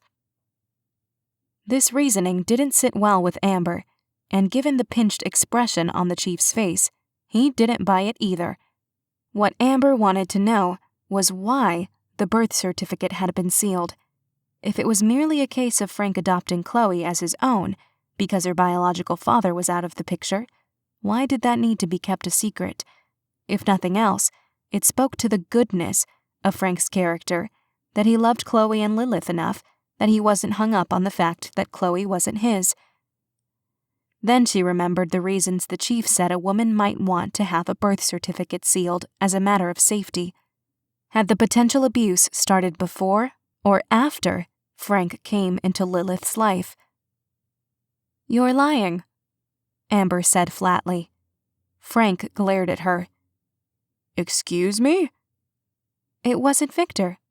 Are you protecting someone or are you scared of someone?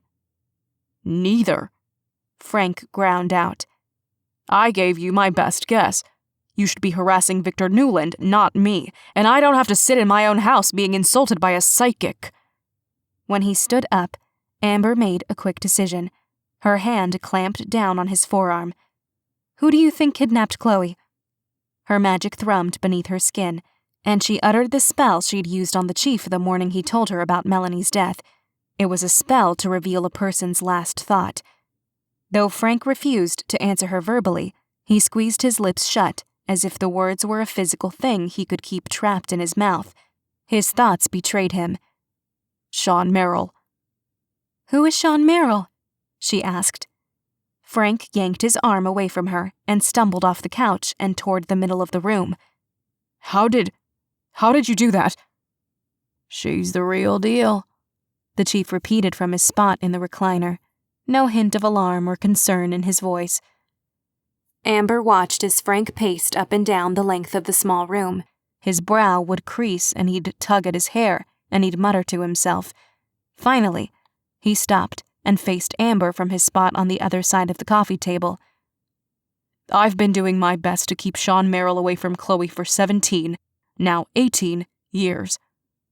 Her biological father? Amber guessed. Yes, Frank said, sighing. The guy has been in and out of jail, though.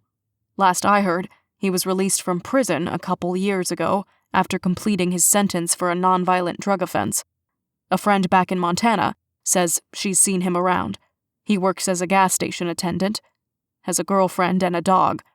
All I know is that the money keeps him away from Chloe. So he's dangerous? The chief asked. Yes and no, Frank said. I'm almost positive he's responsible for the accident that killed Lilith. It's a gut feeling. I have no proof. If he's gone through this much trouble to get Chloe now, he needs her for something. He's not a danger to her only because she's no good to him dead. He pressed a fist to his mouth, as if that last word had made him nauseous. Any idea what he needs her for? Amber asked.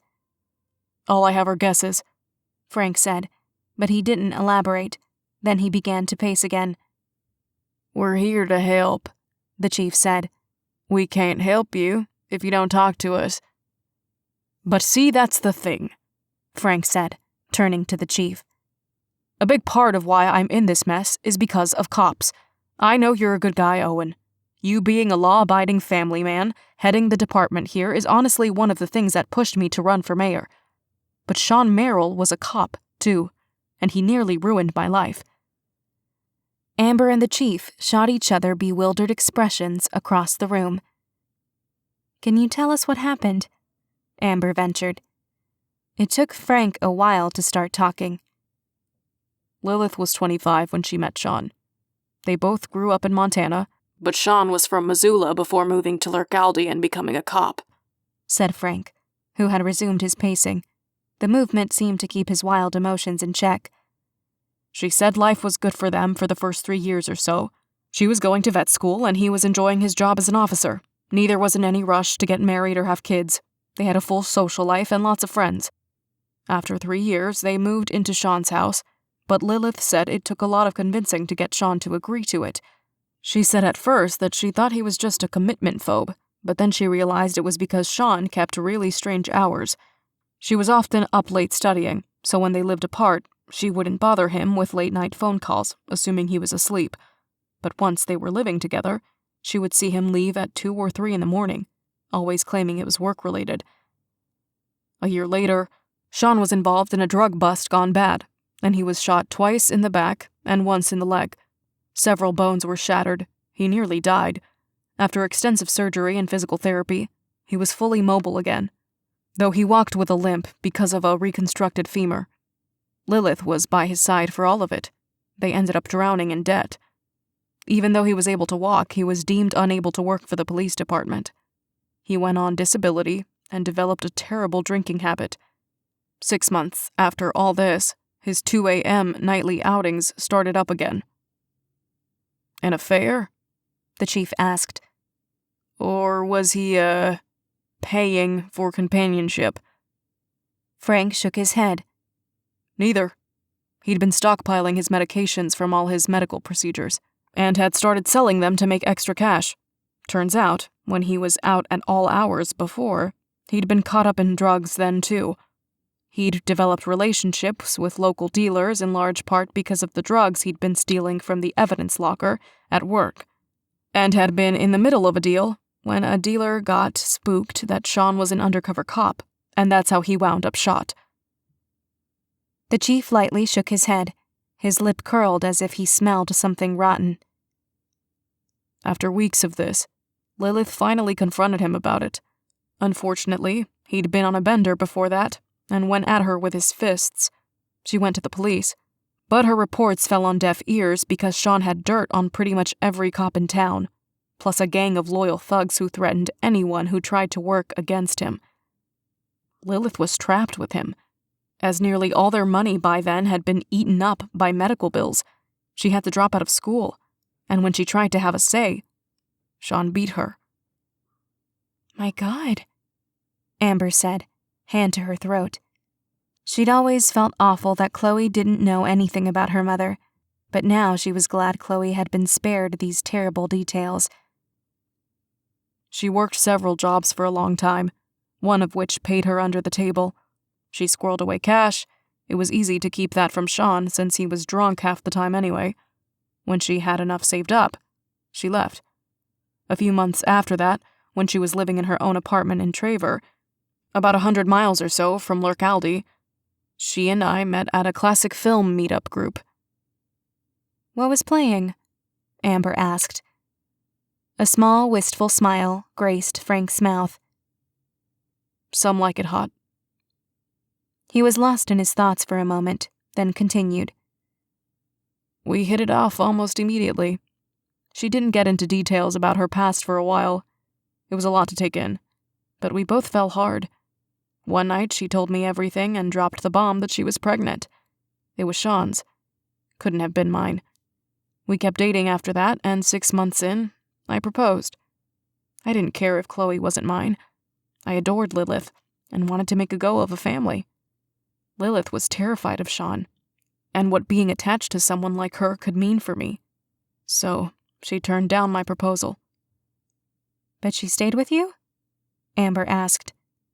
"Yeah," he said. "She tried to leave me. It lasted 3 days and we were both so miserable I begged her to come back. I didn't care if we were married. I was too far gone to care about much of anything other than being with her." The chief spoke up. "Was getting her name legally changed your idea or hers?" "Mine," he said.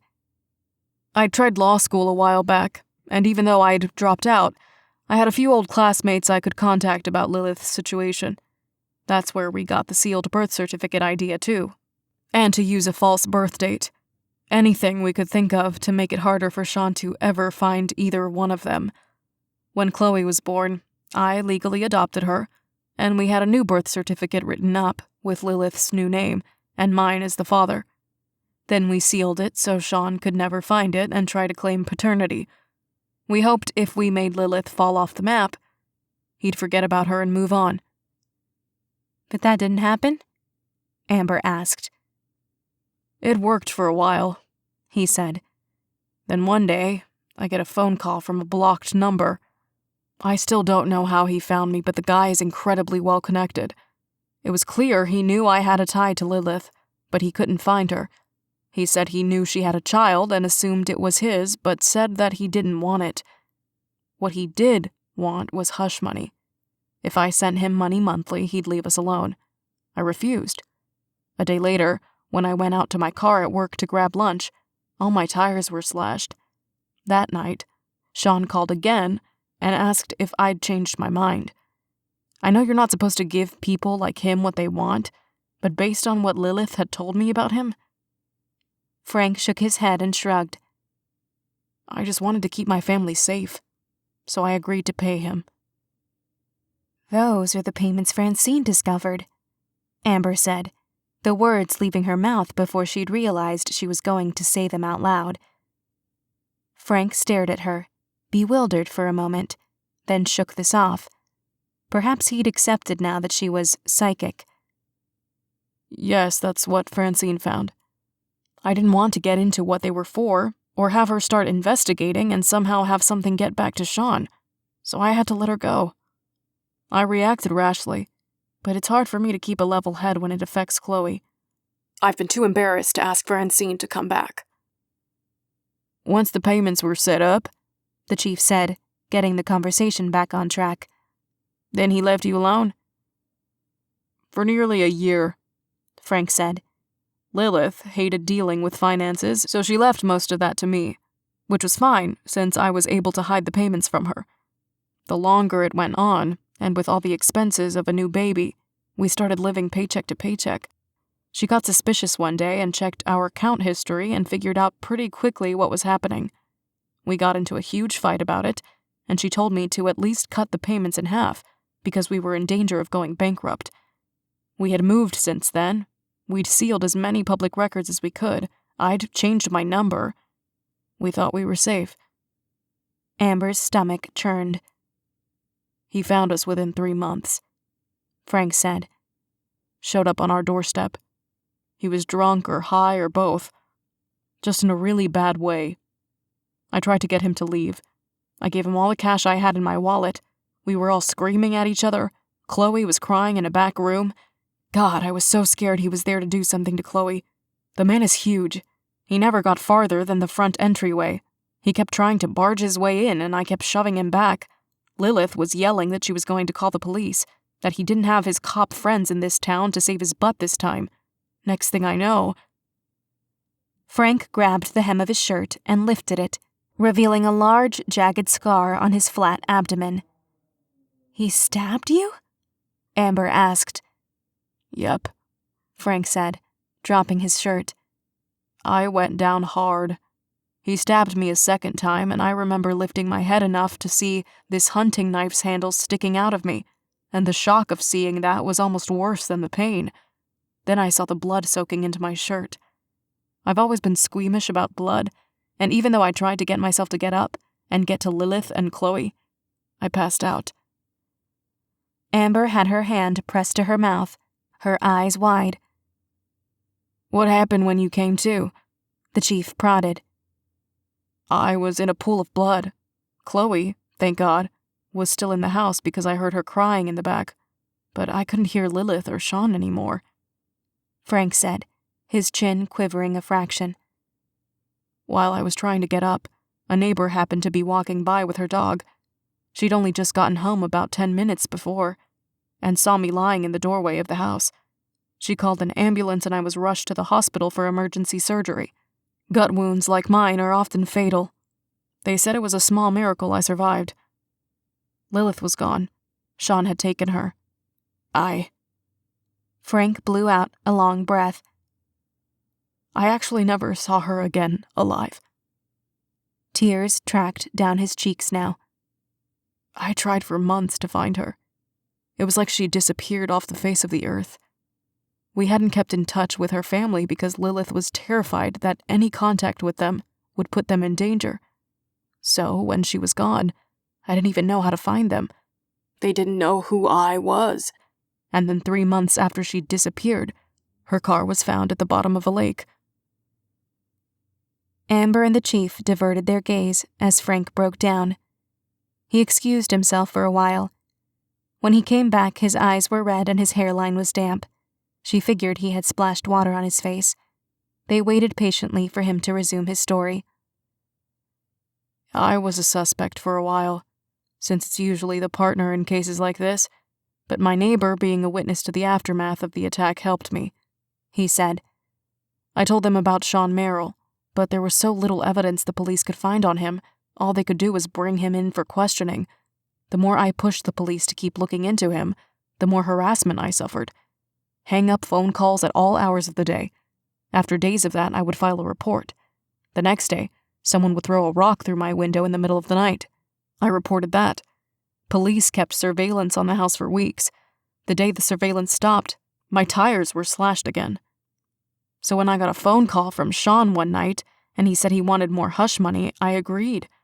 I picked up another job and got help from neighbors to look after Chloe.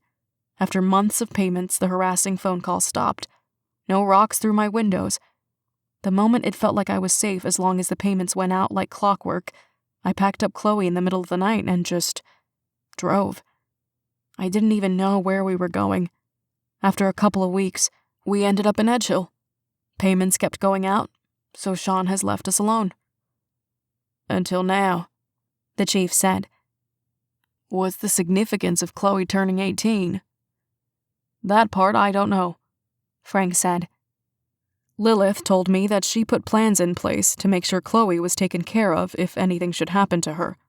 It's something a woman does when she's been involved with scum like Sean Merrill.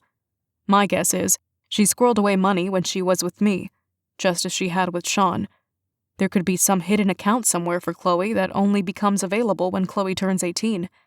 He's never wanted to be her father. All he's ever wanted is money. Frank let out a sound akin to a wounded animal. I should have told her about him and the adoption. I've spent so long trying to protect her, and he found her anyway. I just wish I knew how. I've been racking my brain trying to figure out where I screwed up. Amber had a feeling she knew how he'd found her. Do you know anything about the Scuttle app? The chief and Frank both looked at her with cocked heads. The chief because he likely didn't know why such a question was relevant at the moment, and Frank because he'd likely never heard of it. Amber relayed what she'd learned of the app, the hack, and the fact that Bethany and Ben Lydon both suspected that Johnny wasn't a teenage boy at all. You mean it's possible that Sean was talking to her on this app while he pretended to be interested in her? Frank asked, his face screwed up in disgust.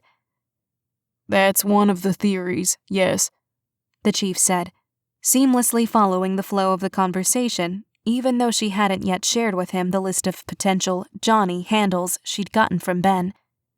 It's not as uncommon as you'd hope that men join sites popular with young people with the desire of luring them out into the real world. She was already planning to meet this Johnny person the night she disappeared.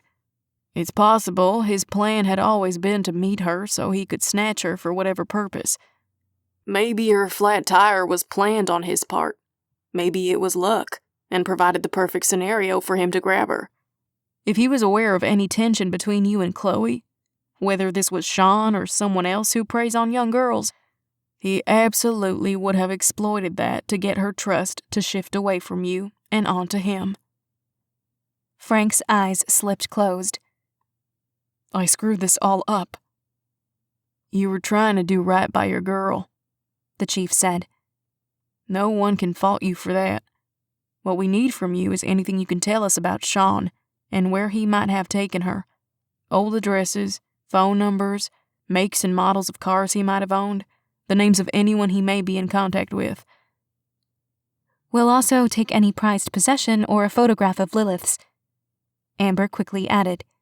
Both men stared at her.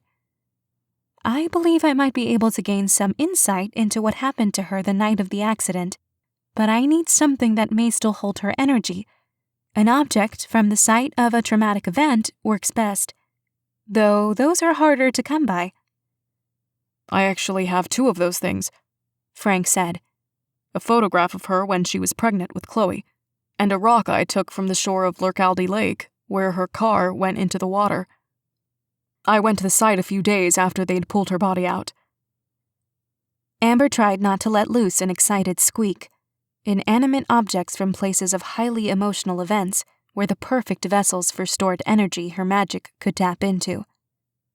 Would you allow me to take both of them with me? I need to be in a location that's been cleansed in a very specific manner for something like this, and I have a location nearby that would suit me well. He pursed his lips. Sure. I'll see if I can find anything related to Sean, too. I'll be right back. When he left the room, the chief angled his head around the open doorway that led into the entryway, presumably watching Frank walk down the hallway, and then the chief was on his feet and hurrying over to her. Your eyes and the ends of your hair are turning brown, he hissed. Oh, crap, she muttered, then fished in her bag for her compact. She uttered her glamour spells as quickly as she could, keeping an eye on herself as she worked. The chief stood in front of her with his hands on his hips, shielding her from view. By the time Frank returned 20 minutes later, Cassie was firmly back in place, and the chief was perusing the spines of the hardback books lining the shelves. Frank handed the chief a sheet of paper with a few random things scrawled on it, promising to contact him if he thought of anything else. To Amber, he handed a photograph of a beautiful dark-haired woman in a flowy dress and a floppy yellow hat, standing in front of a hedge covered in giant pink flowers. One hand protectively rested on her very pregnant belly, while the other held down her hat. The woman bore such a striking resemblance to Chloe, it made Amber's chest ache. The rock was smooth and heavy in Amber's hand. They both thanked Frank for talking to them, and Amber followed the chief out the front door and down the pathway to his cruiser waiting at the curb. As she sat in the passenger seat of the chief's car, she stared down at the rock in her hand, turning it end over end in her palm. She wondered if she'd need to buy Edgar a dozen pizzas to get him to leave his house twice in one day.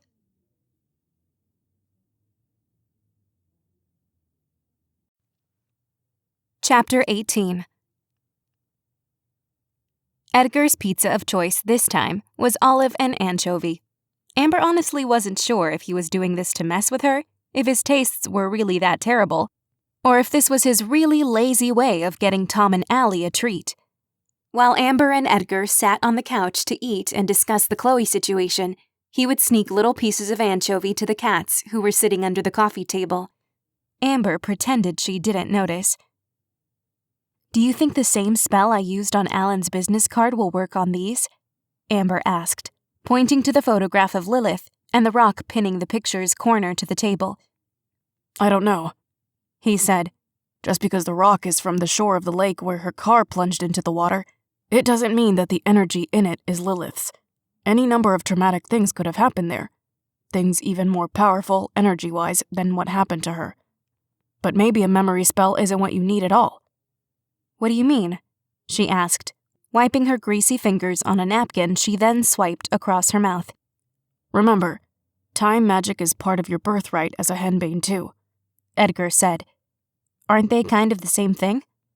"Memory spells are all about specifics," Edgar said, casually dropping a small piece of anchovy on the floor. Tom pounced on it. "Reliving a memory isn't really about time itself, as a memory is something specific to a person. When you're experiencing a memory through a spell, you're tapping into that particular person's energy to see a snapshot of the past from their perspective. If you had relived the night of the fire through Belle's energy, rather than Theo's, the majority of the details would be the same, but they'd feel and look different because you'd be seeing it through a different lens. That's why you need personal objects from a person to experience their memory, because you need their energy in order to see through that lens." Amber nodded. "Okay, so what makes time spells different?" "You'll still end up seeing a snapshot of the past, or future or present, with time spells, but the lens is a bit of a free-for-all," Edgar said. "With time spells, you're transporting your consciousness to a specific time and then you just see what you see. I think the energy we need to grab hold of is Lake Lurkaldi's. We need to get your magic to sync with the energy of the place, give it a certain time to take you to it, and then cross your fingers that you're shown something helpful." "And that I don't get stuck there," she joked. "And that," he said without a hint of humor. Amber swallowed. "It's relatively safe," he said. "Whereas you need specifics for memory spells, you need to go a bit broader with time spells. So the fact that we don't know the exact time of the accident is actually a good thing." Amber's stomach churned.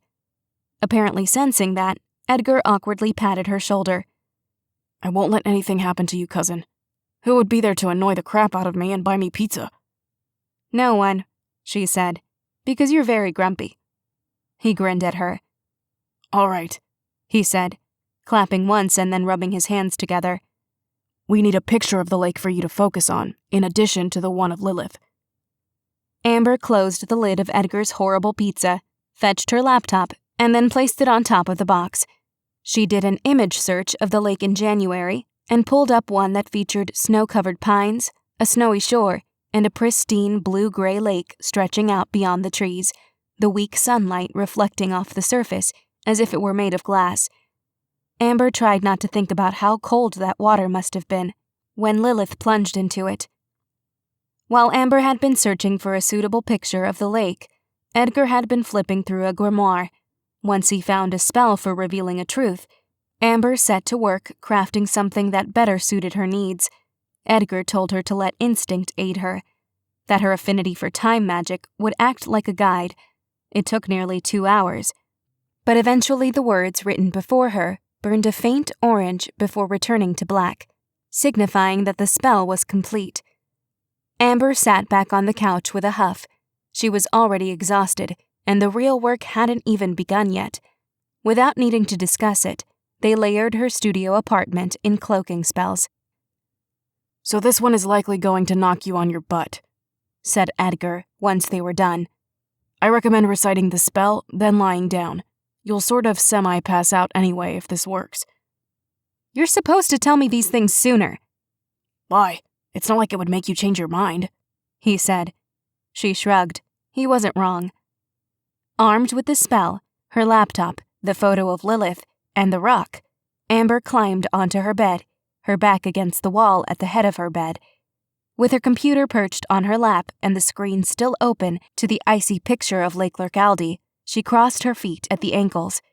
She laid out the spell on her keyboard, and then held the Lilith photograph in one hand and grasped the rock in the other. Edgar stood beside the bed, arms crossed, as he stared down at her. Instead of keeping the image of a person in your mind like you're used to, focus on the location and the date. I'm right here if things get iffy. Blowing out a steadying breath, Amber recited the spell, speaking slowly and enunciating each word with care. Her magic thrummed, and she clutched the rock a little tighter, her palm growing clammy against the smooth surface. She tried to imagine the biting, icy air stinging her nose and cheeks, her boots sinking into freezing cold slush, the creak of branches under the heavy weight of snow. Was the stone in her hand growing warmer, or was her own body heat just seeping into it? As Amber's eyes slipped closed, she thought of Lilith Reed, of little Chloe in her womb, and of the date, January 12th. She could have sworn she heard wind whistling through the trees, the freezing air pulling goosebumps up on her skin. She wanted to rub a warm palm over the pebbled flesh, but her hands were occupied. A drowsiness even more powerful than the one that came after the consumption of a premonition tincture pressed her body into the bed. Her head felt like a bowling ball balanced on a toothpick. She couldn't possibly stay awake. Her magic, on the other hand, was frenzied. It coursed beneath her skin like a river, a flood, a torrent. Amber felt as if her body was the rock in her hand, and her magic was water rushing around it. It would drown her. It would rush up over her head like a tsunami, and she would be swallowed up and carried away. And then she was there. She stood on a slight hill, surrounded by snow and the occasional pine tree. Given the waning light, she guessed it to be near dusk. Wind occasionally whispered through the branches, but otherwise it was silent. The lake stretched out before her. On the other side, she could see a road that wove between the trees. Around a bend came a pair of headlights. They were there and not there as the car passed behind the trees, like a staccato flash of a strobe light. It was hard to tell how fast the car was going, given the distance from her to the other side of the lake. But then a second car came around the bend, this one moving much faster. The first car accelerated. Amber watched as the cars drove faster and faster, following the shore of the lake. She lost sight of them for a moment, given her vantage point on the hill, but she turned and looked up the short incline behind her. She could just make out the edge of the road a few hundred feet away. The cars were zipping up the road near her now. There was a bang, metal on metal. Engines revved. Another bang. A screech. Bang. Amber flinched, then charged up the short incline, her boots slipping and crunching in the snow. She stopped at the edge of the road. From her right, she saw a pair of headlights barreling toward her. Bang. The car swerved left, then right. Bang. Bang. The car fishtailed, tires squealing. It was feet away from Amber now, and she could see the whites of Lilith's eyes as they flicked up to her rearview mirror. The second car slammed into Lilith's car again, and she screamed, the sound silent to Amber's ears. Lilith's head jerked forward and smacked into the steering wheel, her head lolled. Bang. The car spun and slipped off the road and down the snowy hill and into the water below with a deafening crash.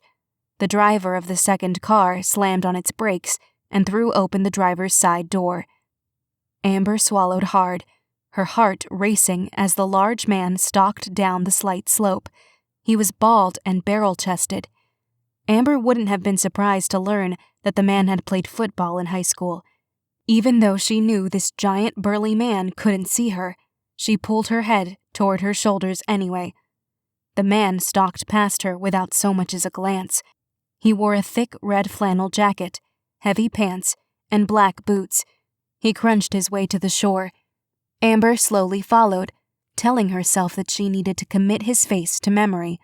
When she was close enough to study his profile, what stood out to her, more than anything, was the complete lack of emotion on his face. He lit a cigarette and savored it, taking his time as he watched Lilith's car slowly fill with water and then sink. When the vehicle made its last gurgle and released an explosion of bubbles, he said, "Good riddance, Lilith. You will not be missed." He took a long draw on his cigarette, letting the smoke out slowly. "Thanks in advance for the $500,000, though. It'll come in handy. Looks like I'm going to need a new car." He laughed and tossed his unfinished cigarette into the snow, the lit end going out instantly with a little hiss. Amber darted ahead, her boots slipping on the snow. She committed his license plate to memory just before he drove away. She stood on the side of the road, watching the red of his taillights as they grew smaller and smaller before disappearing and leaving her alone in the quiet once more. She wished she could run to the water's edge, dive in, and swim her way to Lilith's car, to pull her body from the vehicle and wrap her in a blanket and bring her back to Chloe and Frank. But she couldn't do anything other than wait for this vision to end. When it did, it was so abrupt, she gasped as if waking from a dream. Her apartment and her bed were so warm in contrast to that snowy scene from 17 years ago, it almost hurt. As if she'd been the one frozen, and was now rapidly thawing. Edgar's face swam into view before her, and she stifled a gasp. "Did it work?" he asked. "You were shaking really hard at one point, but I couldn't tell if it was a bad reaction to the spell or if you were cold. I wasn't sure if I should snap you out of it." "It worked," she breathed. "And I think I know why Sean took Chloe." It took Amber an hour to recover from the spell. The first 20 minutes had been spent guzzling the glasses of water Edgar brought her. Then he encouraged her to eat 2 more slices of pizza. After a very long shower and a few more glasses of water, Amber sat down on the bed again and then went into her vision in detail. "All right," Edgar said, from his seated position on the floor once she was done. Tom lay before him on his back, his paws flopped onto his chest, while Edgar scratched under his chin. "It's been a long time since I've needed to work multiple jobs. But if Lilith really was taking under-the-table gigs as a way to keep a low profile, I'm thinking it's pretty impossible that she'd stashed away $500,000 in a sock drawer just from scrubbing toilets and washing dishes, right? So where does a small-town girl get that much money?" "Sean very clearly ran her off the road with the intention of killing her," Amber said, shuddering a little at the memory. What if her death needed to happen in order for him to get the money? "Life insurance?" Edgar asked. "And if he needs Chloe to be 18, does that mean money from the policy isn't released until she's legal? Can you even name a minor as a beneficiary? I'm guessing this isn't the first case where something like this has happened. A parent names their kid as the beneficiary, but then the parent dies before the kid can legally claim the money. Are there contingencies in place for stuff like this?" Amber propped one leg on the bed and pulled her laptop in front of her. The image of Lake Aldi filled the screen.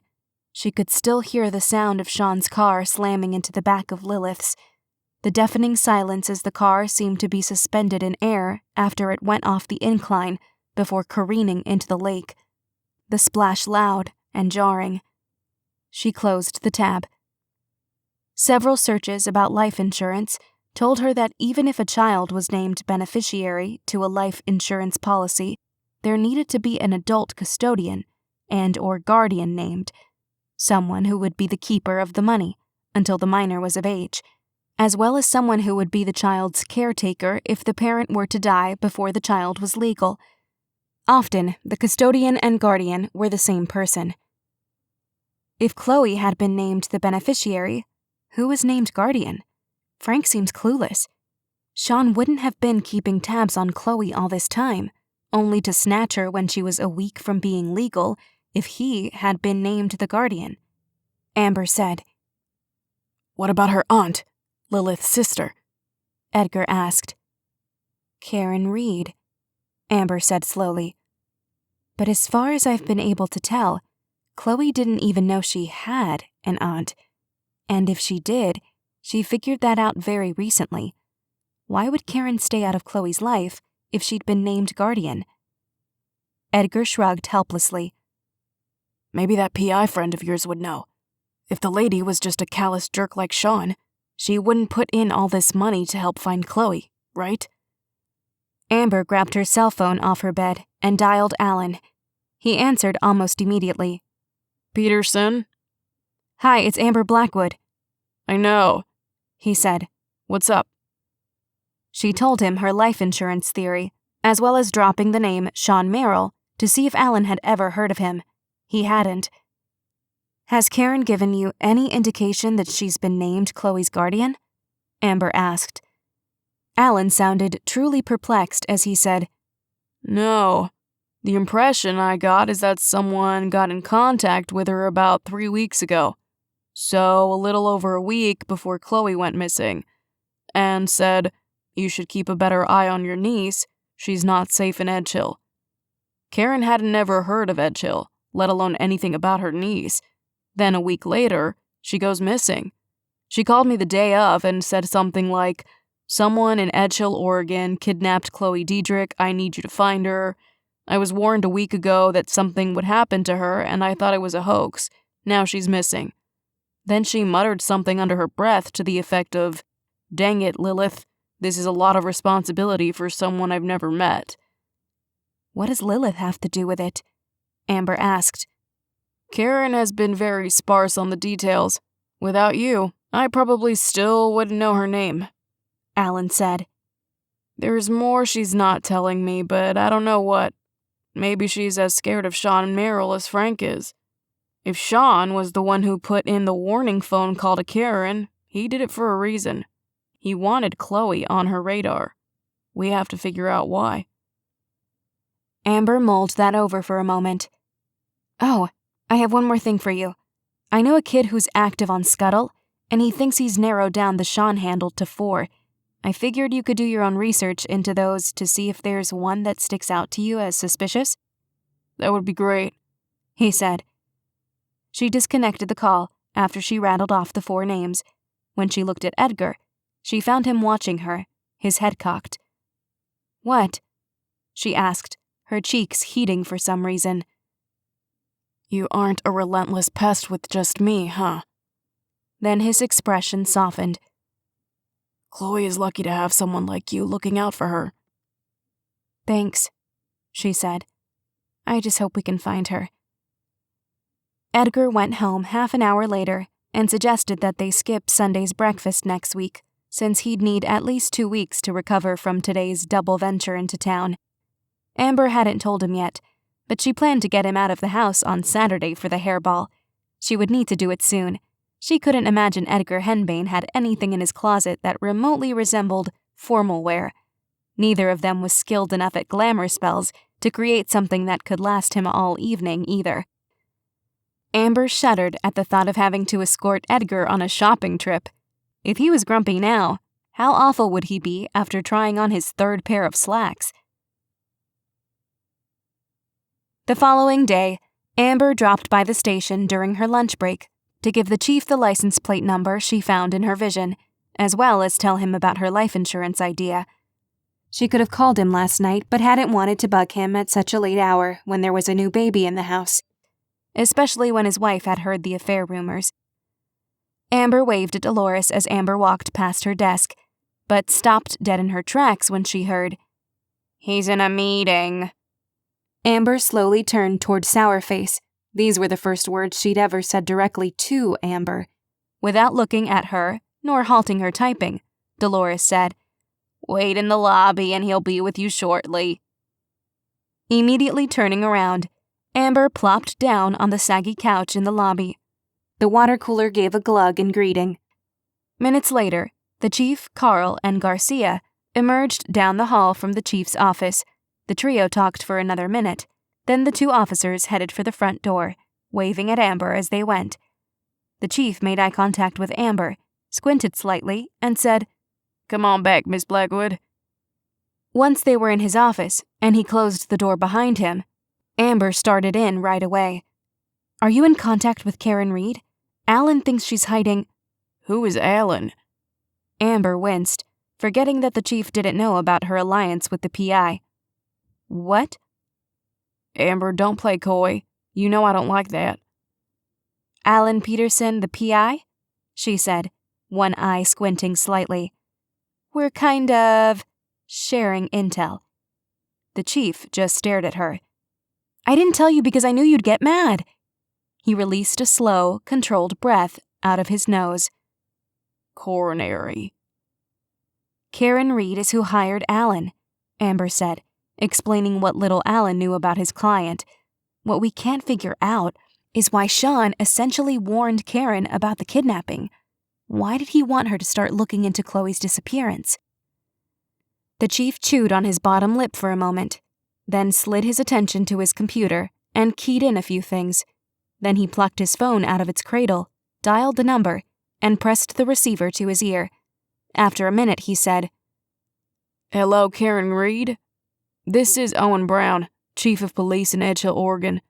I have a few questions I wanted to ask you. If you could call me back at your earliest convenience, that would be greatly appreciated." Once he had relayed his number and hung up, Amber told him about her vision and fished a piece of paper out of her purse that had Sean's license plate written on it. It's from 18 years ago, so who knows how many other cars he's had since then. But maybe this will help get you DMV records? The chief nodded, picking up the paper. "Thanks. This could be really—" He was interrupted by his phone ringing. He hit a button and said, "Hi, Dolores." "I have a Karen Reed on the line for you, sir," came the woman's gravelly reply through the phone's speakers. "Put her through." After hitting another button, he said, "Hi, Karen, this is Chief Brown. Thank you for calling back so quickly." "No problem," the woman said, her voice ringing out in the room. "I was glad to hear from you. Is there any news about Chloe?" "We're chasing down several leads," the chief said. "What I wanted to ask you about is related to your sister Lilith. Would that be okay?" The pause was long. "Sure," came the soft reply. "I don't know how much help I'll be, though." "What can you tell me about Sean Merrill?" Karen let out a sharp, short laugh. "Wow.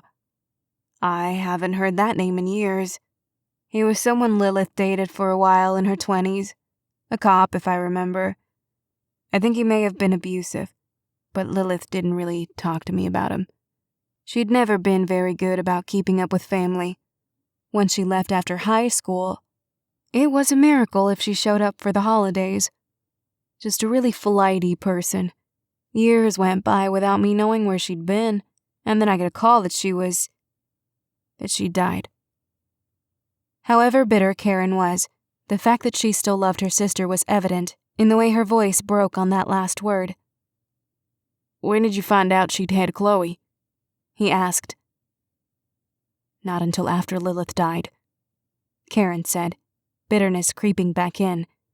"I got a letter in the mail letting me know I was both the custodian and personal guardian of Chloe Deidrick and her assets, as Chloe was the sole beneficiary of a life insurance policy. But she couldn't make a claim on it until she was 18. Lilith left me in charge of Chloe's money, yet I didn't know until that letter that Chloe even existed." "Why haven't you tried to find her if you're her guardian?" Amber asked before she realized she was going to say the words out loud. Her eyes widened. The chief shot her a pointed look. "That's my associate, Cassie Westbottom. She's a consultant on the case." "I don't mean to sound judgmental," Amber said now in Cassie's voice. "We're just trying to find out who Chloe's inner circle is and who she's been in contact with. Lilith had a will in addition to the life insurance policy. In it, she asked that I not contact Chloe until she was 18, Karen said. She said Chloe was safe with her adoptive father, Frank Deidrick, and she didn't want Chloe's childhood to be tainted with the truth of her parentage. That was her phrase, not mine. Truth of parentage. She said it was vital that I let Chloe live her life blissfully unaware, and that if I ever cared about her, then I would do this for her. She didn't explain herself beyond that, but that was just how Lilith was. Very private until she needed something, even when it was her family. Amber mulled this over. If I can ask, Karen said, what does Sean have to do with Chloe and her disappearance? The slight quaver to her voice made it clear she already had a pretty good guess. Sean is Chloe's biological father, the chief said, and he was in fact abusive. So much so that it's what made Lilith change her name and essentially go into hiding. She distanced herself from her family to protect them and Chloe from Sean. Karen let out a choked sob. Her voice was very soft when she asked, "Did he kill her? Lilith, I mean?" Amber watched the chief's face, as he clearly debated how to answer this. "We think so, yes," he finally said. Another sob. "And is he who has Chloe now?" The chief sighed. "He's on the top of our list of suspects, yes." "Oh my God," Karen whimpered. "That poor girl." Then she gasped. "Is that who called me to tell me that Chloe was in trouble?" "It's possible," he said. "Do you have any idea why he would have called you to tip you off?" "I didn't have a clue until just now." Karen paused for so long, the chief looked up at Amber and shrugged. "If Sean really did kill Lilith, my guess is he thought he was on the policy as the beneficiary. You can't name a minor without there being a guardian listed, and by then Lilith had cut herself off from family, so he probably thought he was a sure bet as to who was listed. Maybe she told him he was the beneficiary, and he was operating under incorrect information. When she died, he wasn't notified about benefits. I was. So he must have realized then that he hadn't been named. When he called me, he asked, 'Are you Chloe Deidrick's guardian?' He sounded so formal. I thought maybe it was the police. I mean, who else would know I was Chloe's guardian when Lilith made me promise from the great beyond that I would keep this secret to myself? So I said yes and asked where she was and if she was okay. He said she's in Edgehill, and from my reaction it was clear I had no idea where that was. Then he told me she was in danger and hung up. Do you suppose he knew I would try to find her once I knew she was in trouble?" "Maybe," Amber said. "Perhaps he'd been hoping you'd come to Edgehill personally, so he could go after you instead. It seems like he's figured out along the way that you're the one listed as Chloe's guardian. He could have been trying to lure you here. You're unfamiliar with the town. You confirmed that for him.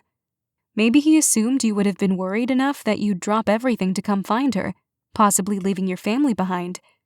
You'd be in a new place without your support system. Hiring a PI might have been a really good call for your own safety." "Is it my fault he took Chloe?" Karen asked, her voice strained. "He called me several days before he took Chloe. Did he take her instead of me because she was a closer target?" "None of this is anyone's fault but Sean's," the chief said. "Do not blame yourself for any of this. You abided by your late sister's wishes, and you made a really smart call in sending in someone experienced to investigate the situation. Sean is not the type of man a civilian should interact with." The chief shot a pointed look at Amber when he said that last part, as if Amber wanted anything to do with the man. The snippet of memory she'd seen of Sean, with his flat eyes, had been more than enough for her. Karen cried softly. Frowning to himself, the chief said, "You've been very helpful, Mrs. Reed. If he contacts you again in any way, please let me know. Or if you think of anything that might help us find Chloe." "I will," she said, sniffling. "Thank you for calling me." The chief cradled the phone and leaned back in his chair, arms crossed. He and Amber sat in his quiet office, each staring off in different directions. The reality of the situation sunk in. A father had kidnapped his own daughter because of money. He didn't care about her well-being, nor did he care that the man who had raised her was worried sick about her. Even though Isabel is only days old, I already know I would move heaven and earth for that girl, the chief said softly. I knew it the moment I saw her. How can Sean do this to Chloe? How could he even think it, let alone do it? I've seen horrible things on this job, but the crimes parents inflict on their children are always the hardest to wrap my mind around. What Amber feared most was what Sean would do once he got the money he wanted. He'd run Lilith off the road when he decided that she would be more beneficial to him dead than alive. A woman who had helped him get back on his feet after he'd been shot, had dropped out of school, and given up on her dreams when his medical bills had overwhelmed them, and who had given him a beautiful little girl. What would he do to his daughter once she'd served her purpose?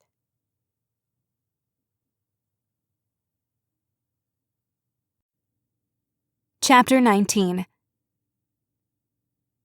The next 2 days were filled with so many hairball preparations that Amber only had time to worry about Chloe in the evenings, and even then, she was often hard at work on the remainder of her tiny plastic cats. By the time she flopped into bed, she was asleep almost as soon as her head hit the pillow. The Here and Meow committee, even with Francine Robbins on board, was made up of 5 people trying to do the job of 10. They were in charge of everything from making sure they had everything the Best of Edgehill participants needed, while also keeping them on schedule, answering emails from gala attendees, ordering all the decorations, finding enough help to set up the day of, coordinating with all the volunteers, many of whom were high school students, to making sure they knew what to do on the day of the gala, and planning the rehearsal gala for Friday night so they could perfect everything before the actual gala on Saturday.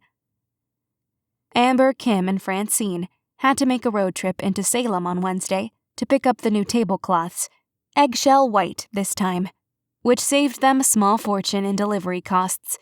After they stuffed the back of Francine's SUV with the correct cloths, they went out for dinner.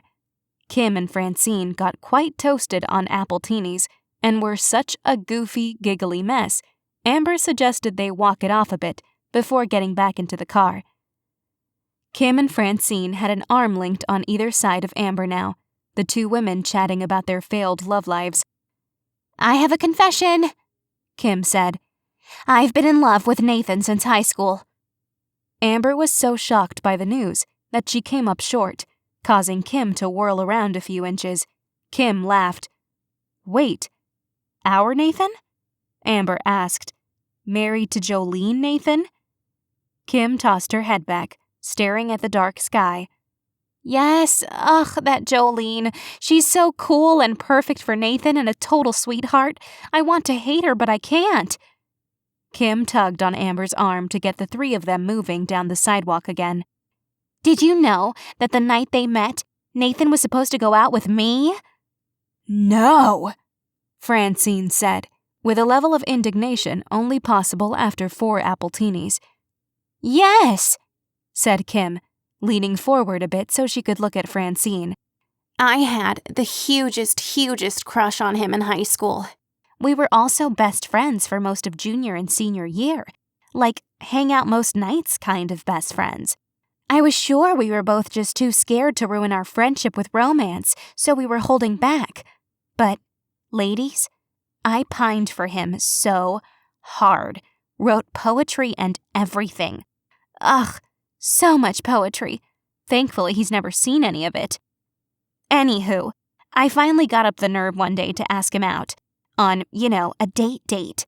I couldn't believe it when he said yes. I mean, I could tell he was a little nervous about it, but I figured that was normal since we were so close and we'd be crossing a major line.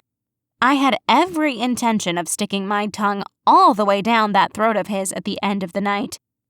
Amber and Francine erupted in laughter. Kim shot them a goofy smile. What happened? Francine asked. The night of, I got, how do you say?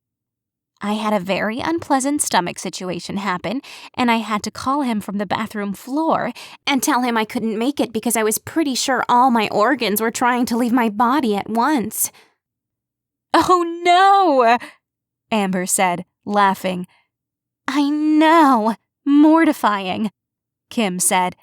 We were supposed to go to this old school arcade together, and he ended up going by himself because he was bored. And that night, he met Jolene and basically fell in love with her instantly. Kim fake wailed as she walked. I think that's why I told Chloe to just go for it when it came to that guy. You never know what the future holds, you know? If I'd said, screw it, I'm going to this stupid arcade even if I'm pale as a ghost and sweating like a pig and need a bathroom every 10 seconds, maybe I would be the one married to Nathan right now. Maybe, said Amber. But if he was really the one for you, he'd have come to your house to take care of you while your organs were trying to make their exit. Nathan is totally the kind of guy to hold your hair while you heave. Jolene told me as much. Kim sighed. And I know that. If Nathan and I really had a shot, it would have already happened. But even if I know it logically, my heart can't seem to let him go. Unrequited love is the literal worst, Francine said. And I had 2 cases of it in a matter of a year. But, I don't know. I think you were right to tell Chloe to go for it. If you don't at least try at love, you'll never find it. True, Kim said. Sometimes when you try, you get burned anyway, though, Amber said. Also true, said Kim. But that's why I have you two. Who needs silly men anyway? Amen, they chorused in unison. They had just made it back to the car, Kim and Francine a little more sober now, when Amber's phone rang. The other 2 women clambered into the car, still laughing and chatting, while Amber stayed outside and answered. Hey, Alan. When Kim and Francine offered wolf whistles in reply to Amber saying a man's name, she rolled her eyes and walked further away. Sorry, she said. How's it going? Does your cop buddy know Sean Merrill has an alibi for the night Chloe was kidnapped? He asked. Amber didn't know if the chief knew that. What she did know was that someone other than Sean had snatched Chloe that night. A man paid to grab the girl. Alan, however, didn't know that, though, and she couldn't tell him. I'm not sure. Where was he? Portland, Alan said. He left Missoula, Montana a month ago. And has been in Portland ever since, working at a gas station just like he did in Montana. He's been coming into work every day since he started 3 weeks ago. He usually works 5 to 6 days a week. It's at least a 3-hour drive from Edgehill. The night Chloe was taken, Sean was working from 5 to midnight, and the next day he was back in by 6 and worked until noon. It was a solid alibi, one that very likely could get the guy off the suspect list, or at least shove him further down. The one thing about this hired hand that had never sat well with Amber, though, was that he had to know Edgehill well enough to find Blue Point Lane. That street was notorious for not showing up on GPS. If it was true that the hastily planned search for Chloe on Saturday morning had been part of Sean's plan to get Chloe out of town undetected, that would also require knowledge of the area, which Sean didn't have. Was the hired hand a local? Is he in a house or an apartment? Amber asked Alan now. Apartment, Alan said. Tiny place on the 2nd floor. If he's got her there, he'd have to keep her in a closet, assuming a place this small even has a closet. Wait, she said. Are you in Portland now? Parked across the street from his place, Alan said. I called in some favors to find as much about Sean Merrill as possible after our last talk. Been watching him since I got here this afternoon. All he does is work. Haven't seen anything strange in his behavior yet. Amber slumped. Were they wrong about Sean Merrill being the kidnapper? Thanks for the call, she said. Let me know if anything changes. Same goes for you. He ended the call. When Amber got back to the car, Kim and Francine immediately stopped talking. The inside of the car smelled like an apple teeny. Kim was in the passenger seat and turned toward Amber. Everything okay? Was it the chief? Was it about Chloe? So you and the chief really are buddy-buddy? Francine asked. Oh, yes, said Kim, nodding vigorously. Amber is basically a consultant on the case now because she's a master detective and she's even friends with a private investigator. Amber cut her gaze to Kim in a manner that she hoped conveyed, "You are terrible at keeping secrets, Kimberly Jones." Kim clapped a hand over her mouth. Oops, she said, her voice muffled. Francine laughed. A master detective and a fairy godmother.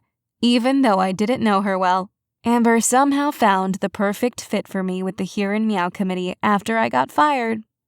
Yeah, said Kim. Amber, she's like a wizard. Thank you so much for finding her for us. Thanks to Miss Robbins' fancy math skills, we have a solid financial plan in place to be able to afford John Huntley to perform at the festival this year. We're going to make bank if his hot country butt comes to play for us. Amber snorted, then met Francine's gaze in the rearview mirror. Frank was a dummy to let you go. Francine grinned. Amber was roused from a very deep sleep by the sound of her cell phone ringing. She lurched awake in her dark apartment, then searched for her phone. It wasn't charging on her nightstand. She saw a faint outline of a blue rectangle under her comforter and groped groggily in the sea of twisted sheets and blankets until she found it. It was 4:15 a.m., and the chief was calling her. Amber's stomach dropped into her feet. Hello? Hi, Amber, the chief said, with what sounded like wind in the background. I've been working with some colleagues in Portland, and we've got reason to believe Sean is there. They got a call into the station an hour ago from your friend Alan Peterson that Sean left his apartment at 3 a.m. and went to a house that's currently for sale. Alan looked the house up and realized it's been on the market for 3 months, but there's no sign out front. Garcia and I are headed there now. Oh my God, Amber said, sitting bolt upright. Just wanted you to know, he said. I'll keep you updated. Amber couldn't sleep for the rest of the night.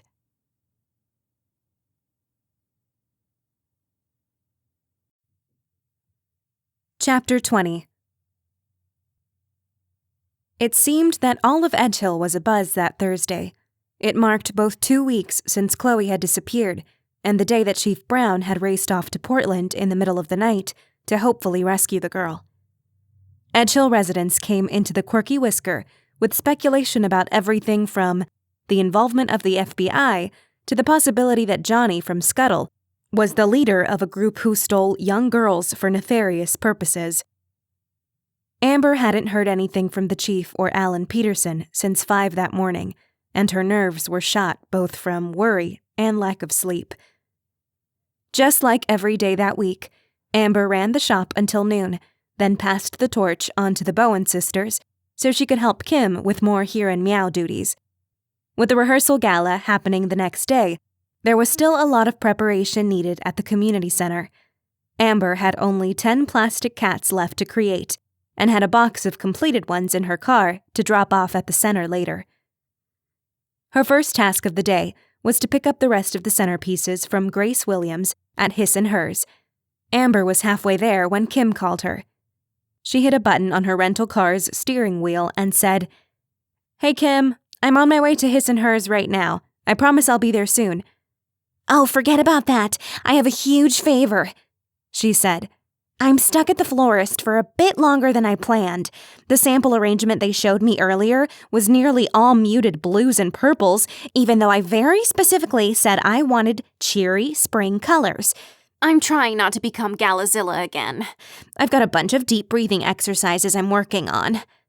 Amber laughed. "So what's the favor?" "Francine has a bunch of glass vases she said we can borrow," Kim said. "We need a couple for displays. Can you grab them from her house? She's got a hair appointment she has to leave for in an hour, and I'm not going to make it there in time." "Yep, no problem," Amber said. "Ugh, you're such a doll," Kim said. "We all need to go out for dinner in the city again when this gala madness is over. I had so much fun the other night. It'll be my treat." The call disconnected before Amber could reply. Amber got across town to Francine's house much faster in her rental car than she had on her bike. When she pulled up out front, one of Francine's Siamese cats was perched in the window again. This time, when Amber walked up the front path, the cat didn't dart for cover. Francine pulled the door open before Amber had a chance to knock. "Oh, hey," she said. "I was expecting Kim a bit later. I don't have the box packed up quite yet." Amber stepped into the front entryway. "Kim is stuck at the florist for a while, so she sent me instead. And no hurry, I can wait."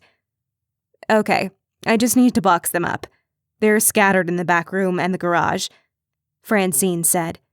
"Feel free to hang out in the living room and watch TV. Help yourself to anything in the fridge." Then she hurried through the rightmost archway. Amber dropped her purse onto the forest green cushion on the bench seat and wandered through the left archway. The living room, with its elegant white leather couch and 2 wingback chairs, was tidy now. No clothes were piled on the floor or on the sofa. The coffee table was devoid of everything except for a small stack of coasters, the glass surface gleaming. Amber made her way across the room, passed into the dining room, and then turned right into a spotless modern kitchen. The kitchen floor was made of grayish-brown hardwood. The cabinets were a slate gray, with gleaming silver knobs and handles, and a white marble island sat in the middle of the room. A white tile backsplash lined the wall behind the stainless steel sink. It took Amber a moment to realize that the doors of the refrigerator had been modeled to match the sleek cabinets. She pulled one open and found a bottle of water. As she drank, she noticed that the side of the fridge was covered in pictures and magnets, the only truly personal touch added to the pristine room. There were photographed Christmas cards featuring smiling families with kids and pets, engagement announcements of happy couples on a bench or posed in the middle of a field or on the end of a pier, and wedding invitations. There were school pictures of children that might have been nieces or nephews. And then, wedged underneath several photos, was a tan-colored card with a black ribbon looped through a hole in the top. Something about it was vaguely familiar. A magnet covered the words. Amber removed the card, and as she read the words, her mouth dropped open. "To my kitty cat, you make every day brighter. Love, Snugglebear." It was the exact same message that Johnny had supposedly written on the card he was going to give Chloe, along with 6 roses, the night of the storm. Why the heck did Francine have this? Amber pulled out her phone and shot a glance through the doorway of the kitchen. Francine was still busy collecting the necessary items, so Amber took a quick picture of the card and sent it to Kim, along with the message, "Kim, did Chloe ever show you this?" She tucked her phone into her pocket, affixed the card back onto the fridge, and quickly made her way toward the front entryway. She had to get out of here. She didn't know what Francine had to do with all this, but Amber didn't want to stick around to find out. Heart in her throat, she hurried into the front entryway, only to find her purse on the ground and half of the tan body of a Siamese cat sticking out of it. "Shoo!" Amber said softly, startling the cat who jumped at the sound. In the cat's haste to escape, her head got caught in one of the purse's straps. Being tangled freaked the poor cat out even further, and it started to thrash around. While Amber did her best to calm the cat so she could free it, she tried to listen for Francine. The cat yowled. "Minnie?" Francine called from the other room. "Is that you? Did you get stuck in a cabinet again?" Oh, goodness. Should she just leave her purse here and flee? The cat yowled again, and during the course of her meltdown, she bucked so violently that the purse collided with the various odds and ends stuffed precariously into the middle cubby of the bench seat Amber's purse had previously been lying on. Everything jammed inside came spilling out. Minnie gave another great yowl, but managed to free herself in the chaos and darted away, claws scrabbling on the tile entryway. Amber winced and was about to push the objects back in, but stilled when her hand closed around a pointy object wrapped in plastic, the heel of a stiletto shoe, which wasn't odd in and of itself, but both shoes in the bag were caked in mud. They were made of a black and red fabric and were elaborately strappy things. The same shoes Amber had noticed Francine wearing at the Sippin' Siamese the night the Here and Meow committee had gone to happy hour. The shoes were so caked, Amber doubted they were salvageable. In addition to the flakes of mud at the bottom of the bag were a few dried catkins, like the ones that hung from the trees near the location where Chloe's car had been found. "Sorry that took so long," Francine called out, but her good cheer died the moment she saw the bag hanging from one of Amber's fingers. "What are you doing?" "These are the shoes you were wearing the night Chloe went missing," Amber said, her heart rate ratcheting up even further. "Why are they covered in mud?" Francine stared at Amber with her lips pressed into a thin line. "The storm was bad that night. Must have stepped in mud on the way to my car." There were only cement and gravel parking lots near the Sippin' Siamese. "You left early that night," Amber said. "Did you come back here with the hot cowboy?" "Yep." She still held the box of vases. Her eyes were flat, and her voice even more so. Amber's phone buzzed in her back pocket. She pulled it out, needing an excuse to look away from Francine's dead-eyed expression. A text from Kim was on the screen. "What the F? Is that on Francine's fridge? Why does she have that?" "Everything okay?" Francine asked. When Amber looked up, Francine was a bit closer than she had been a moment before. "Yep. Is this everything Kim needed?" Amber flung her purse over her shoulder, then grabbed for the box, wrapping her arms around it. Francine relinquished it with little fuss. "Kim says thanks." Amber had just turned for the door when she felt her phone forcefully pulled from her pocket. The message from Kim was still there. Amber hadn't opened the text thread yet. Before Amber could react, Francine grabbed Amber by the shoulder and spun her around. "Don't you need this?" she asked, waving her phone in Amber's face. "Without this, you can't tell your cop pal that I knew Johnny." Amber swallowed. "Did you help him kidnap Chloe?" Francine's eyes welled with tears. The look told Amber that Francine was working through what to do about this little development, and Amber didn't think whatever Francine was going to decide on would be in Amber's best interest. Amber thrust the box of vases at Francine, who instinctively reached out to grab it. While she was distracted, Amber pivoted for the door. A thud and crash, and then an arm went around Amber's neck. Francine's bent elbow just below Amber's chin. Francine squeezed. "You can't tell him," Francine hissed in Amber's ear. The memory of Kieran's magic closing around Amber's neck was still too fresh. The nightmares were too persistent, never letting her forget how scared she'd been. Francine's arm around Amber's throat pulled all that fear back to the surface. "No."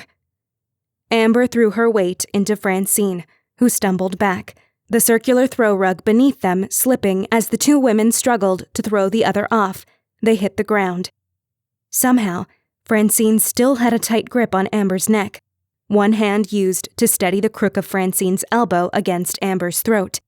With Amber's back flush with Francine's chest, Amber felt like she was in a boxing ring, though she didn't think Francine would let go of her if Amber tried to tap out. Black seeped into Amber's vision. No, this couldn't be happening to her again. Kieran's voice echoed in her head. "Give me the book, Blackwood." Amber flung her body to the side in a sudden violent jerk and wildly flung her arms out, happy to hit any part of Francine if it meant she'd let her go. Amber bucked and kicked and flailed her arms, and whack! Pain shot through Amber's elbow, up her forearm, and made her fingers twitch. Francine cursed, and suddenly Amber could breathe again. She got to her hands and knees and took in great, heaving breaths. Her magic was an out-of-control storm, a hurricane, a tornado. She flicked her gaze up and found Francine with a palm pressed against an eye. Amber hoped it turned black and blue. Amber wanted to do a lot worse. "You'll ruin everything!" Francine growled and lunged. "No." Amber flung her hands out just as the front door to Francine's house opened. Magic shot out of Amber's hands, like a gale force wind, and lifted Francine clear off her feet and sent her sailing several feet before she hit the ground and slid across the hallway. "Oh, holy smokes!" Amber whirled around to find a slack-jawed Kimberly Jones standing in the doorway. You, Kim said, gaze darting from Amber to Francine's prone form in the hallway and back to Amber again. You... Oh, this couldn't possibly go well. Kim kicked broken glass out of the way and quickly closed the door, pressing her back against the wood. She visibly swallowed. Amber was almost positive Kim hadn't blinked. Amber's chest heaved. She was more concerned at this moment that the power behind that blast of magic might have been enough to stop Francine's heart than she was about Kim.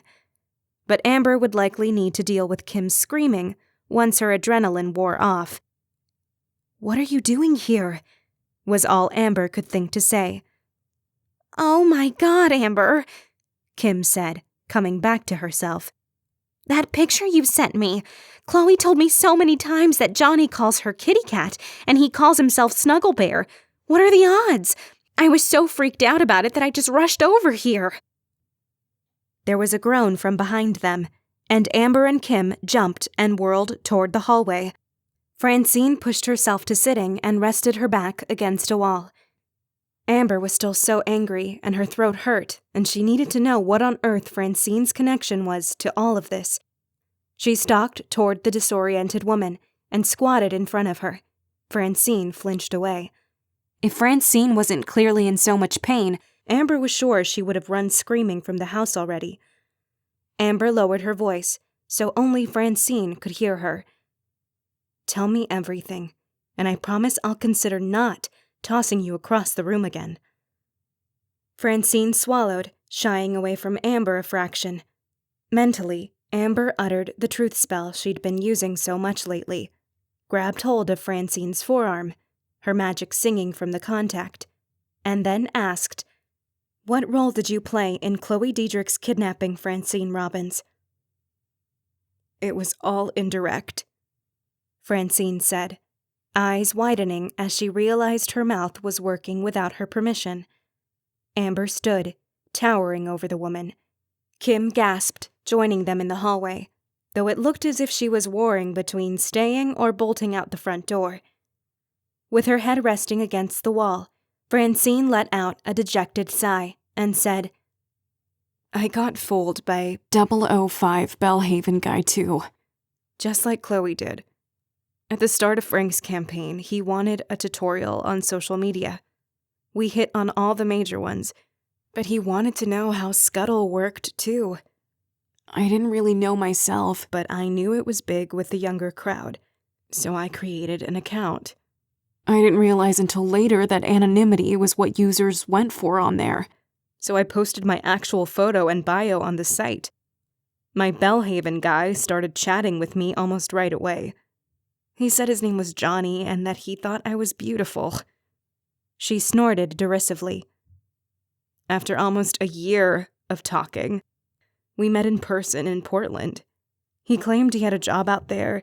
He gave me flowers, and he was really sweet. And we got along great, just as we did in messages. But I didn't have that romantic spark with him, you know?" Francine raised her brows hopefully in Kim's direction, subtly trying to remind her of the times that they'd bonded over their dating woes. Kim's expression was hard, and her arms were folded tight across her chest. Francine frowned slightly and brought her focus back to Amber. "Johnny said he could tell I was hung up on someone else. We still talked all the time after that. He became one of my closest friends. I told him everything about my job, Frank, Chloe, and confessed my feelings for Frank. After a while, he told me he was an undercover journalist working on an explosive series of stories about corrupt politicians. He said he was drawn to me because of my connection to the mayor. He admitted that, at first, he'd just been using me for intel. But once we became such close friends, he confided in me about his research into Frank. He told me Frank wasn't who I thought he was and that he was worried for me because Frank was potentially dangerous. He dropped Shannon Pritchard's name in conversation one day, then mentioned a rumor about hush money payments the next. Johnny's the one who tipped me off to the very thing that ended up getting me fired. But I think he wanted that. He wanted me ticked off and heartbroken so that when he needed me to go through with my part of the plan, I would. She laughed. I'm so stupid. What did you do? Kim asked, more bewildered than anything. Johnny, whatever his real name is, convinced me that Frank killed his longtime girlfriend Shannon, but was never caught, and that the hush money payments he was making were to a witness. Francine said. You told me you didn't have any idea what the payments were for, Amber said. By the time you came to talk to me, that was true again, said Francine. Chloe was gone. I knew Johnny had lied about nearly everything. I was such a mess that day you came to talk to me. I didn't know what to think. I was in love with Frank, and I knew he adored Chloe, but there was something so fishy about his past, regardless of what Johnny had told me. Johnny had planted a seed of doubt, and it was growing like crazy. Amber still wasn't sure how this all resulted in Francine's shoes being covered with mud. She knew she had to be patient. Francine was on a roll now, either coerced by the magic still, or by her own guilt. Amber couldn't be sure. The night of Chloe's disappearance, Johnny messaged me and thanked me for all my help. He said he had a colleague who was in town, and based on everything I'd told him, this so-called colleague had been able to find and interview Chloe for the story, which would make it an even more powerful piece. He said once the explosive exposé hit shelves, he'd give me a finder's fee of sorts, since his contact never would have been able to find Chloe without me. Francine wrung her hands. I'd still been at the bar when I got that message, and something in my gut told me something very bad had happened. Frank sent me a text that night asking if I'd seen or talked to Chloe. You two were still at the bar. I drove right from the bar down Blue Point Lane since I know her best friend lives down that street. I found her car before you two did. Amber gaped at her. I went walking around that whole area calling for her. Got a few feet into all those trees and bushes. It was dumping buckets by then, and I almost rolled my ankle half a dozen times in those dang shoes, Francine said. I knew it was all my fault. I'd basically given this Johnny guy a blueprint of Edgehill because of how much I talked about it and pictures I'd sent him, thinking I was just sharing my town with a friend. I'd willingly given this guy everything he needed to know about Frank and Chloe. I went home before you two found her car, and the next day, and the days after that, Chloe was just gone. I knew I'd irrevocably screwed up then. I helped Chloe get kidnapped, even if he had hired a goon to do the snatching. You didn't turn any of this over to the police? Amber asked. Francine shook her head. I was in so deep. He said he'd been keeping screenshots of our conversations, and since I was stupid enough to have a handle that was Francine103R, I used the freaking area code of Edgehill in my name. I figured it could be pretty easy to prove it's me given how many dang selfies I sent him. He said he could send all the screenshots in anonymously to the police and no one would know where they came from, but I'd be implicated. I didn't know how I'd be able to prove any of this from my side. Even though we talked for a year, I don't even know his real name. I don't know what he really wants from Chloe or who he is. There are all these rumors about Johnny being the leader of a sex ring or something. What if I did something to completely ruin Chloe's life? All I know is that he's a con artist, and I fell for every one of his lies. Amber merely stared at her. Are you going to press charges? Francine asked, her chin quivering, as if she was fighting the urge to cry. I probably should have thought of that before I attacked a friend of the chief of police.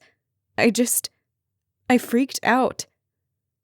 You should be freaked out, Kim said.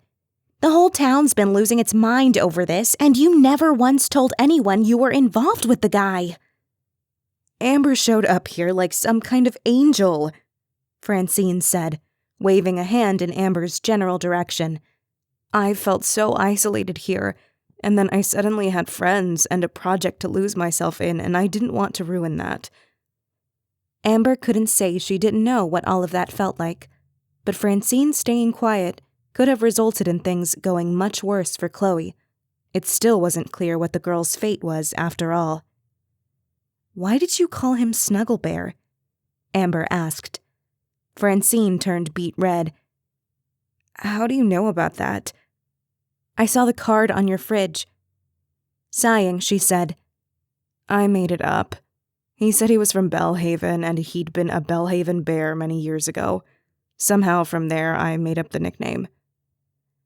Amber told Francine that Sean had sent a picture of that same card to Chloe, claiming he was going to give her the bouquet the night they met. Francine winced. God, that guy is sick. He's sick and I'm an idiot for falling for it. Amber wanted to say that this kind of thing probably happened to women, and likely quite a few men, all the time. Alan had said that predatory men targeted children through apps like Scuttle. The idea that men like Sean, with even worse intentions than acquiring money, were out there preying on the young and vulnerable made Amber's stomach twist. In the brief silence, Francine, who was still sitting with her back pressed against the wall, cocked her head at Amber. How did you do that earlier? I swear I was on my feet one second, then halfway down the hallway the next. I remember you lifting your hand and... Amber locked gazes with her and said, "Sleep." Francine's eyes rolled back in her head, and then her chin dropped to her chest. Her limbs relaxed and breathing deepened. "Oh, holy smokes," Kim said beside her. Amber wasn't sure how to handle Kim. Did she really want to deal with another memory erase spell? Was her skill with memory erase even strong enough? Holy smokes, holy smokes. Slowly, Amber turned to Kim, trying to figure out the best lie to go with. Would the psychic story still work? Hypnotist? Are you, Kim swallowed, her balled fists pressed to her cheeks. She looked like a startled goldfish. Are you a witch? Can you do magic? Amber knew her skills were decent enough that she could erase these last 5 minutes and make Kim forget this conversation if she started screaming. Yes. Oh my God, Kim said. She took one step back, then another, her fists still pressed to her face. Listen, Kim, Amber said slowly, priming her magic to dart into Kim's mind and pluck out any memory of this. It's not... Kim squealed and bounced on the balls of her feet. This is the coolest thing that's ever happened. Wait, what?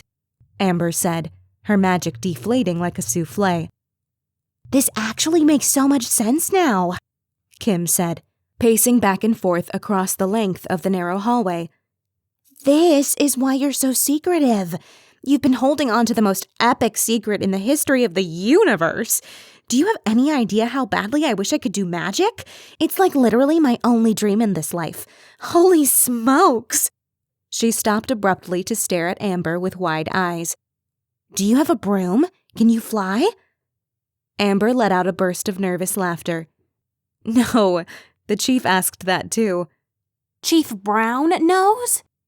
Yes, that's why we're together so much. Sometimes my skills can help him out with a case when regular police methods won't work. Oh my God, Amber, that's so cool, she said. And holy smokes, I'm sorry I thought you were trying to hook up with him. This is so much better. Also, you two need a TV show. Right? I keep trying to suggest that, but he thinks I'm loopy. Kim stared at Amber now, with a giddy sort of delight that was downright unsettling. Kimberly, you cannot tell anyone about this. I won't, she said, holding up 2 fingers. Scout's honor. You blurted things to Francine within a couple of days. I was tipsy on apple teenies, Kim said. Amber pursed her lips. Kim closed the distance between them and grabbed Amber's hands, giving them a shake. You can trust me, I promise. I'm feeling a little choked up that you told me at all. I know sharing this with people has to be a big deal, and I'm glad I'm one of those people. Jack knew. Amber blurted. Kim's brows shot toward her hairline. Past tense? Amber nodded. It's a long story, but yes. I can get into all the sordid details of my witch family. Yes, please and thank you. Tell me when and where and I'll bring the wine. Smiling, Amber said. But Jack learned even more about all this than the chief did, and he couldn't handle it and asked to have his memory wiped of all of it. Which meant he couldn't really remember me either. That's why things have been so weird between him and me lately. Kim grunted.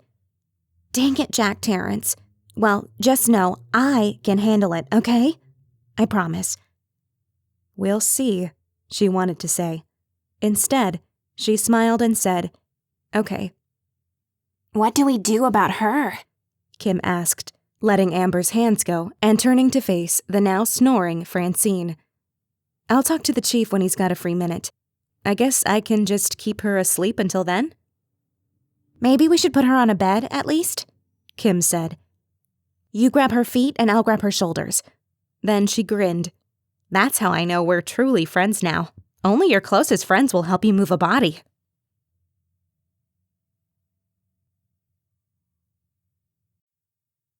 Chapter 21.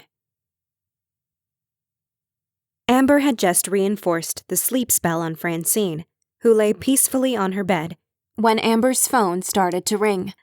It was coming from the front entryway, given how distant it sounded. Francine had been taunting Amber with it before the scuffle. Had it rolled under something? Muttering a quick locator spell, she was tugged forward. She followed the sensation through Francine's bedroom, past a bathroom, and through a small library-like room before Kim had a chance to catch up with her. Oh! Kim chirped from behind her. This is like when you found Chloe's phone, isn't it? Locator spell, Amber said, as she darted into the entryway. The contents of Amber's purse lay strewn on the floor, along with the bag of Francine's mud-caked shoes. Amber's magic helped guide her hand under the bench seat, and she did her best not to slice open her knees on the scattered shards of broken glass vases. The large box Francine had brought Amber lay on its side in the middle of the entryway. Amber pulled out her phone just as the screen went black. She immediately called the chief back. Hi? She said breathlessly. We've got her, he said. Amber slumped to the floor in relief, forgetting all about the glass. Is she? She's fine. Shaken up, but just fine, he said. Sean Merrill was arrested at his job at the gas station roughly 20 minutes ago. It'll still be an hour at least before we can head back. But she's safe, and she's coming home. Amber started to cry. Kim dropped to her knees in front of Amber. Oh no. Are these happy tears or sad tears? Happy, Amber said, laughing and crying at the same time. Oh, thank God, Kim said, throwing her arms around Amber. Oh, and Chief? Amber said, once Kim had unhanded her. You're going to want to talk to Francine Robbins. She unknowingly is how Sean was able to get his guy into Edgehill and out again without being seen. Sean has been working a long con on Francine, also pretending to be Johnny with her, and slowly pumped her for information. I have no idea if she did anything criminal here, but she did try to choke me half to death. What? She also saw me use my magic and was starting to freak out, so I put her to sleep. He went silent. Chief? Put her to sleep like a dog, or put her to sleep... he whispered. "How dare you even ask me that?" "Call the station and have someone come out to grab her for questioning," he said. "We'll deal with the rest later." Nodding, she said, "I'm so happy you found her." She could hear the smile in his voice when he said, "Me too." Later that day, when the chief had texted Amber that they would be in Edgehill within 20 minutes, Amber, Kim, Anne-Marie, Nathan, Jolene, Bobby, and Betty had piled into Anne-Marie's minivan with the signs they'd hastily made and hauled tail to the mayor's house. Somehow news of Chloe's impending arrival had spread even further than Amber's group, and people were already swarming the sidewalk and lawn in front of the house, as well as across the street. Anne-Marie had to park 2 blocks away. As Amber's group of 8 made their way up the sidewalk, Amber saw that a parking spot was being held at the curb by Bethany Williams and several of her friends directly in front of the house. Armed with their welcome home signs, Amber's group stood on the only open space on the front lawn they could find and chatted anxiously amongst themselves. Bethany turned to Amber several times, waving at her over her shoulder. When the chief's cruiser pulled up, Bethany and her friends hurried onto the grass. The group of 4 girls stood in a chain, their hands clasped. And then Chloe was out of the car and running toward her friends. She collided with Bethany so hard, she almost knocked her friend off her feet. Chloe was then enveloped by the rest of the girls, all 5 of them crying. The crowd collected outside the mayoral home, cheered and clapped and waved their signs. The front door opened a few moments later, and the pained cry of, "Chloe?" hushed the crowd. The crying girls let Chloe go, and she turned toward her house. Frank, looking no better now than he did the last time Amber saw him, staggered forward a few steps, as if waking from a dream. The crowd amassed on the lawn and front path parted, allowing father and daughter to finally see each other. "Dad!" Chloe cried. They ran for each other, slamming into a tight embrace in the middle of the pathway. They were both crying and saying, I'm so sorry, over and over. Kim burst into tears. Amber wrapped an arm around her waist from one side, and Anne-Marie did so from the other. When Frank and Chloe pulled apart, he had his hands on either side of her face. "I should have talked to you. I should have told you about your mom and Sean, instead of trying to protect you from everything." "I should have talked to you too," she said.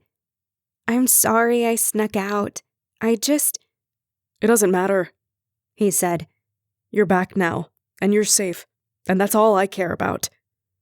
He pulled her into another tight hug, as they both dissolved into tears again. Onlookers diverted their gaze, sniffled, and leaned on one another.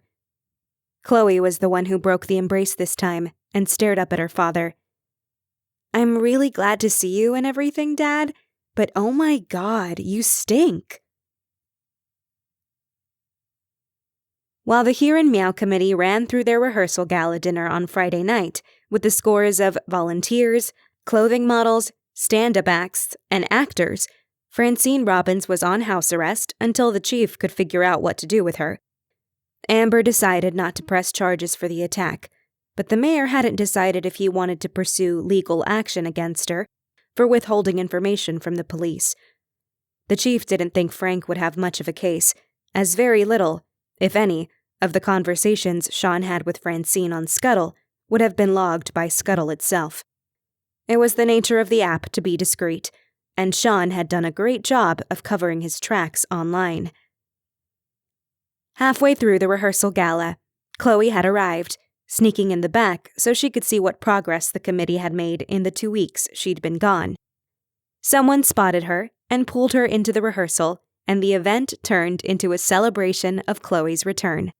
There was music, dancing, and Nathan and Jolene snuck off to order a dozen pizzas.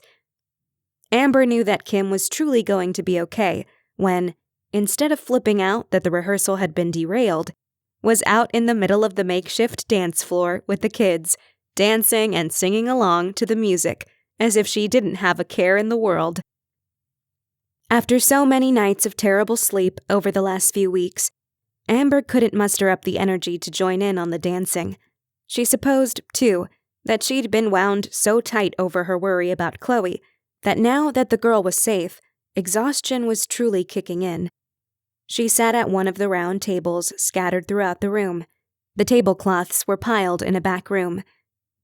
Make them leave me alone, someone hissed in her ear, then plopped down into the creaky chair beside her. Amber grinned over at Chloe. I'm honestly impressed you're out and about at all. Chloe rested her forearms on the edge of the table and picked at her cuticles. The nail polish had all been scraped off by now. After being cooped up in a place with no windows for 2 weeks, it's hard for me to even be in my room right now. Being around people helps. It gets a little scary in my head when I'm alone for too long, or it's too quiet. Amber turned more fully in her chair to examine Chloe's profile. Oh, Chloe, maybe you should see someone. A professional, I mean. My dad already set up an appointment for me this week, she said.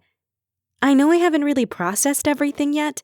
I mean, I've told the police, both here and in Portland, the story a billion times already, but I haven't really just sat with it myself, you know?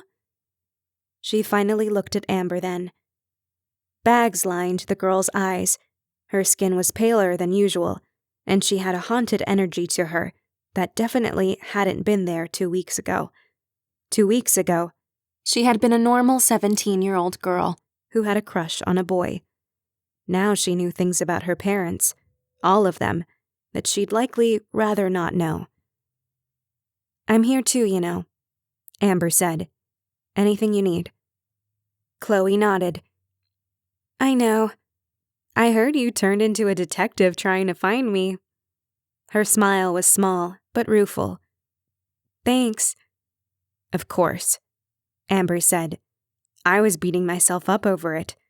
If it's not me being too nosy, what happened that night between you and your dad that made you sneak off? Chloe wrinkled her nose. Dad's got a temper. I don't know if you've ever seen it. It's kind of scary.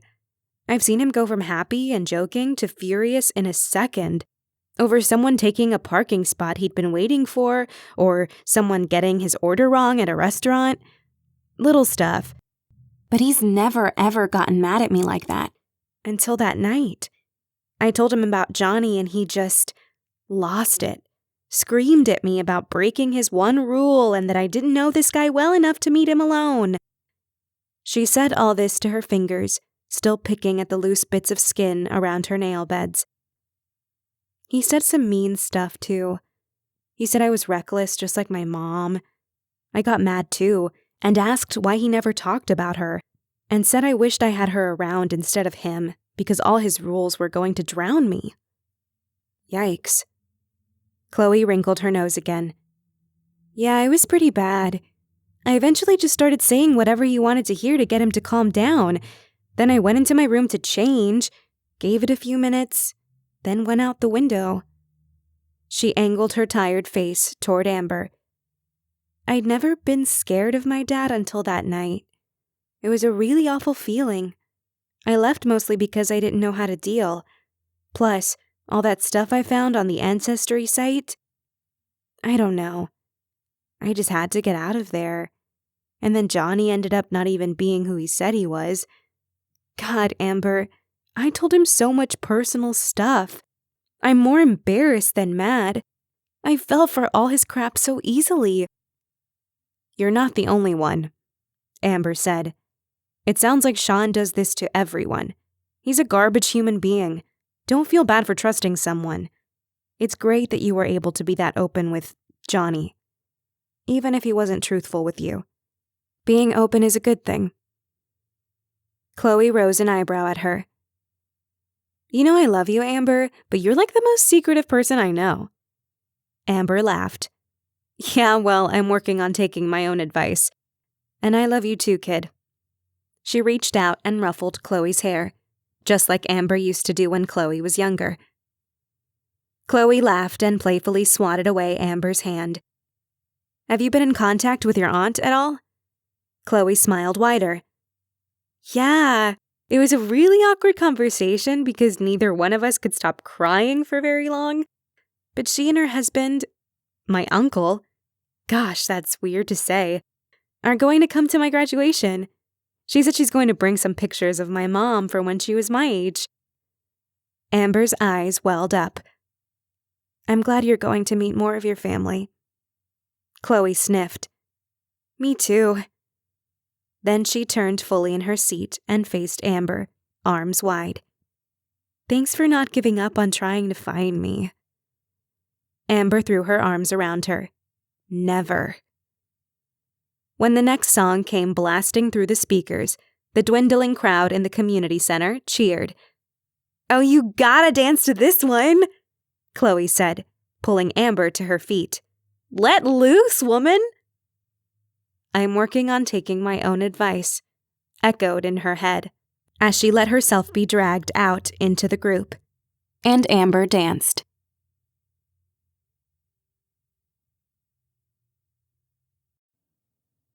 Epilogue. Everyone, can I get your attention for a second, please? Kim asked from atop a chair in the middle of one of the back rooms of the community center. The gala was a black tie event, so it was a small miracle that Kim had been able to even get onto said chair while wearing a skin-tight baby pink dress that hid her calves. Her strappy heels were discarded for now, so she stood on the chair in her stockinged feet. The room was filled with the Here and Meow committee members and their plus ones. Amber had successfully guilted Edgar into attending, and he was currently both in a suit and sulking in a corner. Dozens of volunteers, the Best of Edgehill competitors, and a few staff members who worked events at the community center. Mayor Deidrick and Chloe were here too. The volunteers wore black slacks and crisp white shirts, while everyone else was in their best suits and gowns. Amber had been trying very hard for the last hour to not gawk at Jack Terrence in his perfectly tailored black suit and red tie. She tried even harder not to notice how often his gaze raked over her in her pale blue gown. Kim had done Amber's hair, piling it on top of her head in an elegant bun that was dotted with little white flowers, much like her own hair. I speak on behalf of the Here and Meow committee when I say we're so honored to have you all here, Kim said. You've worked so hard, and I'm thrilled we get to celebrate Edgehill's finest together. I know a lot of you are anxious about who is going to win tonight, and I know it's cheesy, but the fact that you're all here tonight says so much about what you've accomplished. Be proud, no matter what happens. Amber caught Betty Harris's eye from across the room in her sequin-covered navy blue dress and gave her an enthusiastic double thumbs up. Betty laughed and held up 2 sets of crossed fingers. Now are you all ready to get this thing started? Kim called out. Everyone cheered in response. Volunteers with me, one of the community center staff members called out, then ushered the black and white clad group out of the room. Everyone but the best of contestants, follow us so you can find your seat. We'll be letting in the masses soon, Kim said. Good luck out there. Amber helped Kim down from the chair while Anne-Marie found Kim's shoes.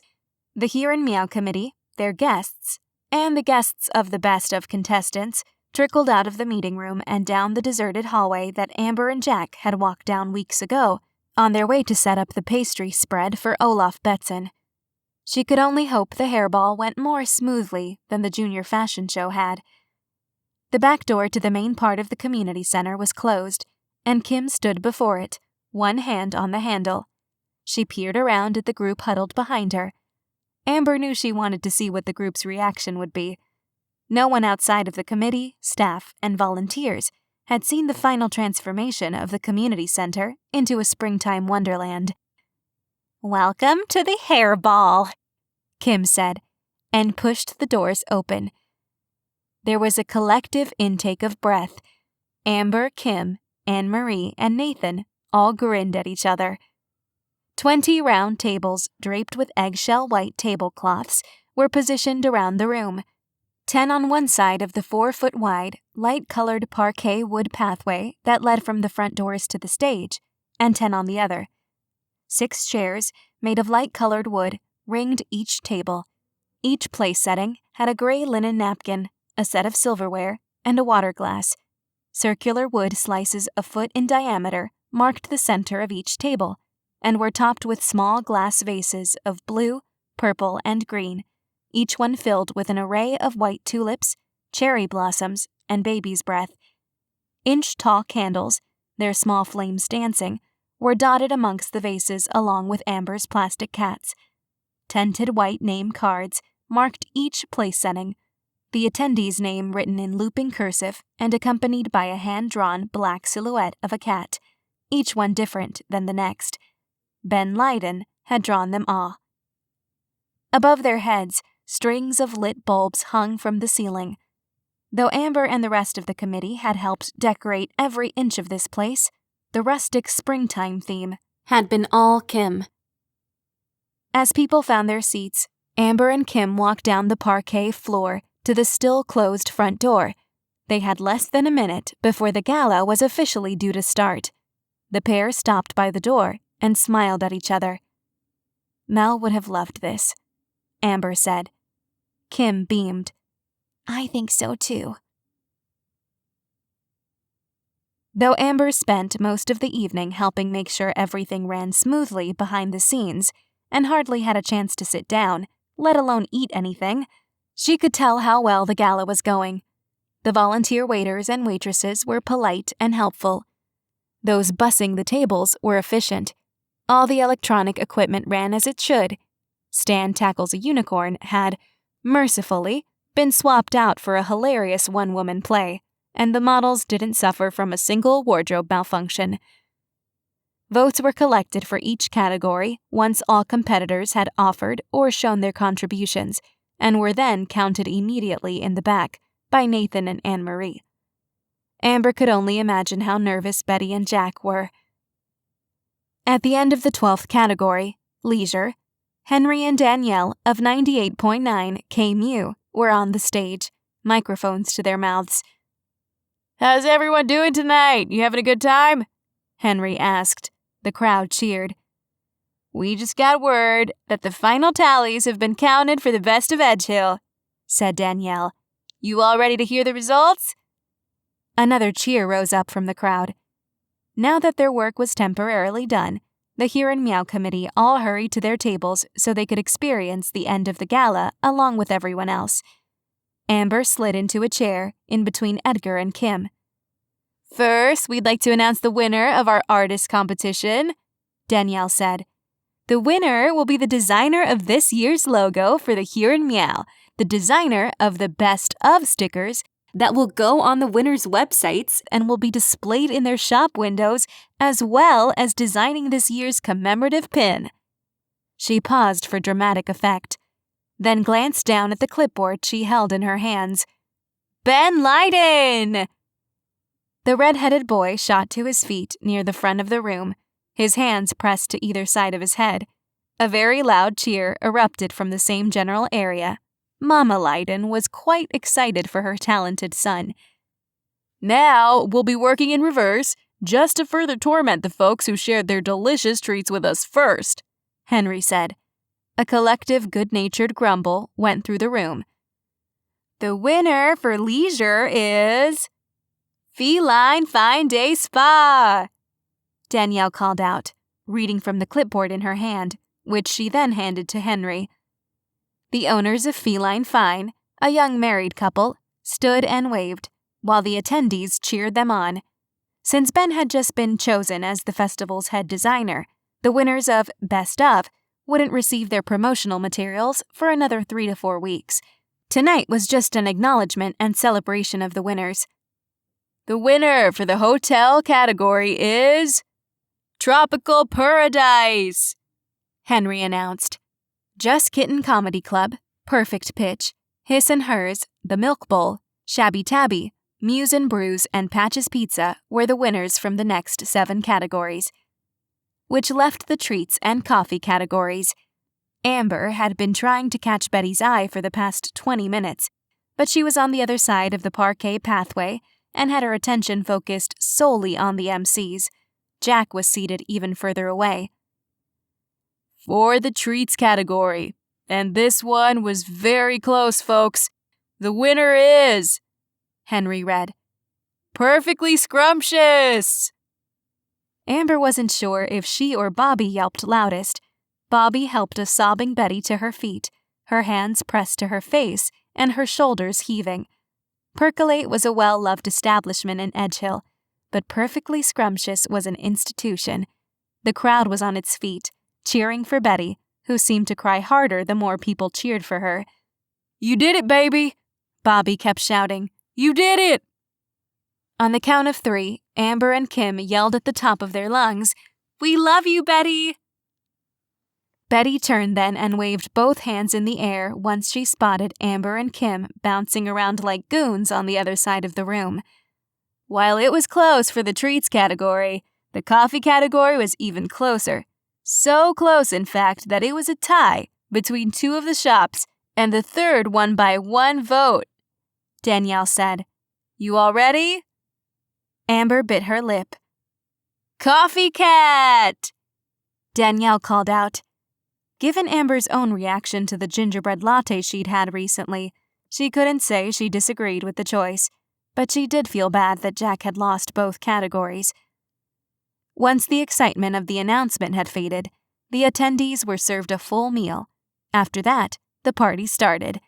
A bartender's cart was rolled out, the dance floor opened, and Henry and Danielle took full control of the music. It was a celebration for the winners. It was a celebration for a successful gala run with a limited staff, and it was a celebration of Chloe Deidrick being back home with her family, her father, and all of Edgehill. The only thing that would have made the evening more perfect for Amber would have been if Melanie could have been dancing and laughing with her, Kim, and the rest of the Here and Meow committee. Once the meal was out of the way and the formality of the evening loosened a bit, Amber tracked down Betty, the two squealing and jumping up and down. I knew you could do it, Amber said. I still can't believe it, said Betty. Oh, I just love you both, Bobby said, his bottom lip shaking as he pulled them into a group hug.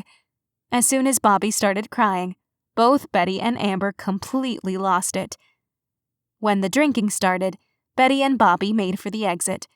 Amber told them that they would go out for celebratory catty cakes in the morning. While Amber stood at the front doors, watching Betty, with Bobby's arm wrapped tight around her shoulder, walk across the parking lot, she caught sight of Chief Brown chatting with Connor Declan. Curiosity piqued, she walked outside, the click of her kitten heels giving her away as she got closer. The lot was mostly deserted at the moment. Older residents had fled before things got too rowdy, while the younger set were just getting started. Both men looked up at her. Chief Brown smiled. Connor did not.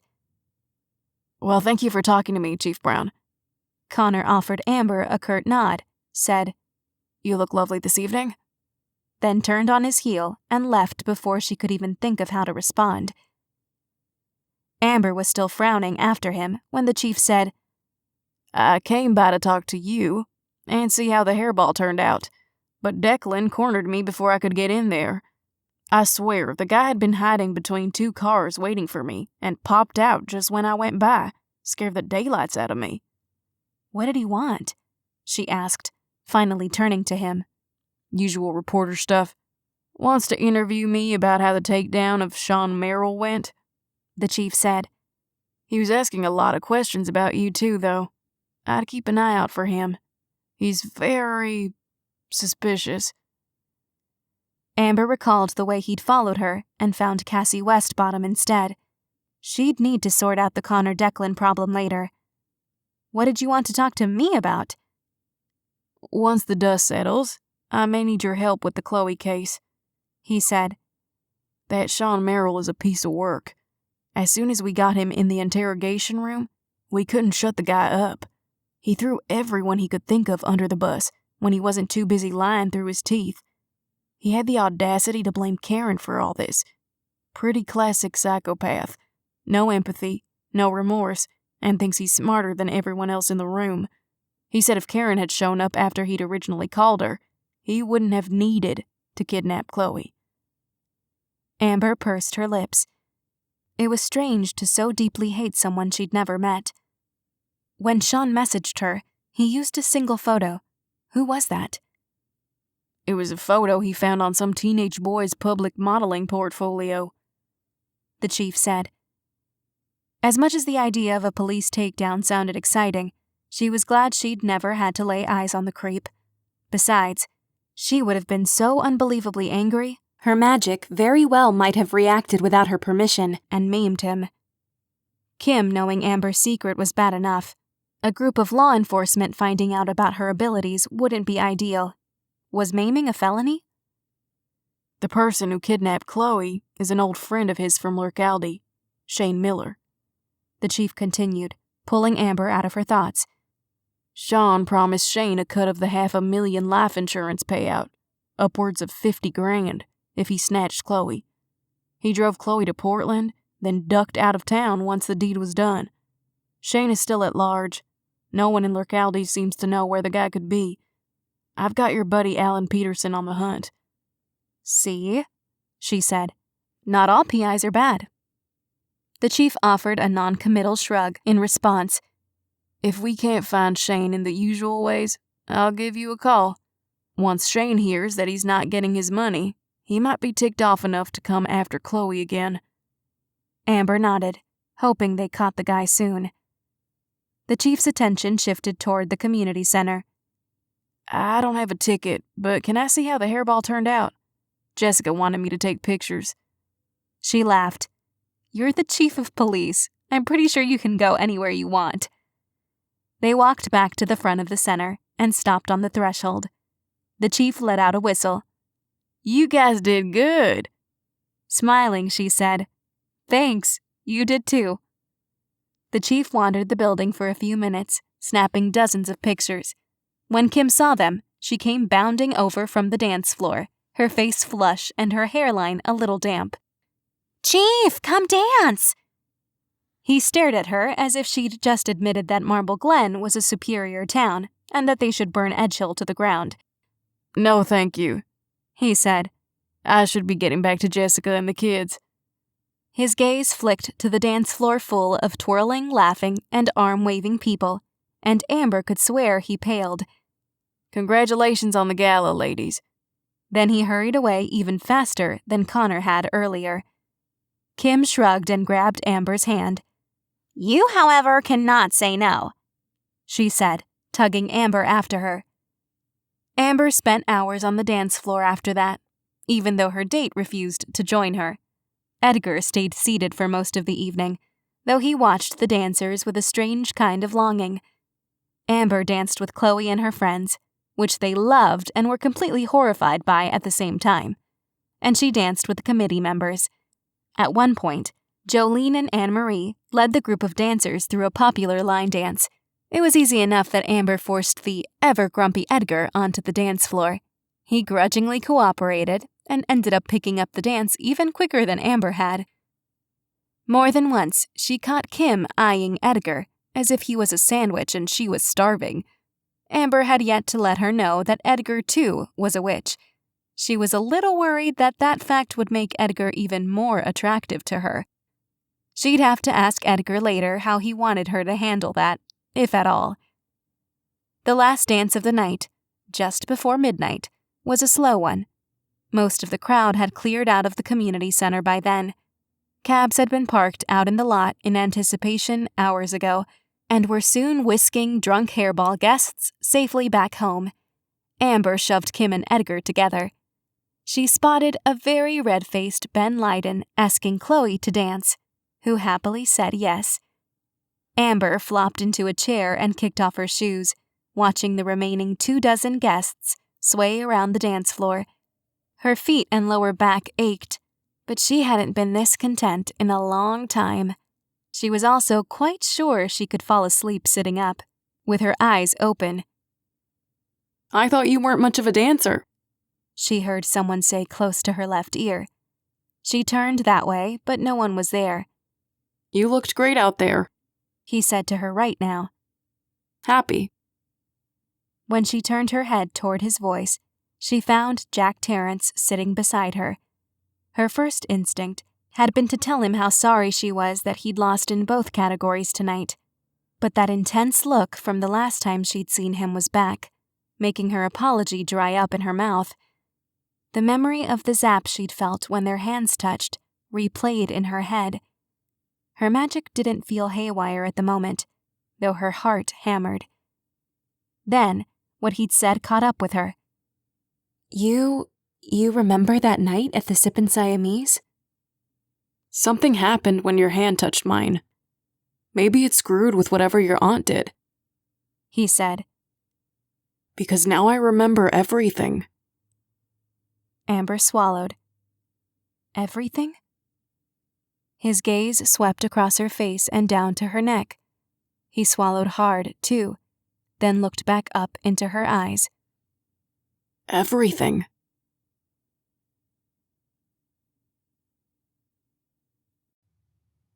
This has been Pawsitively Secretive, a Witch of Edgehill Mystery, Book 3. Written by Melissa Erin Jackson. Narrated by Victoria Villarreal. Copyright 2019 by Melissa Erin Jackson. Production copyright by Melissa Erin Jackson.